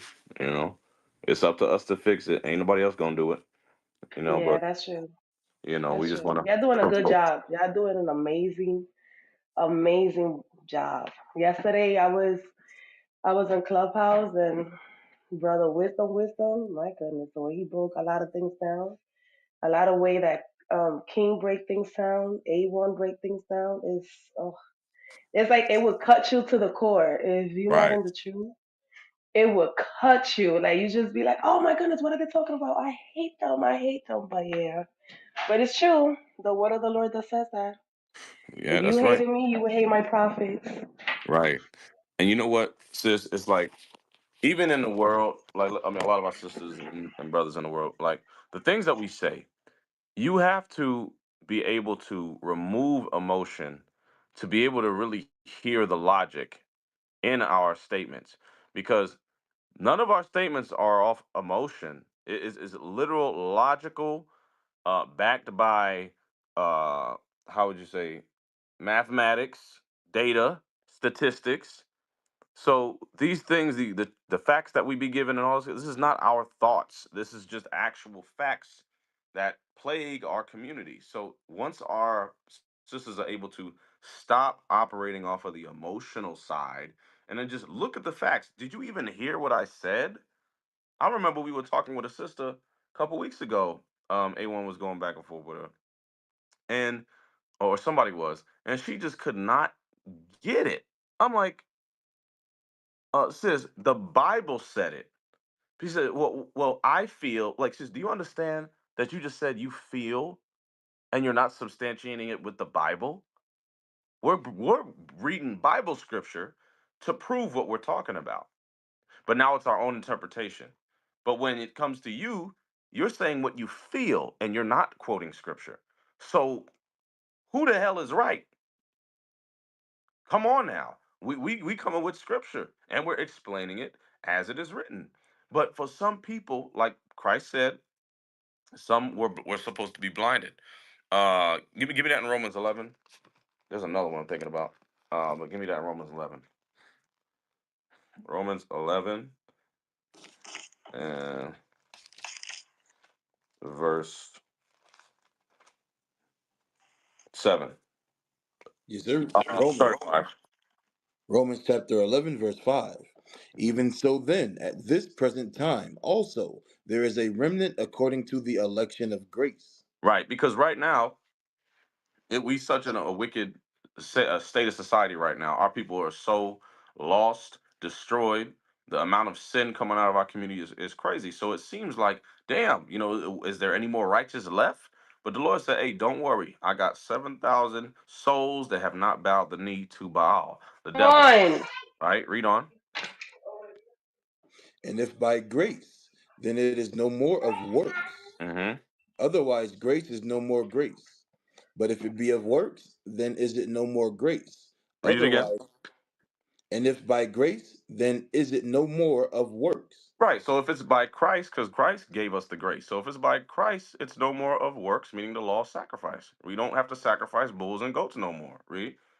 Otherwise, grace is no more grace. Right. Otherwise, the grace is no grace in Christ. If we offering bulls and goats no more, it doesn't stand for Christ no more. Read. But if it be of works, But if Yeah. it's of the law of Open sacrifice, the door. sis, you got to mute your mic. God damn. In order, no, not Damn. Las Vegas, Los What is that? Angeles. Okay. Before I took the flight to Dallas Fort Worth. Okay. Okay. Oh, that's And A1. so that was. All right, go ahead. but if it be of works, But if it be of works, if it's of the law of sacrifice, read, then is it no more grace. then is no more grace in Christ. Come on. Otherwise, work is no more work. Right. Otherwise, the work that you do is no longer counted for righteousness. Read. What then? Israel hath not obtained that which he seeketh for, Hmm. but the election hath obtained it. But And the, some of the people that we have here in this group, we understand that some are going to agree, some are going to reject, because there is an election of grace. Some people are supposed to hear it. Read. and the rest were blinded. But some of them are going to be blinded. A lot of our people are just going to be blinded, and it's just very clear to see every time that you hear us dialogue with some of these people. It's just like, are you really not getting it? Like, you really can't see logic. Like, you gone. Like, you sound crazy, sis. Are you not hearing yourself? You just said that you feel like 5 different times. And we're coming out of the scripture. We got facts. What I Hey, mean? It's just like, it's crazy. hey, Cowboy, it's like the woman I told yesterday. She was like, yeah, they need to come over here the right way. These Mexicans, and I'm like, you realize that's your brothers, and this is a sister in the truth. Supposedly, she in the truth, Damn. and she was like, yeah, they need to come over here the right way. Build a wall higher. And I'm like, okay, so okay, I take your house. you know, and years later, your kids want your house, and I tell them, no, this is my house now. I say, is that fair? She's like, no, that ain't fair. I'm like, you know, our brothers and sisters was in this land first, and they got robbed out of this land. Yeah, I know that. I'm saying, well, how can you not see the correlation between the two? Right. Crazy. That's crazy, man. Blind as a bat, bro. It's wild. Yeah. So yeah, man. So some supposed to be they gonna be blinded, man. Some people gonna hear it, some people ain't. But it is still frustrating to hear, them sit here and it's like you really sound dumb as hell and you don't see it, you know. But that's how you know it's a spirit on them. It's a demon. They're reprobate. What does it say? Spiritually discern. Are you stupid or something? Mama says stupid is as stupid does. Stupid is as stupid does. The issue. What? I don't know what happened to your sound, sis. You went out. You say you wanted that spiritually discerned? Yeah, you can bring it out. First Corinthians chapter 2, verse 14. But the natural man receiveth not the things of the Spirit of God, for they are foolishness unto him.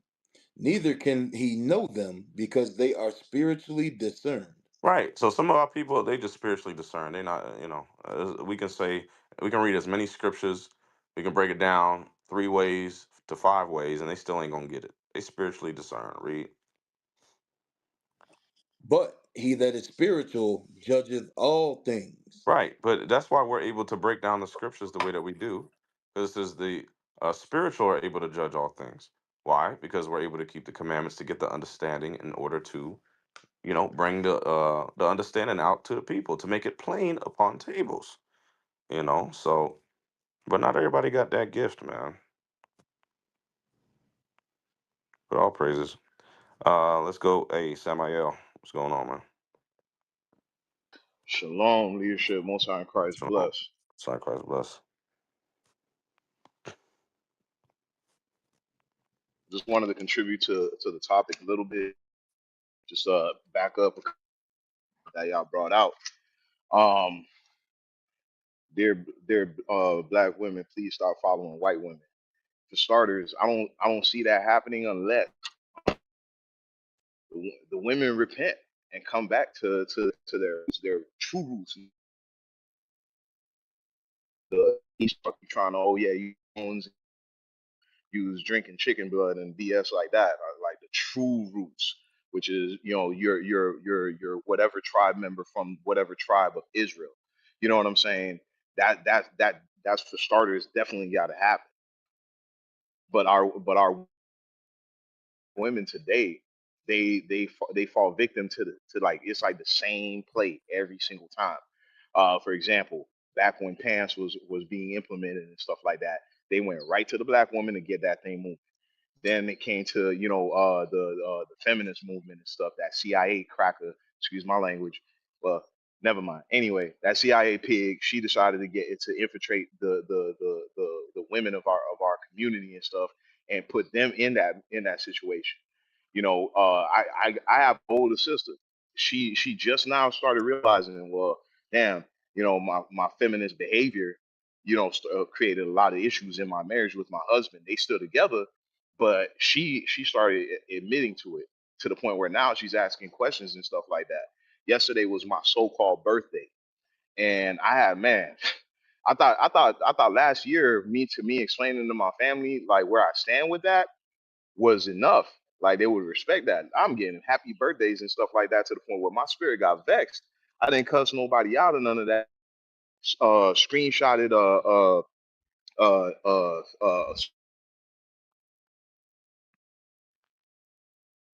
that that you can easily Google about birthdays on online, screenshotted that and sent it to everybody and stuff, and said, "Listen, I don't follow that. That's idolatry.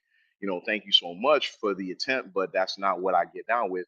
And I know I told you guys that last year. So please, moving forward, don't send me no happy birthdays and stuff.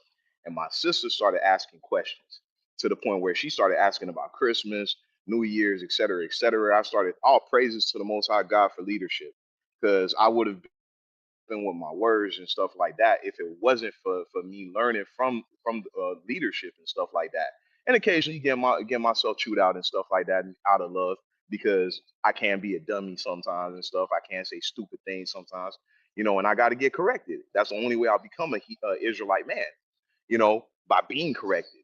And that's so from that point, she herself, she started she I brought Janice to her. I got the scripture for her and stuff like that in regards to Christmas, and I just started screenshotting and sending it. We ended up having a 2-hour conversation. She's still so-called skeptical, but on the bright side, she's asking questions, which I'm thankful for. But like that's the thing. My point is, that's the thing that's where our women are at when the truth get presented to them. Either they'll accept it like that, or they'll completely reject it. But that it's because our sisters are following these white women, wanting to be like these white women in some way, shape, or form. They envy their oppressor. Now, in regards to the abortion thing, I wanted to get out just 2 scriptures, if possible. Reader, can I have the reader read Exodus 22 and where was it? 16, please, if at all possible.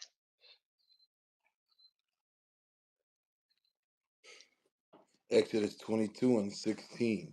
Yes, sir. And if a man entice a maid that is not betrothed, and lie with her, he shall surely endow her to be his wife. That's what's not happening right now. We as the men, not the men that know the truth and stuff like that, because a lot of us, well, there may be a few of us and stuff that's still with that stupid Negro crap, but for the most part, all of us, we know better now.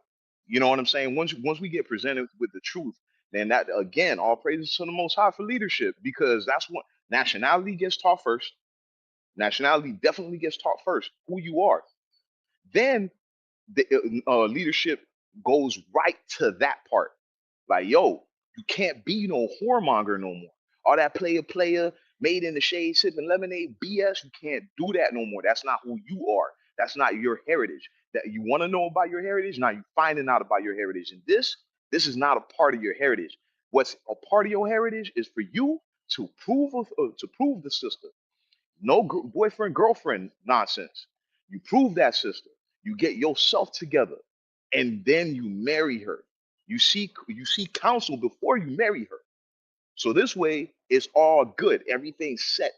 Don't do no backdoor marriages. Y'all go in on the backdoor marriages so often that if a person Hey, doesn't uh, was somebody trying brother. to say something? Sorry, Yeah, sorry. this King. Hey, shalom, bro. Yeah, shalom, sorry. Most High in Hey, Christ bless. Exodus 22:16. You know this ain't the right way to do it, right? Wait, if he, no, no, no, no. I'm sorry. I was making an example of that. What I meant to say in regards to that is the brother has to prove the sister. If he goes to Okay. Mac into her or whatever have you, he should not be trying to lay with her first. He should not pay attention. He should He be should going prove to her. the father. He should be going to the father. Like the father should even like this is like we been doing it all the way wrong. You know, uh, he should not even be going to her. You know, Right, I know. We coming out of wickedness. The fathers today is those of the church. If she didn't have a father, but if she has a father in the truth, he's supposed to be going to the father anyway. right. Not even approaching her. You know, um, so I'm just saying, I didn't. I'm just coming back and I'm listening. So I just want to make Yes, sure sir. you know the Exodus 22 is not the right way to go about it. I'm just Right. putting it No, out no, there. no. Like I I'm was not saying, saying you if saying that. I'm just putting it out there. No, no. You know, Go ahead. I was about to do something that like I shouldn't be doing. I Uh-huh. should just hush my mouth up because you're correct. I apologize about that. Hmm. Go ahead. Now, You can finish. in regards to stopping women from getting pregnant, it altogether, outside of wedlock, we need to be marrying. We need to prove the sister. We need to go through the proper processes. We need to seek counsel from leadership. We need to get that right there. That's all of that getting pregnant and wanting to go seek abortions and all of that. It stops that. That obliterates it out of the water. It is no more when that starts happening, and that's what we need to do. And I know we going in on earlier it was mentioned we talking about the women right now and stuff like that. But I know y'all agree with me that yeah, the women definitely got a hand to play in it, but we do too, and as the men, and that's why y'all come down on us. You know what I'm saying? A little bit harsher than the for one, we can take it. We're men, but for two, leadership knows that the men are the leaders.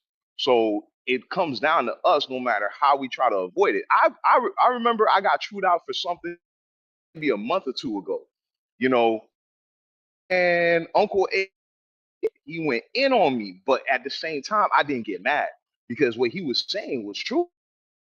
What he was saying was true. And he told me things that confirmed done. And he said it, and I didn't mention that, oh yeah, I'm doing this, I didn't mention any of it. And he just said, you gotta do this, you gotta do that, pull your da da da da da, get your shit together. Da, da, da. And I'm like, dang, wow, doing it right. But I need to hear this because he cares.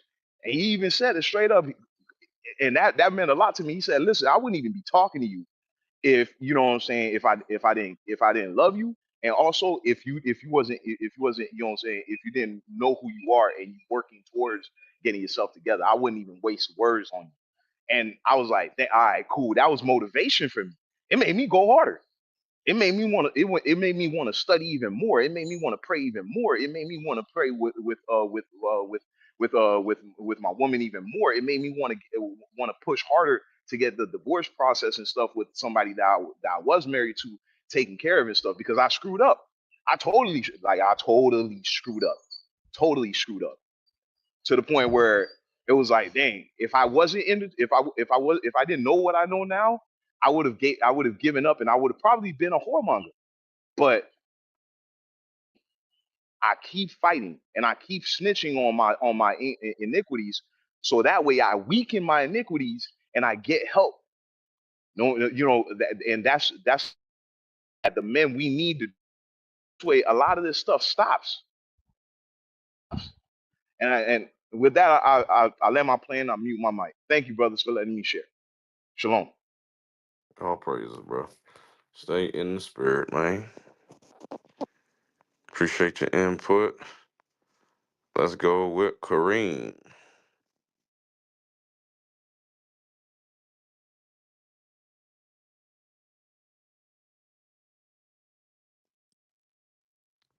Brother Kareem, if you're speaking, you are muted.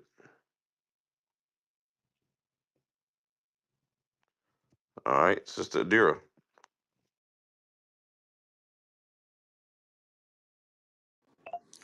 Shalom, leadership. Good morning, Israel. Yes, I've been patient. I've been sitting here listening, waiting to get in because the girl y'all had on last night, Stacy, right? She had mentioned that she did have a father growing up, but and I've been hearing a lot of that lately.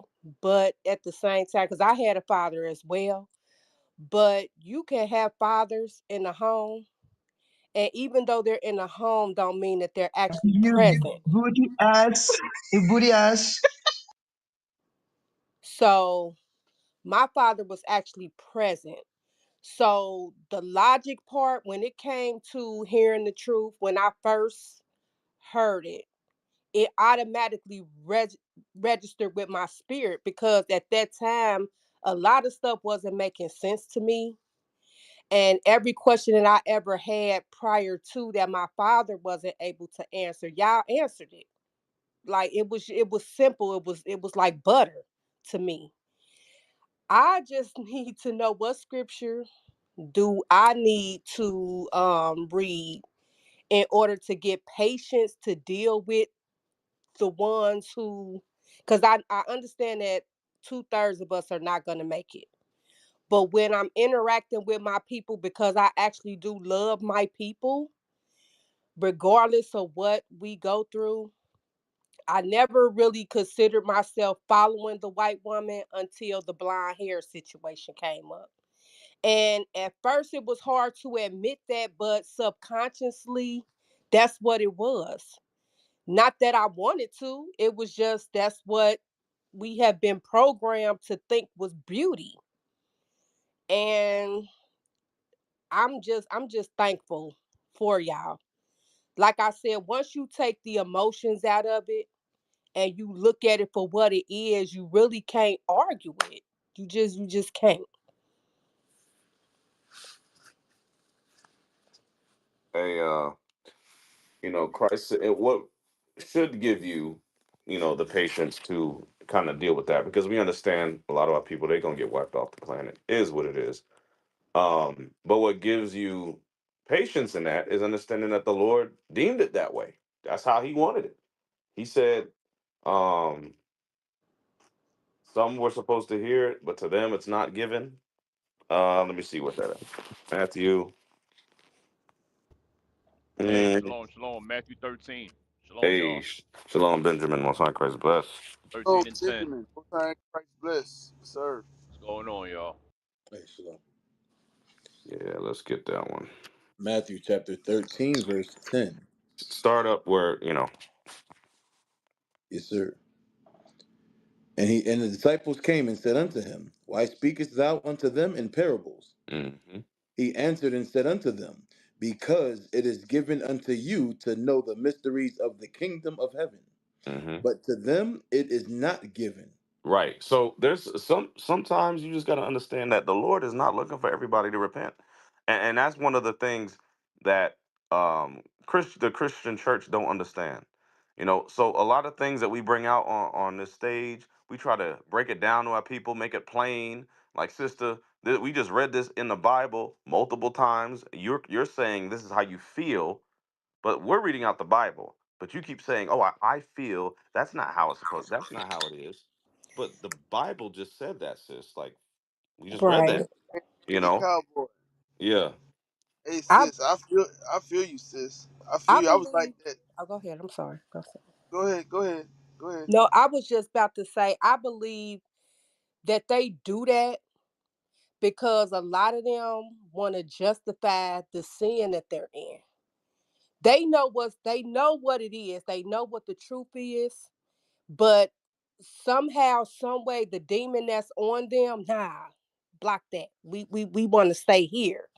Is the message that they get to me, because that's what it seemed like when I be talking to people. And this was before I came into the truth. When I be dealing with people, I try to deal with them logically. I try to give them the scenario of how this situation would play out if they made a certain decision and who all it would affect.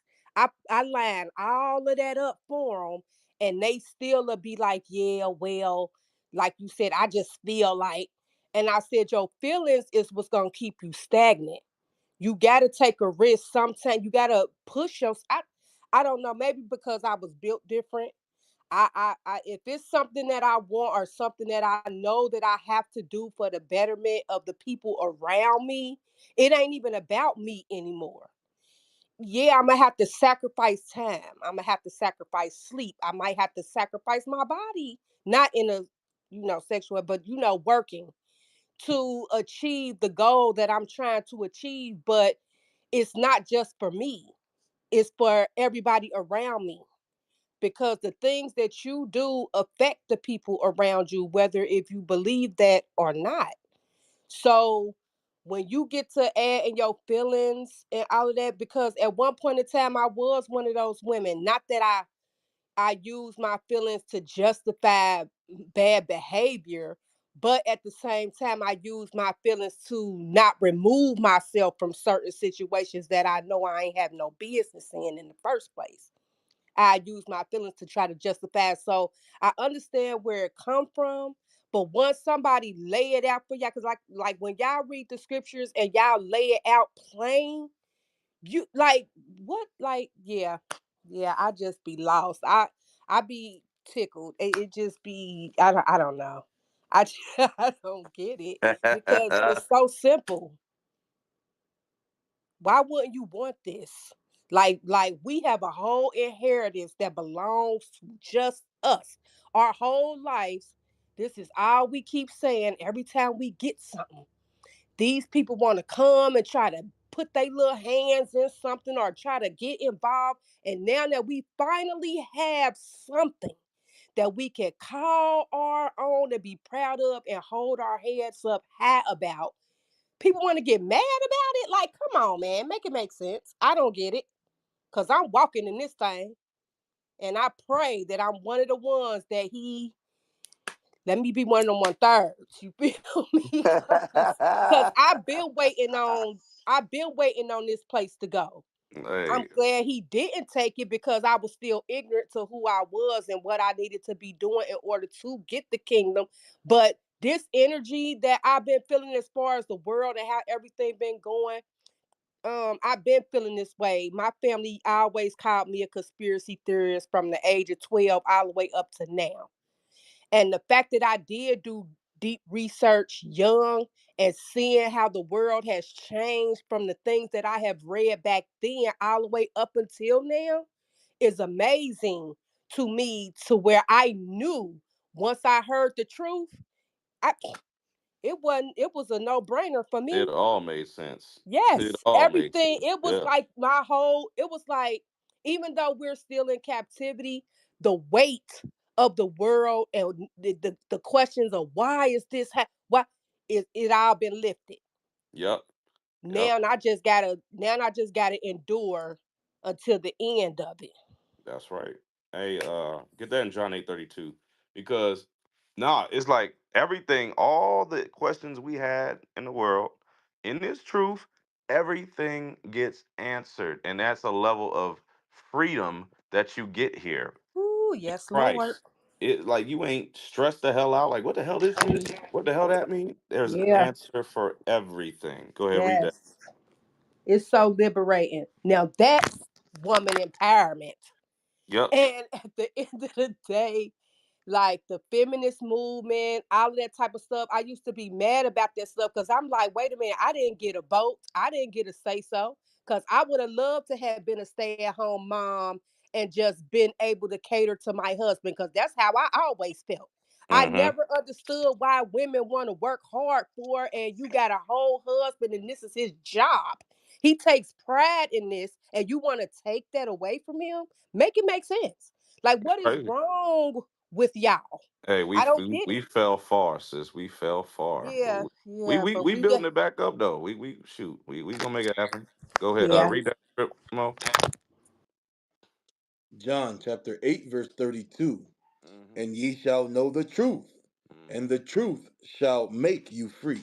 See, you free in mind, free in mind and spirit, knowing that hey, this Bible is only for you and your people, and not nobody can take that from you. You an Israelite, and Hmm. all the questions that you had, shoot, all of it's answered in Christ. We got everything. It don't no matter what kind of question you got. The Bible got the answer. When You I know. say every question, Mm-hmm. from the age I was, they was kicking me out of church when I was younger. Damn. Because I was asked a question. That question they say, you can't question God. And me being a child, I'm like, well, Yeah. I'm trying to understand how do that make sense? Because if y'all supposed to get the answer to something that I don't know, ain't I'm supposed to ask the question if I don't understand it? This me at 12 trying to read a book about my ancestors that I didn't know was my ancestors. So this is Mm-hmm. another, I'm reading it through white eyes. Right. You see what I'm Exactly. saying? Yep. So make it make sense for me so that I can feel like, okay, if this is who I'm supposed to be bowing down to, what is the purpose? Like, what is my purpose at the end of this?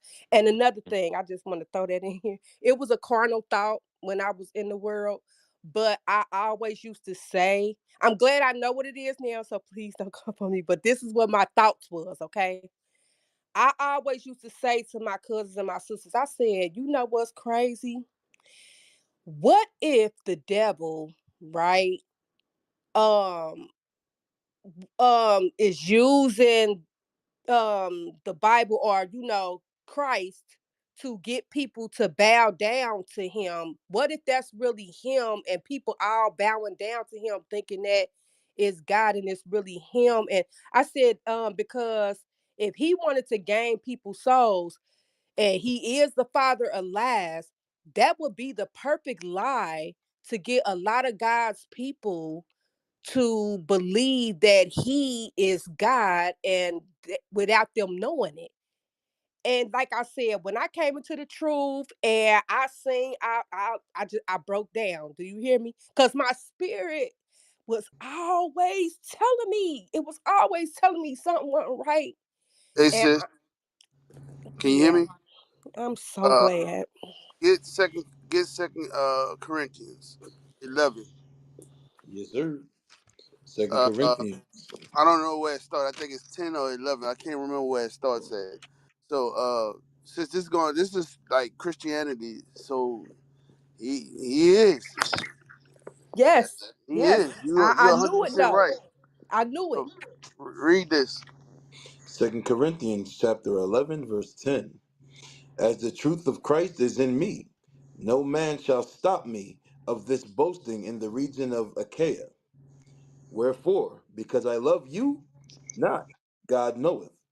But what I do, that I will do, that I may cut off occasion from them which desire occasion, that wherein they glory, they may be found even as we.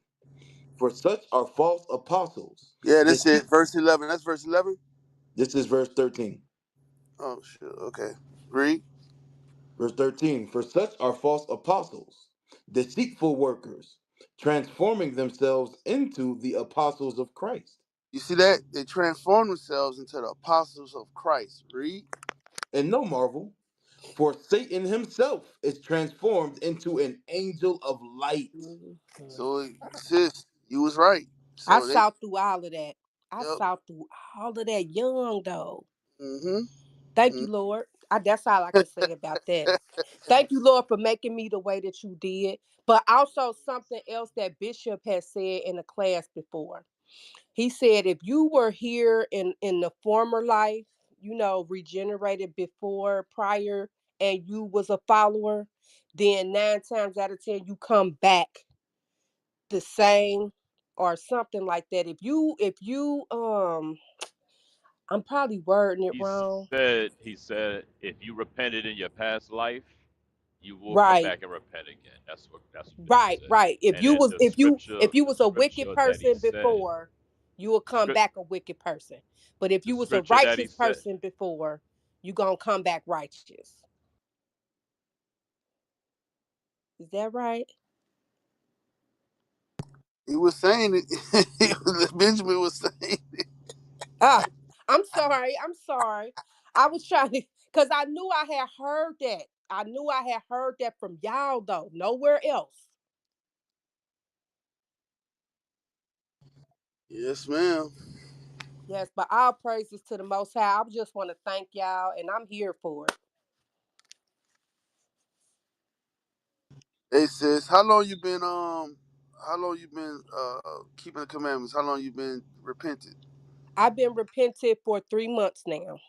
Okay, so I can hear it. I can't just keep the faith. I'm telling you, sis. You Oh, it ain't just going nowhere.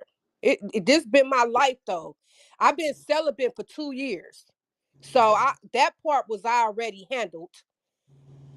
And then, like I said, I stumbled upon y'all through my people because she was saying little stuff to me here and there. You know, Matter of fact, no, it's been longer than 3 months because my birthday was in July, and right after my birthday, that's when it hit me. And I've been watching IUIC ever since. I just started congregating what last month, the end of last month, coming into this month. So yeah, yeah, I'm here for it. And I always said too, I pray that whoever my Lord is, when I get my Lord, that he is one of the hunters in the end of it all. I pray he one of the hunters. Cause baby, listen. But yeah, I mute my mic.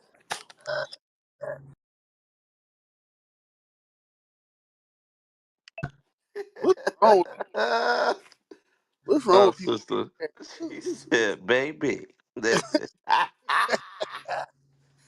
Cause listen, cause listen. Oh, my sister, all praises. Hey, listen. Our job, look, our job is to bring forth the word. You understand? Look, give me Ezekiel 3:18. Ezekiel chapter 3, verse 18. You gonna start at 17? Yeah, 17. 17. Son of man, I have made thee a watchman unto the house of Israel. Uh-huh. Therefore, hear the word at my mouth and give them warning from me. This is our job. Our job is just to give you warning, right? And that's out of the fear of the Lord, like, you know, the fear that we fear of not doing it, God can kill us for it. So we doing our job. Read. When I say unto the wicked, thou shalt surely die, and thou givest him not warning, nor Uh-huh. speakest to warn the wicked from his wicked way, to Uh-huh. save his life, To do what? to save his life, Uh-huh. the same wicked man shall die in his iniquity. Read. Our But job is, hey, we look, your job is to hear the word and hopefully you wake up. My job is just to tell you. I look, I'm gonna sleep good at night. You know, I sleep good every night. I'm not trying to. We ain't up here trying to like plead with you and hey, come, you gotta be saved. Nah, man, that's Christianity. We ain't begging you to do nothing. We just doing what God told us to do. Read that part again. and thou givest him not warning, nor speakest to warn the wicked from his wicked way, to save his life, the same wicked man shall die in his iniquity. Your ass gonna die in your sin. So you don't have to. You don't have to do nothing. Keep on being a nigga. Keep on being a sinner. Do what you want to do. We ain't. You don't have to listen to us, but yet you here in the room. Read on. But his blood will I require at thine hand. Uh huh. Yet if thou warn the wicked, and he turn not from his wickedness, Mm nor from his wicked way, hmm. he Uh shall huh. die in his iniquity, but thou hast delivered thy soul. Hey, we good.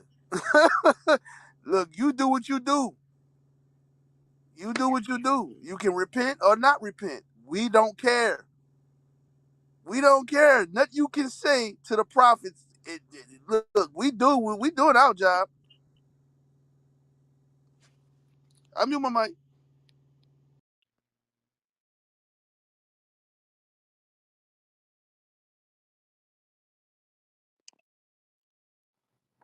All praise.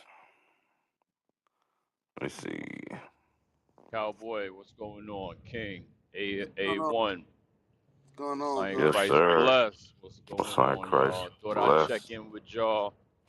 Jew, Know what I Baisha. mean? Give y'all a salute. Say what's up. Yes, sir.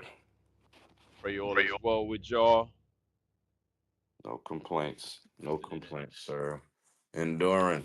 Enduring and working, man. Hey, you see that was in the cowboy Well, go on. stupid stuff. You said it again. Say it again. I was the stupid shit in the chat. Oh, hold on. Let me see. I sent Goddess one an invite. Look like she got questions. I don't know if it doesn't look like she accepted it, but I sent her an invite in the chat. Hmm.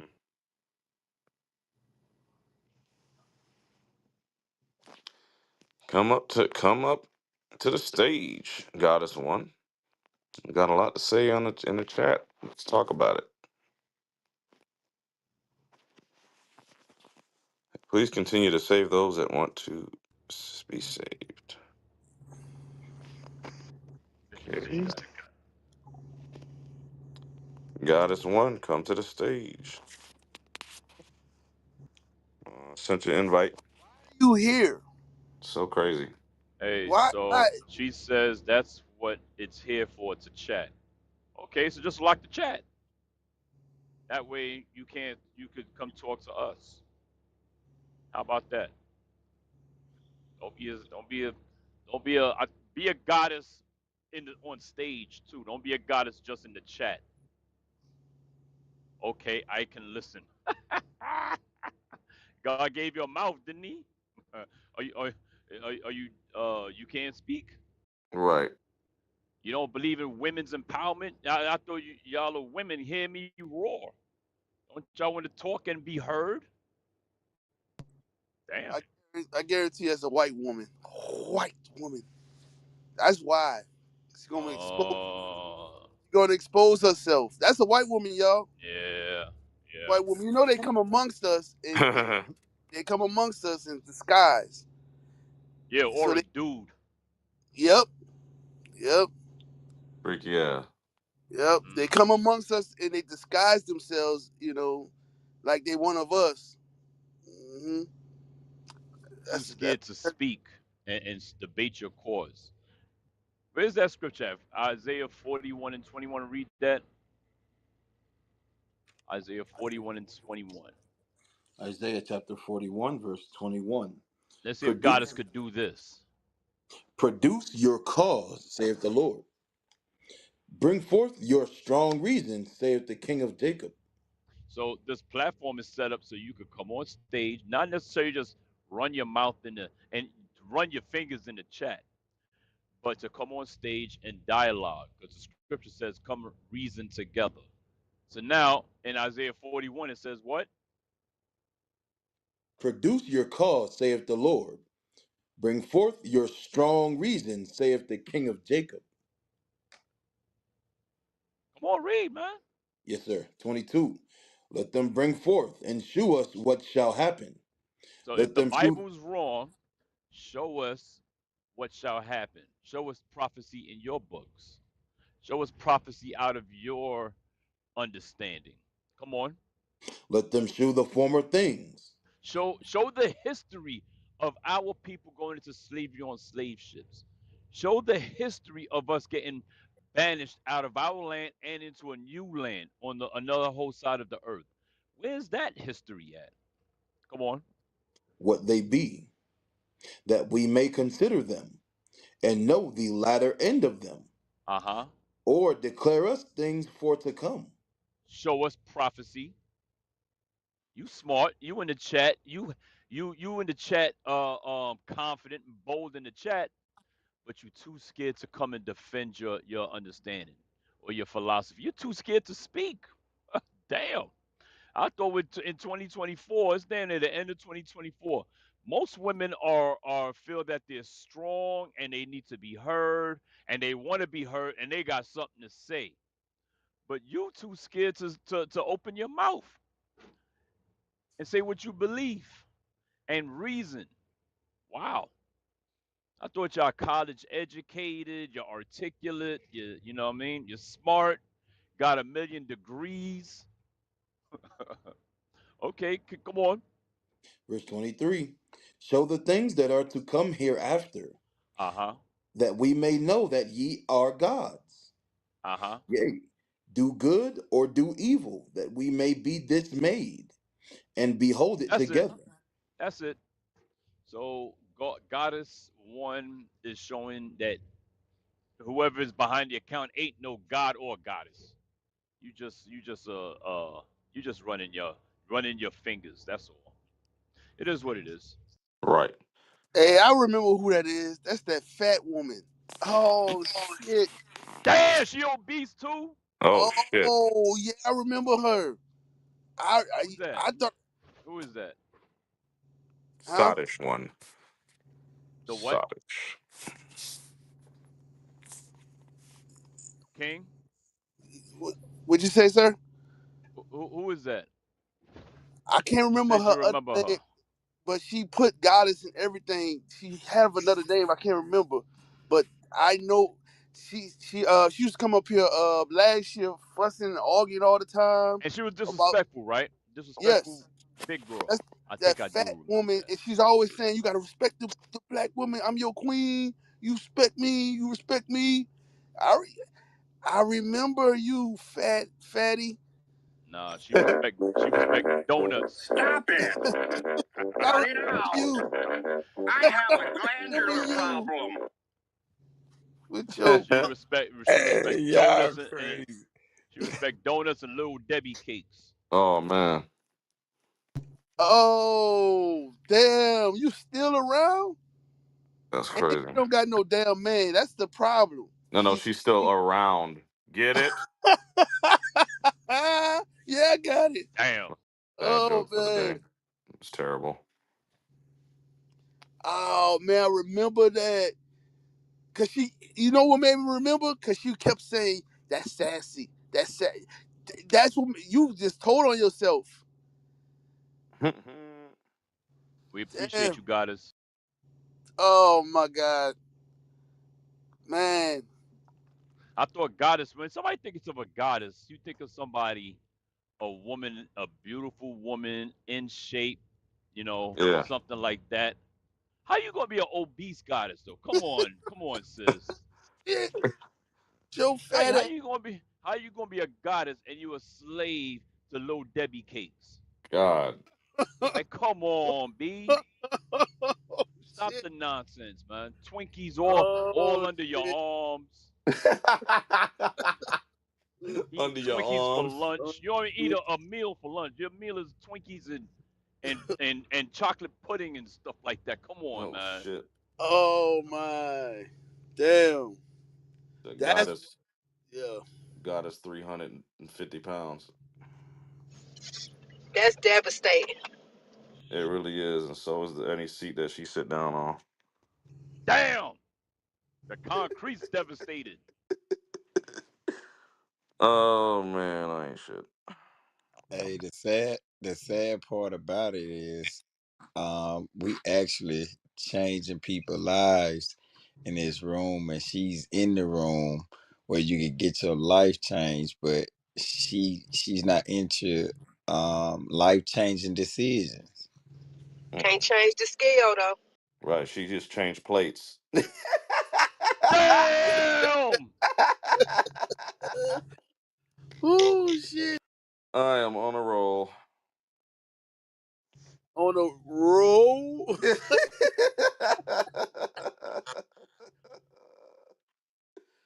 Childish, man.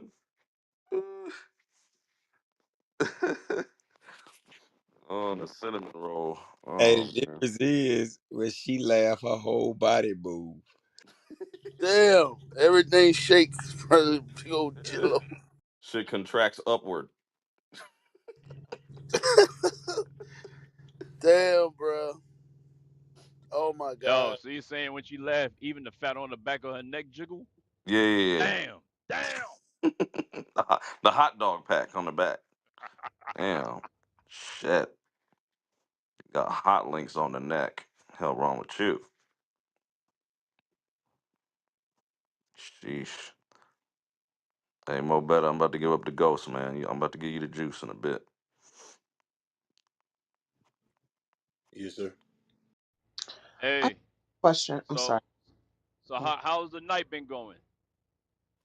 It's been so far so How's the good. topic? Okay, okay, I okay. think it could have maybe been a Praise. better topic. It's been good dialogue.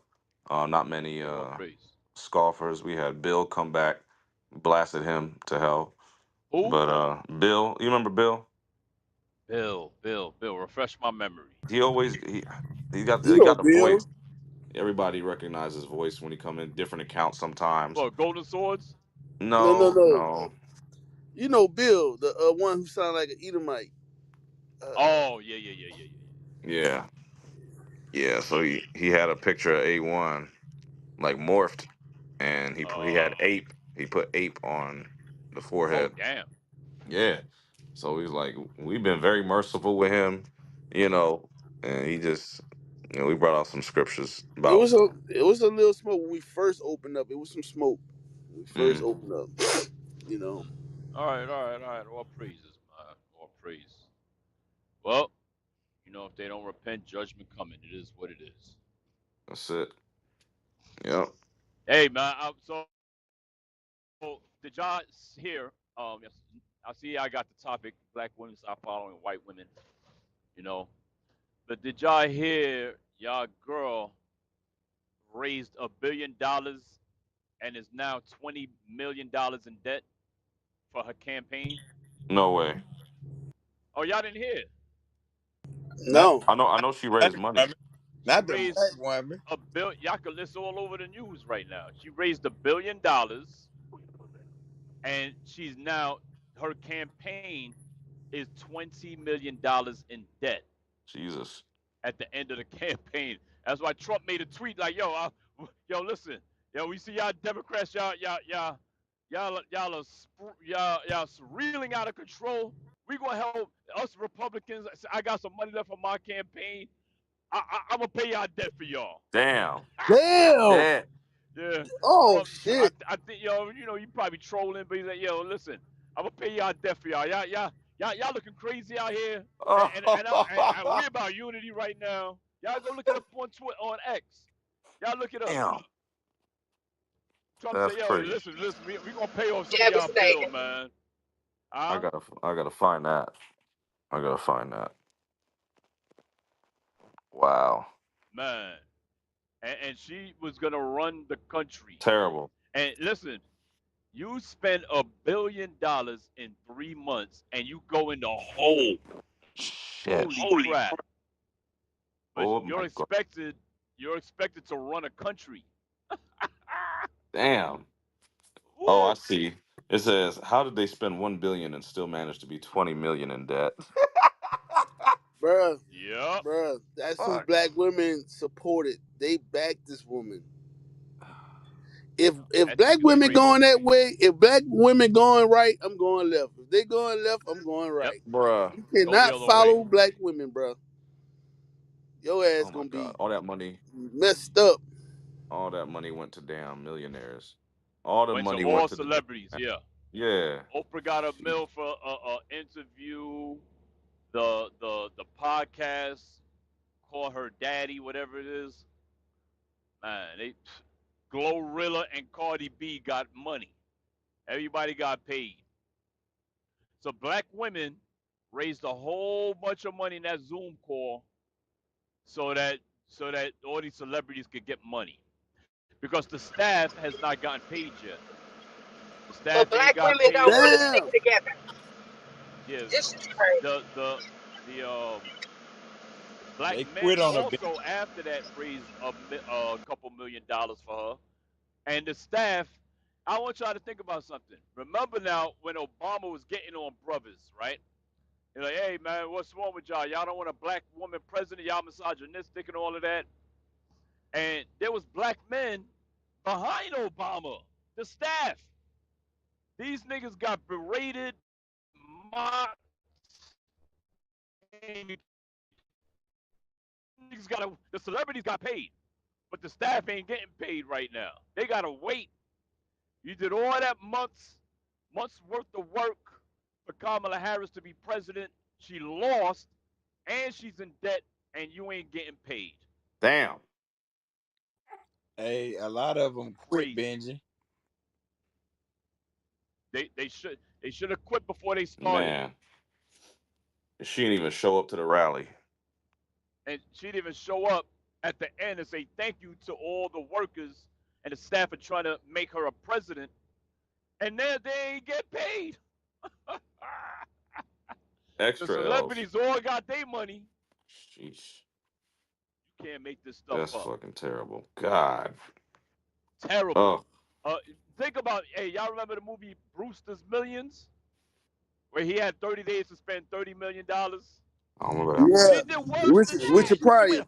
Richard She Pryor. went Yeah. harder. She went Hmm. harder than that. Wow. In 90 days, you lost $1 billion and 20 million, and went in a whole 20 million. Holy crap! Hey Benjamin, they raised 1 billion. On October the 16th, they still had a count of 118 million in their account. By Damn, from October the 16th to November the 5th, they was at a negative. that's terrible, man. That is horrible. And a Wow. lot of people want her to be the president. I don't know. You know what that mean, right? They was stealing. They was stealing. See, Yeah, yeah. They was stealing, and oh my God. that's terrible. Wow. Mm. But women empowerment, yay. All right. We run the But world. Hey, the but people. y'all know that's how city girls do. They Straight up. spend money, they scam and spend money. Money that ain't theirs. That's what they do, man. Oh Scam man. and spend money that ain't theirs. Wow.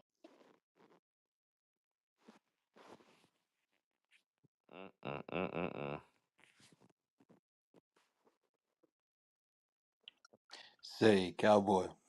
Yes, sir.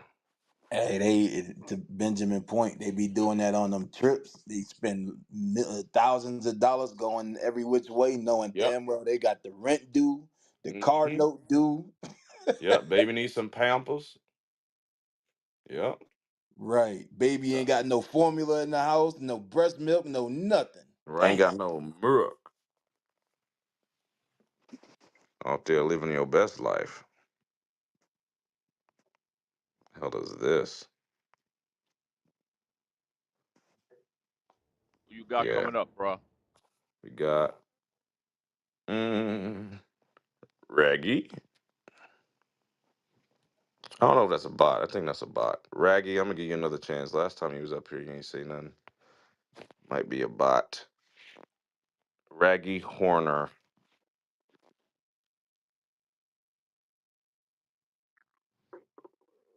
Yeah, he might be a robot. Go Judith. Shalom. Shalom, my Most sister. High in Christ bless mighty men of God. You Yes, sir. guys, you got had me waking up on a roll, but I just had I'm listening and to the topic. um I hear Adira talking, Sister Adira is talking my life, and I'm like, wait a minute, hold up. From early age, just knowing all of that, and it made me think of John 10:27, and I'm thinking, I'm like, this sister is so on point. She heard his voice, and it was calling her. I felt that from my youth. I could read the word and hear what the preacher was saying in church, and it wasn't resonating. It wasn't resonating. I sang in the choir and realized I don't at 15 I left the church. From 12 to 15 I felt faithful to the church, but it wasn't edifying what I was reading. And I had to leave because what I was reading was not what I was seeing, and I couldn't feel what they were saying. And the world was so wrong. And okay, I'm a product of from the 60s, the 70s. I'm in middle school and social studies class. They're talking about, and I can't remember this lady's name because for real, I'm still mad at her for going out burning bras talking about we want equal rights. Excuse my language, but I was like, bitch, you ain't come talk to me. The Bible said I'm supposed to have a husband and be in my household, raising my kids and taking care of my house while he out there doing what he need to do to take care of us. So who gave you the right to burn your bra and say it was for me? That's not the life I wanted. So when I heard Sister Adira talking, I'm like, this young sister is all in my life. She had everything she said was my life. And I just to the topic, you know, black woman stop following white woman. If they don't hear his call, they're not his sheep. They're not going to stop following white women because that's what they want to do. I knew from a child it was something about them people that just wasn't right to me. I'm seeing them on TV. They living this happy family life and they're doing all these things that I don't see in my community happening. And I'm like, this is just something ain't right about all of that. That's the life we're supposed to be living, but we're not. Why? Because they done desecrated our men, took them out of our families. You know, my father wasn't always in the house, but he was a present dad. He definitely dropped jewels, but he didn't edify them. And then he was living in the world, not following the word of God. So the jewels he dropped, I caught, and I'm reading what he's teaching me coming from the Bible. But he's not showing me what he's teaching me. The church didn't show me what the Bible was teaching me. And for years, I left the church, but I continued to hear that call, and it was drawing me. And so much about my life, I lived from the Bible. I lived in the world. I am no saint.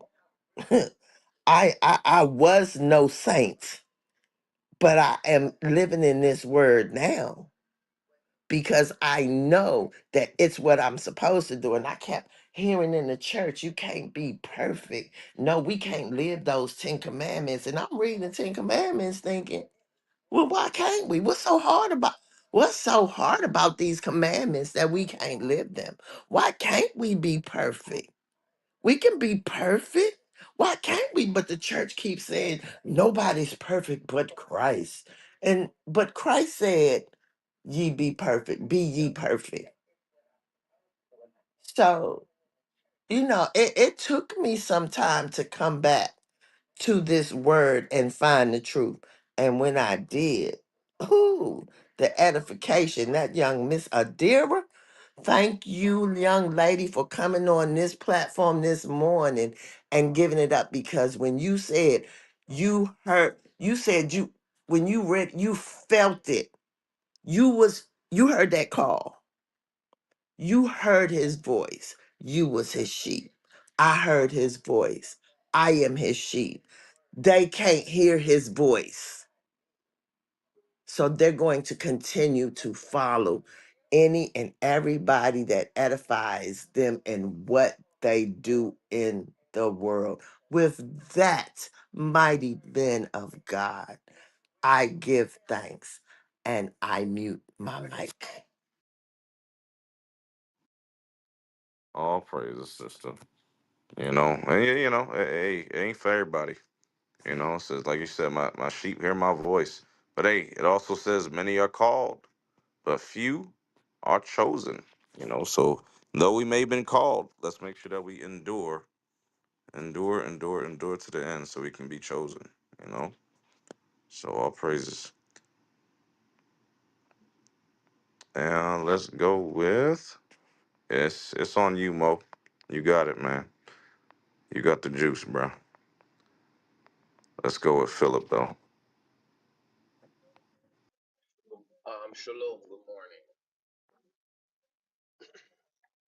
Hey, good Hello. morning, Philip. Go ahead, brother. Yeah, shalom, shalom.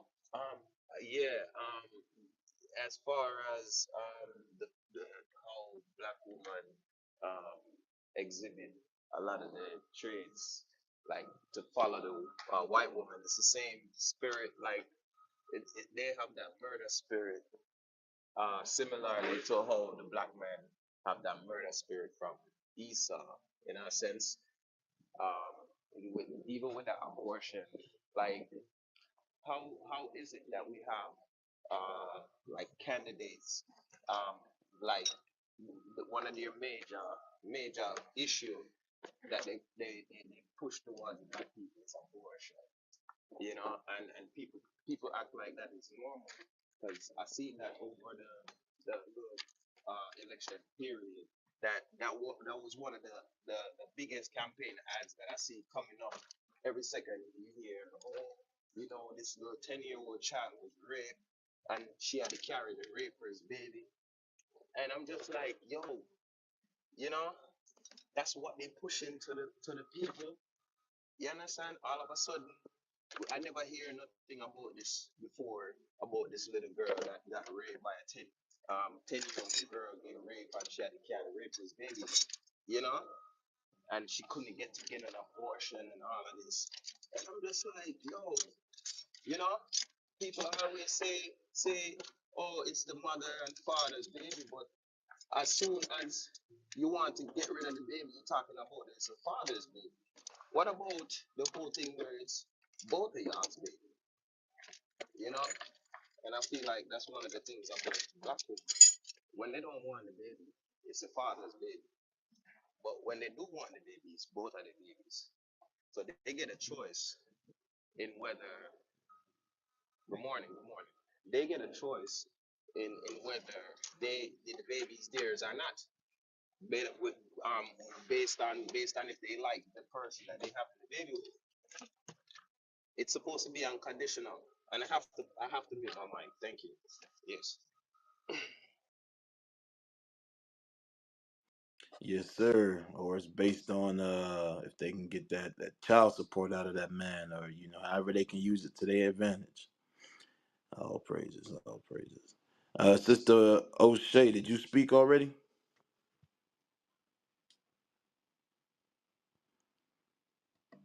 Sister O'Shea. All right. Just CC, did you speak?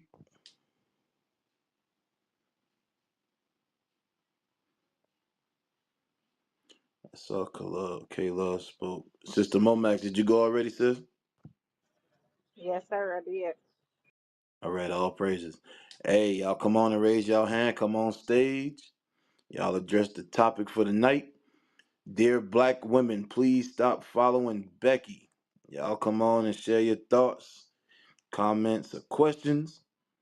Y'all hit us up as well on BiblicalSmoke@gmail.com. Hit us up. Alicia G, talk to us. Shalom, sis. Shalom, sir. Are you talking to me? Yes, ma'am. You got the floor. Go ahead. Oh, shalom, sir. Most High Christ bless. To the topic. It's strange because most of these women that's following Becky or Beckisha, they seems to have a lot of degrees, master's degree, associate's degree, bachelor's degree. How many? What they say? How many businesses and so forth? And if all that they're doing is following Becky, then what's the point of having all these degrees and claiming that they're so more intelligent than black men when they're following Becky down a path of ridiculousness? It doesn't make any sense. So I think that the black women should stop talking about all these degrees they have, or they should just probably just stop. If the part that they take in is to follow Becky, doesn't make much sense. But the reason they want to do that is because they want to align themselves to power, and they think that Becky, being second in command in the second in command to her man, which is the leader, that if they align themselves to her or even try to be better than her, then they can take her place and be what the white man desires. So whereas they are complaining about black men not having this and not having that and all these things, and they can't submit to them, that's not That's not it. They will submit to anything white, even if it lives in a trash can. And I'm sorry, but it's just the plain truth. Shalom. Hey sis, and what comes with all of those degrees?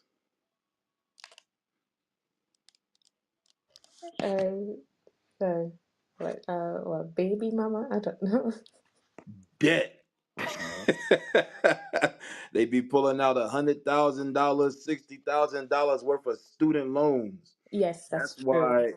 That's why they don't have an issue with what going on with Kamala being in all that debt because Bruh, a they lot seen of it the as a women, means to an end. Go ahead. a lot enrolled, they don't even be finishing. They don't want to talk about that though. Yes, sir. They don't even finish, and then they end up trying to start a boutique shop that fails after 2 years, or something in retail that just ends up not working, and they end up being management at Walmart or something. Yikes! Hey, Sister K, come on, talk to us. Shalom, shalom. Thank you for allowing me to speak. I'm just asking. I'm a black woman. I'm from the tribe of Judah. I'm an Israelite from the tribe of Judah. As a black man, I'm single, but as a black man, this topic, dear black women, please stop following white, you know.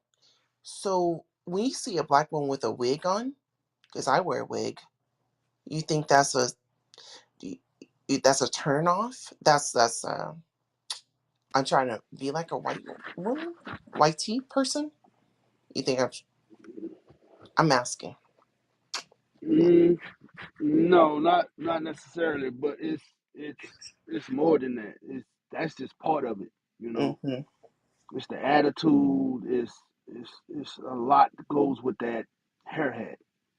It's a lot goes with that, you So do know. you So men really appreciate, like I have a natural afro. It grows up in the air, very thick. men, Black men we do don't like not. that. We what happened? Black men don't like that. Who said that?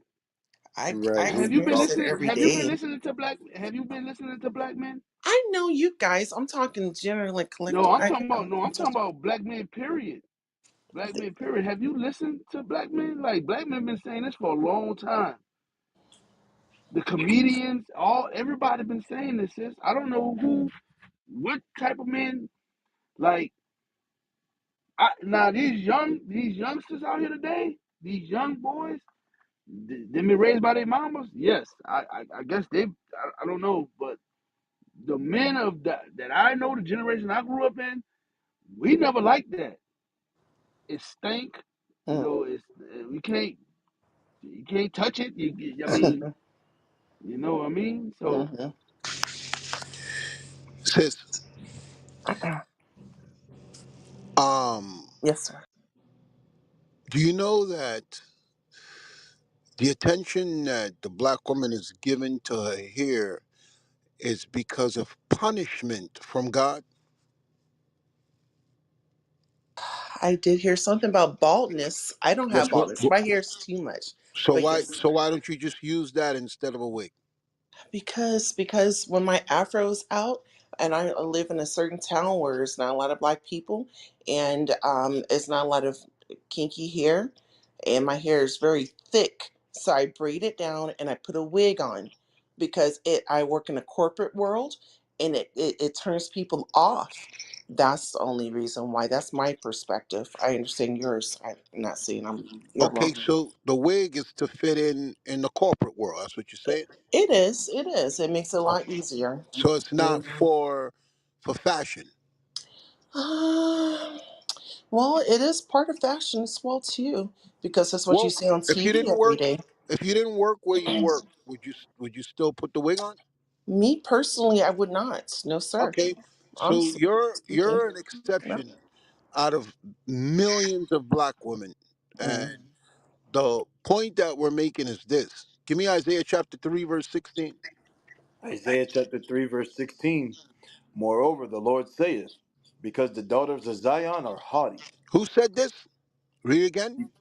Moreover, the Lord saith, because the daughters of Zion are haughty. Meaning The black woman is not nice. To be haughty is you. They have a nasty attitude and Mm-hmm. disrespectful. So this is judgment pronounced on them. Read on. and walk with stretched forth necks, Like they all that. When I was growing up, they would say she walked with her head in the air like she all that. Read on. Mm. and wanton eyes, And in everybody's face. Read on. walking and mincing as they go, To get attention. and making a tinkling with their feet. To get attention. Therefore, the Lord will smite with a scab the crown of the head of the daughters of Zion. Okay? Drop down to the baldness part that she referenced. This is all Yes, sir. punishment. God Yes, said, I'm sir. going to take Yeah. away everything that makes her feel empowered. Mm-hmm. Verse 24. And it shall come to pass that instead of a sweet smell, there shall be stink. That's why they always saying the coochie smell like fish. And Mm-hmm. instead of a girdle, a rent. Okay, the figure. And instead of well set hair, baldness. So you gave a totally different reason for why, to explain away why you wear a wig. Okay, but most of the women, God said that he was going to curse them. And that's why there's so much emphasis on them putting wigs and red hair and Mm-hmm. blue hair. Yeah. And you, like I said, I see Right. pictures of Mary J. Blige where she got full blonde hair in her Just head. all blonde. Okay, you don't even know what color her skin is because in person she's not that light. Beyonce looked like the woman from Baywatch. Okay, you see her Mm-hmm. on cover. She said, "Oh, that's I didn't tell them to do that. The editors did that." She didn't Right. complain against it. She didn't protest against it. So Mm-hmm. what we're saying is a reality. You see it in the celebrity world, and I see it in the community where I live. There are black women walking around with blonde hair in their head, and that's you're the only one that said, "Well, I do it for the corporate world," which I'm not going to call you a liar. I'm I. going to take you on your word. There's no reason to say that you're lying. But the majority of the women are doing it based on the curse that God put on them. And when they put that hair in their head, it makes them worse. They're not nicer. Mm-hmm. They're not more pleasant to be around. They're not humble. Right. There's an attitude on them and disrespect to the men. So on top of knowing that from the Bible, from us, from our point of view, that it's some God looked at you and didn't like your disposition. He didn't like your behavior. He didn't like the way you interacted with the men that he said that they are made in his image. That's what King was trying to explain to you. And he says, look, there's a black man speaking to you from experience to tell you it is not liked and it is frowned upon. Okay, now maybe the attention would have been put on it, the emphasis wouldn't have been put on it if it changed the attitude once the woman put it in their hair. But I've seen women when their hair's done and when their hair is not done. There's no other race of people telling their males, don't touch my Right. hair and give me Right. money to get my hair done. Okay, so we got to be honest. How old are you again, sis? I'm 44.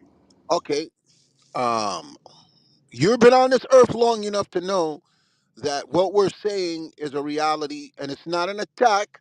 It's not to beat women down. Again, it's to let I'm them, when they 42. leave this room, for them to look at things differently and to just be quiet for a minute and listen to what we're saying so that they could apply it to their life and make changes. You understand? Yes, sir. I mute my Yes. mic. Hey, I told this woman, sis, one time I was out, I was passing out flyers, and one woman came and said, "Hey, come in the shop. I want to know what y'all, her salon. She was doing hair or whatever." And I was telling her what we was about, and I asked her. I said, you never, cause she was wearing, the wig and everything, and I was talking about the hair, and she was like, um." Yeah, I understand that. I understand that. And I say, don't this damage the woman's hair? She said, yeah, it's damaged the hair. And she was telling me this. And I started talking to the woman in the chair. And I said, you don't love your hair? She was like, why you say that? I said, because y'all spend so much money on this hair. Like, can you, do something better with the money? She was like, yeah, I could do better. I could do something better, but I like to look good. I'm like, you don't look good in your own hair? And the woman who was doing her hair, she was like, don't tell her that. She's gonna stop Mm, coming to get me. mm, I said, well, hold on, sis. Hold on. Do you know there's a lot of black women who do not know how to take care of their hair? You'll make more money with them with their real hair than you mm. doing with this hair, because you have people everywhere because they don't know how to. They have not dealt with their real hair, like you say. They tie it down and they just put something over it. They don't Yeah, deal with it. right. They don't teach their daughters how to deal with it. So it's just easier just to put a perm on it or cut Thank you it, for that. and Yeah, my mom used to thin my hair. She used to say, "Your hair is just too thick. It's too yeah, because thick." she didn't know how to deal with it. What you got, Ao? I No. I remember, don't have it in condition. It just grows like a I tree. remember It when just goes up in the black air. women used to comb their hair. Okay, now it's easier for them to follow the blueprint that the Koreans put forth, and just to go and make the Korean billionaires. Okay, the same way they wiped out millions of black men by making bad decisions, they furthered the education in the lives of Koreans with their desire to put emphasis on the hair. That's a multi-billion-dollar industry that didn't exist when I was growing up. When I was growing up, it was only wigs. There was no extensions. I remember when I first started to see that stuff. When I first started to see the blonde and the women started to color their hair. Okay, but most of the women would comb their hair, and they was you older women that know they had the hairstyle. I remember in high school they would call it a doobie. I don't hear nobody saying that shit no more. I don't hear no woman saying it. That was a big deal for them to go to their hairdresser and sit down and get their hair done and come with a doobie. This generation knows nothing about that. But y'all know about the Koreans. Okay? That's what y'all know about. So a lot has changed and not for the good. Okay? It has not changed for the good. The black woman, as she comes more engulfed and more in the hair world. Now you could buy it where you could just put it on and the front blends in with the color of your scalp. You can't even tell where your fleshly skin begins and the hair on your head begins. You can slap braids on now that will match right into your scalp and just put some gel over it and whatever, and it's like I said, it's a whole new generation of women that's not combing their hair. And as the hair uh, element of making it easy to get this hair, the women are not nicer. They're not. Then their behavior is not changing with it.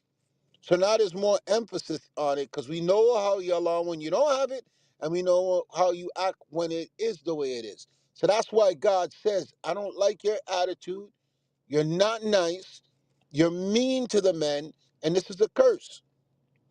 Now, when you read of the story of the woman with the alabaster box that came to anoint Christ, her hair had to be very long because it said that she anointed him with her hair. She dipped her hair in the oil and anointed him. So it had to be at least a couple of feet. And there was a time when the curse happened over time to the black woman. And the good news is y'all gonna get your hair back. You're gonna get the length back. You're gonna get you're not gonna put that much emphasis on it. The bad news is some of you are gonna burn because you haven't learned. And you still focus on that hair because you don't care. I mute my mic. I will say that to you, sir, that black women, we want to appeal to black men. I'm asking. I don't think so. Say that again. We're appealing to black men, but black men, because the persona of the world is straight long hair, and my hair grows up like a tree. Look, I'm the nature, point that I'm making and, is and this. and I get cursed out, and Just I'm this. the point that I'm I making get is made this. fun of. The point that I'm making is this. What was the reason that God said he was going to give the black woman boldness? I'm not sure. Read it Please again for her. enlighten me. Read it Yes, again for her. Isaiah 3:16. Yes, You're sir. not paying attention to the scriptures. yes, You sir. need to pay Yes, sir. attention. Isaiah chapter 3, verse 16. Moreover, the Lord saith, because the daughters of because the daughters of Zion are haughty. That means nasty. They're not nice. That's why black men are talking about becoming passport bros. They're like, yo, get away from these women. Go someplace else to find women elsewhere because these women are not nice. No matter how good they look, they're not nice. It's not worth it. It's not worth it now because she's beautiful to waste your time on her and be disrespected and mistreated and not appreciated. Yes, sir. Okay, and this is what God saw with his own eyes. You believe in God? yes, sir. Okay, so Absolutely. God was the one that said, I don't like you. You're not forget about us here on earth. Your creator said that you're not nice. So he made you pay the price for not being nice. He knows how much glory that brought to you. He knows how that made you feel. So he sat back, your creator sat back and said, what can I do to teach them a lesson? I'm going to make their hair Mm-hmm. bring forth depression. Because you women are depressed that you can't get your hair done. Yes, sir. Some of you only feel good when your hair looks a certain way. I know women who won't leave their house and just wear their regular head out. It'll be murder to them. It's like stat. They rather you beat them up than send them outside without their hair done. Okay? Or even worse, that woman that can't leave the house, she has to put something on her face. It's an argument to just get up and go outside. I'll never forget a kid that was late to school every single day because of the time the mother took to put on makeup just to take him to school. Mm-hmm. And Yes, she didn't care. true. The True. psychological thing in her head is, I don't want nobody to see how I really look. I don't want nobody to see how my hair is. It's very vulnerable. It's a vulnerable stitch. I know it's a deep conversation. I don't mean to interrupt you. Yeah. Yeah. Okay? So what is the reason why there's a big emphasis on the black woman's hair? Because black men look at my hair and they say, huh, look at that nick. That According was to the Bible, this. what is the reason why the black woman puts so much emphasis on her hair? Because we're trying to live comfortably. According to what we just read in the Yes, sir. Bible, Yeah, I what understand. is the I understand. reason why the black woman is putting so much emphasis on her hair? Why is it to what's the word? Accumulate? Just to be along, just go along to get along, so we don't get beat up. Because when I do wear my fro, Sis, why is your hair that way? Why are you six Hold on. foot tall with an afro? Momax, unmute. I'm sorry. O'Shea, unmute. Alicia, unmute. So even the woman on stage ain't paying attention. um, Lizette, unmute. Sí, señor. Good morning. Lizette, good morning. What is the reason why God, that we just explained in the Bible, why black women are putting so much emphasis on their hair? Myself, I took it as we are Well, not trees. you. According to the Bible, what we read. I want to make sure you women are paying attention. Trees. Say that again. Trees. Branches of a tree are here. The importance of it. I'm going to read it one more time. I want to make sure y'all paying you got attention. some. They got some women raising their hands up. Sarai, unmute. Shalom, love, time, Christ bless. Most High in Christ bless. Based on what we just read in Isaiah, what is the reason why black women put so much focus, so much emphasis on their hair today?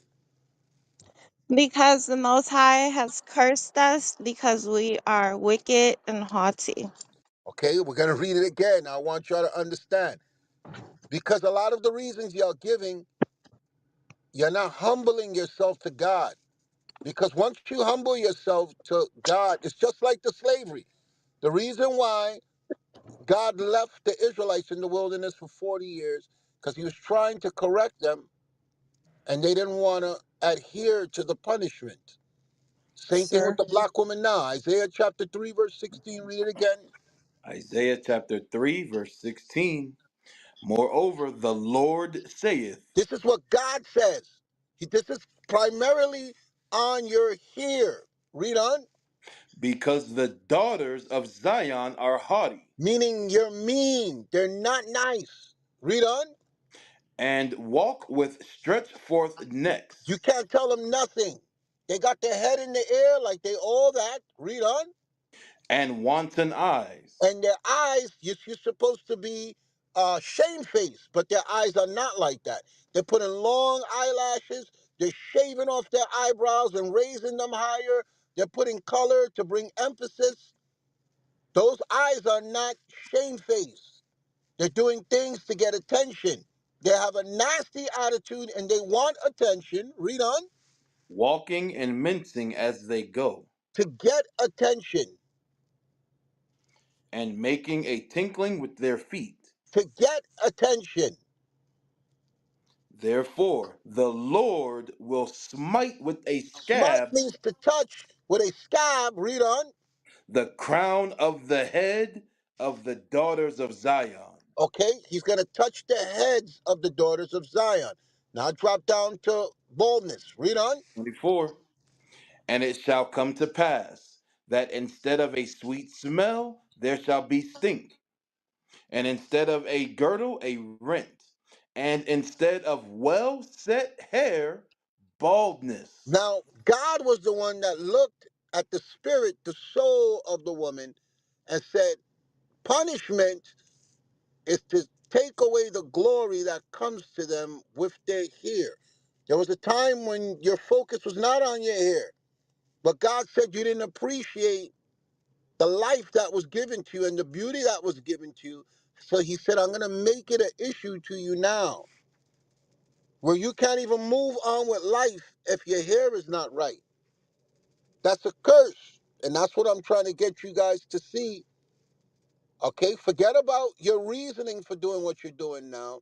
Understand that it exists from your behavior. So God looked down and said, I'm going to make life difficult for them with their hair. Okay, that's what we're trying to get you to see. So now all this emphasis is being put on your hair, all these hairstyles, these wigs, these colorings, these everything, and it's not moving the men to see you as a better person. It's not putting you in a better position with God or your counterpart, the men. Okay, so now the attitude of the woman is, I'm doing this for me, and not saying, you know what, God was angry with me for what I'm trying to recreate now. It's the same thing with the Chameleon Harris and the same thing with Donald Trump. Okay? The Lord created conditions that our living, our household, our families, our finances, we want better, but we're not going to the creator to make things better. Uh Give me that in Isaiah chapter 5, verse 9. Watch this. Watch this, because I'm showing you here in this chapter, he's getting on the woman. He didn't like their behavior. He didn't like the way they were conducting themselves. He said, I'm going to make them have problems with their hair. Read it. Isaiah chapter 5, verse 9. In mine ear said the Lord of hosts, of a truth, many houses shall be desolate, even great and fair, without inhabitant.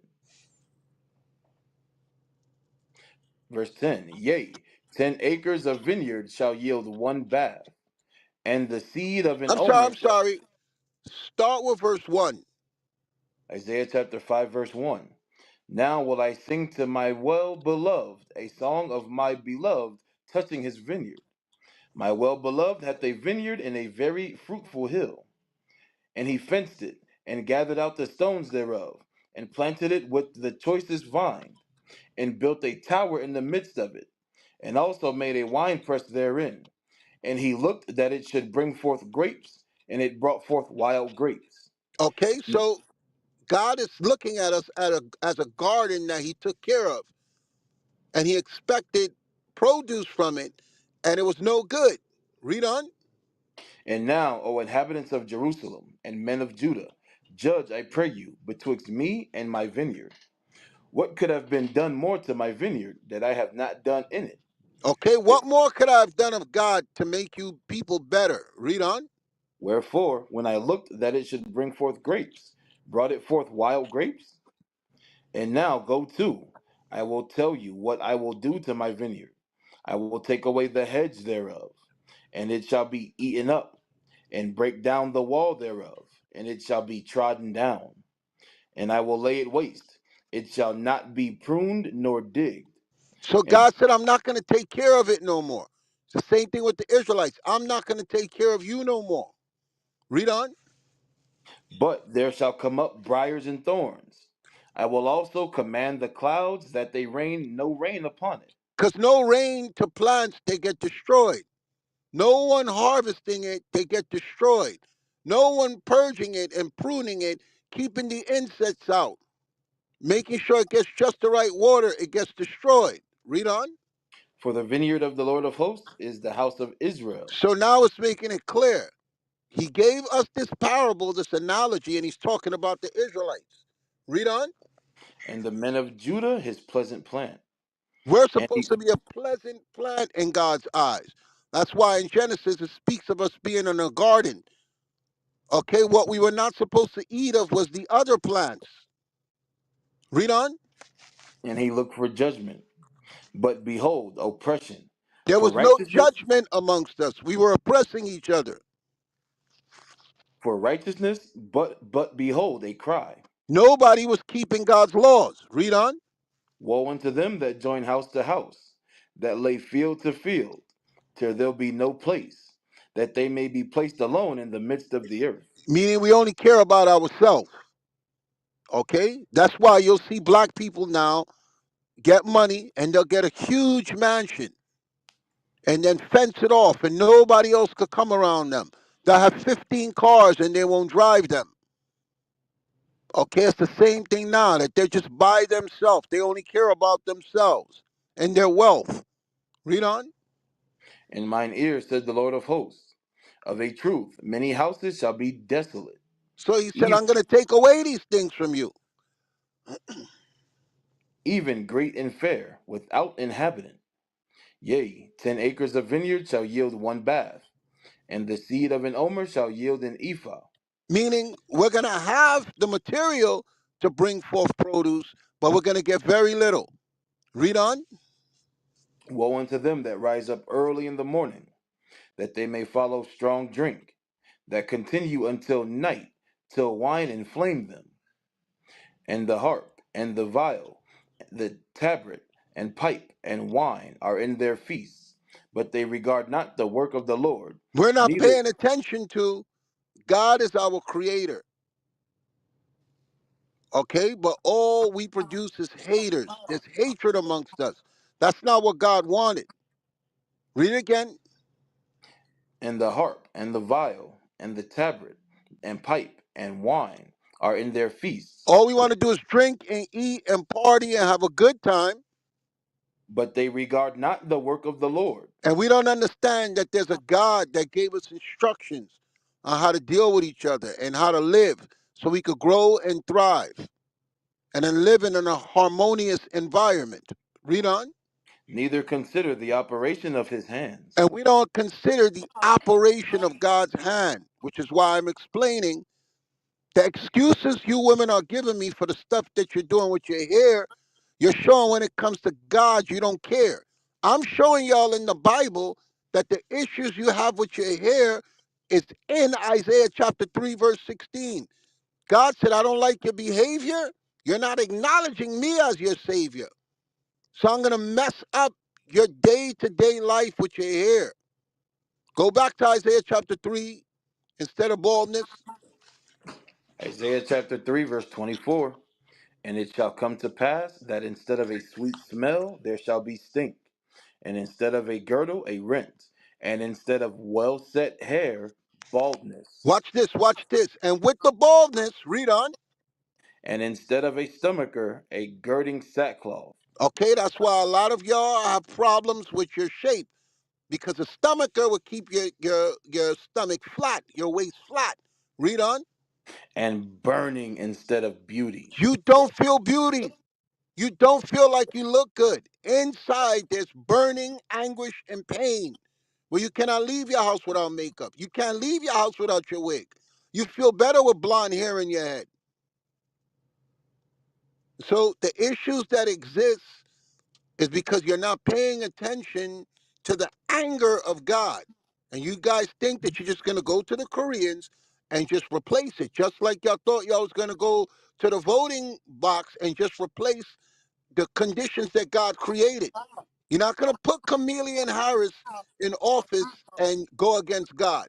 You're not going to put Donald Trump. There's no man on earth that's going to make things better for you. And y'all still haven't got it. The God in the Bible is an angry God, and he's angry at the fact that we're not acknowledging him. He's the one that can fix things. I hope y'all get it now. I mute my mic. I'm going in traffic. Sir, Mr. Hey, Sir. hey, let me say this real quick. Okay. Let me say Yes, sir. this real quick. Let me say. Just go back to AO point about, and this is gonna prove it. I don't know if you remember this movie AO with they made a movie about I forgot it was called Hair or something like that, where the woman put on her hand, she turned evil. So this is out here, and I forgot what it was Yes, called. yes. I think wasn't it it was out like maybe a couple of years ago that she Yeah, it's a few saw years. she went to Yeah, the place to get new hair put in her head and it put spirits on her. yep, yep, yep, yep. And that goes to that came from men made that. So they see what AO is talking about. Like men see that you get a whole different spirit on you, And they made a movie behind it. Let me find that movie. Hold on. Yeah, I remember when women were happy just going outside with their hair in a bun. You don't see that no more. Okay? And it's a documentary how they talk about the women in India shave their hair off, but it's supposed to take away all the bad things of that year. Yeah, that was Okay, Chris Rock. and Chris they put Rock it on did. their hair and Yeah, then they cut it off, Yes. that and was then Chris. that's It was And Chris Rock. also the women in India, they offer their hair unto gods before you put in your hair. yes, Because the hair Right. is the life of the person. When you put that cause that was a big thing when hair weave and the hair extension started to become popular. The women started to pay hundreds of dollars for human hair. Inside that hair is the life of the person. That's why they yes. say in the end there's dead ends. That hair is alive. It's attached to the soul of the person. So when you black women put especially uh, the human hair in your head, you're putting the life of another woman inside of you. And you're not even looking at the ramifications I of never. what's taking place. A one, and to that point, the Indians now, because what's happening is the demand for the weave is so much, just the women cutting their hair and giving it is no longer enough. So now what they're doing is when those Indian women go to bathe, they got contraptions made for their sewers where they're catching their hair from the sewer, they Yes. barely cleaning it off, and And then they giving it to the recycling it. black woman. That's right. They're recycling the hair because they can't keep up with demand. Also, They're mixing the hair with animals. Okay? They're mixing the hair with the remains of animals.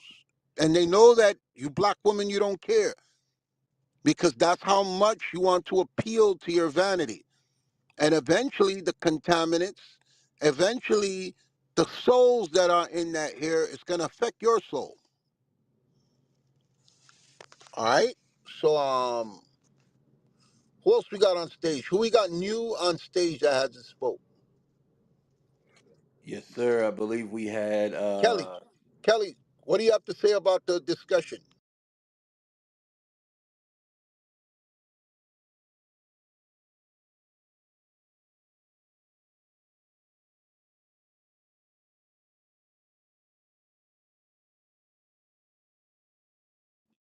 I think it might be a by one. Kelly. Kelly Medical.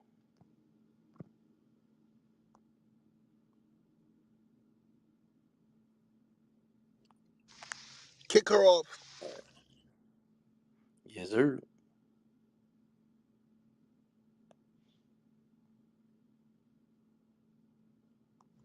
Only pull up someone who hasn't spoken yet, and then we could go back through the audience. Yes, sir. Oh, King, I think that I'm not sure, but is the movie called Scary Hair you talking about? That might be it. That might be it. Back from 2005? Yeah, it's on Netflix. I can't remember shit. Yeah, but she put that hair on. She turned to a whole demon. Yeah. Dang. Gotcha, gotcha. All right, I think Abriella's new to the stage. Come on, sis. Shalom and good morning, leadership, family, everybody in the room. Most High in Christ bless you all. Um, dear Black women, please stop following white women. I wish they would. I, the the influence that has been, you know, perpetrated and permeated throughout the Black community from white women is clearly devastating to our people in every way possible. And I think, and I don't know the name of the book. I have it, but I haven't read it in a while.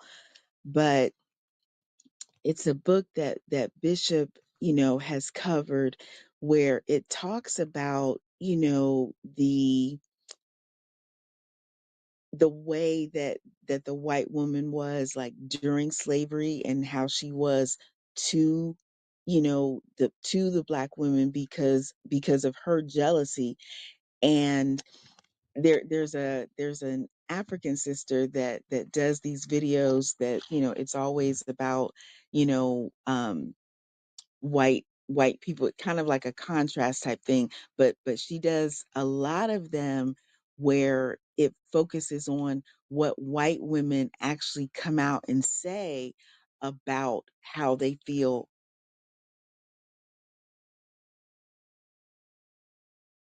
about black women.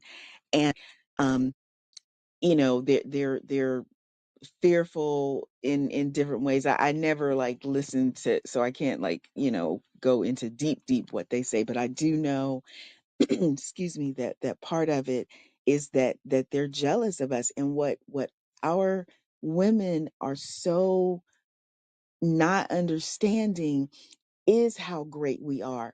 And, I'm so glad that you guys were talking about the hair thing, because that, one of the very first things, well, not very first thing, one of the things that I did when I repented, when I first came into the truth, because I knew, that I was a hot mess out in the world, and unrepented, and my hair suffered because of it.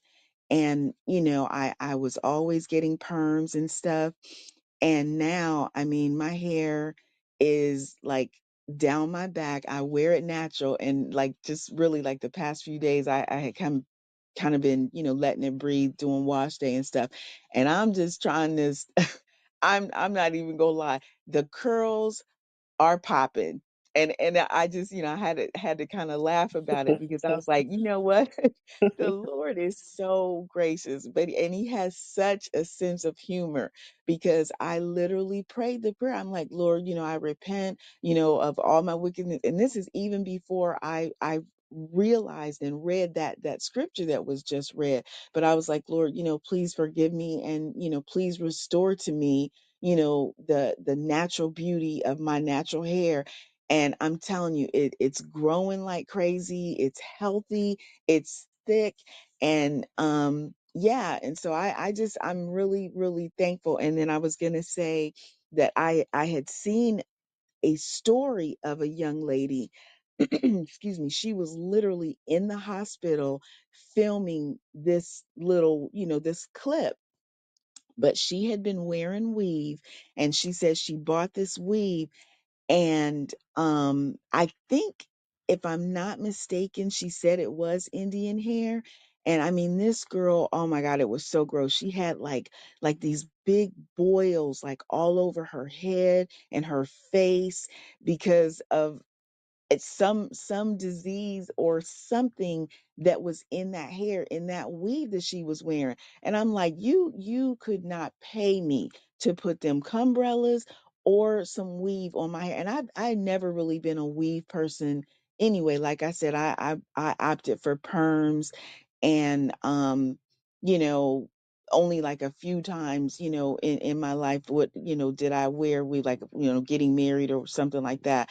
But, or, going to a wedding. But I never was like the weave and fake eyelash kind of person. So I'm glad that, I don't have to be delivered of that. But yeah, so anyway, that's what I wanted to say. I just really wish that our sisters would wake up and realize the beauty that is in them, and how special we actually are, when we're walking in the commandments, and when we are excuse me, giving honor, to the Most High, and to His Son Jesus the Christ, because it says right in that passage of Scripture all the things that He gave to us and that He will give to us when we're doing things the right way. And so, I'm on a health journey, and getting my insides and my outsides, back the way they're supposed to be. So all praises to the Most High, and thank you so much for allowing me to speak. Shalom, everybody. Hey, I remember that movie. It's called. I found it. It's called Bad Hair. And it's a horror movie. It was a horror movie. It's called Bad Hair. I just found it. Bad Hair. And it's a horror movie, y'all. Damn. Yes, it is. Yes, If I sir. may ask, like my hair, it grows long and thick, very thick. I foresee hair. I have to braid it down. When I do wear my natural hair, I get all the I get all the comments that, why is your hair that way? Where are you? I lose out on jobs. I'm being vulnerable. I'm sorry. I'm sorry. Hey, we got Listen, I'm somebody sorry. new. We got Oh, I'm sorry. I mean, yeah. Uh why is my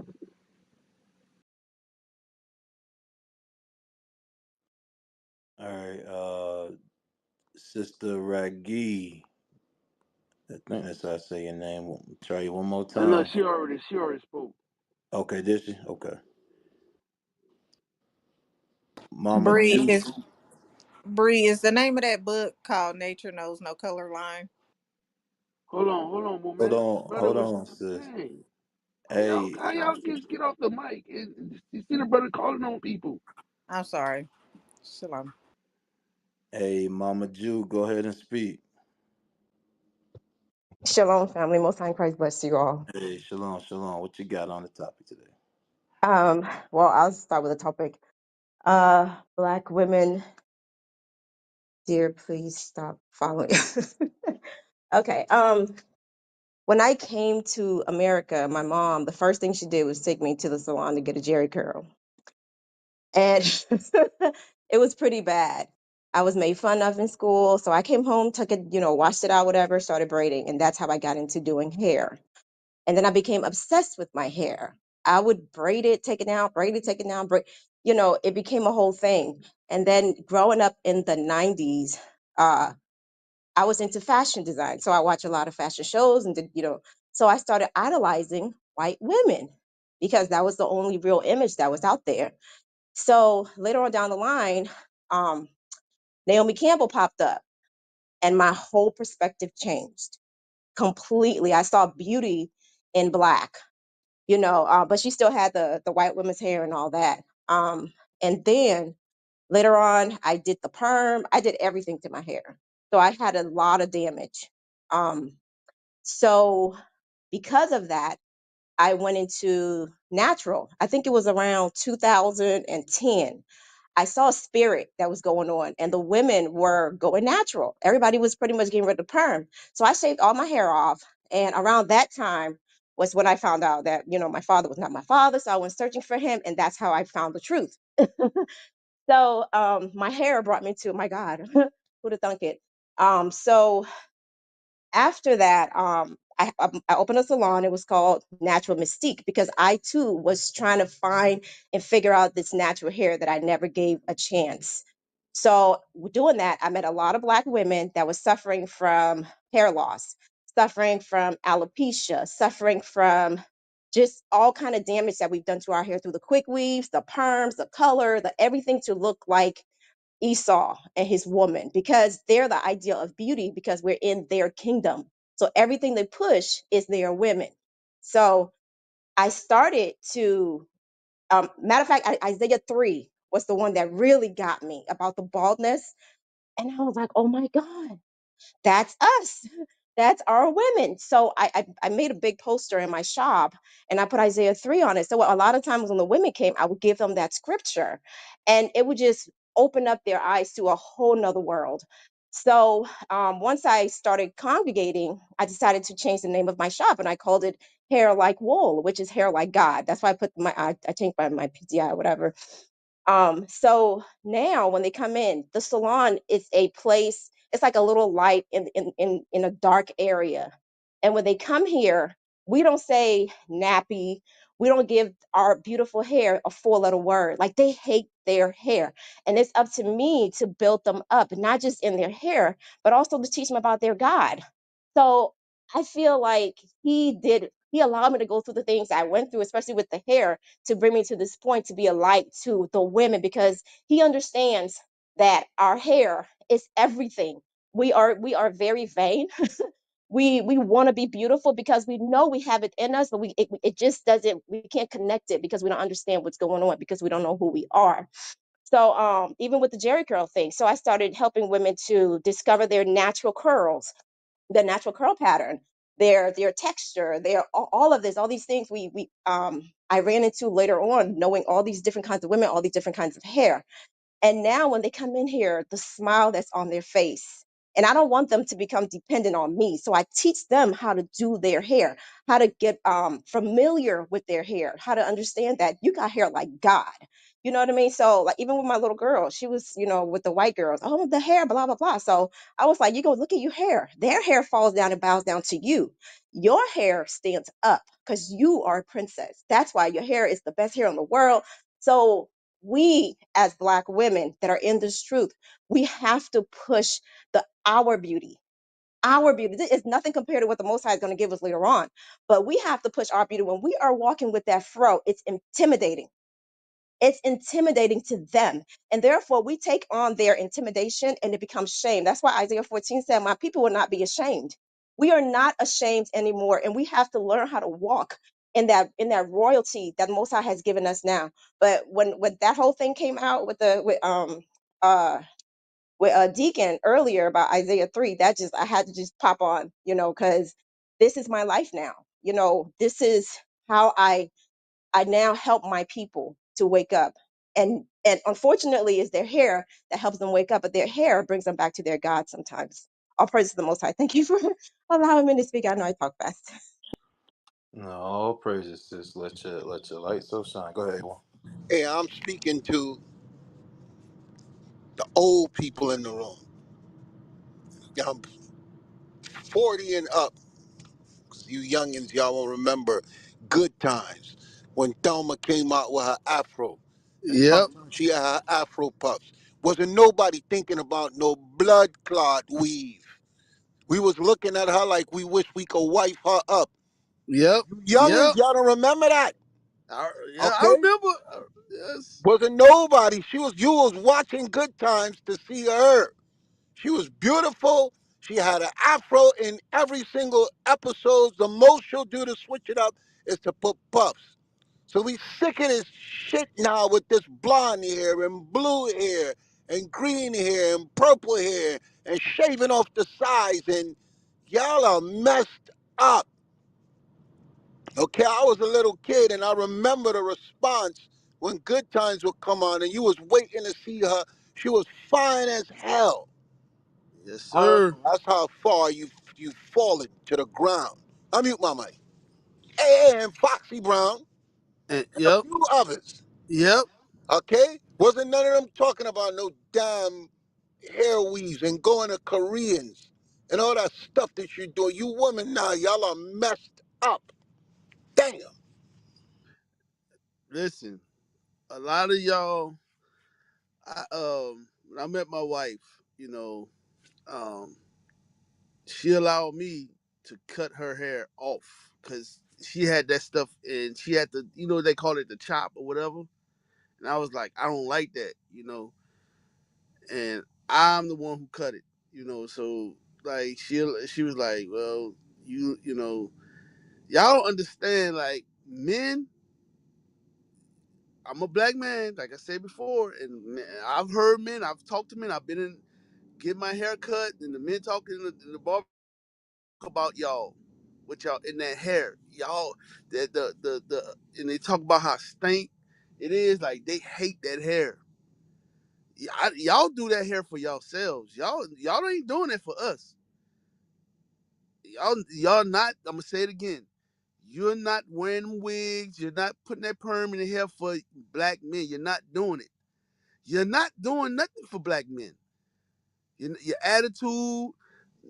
Listen, I'd rather you change your attitude first, Hey, you more know than how you know anything. that's true? Uh, the sister that I was speaking brought up Naomi Campbell.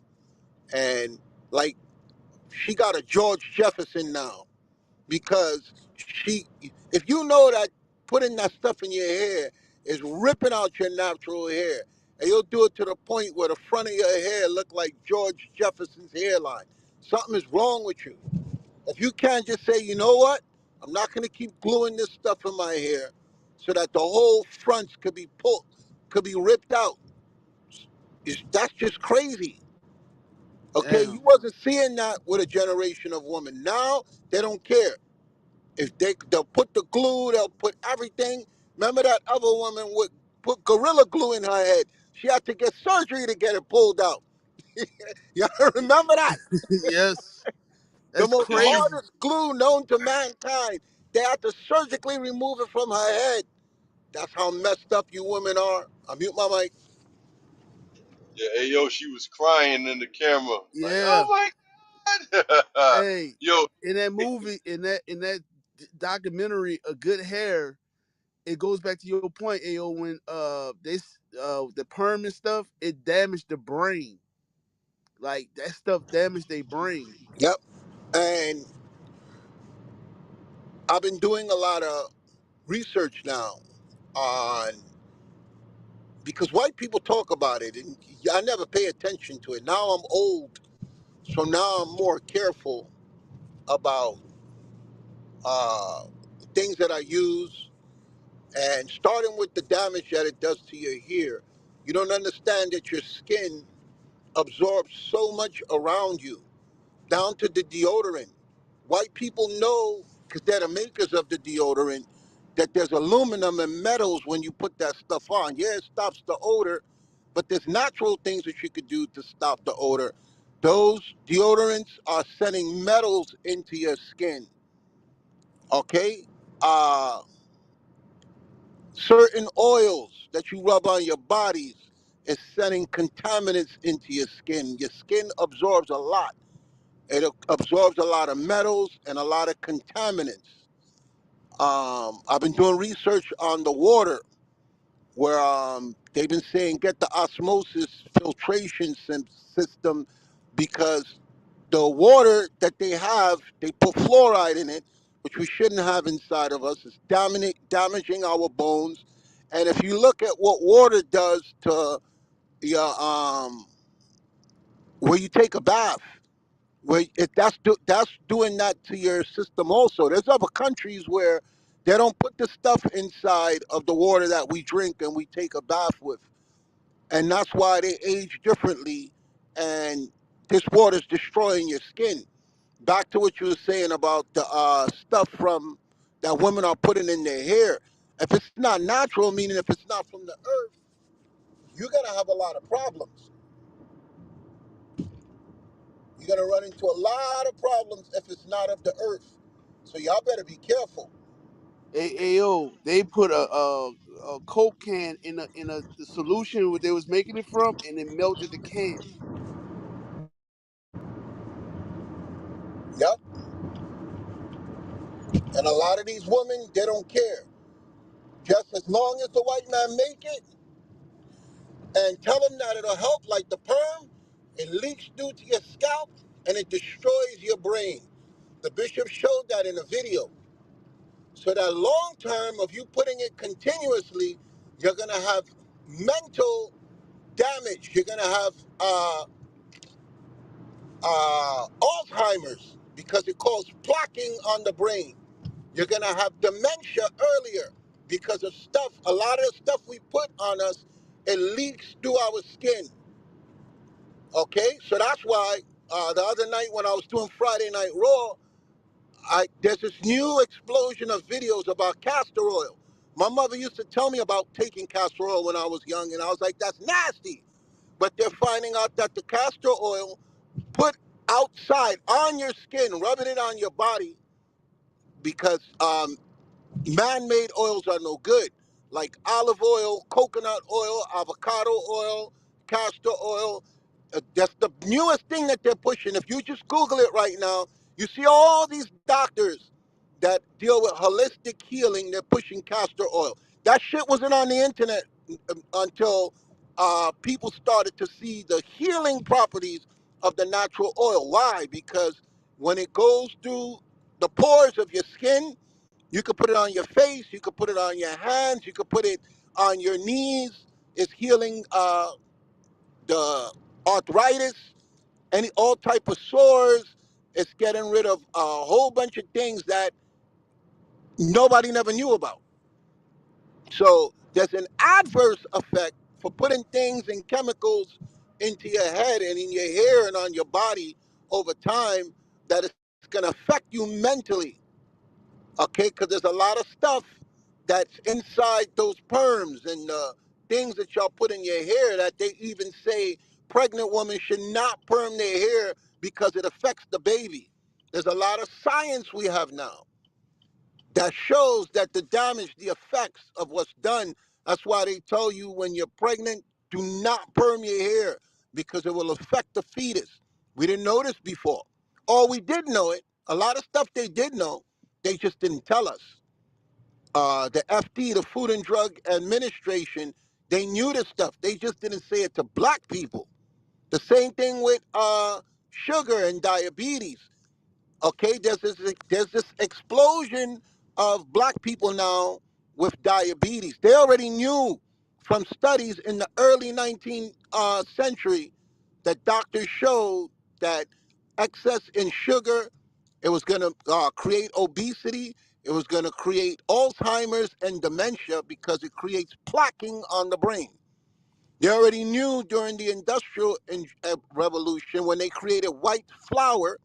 Okay, all the white stuff that the white man created is no good for you, such as white flour, white sugar, and I forgot what was the other one that they were researching.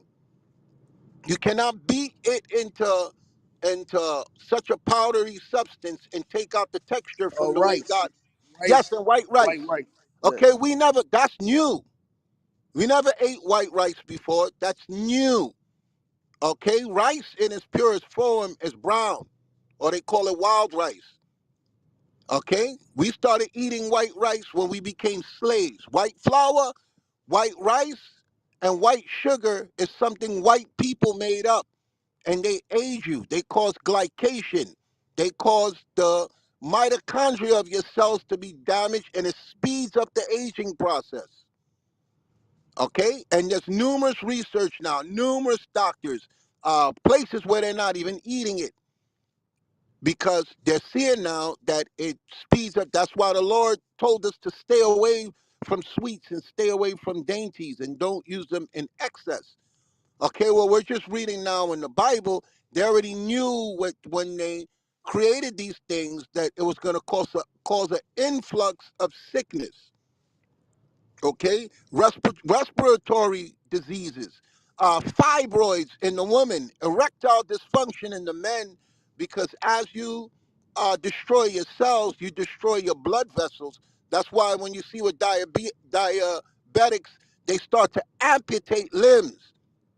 Okay, you start to get numbness. If you're feeling numbness in your toes, in your feet, and tingling in your hand, that's the blood vessels being destroyed. So after a while, you get necropathy. It dies. Your limbs start to get dark. If you're seeing patches on your neck, on your skin, on your elbows, that's your body trying to get rid of the sugar and the carbs and the toxins because you're eating them in excess because the white man gave you a diet and a mindset that's destroying you. And they know this.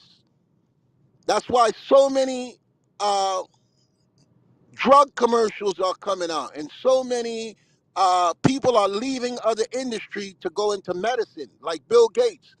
That's why he went into the meat industry. That's why he bought up all the farms, because they study you Negroes, because they know you Negroes don't study. So they're always looking, just like the same thing I said before. Why are there Koreans around black people? They don't like, you can't go to their country, but they come over here and set up nail shops in Chinese restaurants. And they don't do the stuff that y'all do because they're working off your destroyed, decayed, ungodly mindset. And they move freely around you and take your money because they're looking at the stuff that you hate about yourself. They know you hate your diet. They know the black women don't want to cook. They say, open up a restaurant right here and feed them that poison. Every time you eat uh, fried foods from these stores, okay, they don't put that stuff in their bodies. That's why they don't age like us. Okay, they know that those fried foods and repeatedly heating oils, fake oils, man-made oils, over and over and over. You dip, you going them for them fried wings and those fried chicken. All that's doing is destroying you from the inside out, and y'all not even considering it, and then adding fried rice to it. And just look up, just do a quick search on YouTube, and you see thousands of videos of people saying, don't eat those oils, don't eat those fried things. And we don't know, we ignorant. Okay, one of the most toxic things to put inside your body is potato chips. Who's the number one consumer? Okay, it's cheap, you buy it, you feed it to your kids. And eventually it affects their mood, it affects their spirit, because those things are man-made. God didn't make those things to go in our body. God didn't make those oils to go in our body. God didn't make perm for your head to keep putting on your scalp, putting it on your scalp, putting it on your scalp. I watched when I was growing up, women lose their hair because they refused to stop putting it in their head. They didn't care. So now that there's a new generation of people returning back to God, like the sister said, y'all got to start uh, becoming, we have to coin the phrase natural. We have to coin it. We have the information now, okay? It's almost, remember when we was growing up and they had the $6 million man? how it started, and they said, we can rebuild him. Okay? We need that music for the Israelite man and the Israelite woman. We can rebuild them. We just got to play the music. And how do we rebuild them? By turning them back into God's children. Okay? When Deacon Laba scream out, we in the building, we got to act like it. And coming into the building, we got to come in as God's children. Y'all got to get rid of that white man's mindset. Get rid of white rice. Get rid of white flour. Get rid of white bread. Go back to Ezekiel bread. There was ways that we made our bread that work in tandem with our body, with our organism, that feed ourselves. There's zero nutritional value to white bread. Absolutely none. And there was a time when we never put it in our body. And that's the number one cause of glucose spikes. When you take in too much carbs, which the white man has conditioned us to eat a lot of carbs, that's why we have problems with our insulin levels. And that's why they stay high all day. And your body don't know what to do with it. So now we start to have problems with our weight. Okay, the information is out there. It's just that black people don't care. I mute my mic. All praises. Hey, Hey, Zion, you able to Hey, take it? let me just say this real quick. Yeah. Hey, hey, you sisters, who are who in this truth, uh, y'all got to step up, just like the men stepping up. You know, you gotta take your hair serious and show your hair. I know some of y'all, still got some of the psychological issues. You don't want to go outside. Always have your hair covered up. Don't want to show it because you're ashamed. You got to get over that. You got to be prideful of your hair. You understand? And show it and show your daughters. So what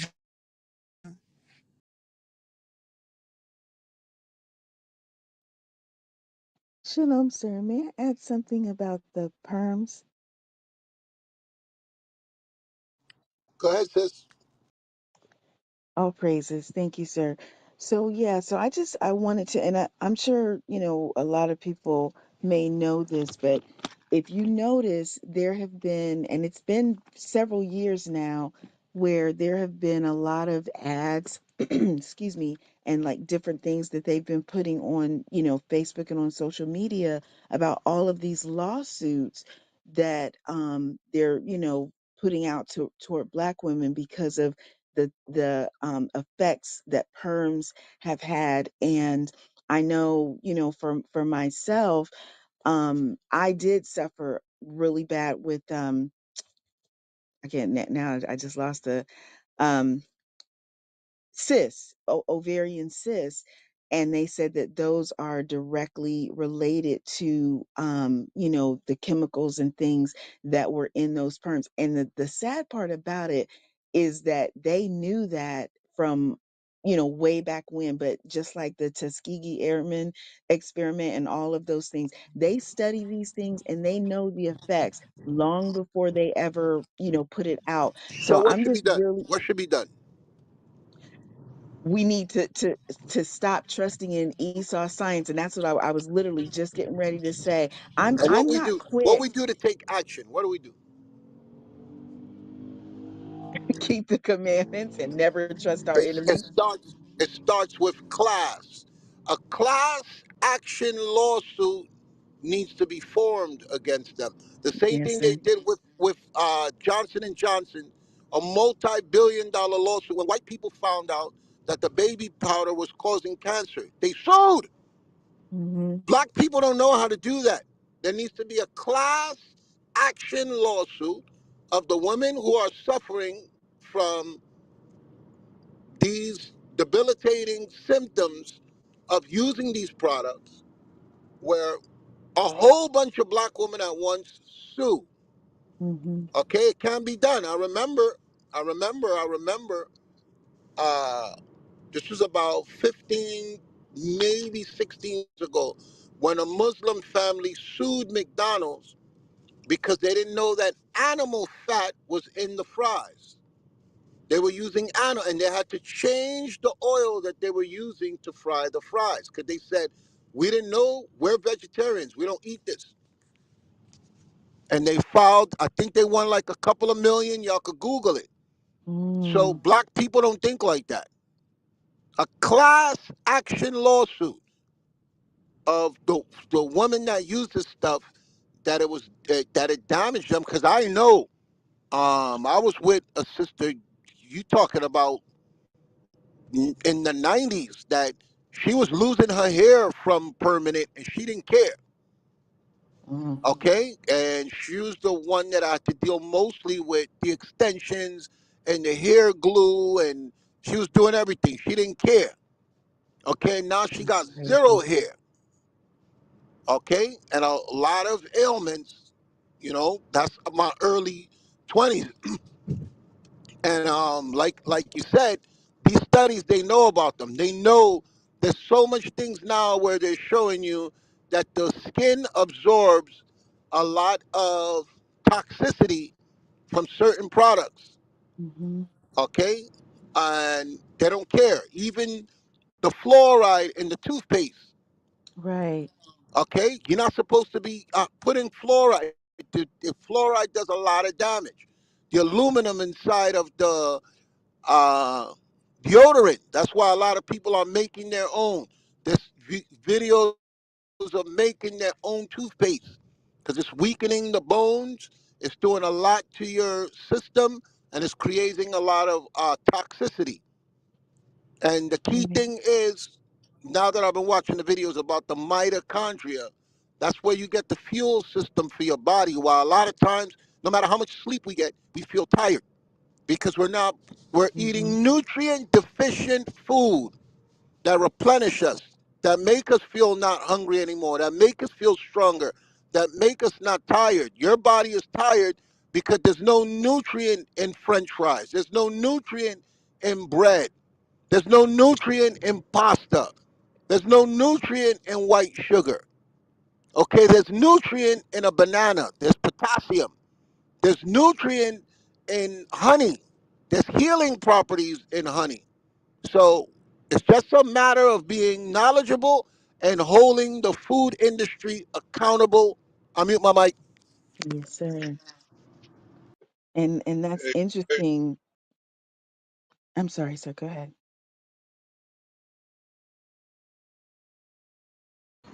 yeah, it's just Hey, I I'm think it. sorry. Somebody put milk. Okay, that's one of the most toxic things you could put inside your body Right. because the cows now, nobody, not even babies, should be drinking milk from a cow. Okay, because the cows are not grass fed. And whatever they inject into the cows, because they give the cows a diet that's not the way God intended, because they say, why give them grass? Well, we're going to, if you hear white people, they speak about everything being grass fed. They want their chickens farm raised. They want their eggs from farm raised chickens. They want their meat. They want it grass. They'll pay extra. Black people, you don't care. You don't care. You don't know nothing and you don't care. You're fine with just putting junk into your body. So you got to consider those things, especially milk. Milk is destructive to you. We're not supposed to be drinking milk from cows. Mm-mm. Okay? The white man gave that to you.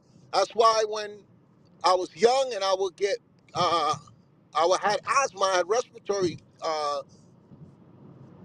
illnesses with my asthma, the first thing that they were saying was don't drink milk. It builds up mucus. Then when I studied the milk more, you send you to the bathroom. Your body can't even digest it. And on Right. top of it building up mucus, on top of it destroying your intestines, now the hormones that are injected into it are killing us and aging us and speeding up the uh, age in which the rate in which we age. It destroys the mitochondria of the cell. And that's why 90% of the ailments we have now exist. From your hair to your eyes to your teeth to your joints to your bones to your problems with your weight. Okay? It's destroyed the uh I'm trying to find the right word so it don't sound like the gut microbiome. Okay, there's a certain level of a balance that's supposed to be in your gut. That certain foods destroy it, so that if it's not right, you put on too much weight. No matter what you do, no matter how much you diet, because you've ate things and you put these toxins in, it affects the rate in which you age, in which you get energy, in which your food is absorbed the nutrient. So you age faster and you get fatter and you're always tired. Okay? I forgot if they said it was Socrates. I don't remember who it was. He said, eat to live, and death starts in the colon. So now you hear white people talking about this stuff because they're looking at ways to live longer. And now we have social media, and now you have a lot of holistic doctors, and they're talking about stuff from that we knew from centuries ago, but it was just hidden from black people. I mute my mic.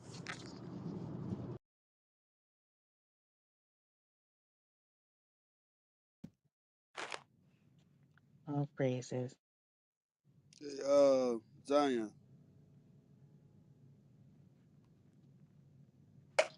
Hey, shalom, y'all. Most High in Christ bless. I had a question. hold on, Zion,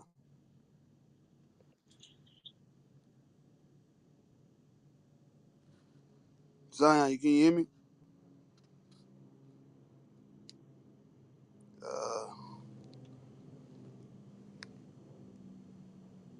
Uh, go ahead, bro. I gotta step away for a second. Go ahead. Yes, sir. My bad. I just wanted to ask because I was going over some scriptures yesterday, and I'm just kind of, you know, like when I'm reading about like, you know, why we sin and stuff like that, you know, because the flesh is weak. But I just couldn't really understand why, like why is the flesh so weak? Like what makes the flesh weak? God made it that way. Reader, you there? Oh, my bad. I think I'm reading for y'all, sir.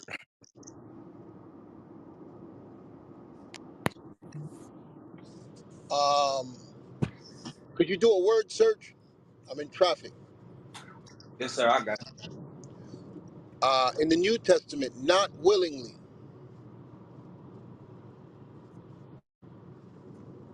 you. Want me to look that up? Yes. Okay, yes, sir.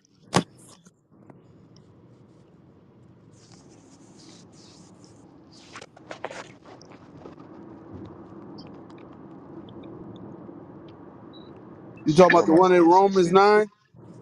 What it say? Get Romans 9 and 16. Sir. 8:16.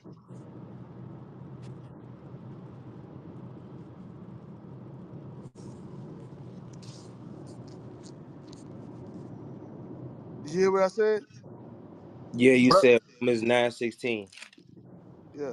The book of Romans, chapter 9 and verse 16. So then it is not of him that willeth. Not that one. It says not willingly. Oh, not willingly. Okay, I didn't hear that. Okay, not willingly.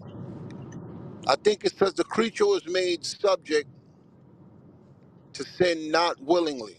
Oh, okay. Yeah, I know that one. That's Romans chapter 8, verse 20. For the creature that was made subject to vanity, not willingly, but by reason of him who has subject the same hope. Okay? God made it so that in this bodies, it's hard to keep the laws. That's why he's going to give us new bodies. Read again. The creature was made subject. Is it me? Is it me that's breaking up, or is it the reader? That's him. That's him. Yeah, we I can't hear got you. you. I got you, sir. You hear me now? The book What of verse? Romans, chapter 8 and verse 20. For the creature was made Start, subject to start with vanity. 18. Start with 18. Yes, sir. Romans chapter 8 and verse 18. For I reckon that the sufferings of this present time are not worthy to be compared with the glory which shall be revealed in us. Meaning, what we're complaining about now, when the glory's revealed, we're not going to care about it. We're going to realize it was worth it. It feels like life is hard right now. But when God's glory is revealed to us, we're going to be like, man, this was nothing. Read on. Verse 19. For the earnest expectation of the creature waiteth for the manifestation of the sons of God. That's the only way we're going to stop sinning, is when we manifest into the sons of God. Read on. For the creature was made subject to vanity. God made us so that it was hard to keep the laws in this body. We had to fight to keep the laws because he wanted to teach us how to have rule over our spirit. Read on. Not willingly, He didn't. He but didn't want. He didn't do this on purpose to hurt us. Read on. but by reason of him who have subjected the same in hope. He wanted us to hope in him that he will make us better. Because if he made us perfect, right now we wouldn't appreciate what he's going to give us when we become the sons of God. For you to appreciate everlasting life, you got to see what it is when life ain't nice. Read on. Because the creature itself also shall be delivered from the bondage of corruption. The bondage of corruption is these bodies. They age, they break down, they lust. Okay? But when he gives us these new bodies, we're going to appreciate them. Well, we're going to appreciate the immortal bodies because we know all the evil we could do in these bodies. Read on. Into the glorious liberty of the children of God. Because the liberty is what's going to be bestowed on us so that we live forever. He couldn't give us that now because we don't appreciate. It's just we're going through a training process with these bodies. That's why it tells you we're going to get new bodies and new garments. And that's when we're going to become immortal. And that's when God is going to slow things down. Everything is moving real fast now. When we get the new bodies, there will be no more clocks. There will be no management of time for us because a God doesn't have to manage time. A God doesn't age. A God doesn't have to punch a clock. Okay? Time is going to slow down back to the way uh, we read about in Genesis where they were living 100, 200, 300. They didn't start having kids until 100 and something years old. Time is moving fast now. These bodies break down faster now. And your life now, in God's eyes, is a couple of seconds. Although we say we 50, 60, 70, that's seconds to God. We were on earth a couple of seconds in his eyes. Okay? Your life is, that's why when you die, your whole life flashes before you because it was shit. It was just a couple of seconds on this earth. But because we have no understanding of time, that's why it says, be ignorant of one thing. That a day with the Lord is as 1,000 years, and 1,000 years is one day. God don't measure time like us. Because he's eternal, time is a lot slower. So for one day to pass, it's 24 hours with us. For one day to pass with him, it's 1,000 years. So your life is like 5 seconds to God. To us, it feels like an eternity. You people, none of you know, none of us know what it's like to live. Okay, our life, there's a scripture that says our life is like a blur. It's just like here one minute, gone the next. He describes us to a plant that it blossoms, it grows, and then it just dies. So that's why we sin, because God subjected us to hope, so that we will hope for better, that we would trust in him. He wasn't going to give us bodies that we could abuse Yeah, and then lose. I told me this morning. I've been here since this morning. I was here since yesterday. What? They loaded you? Mhm. I was here yesterday at like uh,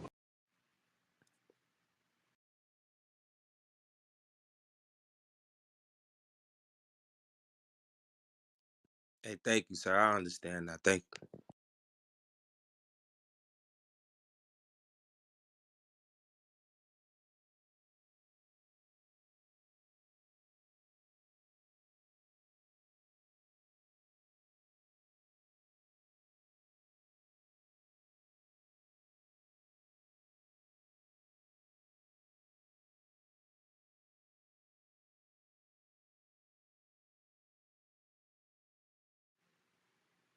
you. Zion, you there, sir?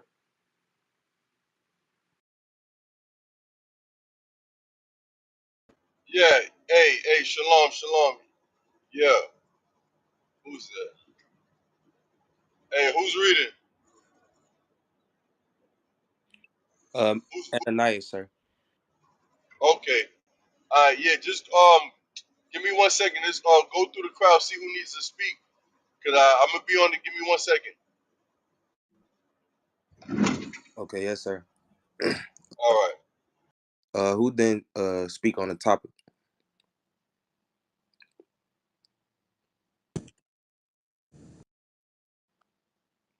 All right, go ahead, sis Lizette. Shalom, most high Christ bless. Shalom, Most High in Christ bless. Good morning, dear black women. Please stop following white women. I can attest to my own personal research because I'm nosy like that, always wanting to know like where it's rooted, where it comes from. So it's so true where in First Maccabees 3:48 it states how, iconoclasm basically rewrites everything. And then of course with present day baloney pony with advertisement and television, that deception is just so much easier. So I can understand why they think that it's right. Me personally, I never put on the blonde wig, blonde hair, not dyed it, but I did dye my hair at 17 senior year in an all white parochial school to blend in, which is one of the reasons why we tend to dye our hair. And I did black, looked Italian, and no bueno. But later on, I did love the mahogany red. Nonetheless, it emphasizes, deception and not loving our natural beauty. So it's a lesson to be learned because, like I stated earlier, Blueprint states this. And the way that I do personal research, and you have to pray for understanding, all praises to the Most High God. But it's a serious matter. And since Senor A1 pointed out the shamefaced, it is so true. So thank you for allowing me to speak. Most High in Christ bless. Bendiciones. All praises, Lizette. You always have something educational to bring. Also, I want to show y'all something. Uh, Give me where Christ says was highly esteemed amongst men.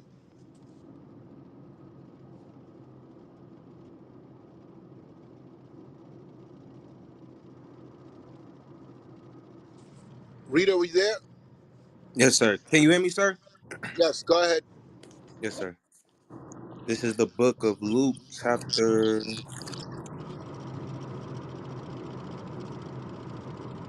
16. 16. Okay, yes, sir. Yeah, 16, 15. Yes, sir. I see it. The book of Luke, chapter 16, and verse 15.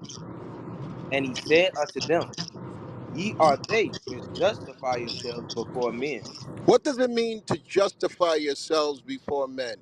Meaning you put what man tells you over what God instructs you to do.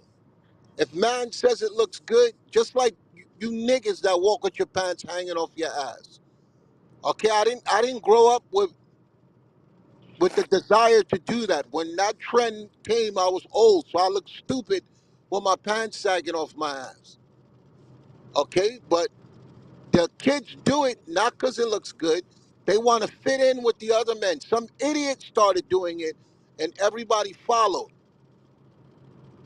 Okay, read on. But God knoweth your hearts.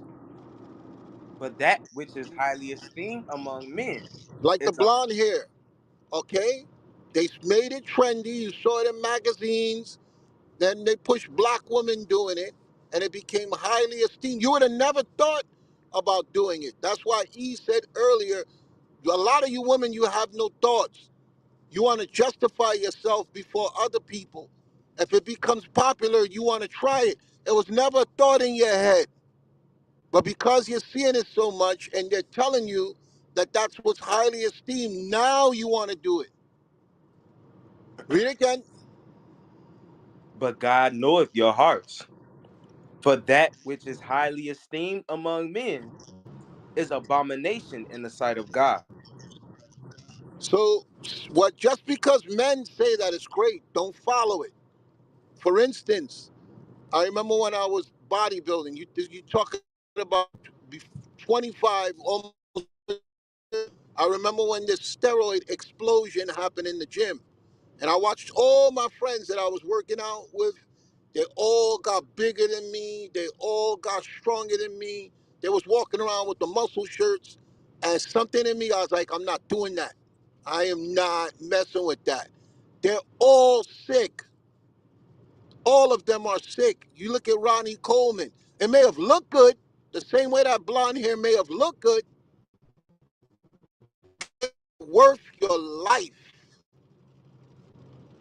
So I'm giving you another way to look at it, even from a male perspective. The people that are injecting stuff into their arms, their legs, their stomach, okay, for more muscles. And Hulk Hogan, that's why he's not doing so much appearances now. His spine is crushed. A lot of them are having to amputate. They may look good, big and muscular and attracting people, but is it worth your life?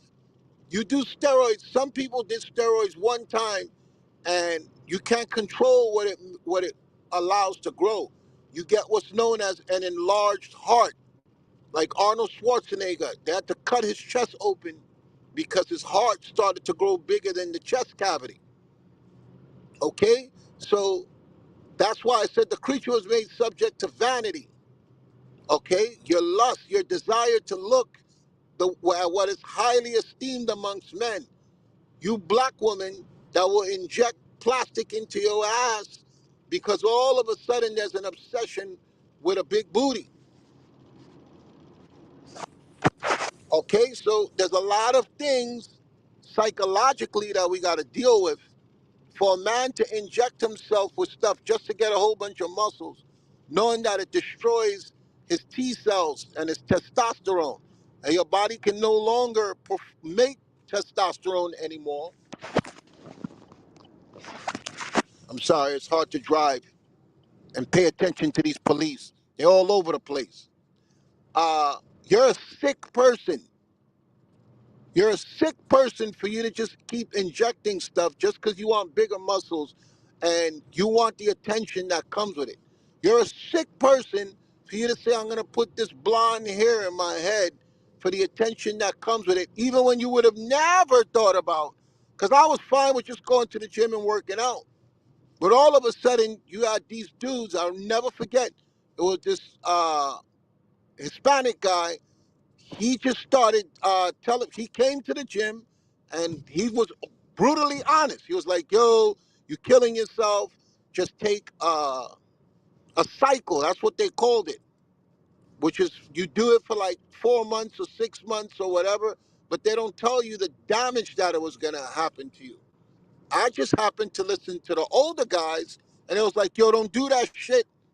It'll destroy your kidneys. It'll destroy your liver. You're gonna look good, but it's gonna be temporary.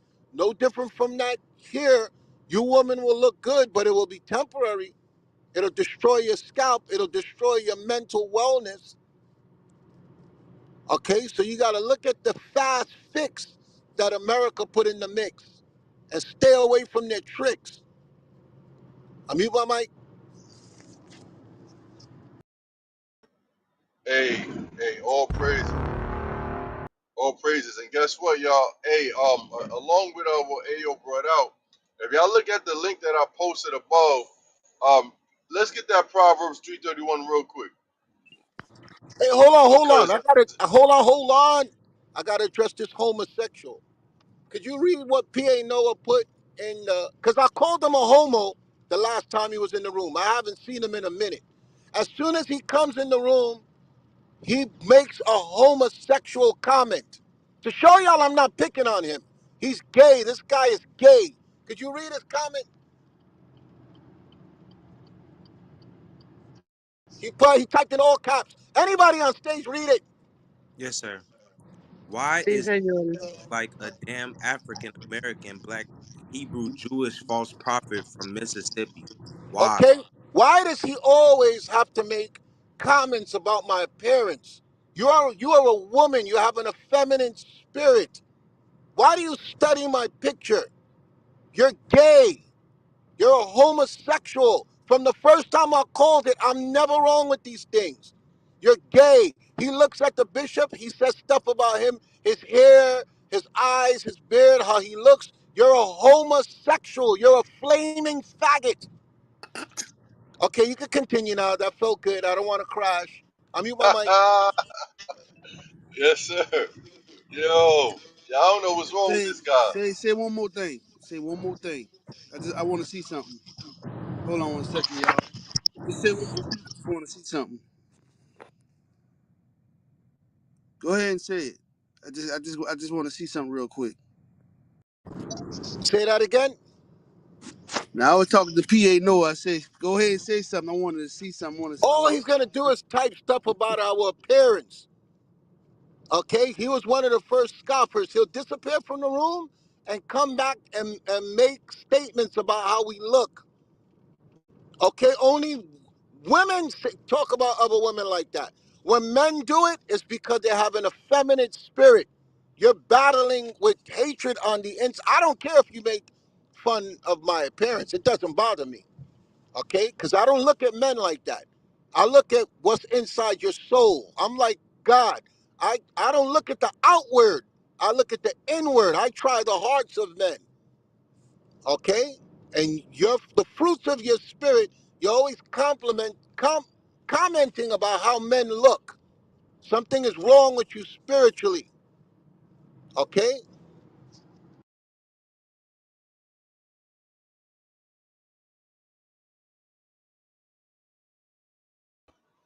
Yeah, I don't know what's wrong with this dude, man. you But hey, every time Zion, he comes in the room, he has something to say about my appearance. That's not normal for men. Normal men don't do that.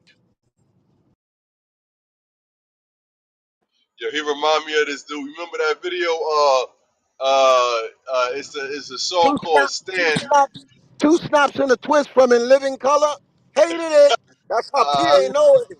Zion don't know what that is. Zion too young. Oh, he's too young. yeah, He don't He know. He was, don't know what you're he was talking in the about, crib Ayo. when that came out. yeah, He damn. don't know what you talking about right now. I remember Living Color though. My mom used to watch that shit. Shoot. Half of the people on this stage Damn, don't I remember. be I be forgetting how young the audience is. We was dying when we saw those homos come up there. They were critiquing shows, and they was just so just They was making flaming. fun. Yes, and that's what PA Noah reminds me of. One of what's his name, Greer. Even his picture that he took, the one of him in the bathroom, he had a picture Yeah, of him. Not the Wayans, the other one. I forgot his name. That's who PA I Noah know. looked I know like. what you're talking about. David Allen Greer. Yeah, Ellen Greer. Yeah. Yes, that's who PA Noah looked like in real life. Damn.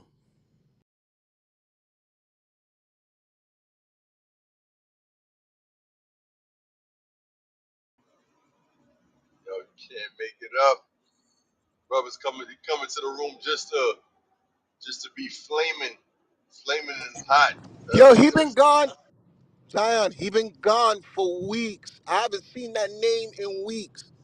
It's 9:41. He comes in, the first thing he does is look at me and make comments.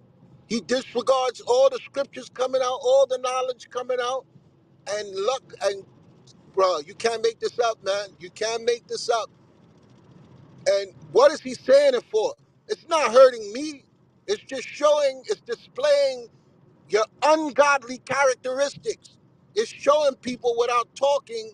You people, all you got to do is look at what you're expressing when you type.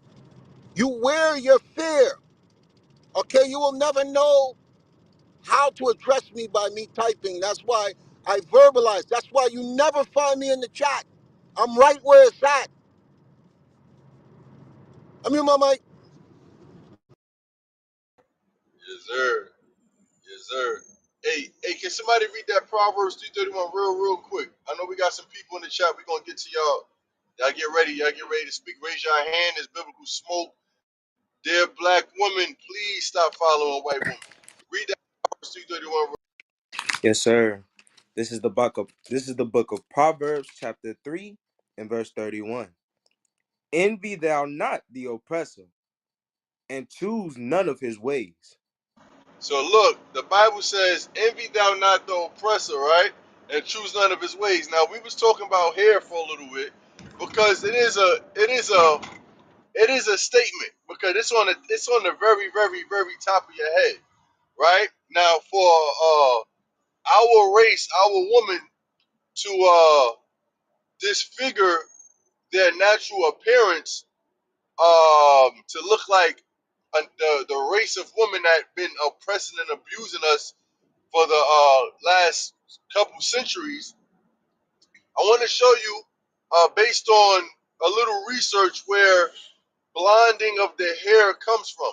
Well, when you dye your hair, which goes in today as getting the weaves, the colorful weaves, and you dyeing your hair to look different. You want to stand out. You want to look different. Yo, Rita, can you click the post right here? I don't know if it's going to take you out of the room, but all right. Long story short, when y'all look at that post, and in the beginning of the writing, and you can look it up, dyeing your hair a different color, especially blonde, it comes from the Greeks and Romans. It was a law that they made all their prostitutes dye their hair a different color so they can stand out from regular women. You want me All to read right? it, sir? If you got it, yeah, go ahead. Yes, sir. Humans have been coloring their hair since the Stone Age, according to some archaeologists. The ancient Egyptians favored black hair dye and used bolder colors from plant extracts to dye wigs made from their own shaved hair.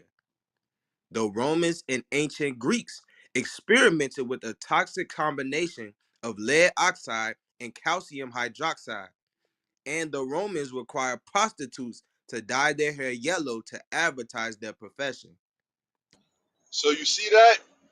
So the coloring of your hair to advertise your profession, that's what it goes into. So when women want to get the green hair, the red hair, the blue hair, it all comes from the Greeks and Romans making the prostitutes of that time distinguish themselves, so you're confused with a regular woman.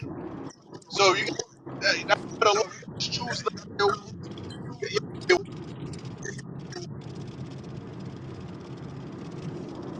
Hey, Hey, you cut out, sir. hey, you hear? You Hello? break it up. You break it up real bad. Oh man. Hey, you hear me now? Yes. Okay. So based on what he read, the Greeks, the Romans, they used to enforce and make the prostitutes of that time blonde their hair a different color so they can separate the regular woman from prostitutes. Now in 2024, all of our women want to get they get their hair weaves, and they want it to be green, blue, blonde, all all these different colors that it was in time to signify that you wasn't like the regular woman, so they can know identify who's who. So all of that comes from wickedness at the end of the day. And also when you read down lower, it talks about how as we already know, blonde hair is a sign of zero to no melanin. The darker your hair is, it shows the amount of melanin you have, which is a God gene that we that came out in classes before. Melanin is a God gene. So if you got, you know what I'm saying? So to blonde your hair to look like the people who God didn't give the godly gene to, or to get a weave to look like that and put your hair all these different colors, it's like, yo, you don't even know the origin of that thing. You know, so I wanted to share that real quick.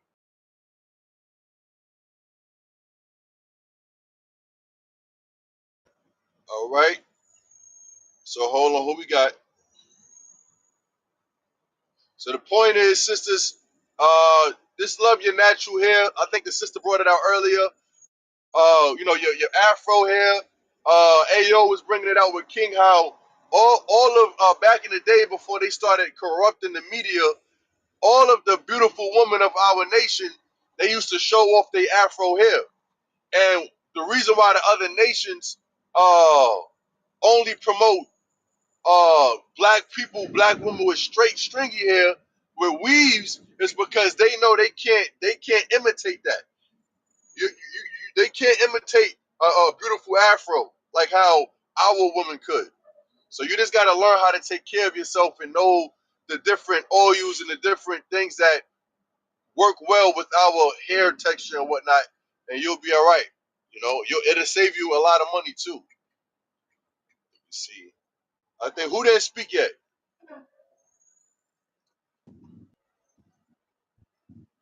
Unmute your mic. Hey, Kanaya, Israel, you've been raising your hand. I've been accepting your hand raise. I don't know what's the problem. I'm inviting you to speak. It says user has already been invited to this room. Hey, who we got? Who's next? Brother King, he was next, sir. All right, King was good. Shalom, Most High Christ bless leadership. I'm gonna tell you the topic. Like black women, please stop following white women. I look at that as look at the old covenant in the Old Testament. The children of Israel was following other nations back then, and God was destroying them for following them other nations. You know what's in it different today? Our black women are still following white women, other nations.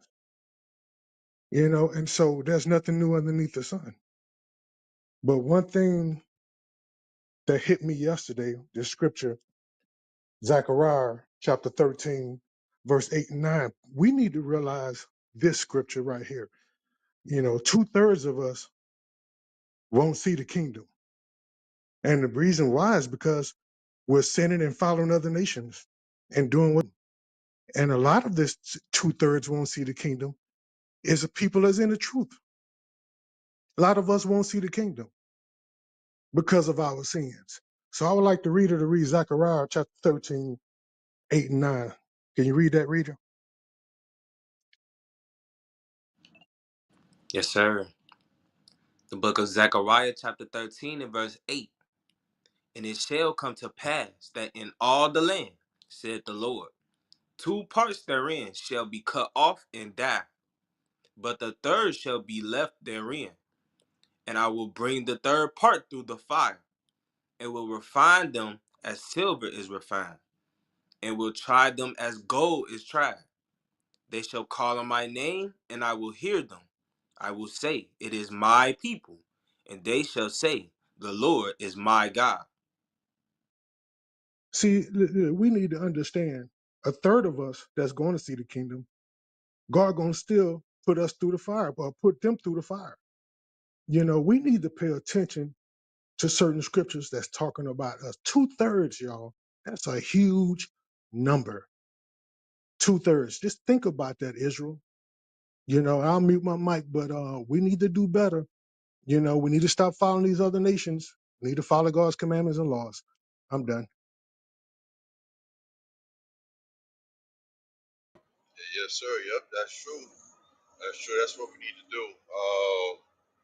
Got to keep these commandments.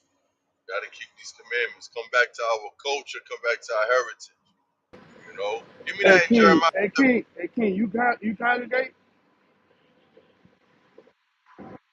I'm gonna be honest with your leadership. I haven't congregated in months. I got some health issues going on right now, but I congregated in Dallas, but I haven't been in about 2-3 months. I got some serious health issues right now, but as soon as I get I this taken care of, I'm going back to congregating. But I'm gonna tell you this: uh, I hold on. read my word. I read my word daily. I watch the classes online, and I do the best I can to follow the commandments. I mute my mic. Okay. But I'm asking, like, that's fine. Are you in communication with somebody at the school? They know your issues? The reason why I'm not in communication with the school is because when I was in school and I tried to volunteer for some stuff and get into some stuff, they told me you are under 6 months. So since you are not under 6 months, you're not allowed to, do things. And so No, no, I listen to what I'm haven't been, asking you. Listen to what I'm asking. I'm saying, are you in contact with, like, you got a point of contact? Somebody, day one, can get a point of contact. no, I don't have a point of contact. No, I don't, sir. Okay. So there's no way you can reach out to somebody and talk to somebody? Well, I'm gonna tell you this. Start back. I'm finna start back congregating on Saturday. I still got my health issues, but I'm going back Okay. on Saturday. I haven't been in months though. All right. So when you get there, just make sure you get a point of contact so you can have somebody to help you out. You know what I'm saying? Like, we understand people get sick. You understand? Get that with us, James. 1 and 16 or 5 and 16. 5 and 16, yes, sir. Yeah, read that real quick. And I'm This is not. the I'm not. I'm. Trust me, bro. I just sometimes I can pick up on things, and just I'm not getting on you. It's just people be saying things and read that. this is the book of James, chapter 5 and verse 16. Confess your faults one to another You and have to pray be You have to be in contact with somebody so you can confess your faults. You can get better. Read on. for one another, So we can pray for you so you can get better. You understand? Read. that ye may be healed. Right. Read.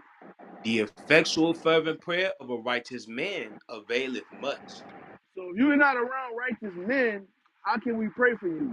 If we don't, if you ain't in contact, something you saying that uh, you got issues. I pray that you overcome your issues.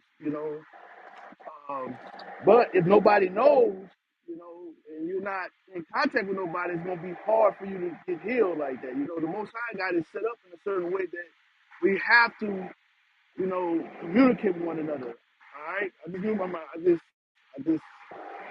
I picked up on something when you were speaking, and I'm telling you, brother. Sometimes we talking to ourselves. I mean, my mic. Hey, you know what, King? I agree with you 100%. And I was talking to a sister that introduced this truth to me. I was talking to her a couple of weeks ago, and we was talking at her job, and she the one that brought the truth to me. And I told her I got to start back congregating. I got some health issues going on, things like that. And she told me, she said, yes, you got to get back into the congregation. I said, yeah. I said, I'm doing a lot of things right, but there are some things I'm not doing right. So you're right, King, and all praise to the Most High. I will start back congregating.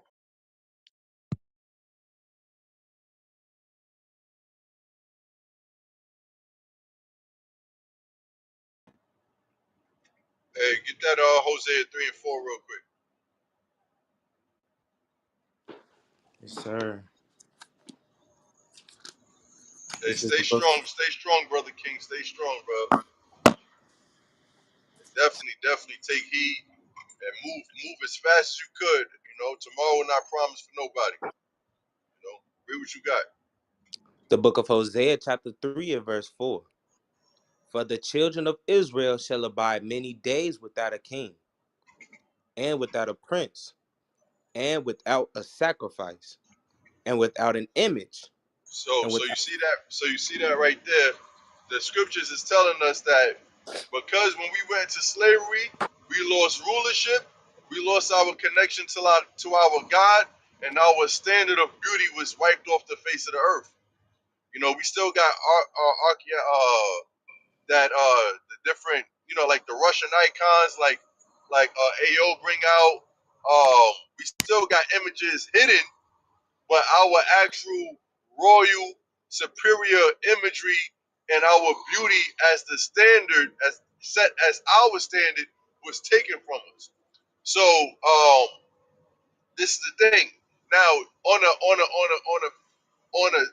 outer level, on a surface level, yeah, you know, take pride in how you look, but you also gotta regain, along with your natural beauty, you gotta regain your natural mindset, because the outward adorning is one thing, but it's a mindset that you originally had before you was conquered and made into bed witches.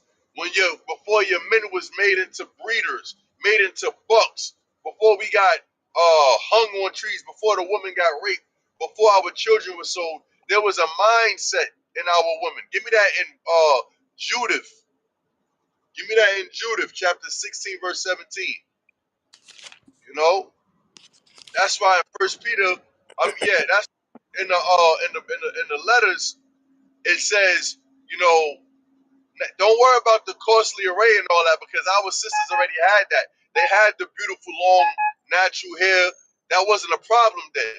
But it was the mindset that was the most important thing that we got to focus on now. Yeah, you starting to love yourself and regain understanding on how to take care of yourself naturally is going to come. Because it's like the sister said, it was already a trend already. Sisters in the world already started going natural. I was in the world seeing sisters with their natural long, woolly hair, long as hell. I'm like, oh shoot, what's going on? I noticed it. Just like men started wearing their beards. It just started happening. Read what you got. the book of Judith, chapter 16 and verse 17. Verse 16. Verse 16. For all sacrifice is too little for a sweet savor unto thee, and all the fat is not sufficient for thy burnt offering. But he that feareth the Lord is great at all times.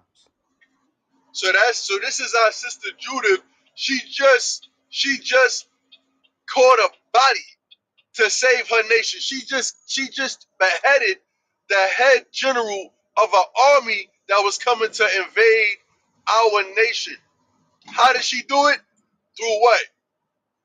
Through wisdom, through faith, and what? Through her being in her natural beauty. Her natural beauty.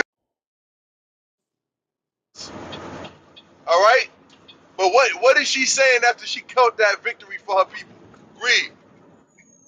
Woe to the nations that rise up against my kindred.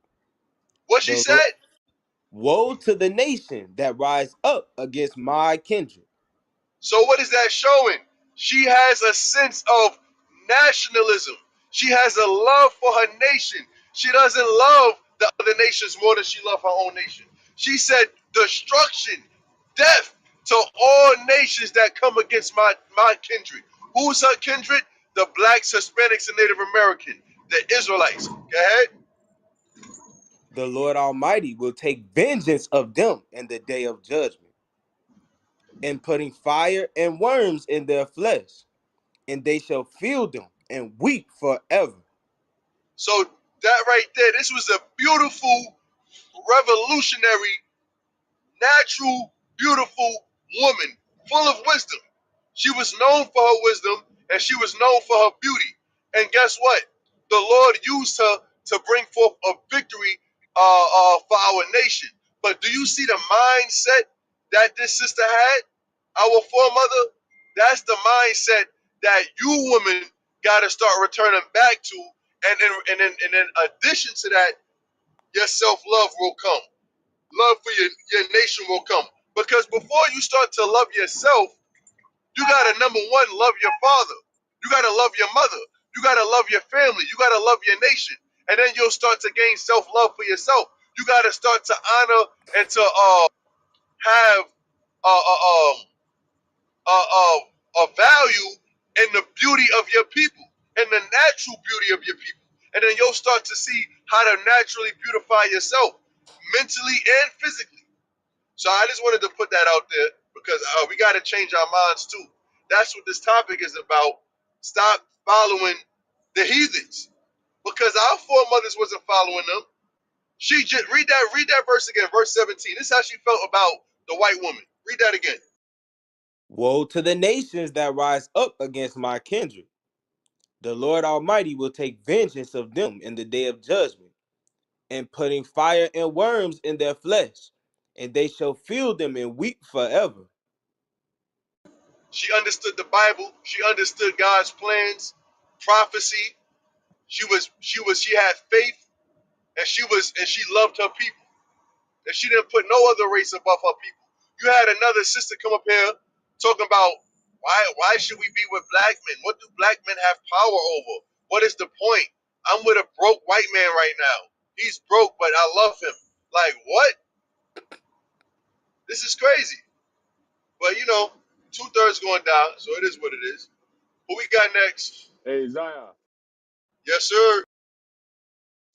Hey, real quick, read Esther 4 and 13, just real quick. Read that because that's a heavy point that you just went into. And that's why these topics are necessary so you sisters understand. Y'all cannot rise above the estate of the black man. And what's happened is because a lot of things are more readily available to our sisters, and it's all by design to put our sisters against the black man and thinking that they're more exalted, they're better than the black man, they're better off without the black man.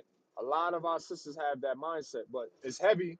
You go back into history, you see the mindset that our foremothers moved in, the love that they have for their nation, the love that they have for the Israelite man. Right, read that Esther chapter 4 and verse 13 to show how Mordecai dealt with Esther. That's what's going on right now.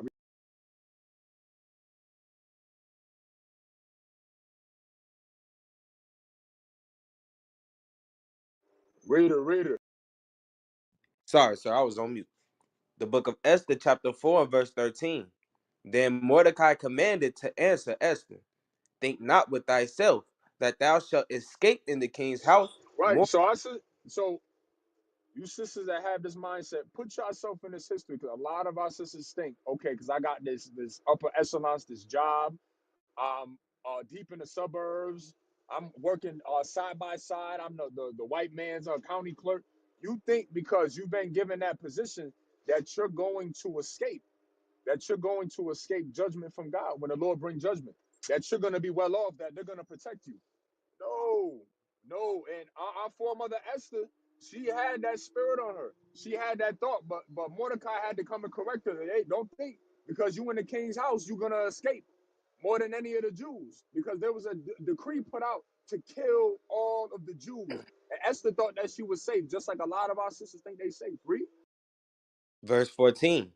For if thou altogether holdest thy peace at this time, then shall their enlargement and deliverance arise to the Jews from another place. But thou and thy father's house shall be destroyed. Read. And who knoweth whether thou art come to the kingdom for such a time as this? Read. Then Esther bade them return Mordecai this answer. Uh-huh. Go, gather together all the Jews that are present in Shoshan, and fast ye for me, and neither eat nor drink 3 days, night or day.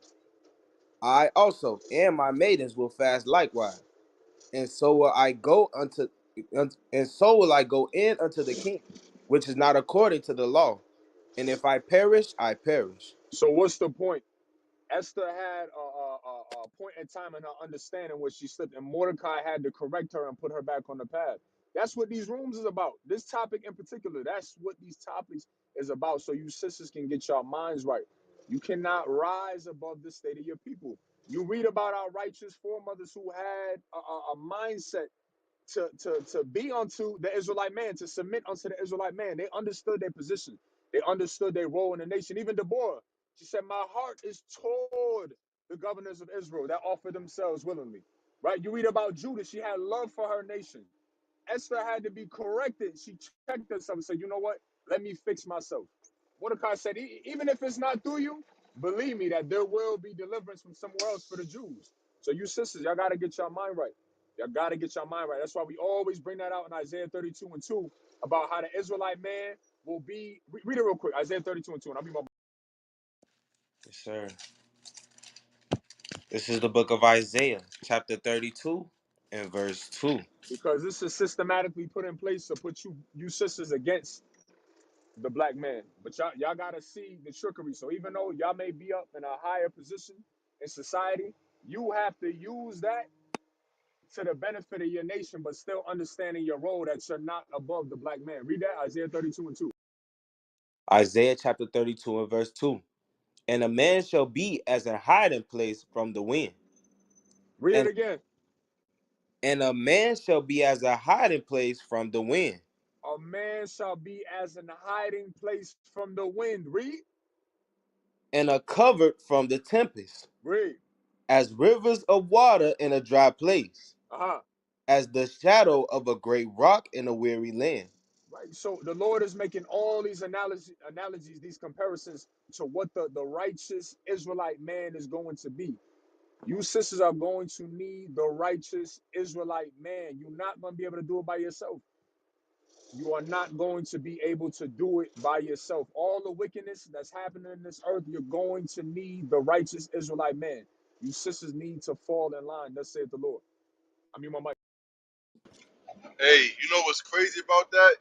That she was a literal queen in that heathen nation. Like our Right. sisters, they call themselves queens now, right? But our foremother was literally the queen of that kingdom, and she put her life on the line. She put her life on the line to what? For the betterment of her nation.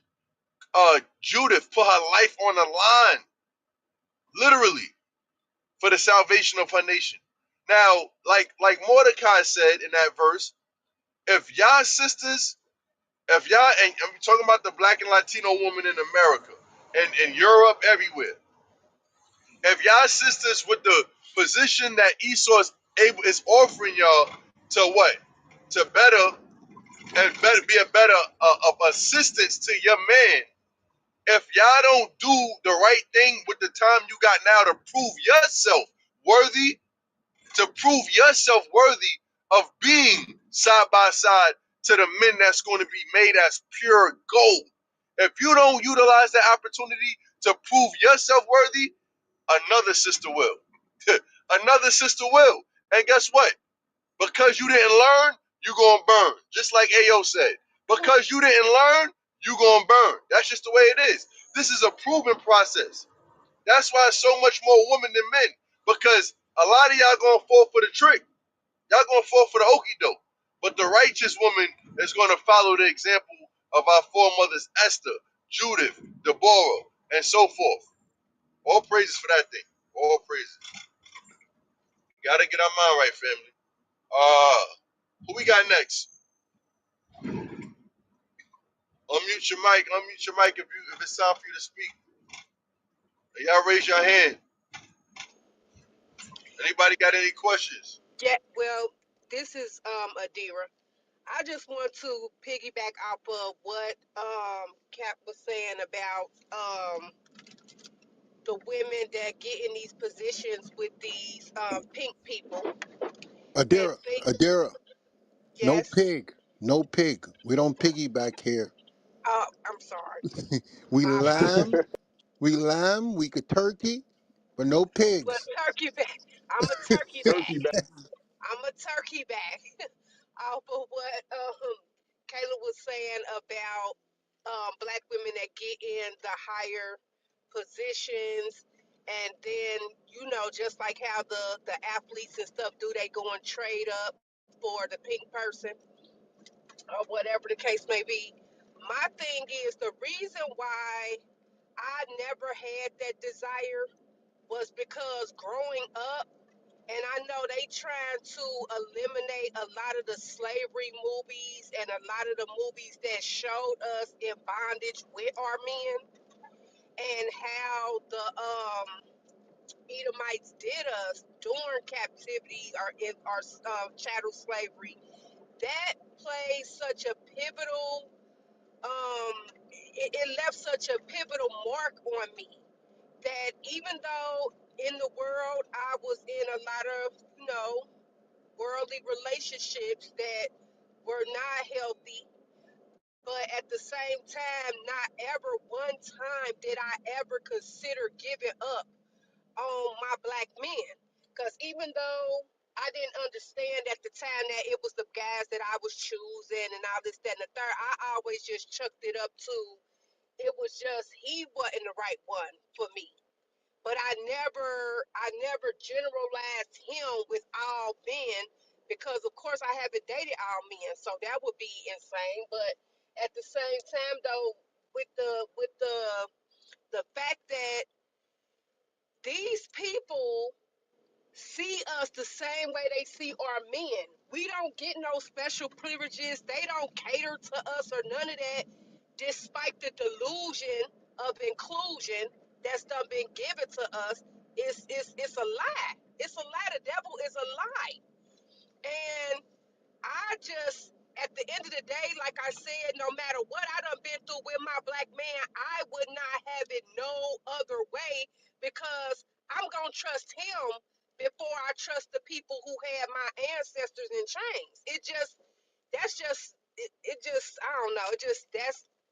People crazy. I just don't understand these women. They is out of control. But like Deke said earlier, when I was on, two-thirds of us are destined to perish anyway. So it makes a lot more sense why they're gonna be sleep. It wasn't intended for them to be woke, but for us that is in this truth, if y'all are in this truth and this is still y'all mentality, or y'all feel this way inside, even though it's not on the outside, it's a shame because y'all know what they did to us. Bishop bring out all the time the imagery of what they did to us and how they did us. So for y'all to think that this so-called freedom that we supposedly got, we really ain't free for real. Because let it come down to you or her. You are or a white Edomite female. Who you think they gonna go for? Regardless of whatever the situation is. It's always gonna be them over us until we get our kingdom back. As long as we in they world, it ain't never gonna be us and us mingled in with them. It ain't never gonna be that. I don't care what you think. And just like they always say, yo coochie is not gonna hold them. If it ain't holding the black man, why would you think it's gonna hold them? It's all about your inside, your spirit, your soul. Like you selling your soul, and you really think that they really care about you, and they don't. Remember, we were on them slave ships with our men. We weren't separated. They didn't give us no special treatment away from them. We were in them same chains on them same boats, being beat and whipped and hung and killed and raped and all of that, just like our men were. So for you to try to separate yourself from that, yeah, you insane. They insane. I'm okay. I'm done. I'm done ranting. I'm sorry. Hey, Yeah. sis. Hey, yeah. Hey, sis, and that's heavy what you said. And I think a lot of our sisters forget that. We came over here on slave ships together. We was on slave ships together. Civil rights together. Being oppressed by the white man together. To be here in 2024 and have a mindset, oh, I'm better than the black man. To just forget Hey, all of these atrocities that we went through together, and you want to separate from the black man and collaborate, go hand in hand with the same people that oppressed you. Caleb, Hey, Caleb. Hey, go ahead. the black woman think that she rode first class on the slave ships. She wasn't in the Right. back with the niggas. Right. Hey, what? Hey, go ahead. Can you have some? No, I was saying AO was trying to speak. Go ahead. Yes, there. And another thing, Yeah, the next time that trash comes in the room, the one that was bragging about her white man, I forgot something that we left out of the equation every time we address those black women that sell out their nation. Who is the number one person that targets black men when you watch social media? Who is the number one person that targets black men when you watch social media? Black women. No, listen. When you watch social media, they have a special name that they call them. You always see a lot of viral videos of them targeting black males. I'm gonna give it to you. Y'all gonna Karen. Karens, Karens. So a lot of times these black women that sell out, they think Karen is gonna accept them. Okay, and they're gonna get a rude awakening. That's why I was telling that woman when she was running her mouth. That white man ain't gonna bring you home to his family because his mother's a Karen, his grandmama a Karen, his sister's a Karen, and they're gonna make Keisha feel uncomfortable. Karen gonna make Keisha feel uncomfortable. I see it at the workplace right now. There's a whole bunch of women at my job that cannot stand the Karen that's there, and they all come in and talk about her. Okay, when I was leaving on the last week, one of them said to me, "Is there something in that Bible uh, that God will justify me beating this woman's ass?" And I don't have no problem with her because I work in a different shift. But all the women, the minority women, even the Hispanic women, they got a problem with her, and they all say she thinks she's better than them. Okay, so that's we gotta remind that black trash that came in the room last night, thinking that she's in paradise with that white man. There's a lot of Karens that ain't accepting you black sellout women, and they're gonna remind you every day where you need to stay with your own people. I mute my mic. Yep. They got videos. They got videos all over with Karens pointing guns. I seen a video with a Karen pointing a gun at a black girl, and she couldn't even believe it. You pointing a gun at me? I can't believe this. Yep. And King, I messed up because I wanted to pull the article up of Meghan Markle. Why those people are supposed to be royal, and her daddy's white, and they still wouldn't accept her. That's royalty. That's supposed to be Yep. dignity. Okay, that's supposed to be in tea and crumpets. But they hate you niggas. Hey, I'm gonna tell you this, and it's sad. They can come to our cookouts, but we can't go to their cookouts. All these people who married to the enemy, and vice versa, the white man or the white woman, all people married to them, they can never go to their cookouts. They can't meet they great grand um grandpas or they family when they get together. They cannot do it. They cannot do it. But they can come to ours. We so accepted. It makes me sick sometimes to my stomach. They just can. Ugh. Y'all can't see that. I was just about to say it's a sickness. It's got to be because it's just like the civil rights movement, right? I never could understand, even as a child back then, why, and I asked this question like, why did our people fight so hard to try to mix and mingle with a bunch of people that don't like us? I wouldn't want to be Sis, around sis, nobody that don't like me. check this out. You want to go to a restaurant where it's nothing but white folks? They gonna spit in your food. Yeah. It's just those Negroes right there, man. I understand. Like I try to, I sit and I'm like, okay, they had their own. They just wasn't satisfied with their own. They Yeah, just had to be on. the I other never side of understood. town. They couldn't be at they stores. They couldn't be at the places they want. They had to be with the white folks, man. We was so much better without being with them. Now they want to mingle with them. They got beat up beside their head and set at counters to get their food spit in. And you want to know what else is so oxymoron about that? Because now you got so-called hoods all across America, right? That are being gentrified.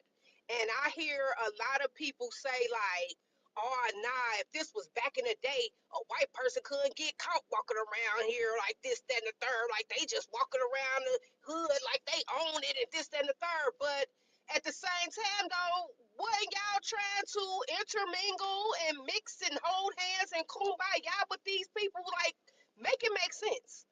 Y'all didn't take care of what y'all had, and now that these people are moving into y'all neighborhoods, y'all want to cry and complain about them walking around. But at the same time, though, y'all don't want to do anything to uplift I'm and keep the I'm neighborhood clean or I'm gonna nothing. say it Like, like I'm gonna say it like this. It's never was their neighborhood. We don't own nothing. well, We don't have true, a community. true. We don't have a community. We occupy shit. We just Go, occupy. We don't own the houses. We don't own them right, houses. right. So It that's falls why they into the able to. delusion. That's why they able to drive the prices down. They control everything. You understand? Like they'll come in, and if we did own a house, they'll come in. We'll sell it. We won't give it to, our family members. We just looking at the little money that they giving us, and we're just taking and we go buy a Corvette. We go buy whatever, go on vacation, and forget about the family. Forget about your kids. Forget about the people behind you who you're supposed to leave an inheritance to. And God forbid if you do the same thing, oh, you ain't right, oh, you dirty, oh, you money hungry and all that. Like, our people are destroyed for real. This is crazy. Like, I can't.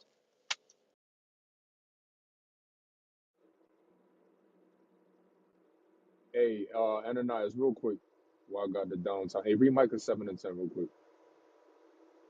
So going back to what A1 mentioned earlier, it's a lot of sisters that come on here that scoff, that have a disdain and hatred for the black man. Read that, Micah 7 and 10. This is the book of Micah, chapter 7 and verse 10. Then she, that is mine enemy, shall Then see, she that is mine enemy, read. and shame shall cover her, which said unto me, Uh-huh. where is the Lord thy God? It says, shame shall cover her, which said what? Where is the Lord thy God? Where is the Lord thy God? Where is the Lord thy God? Do not our sisters scoff against us when they come on the platform? That's what we hear every single night, every single night, especially when these topics come up. Every single night. Keep reading. Mine eyes shall behold her. Read. Now shall she be trodden down as the mire of the streets. Trodden down is what? As the mire of the streets. God said you're going to be trodden down as the mire of the street. When Christ come back, judgment is going to come. So take this scripture, get it put on a shirt, and read it. Read it every night. Look in the mirror, read it. Get a shirt, put it on. If you don't repent, this is what's coming.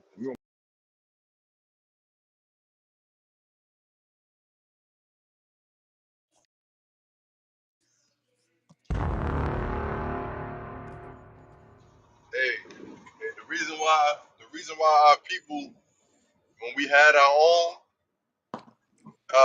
area and we still wanted to be assimilated with these people, that's because we didn't have our God. We didn't have our God. Our strength, our bravery to go to war or to do anything, we were scared. That's out of fear. You got your own location where you don't feel safe enough to just be to yourself. You want to make sure that you still good with massa. That's why when we open rooms like this and we speak and we speak what God says in the Bible, we talk about how we the chosen and how God love us and He hate the other nations. What's the first thing a house Negro talk about? Oh, but so yeah. So what about the white people? What about white people? Because they they gotta make sure, no matter what, that they still good with massa. You know. But hey, as far as our people uh just being so so tied to these other nations and being only feeling a sense of pride because they by the white man's side or white woman's side or whatever. Check this out in Isaiah 51.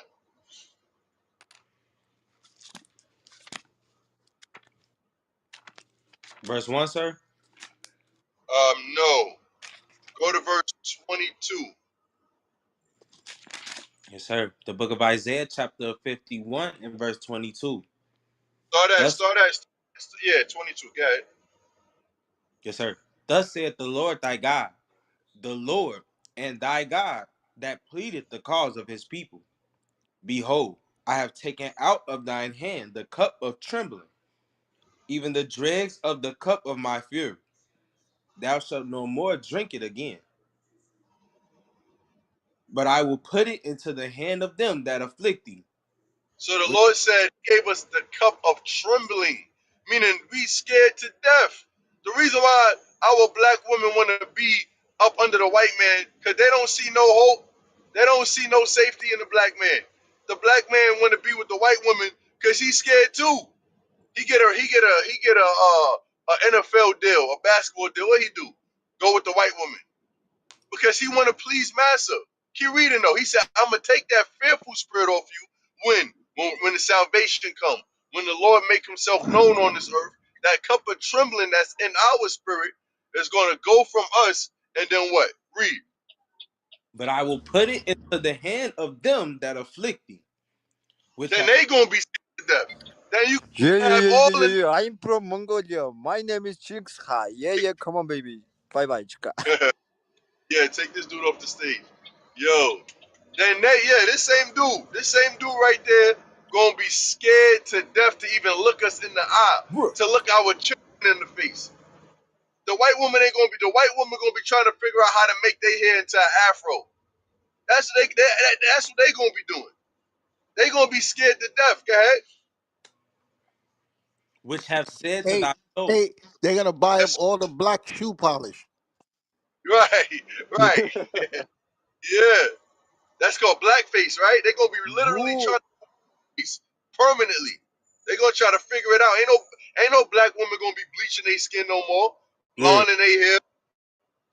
They gonna be trying to figure out how to get locks and afros and dark skin.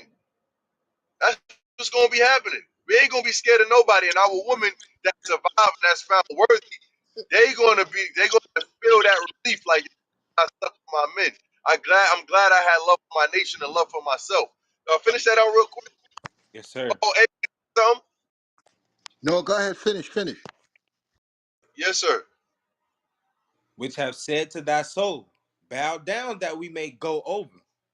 And thou hast laid thy body as the ground and as the street to them that went over.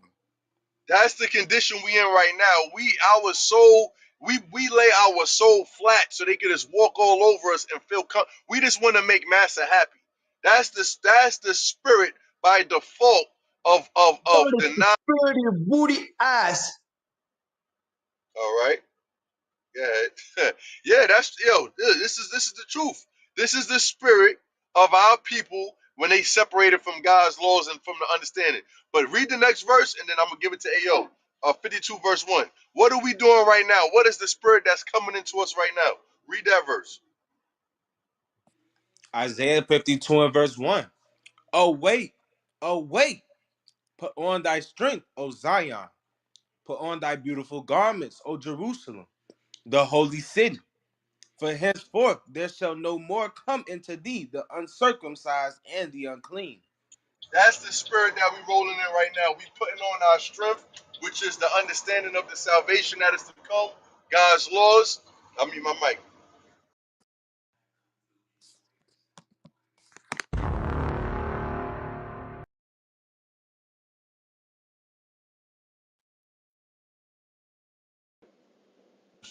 Ayo, you there? Okay. Yeah, I'm good. You can let the next speaker speak. Oh, yes, sir. Yes, sir. Who we got next? I think we got Uriah, if I'm Coming on not as a reader, mistaken. sir. Oh, okay. Yes, sir. Yes, sir. All right. think it was brother Yeah. Obadiah. Oh yeah. Okay. Yeah. Shalom, shalom, Zion and King, mighty moderators. A1. I just wanted to add. I think y'all said it earlier, like earlier in the night.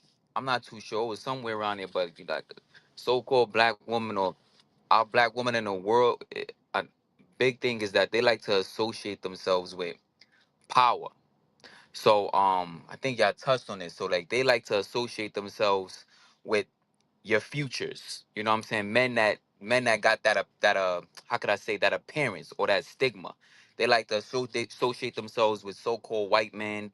Um, they like to associate themselves with anything, whether it be right or wrong. If it has the appearance of power, they want to emerge and immerse themselves in it. That's why I must have missed what you the situation that happened earlier in the night with the lady talking about she had I guess a white husband or whatever. But one thing I noticed with the so-called black women in the world, like besides the fact that they are destroyed, they like to wrongfully so associate themselves with power, whatever that be. They don't want to go through no hardship. They don't want to admit no hardship. They don't want to even acknowledge history relating to hardship. You know what I'm saying? That like A1 just brought out. They think that they literally think that we were first class in the slave ship. And that's not even a joke. And you niggas was in the back. So don't put me with you. Nah, nigga, I wasn't with that's their mindset. So it's like, damn, it's crazy. So and the topic is say, dear black woman, please stop following the white woman. So if they not follow, so so-called black woman, if you're not following a white woman, you should be following your so-called black man, and the so-called black man should be what? Following after Christ. That's the order, and that strengthens the nation up. But anything relating to the black man, unless he a black man that got some sort of power or conveys that, whether it be in foolishness, they don't even care. They'll chase after it. That's why they rather listen. Like we'll tell them, we'll be on this app, mighty A1 and the mighty moderators, day in and day out. We'll tell a black woman, listen, tap into wearing your natural hair. We love so-called black women when you tap into your natural hair. It shows femininity, you're feminine. It shows that you're getting in touch with that. They don't give a damn what we say. They rather listen to some coon who got what, $1 million, a big chain on his neck, that can't even carry a regular conversation or touch on topics like this. They rather listen to him and he say, "Listen, nah, sis, nah. You better put a weave in your hair because I'm not." They rather listen to him because he got that. How you say? He got that appearance of power. Whereas us, they look at us, oh, nah, these are just niggas just talking. What do they know? You know what I'm saying? I got my man got a Lamborghini. I'm in a penthouse. That's the mentality. So amongst many other things, it'll take days just even touching on certain topics as to why the so-called black woman likes to follow the white woman. It all relates to power. They follow the white woman, dress, talk, act like the white woman. It's crazy. It's crazy. So I'll be my mic on that.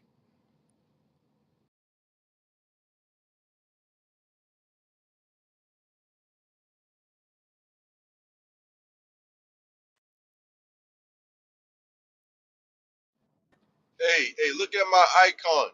The Edomite woman can't do this. Edomite, Chinese, Arab woman, they can't do this. How the hell? Like, look, yo, this how our sisters was walking around back in Jerusalem. You know what I'm saying? So it's like, of course, if I can't make my hair look like that, I'm gonna make you think that you're weird for having that. That's like reverse psychology right there. That's reverse psychology. We gotta see it. Just let's get back into it. Who we got next? Shalom, Okay, shalom. go ahead, Brethren.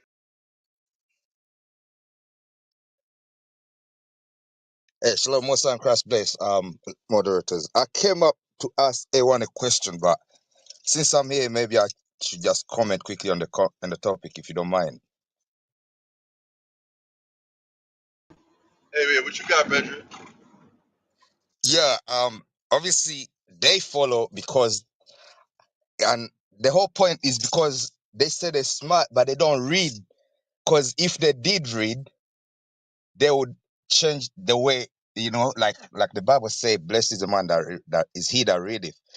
Now, obviously, before the Bible, we thought it was a white man book, and we didn't want nothing to do with it. But now you see people trying to uplift your self-esteem. I think that's the time to run and get it, because that's what I did. I was homeless at the time, and I couldn't wait to get a King James version. I was running around looking for it. It took me a while to get it, and when I got it, it cost me like £80 at the time, and I didn't even care. I think at the time that's the most expensive book I bought. But our people today don't care, because when you do read even in the history and you see the way they define you, you should get some. You should be angry to be like, what? Because like Willie Lynch says, the loud black woman, she's living in a frozen state of mind. It's out of fear. That's why she's like that. But if you read the book and you see that, you should be like, later, I can't accept that. And then you do better.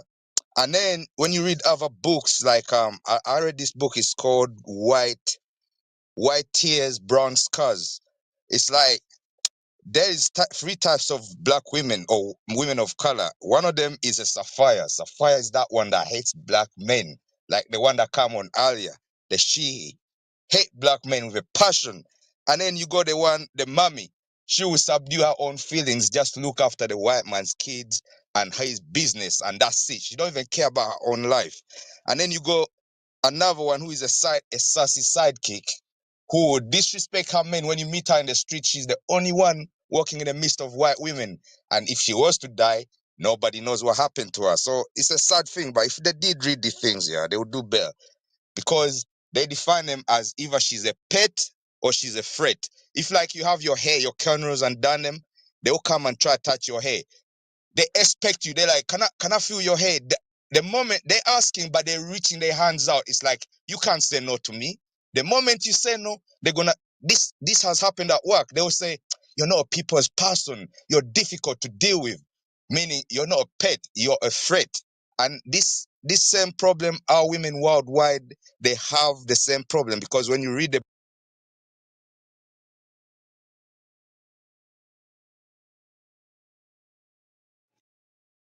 Did he cut out?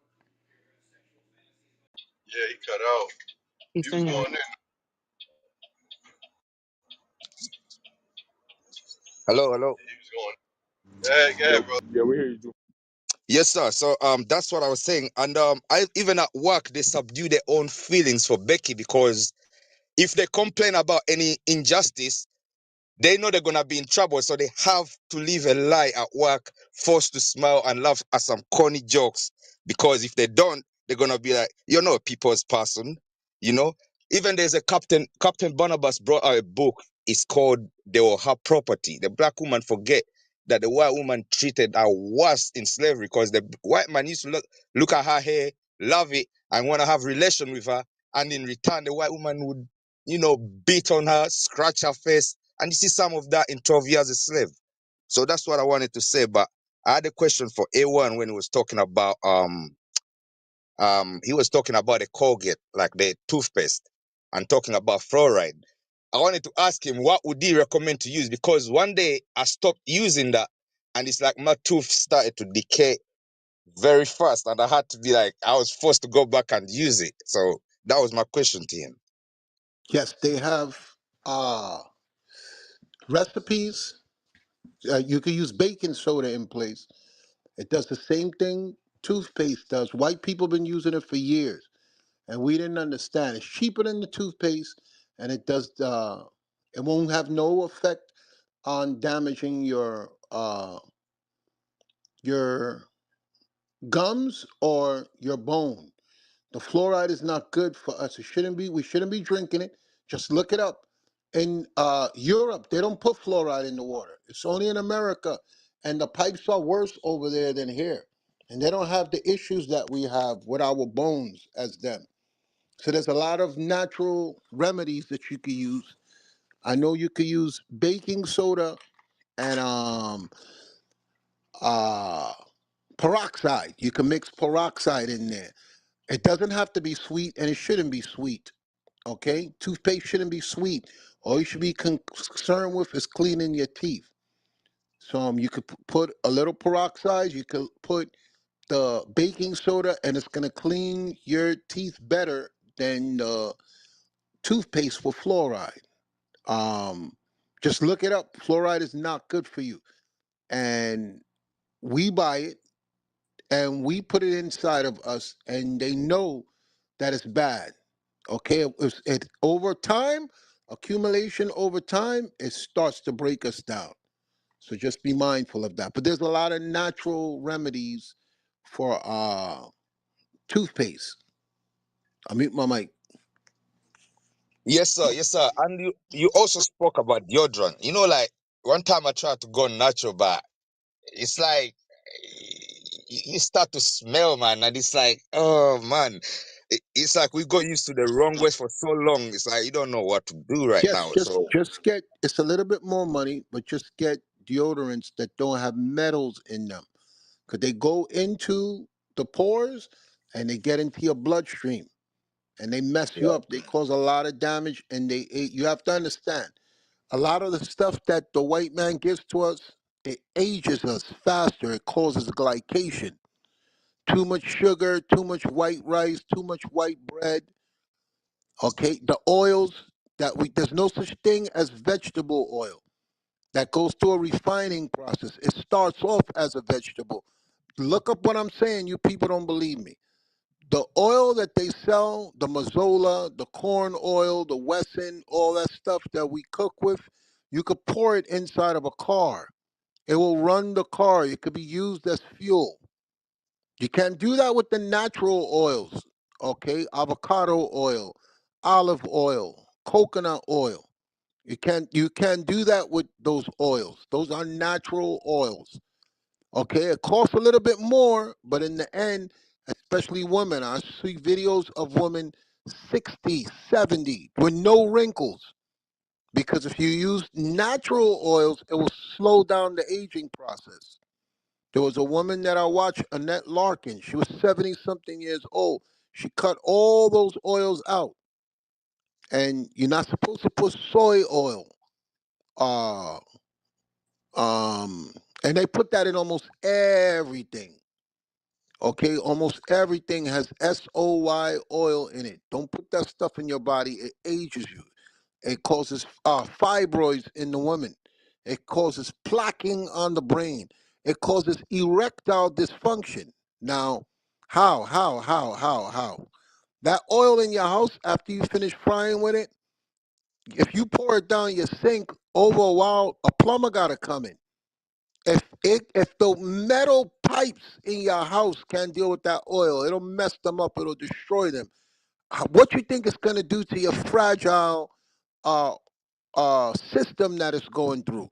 So that's why you see people getting uh quadruple and triple bypass, because those oils, they block up your arteries, and that's how you get strokes and you get uh heart attacks, because those oils, you cannot get them out. That's why you hear people saying they put a stent in their chest to open the arteries up.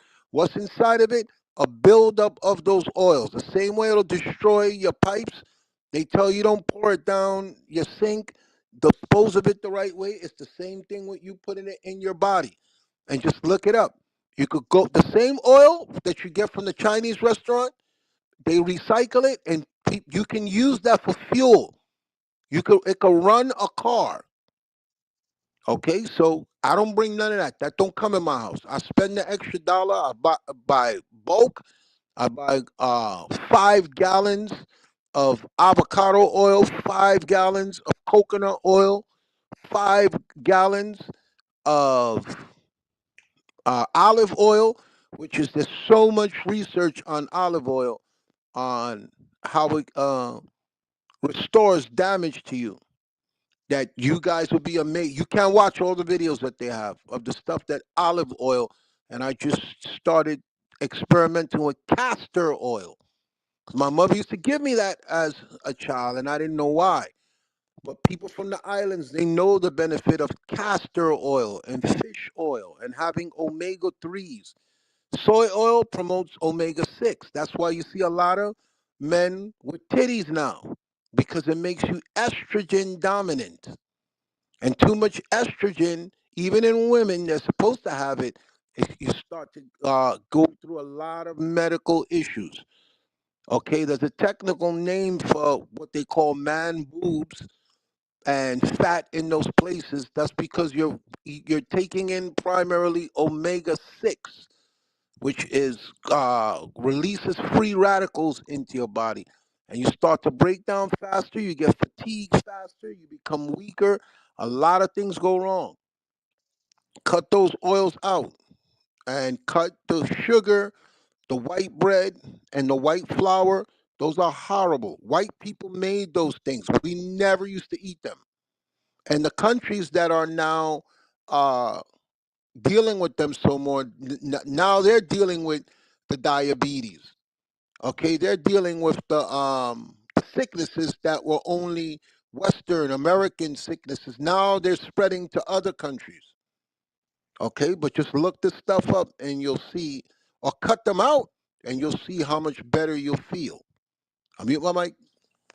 Yes, sir. Ewan, you're right about that because, like, I don't mind. Like, when I work, I always say when I work, I don't care how much I'm gonna spend on my health because my health, it don't have a price on it. The Lord says. So if I say that's too expensive, then that means I'm cutting my life short. So I don't care. I like when I hear you talk. From when I hear you talk, I take out like the white sugars. I always try to look for the natural honey, like the manuka honey you was talking about. That's what I've not drunk my tea. I'm in England, so excuse me, but I've not drunk my tea with sugar for a very long time. I don't even have it. So that's the one thing I did. One thing I remember is when I first came to this country, I was full of energy. Like we would be back in the world, like we would play football, which you call soccer, and we play for like 3 hours. But all my friends that was born in this country, they'll be on the floor tired, and I'll be up still kicking the ball, and they'll be like, how come you're full of energy? We're all tired. We played for 3 hours and you just there still running. But when you're younger, you don't really pay attention to your health. At that time, I was.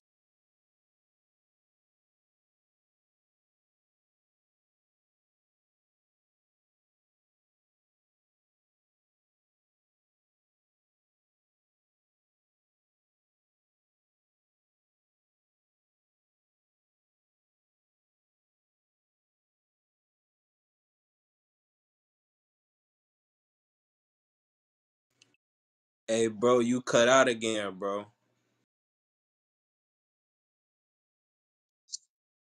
Sorry, can you hear me? Yes, sir.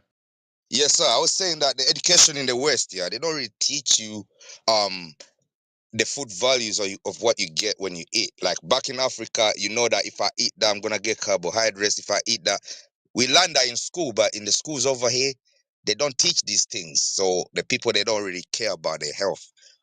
But yeah, my final question was on the scripture. It's in Sirach chapter 32 and verse 21. It's a very short verse, but I was trying to figure it out. I'm trying to, get some understanding on that, please.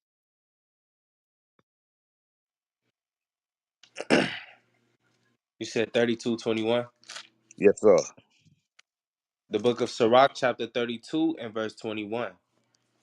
And if thou hast been forced to eat, arise, go No, forth. that's 31. I believe it's 32:21. Oh, yeah, I'm sorry. The book of Sirach, chapter 32 and verse 21. Be not confident in a plain way. If moderators don't mind, like what could that, like mean? You got to Read start again. up. Oh, yeah, Read the yes, verse sir. before.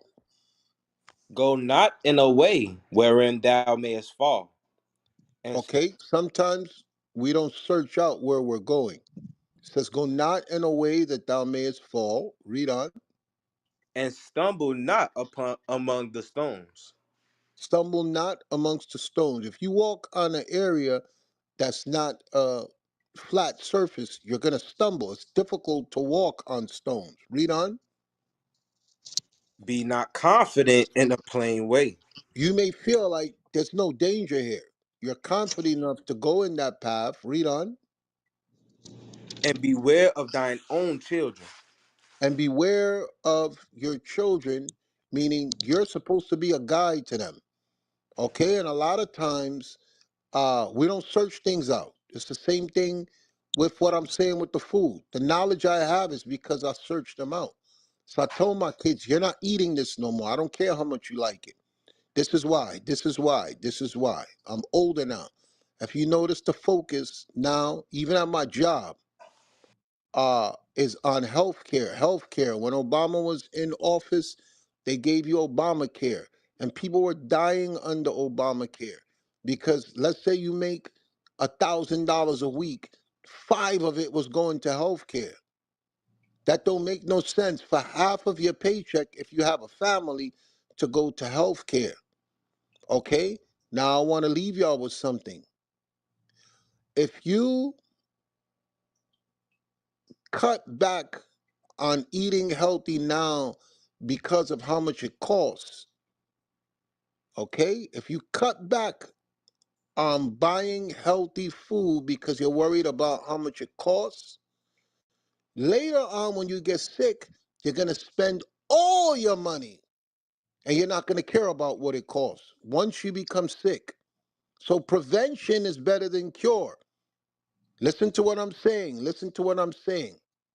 If you're cutting back when you go shopping on your food because you're like, that's too expensive, even though it's better for you, when you get sick, you're going to spend all your money to try to get better. You're not going to care when they say how much it costs for that treatment or whatever it is. They're going to drain your bank account. And I've seen it happen to many people. Okay? They eat whatever they want until they get sick. And then when they go to the doctor and they realize the reason why you're here is because you didn't care before. You wanted to spend your money on other things instead of getting that oil I said, the olive oil, the coconut oil, the avocado oil, making your own bread, okay? Using the substitute. It's going to take a little bit more time and more of your dime, but when you got to pay for your health care, it's going to feel like they committed a crime. When you got to get on dialysis, when you got to get those shots of insulin because you ate bad and now you got to take insulin, those shots, it's like $1,000, $1,500 a month because you didn't listen. You brought that sickness on you.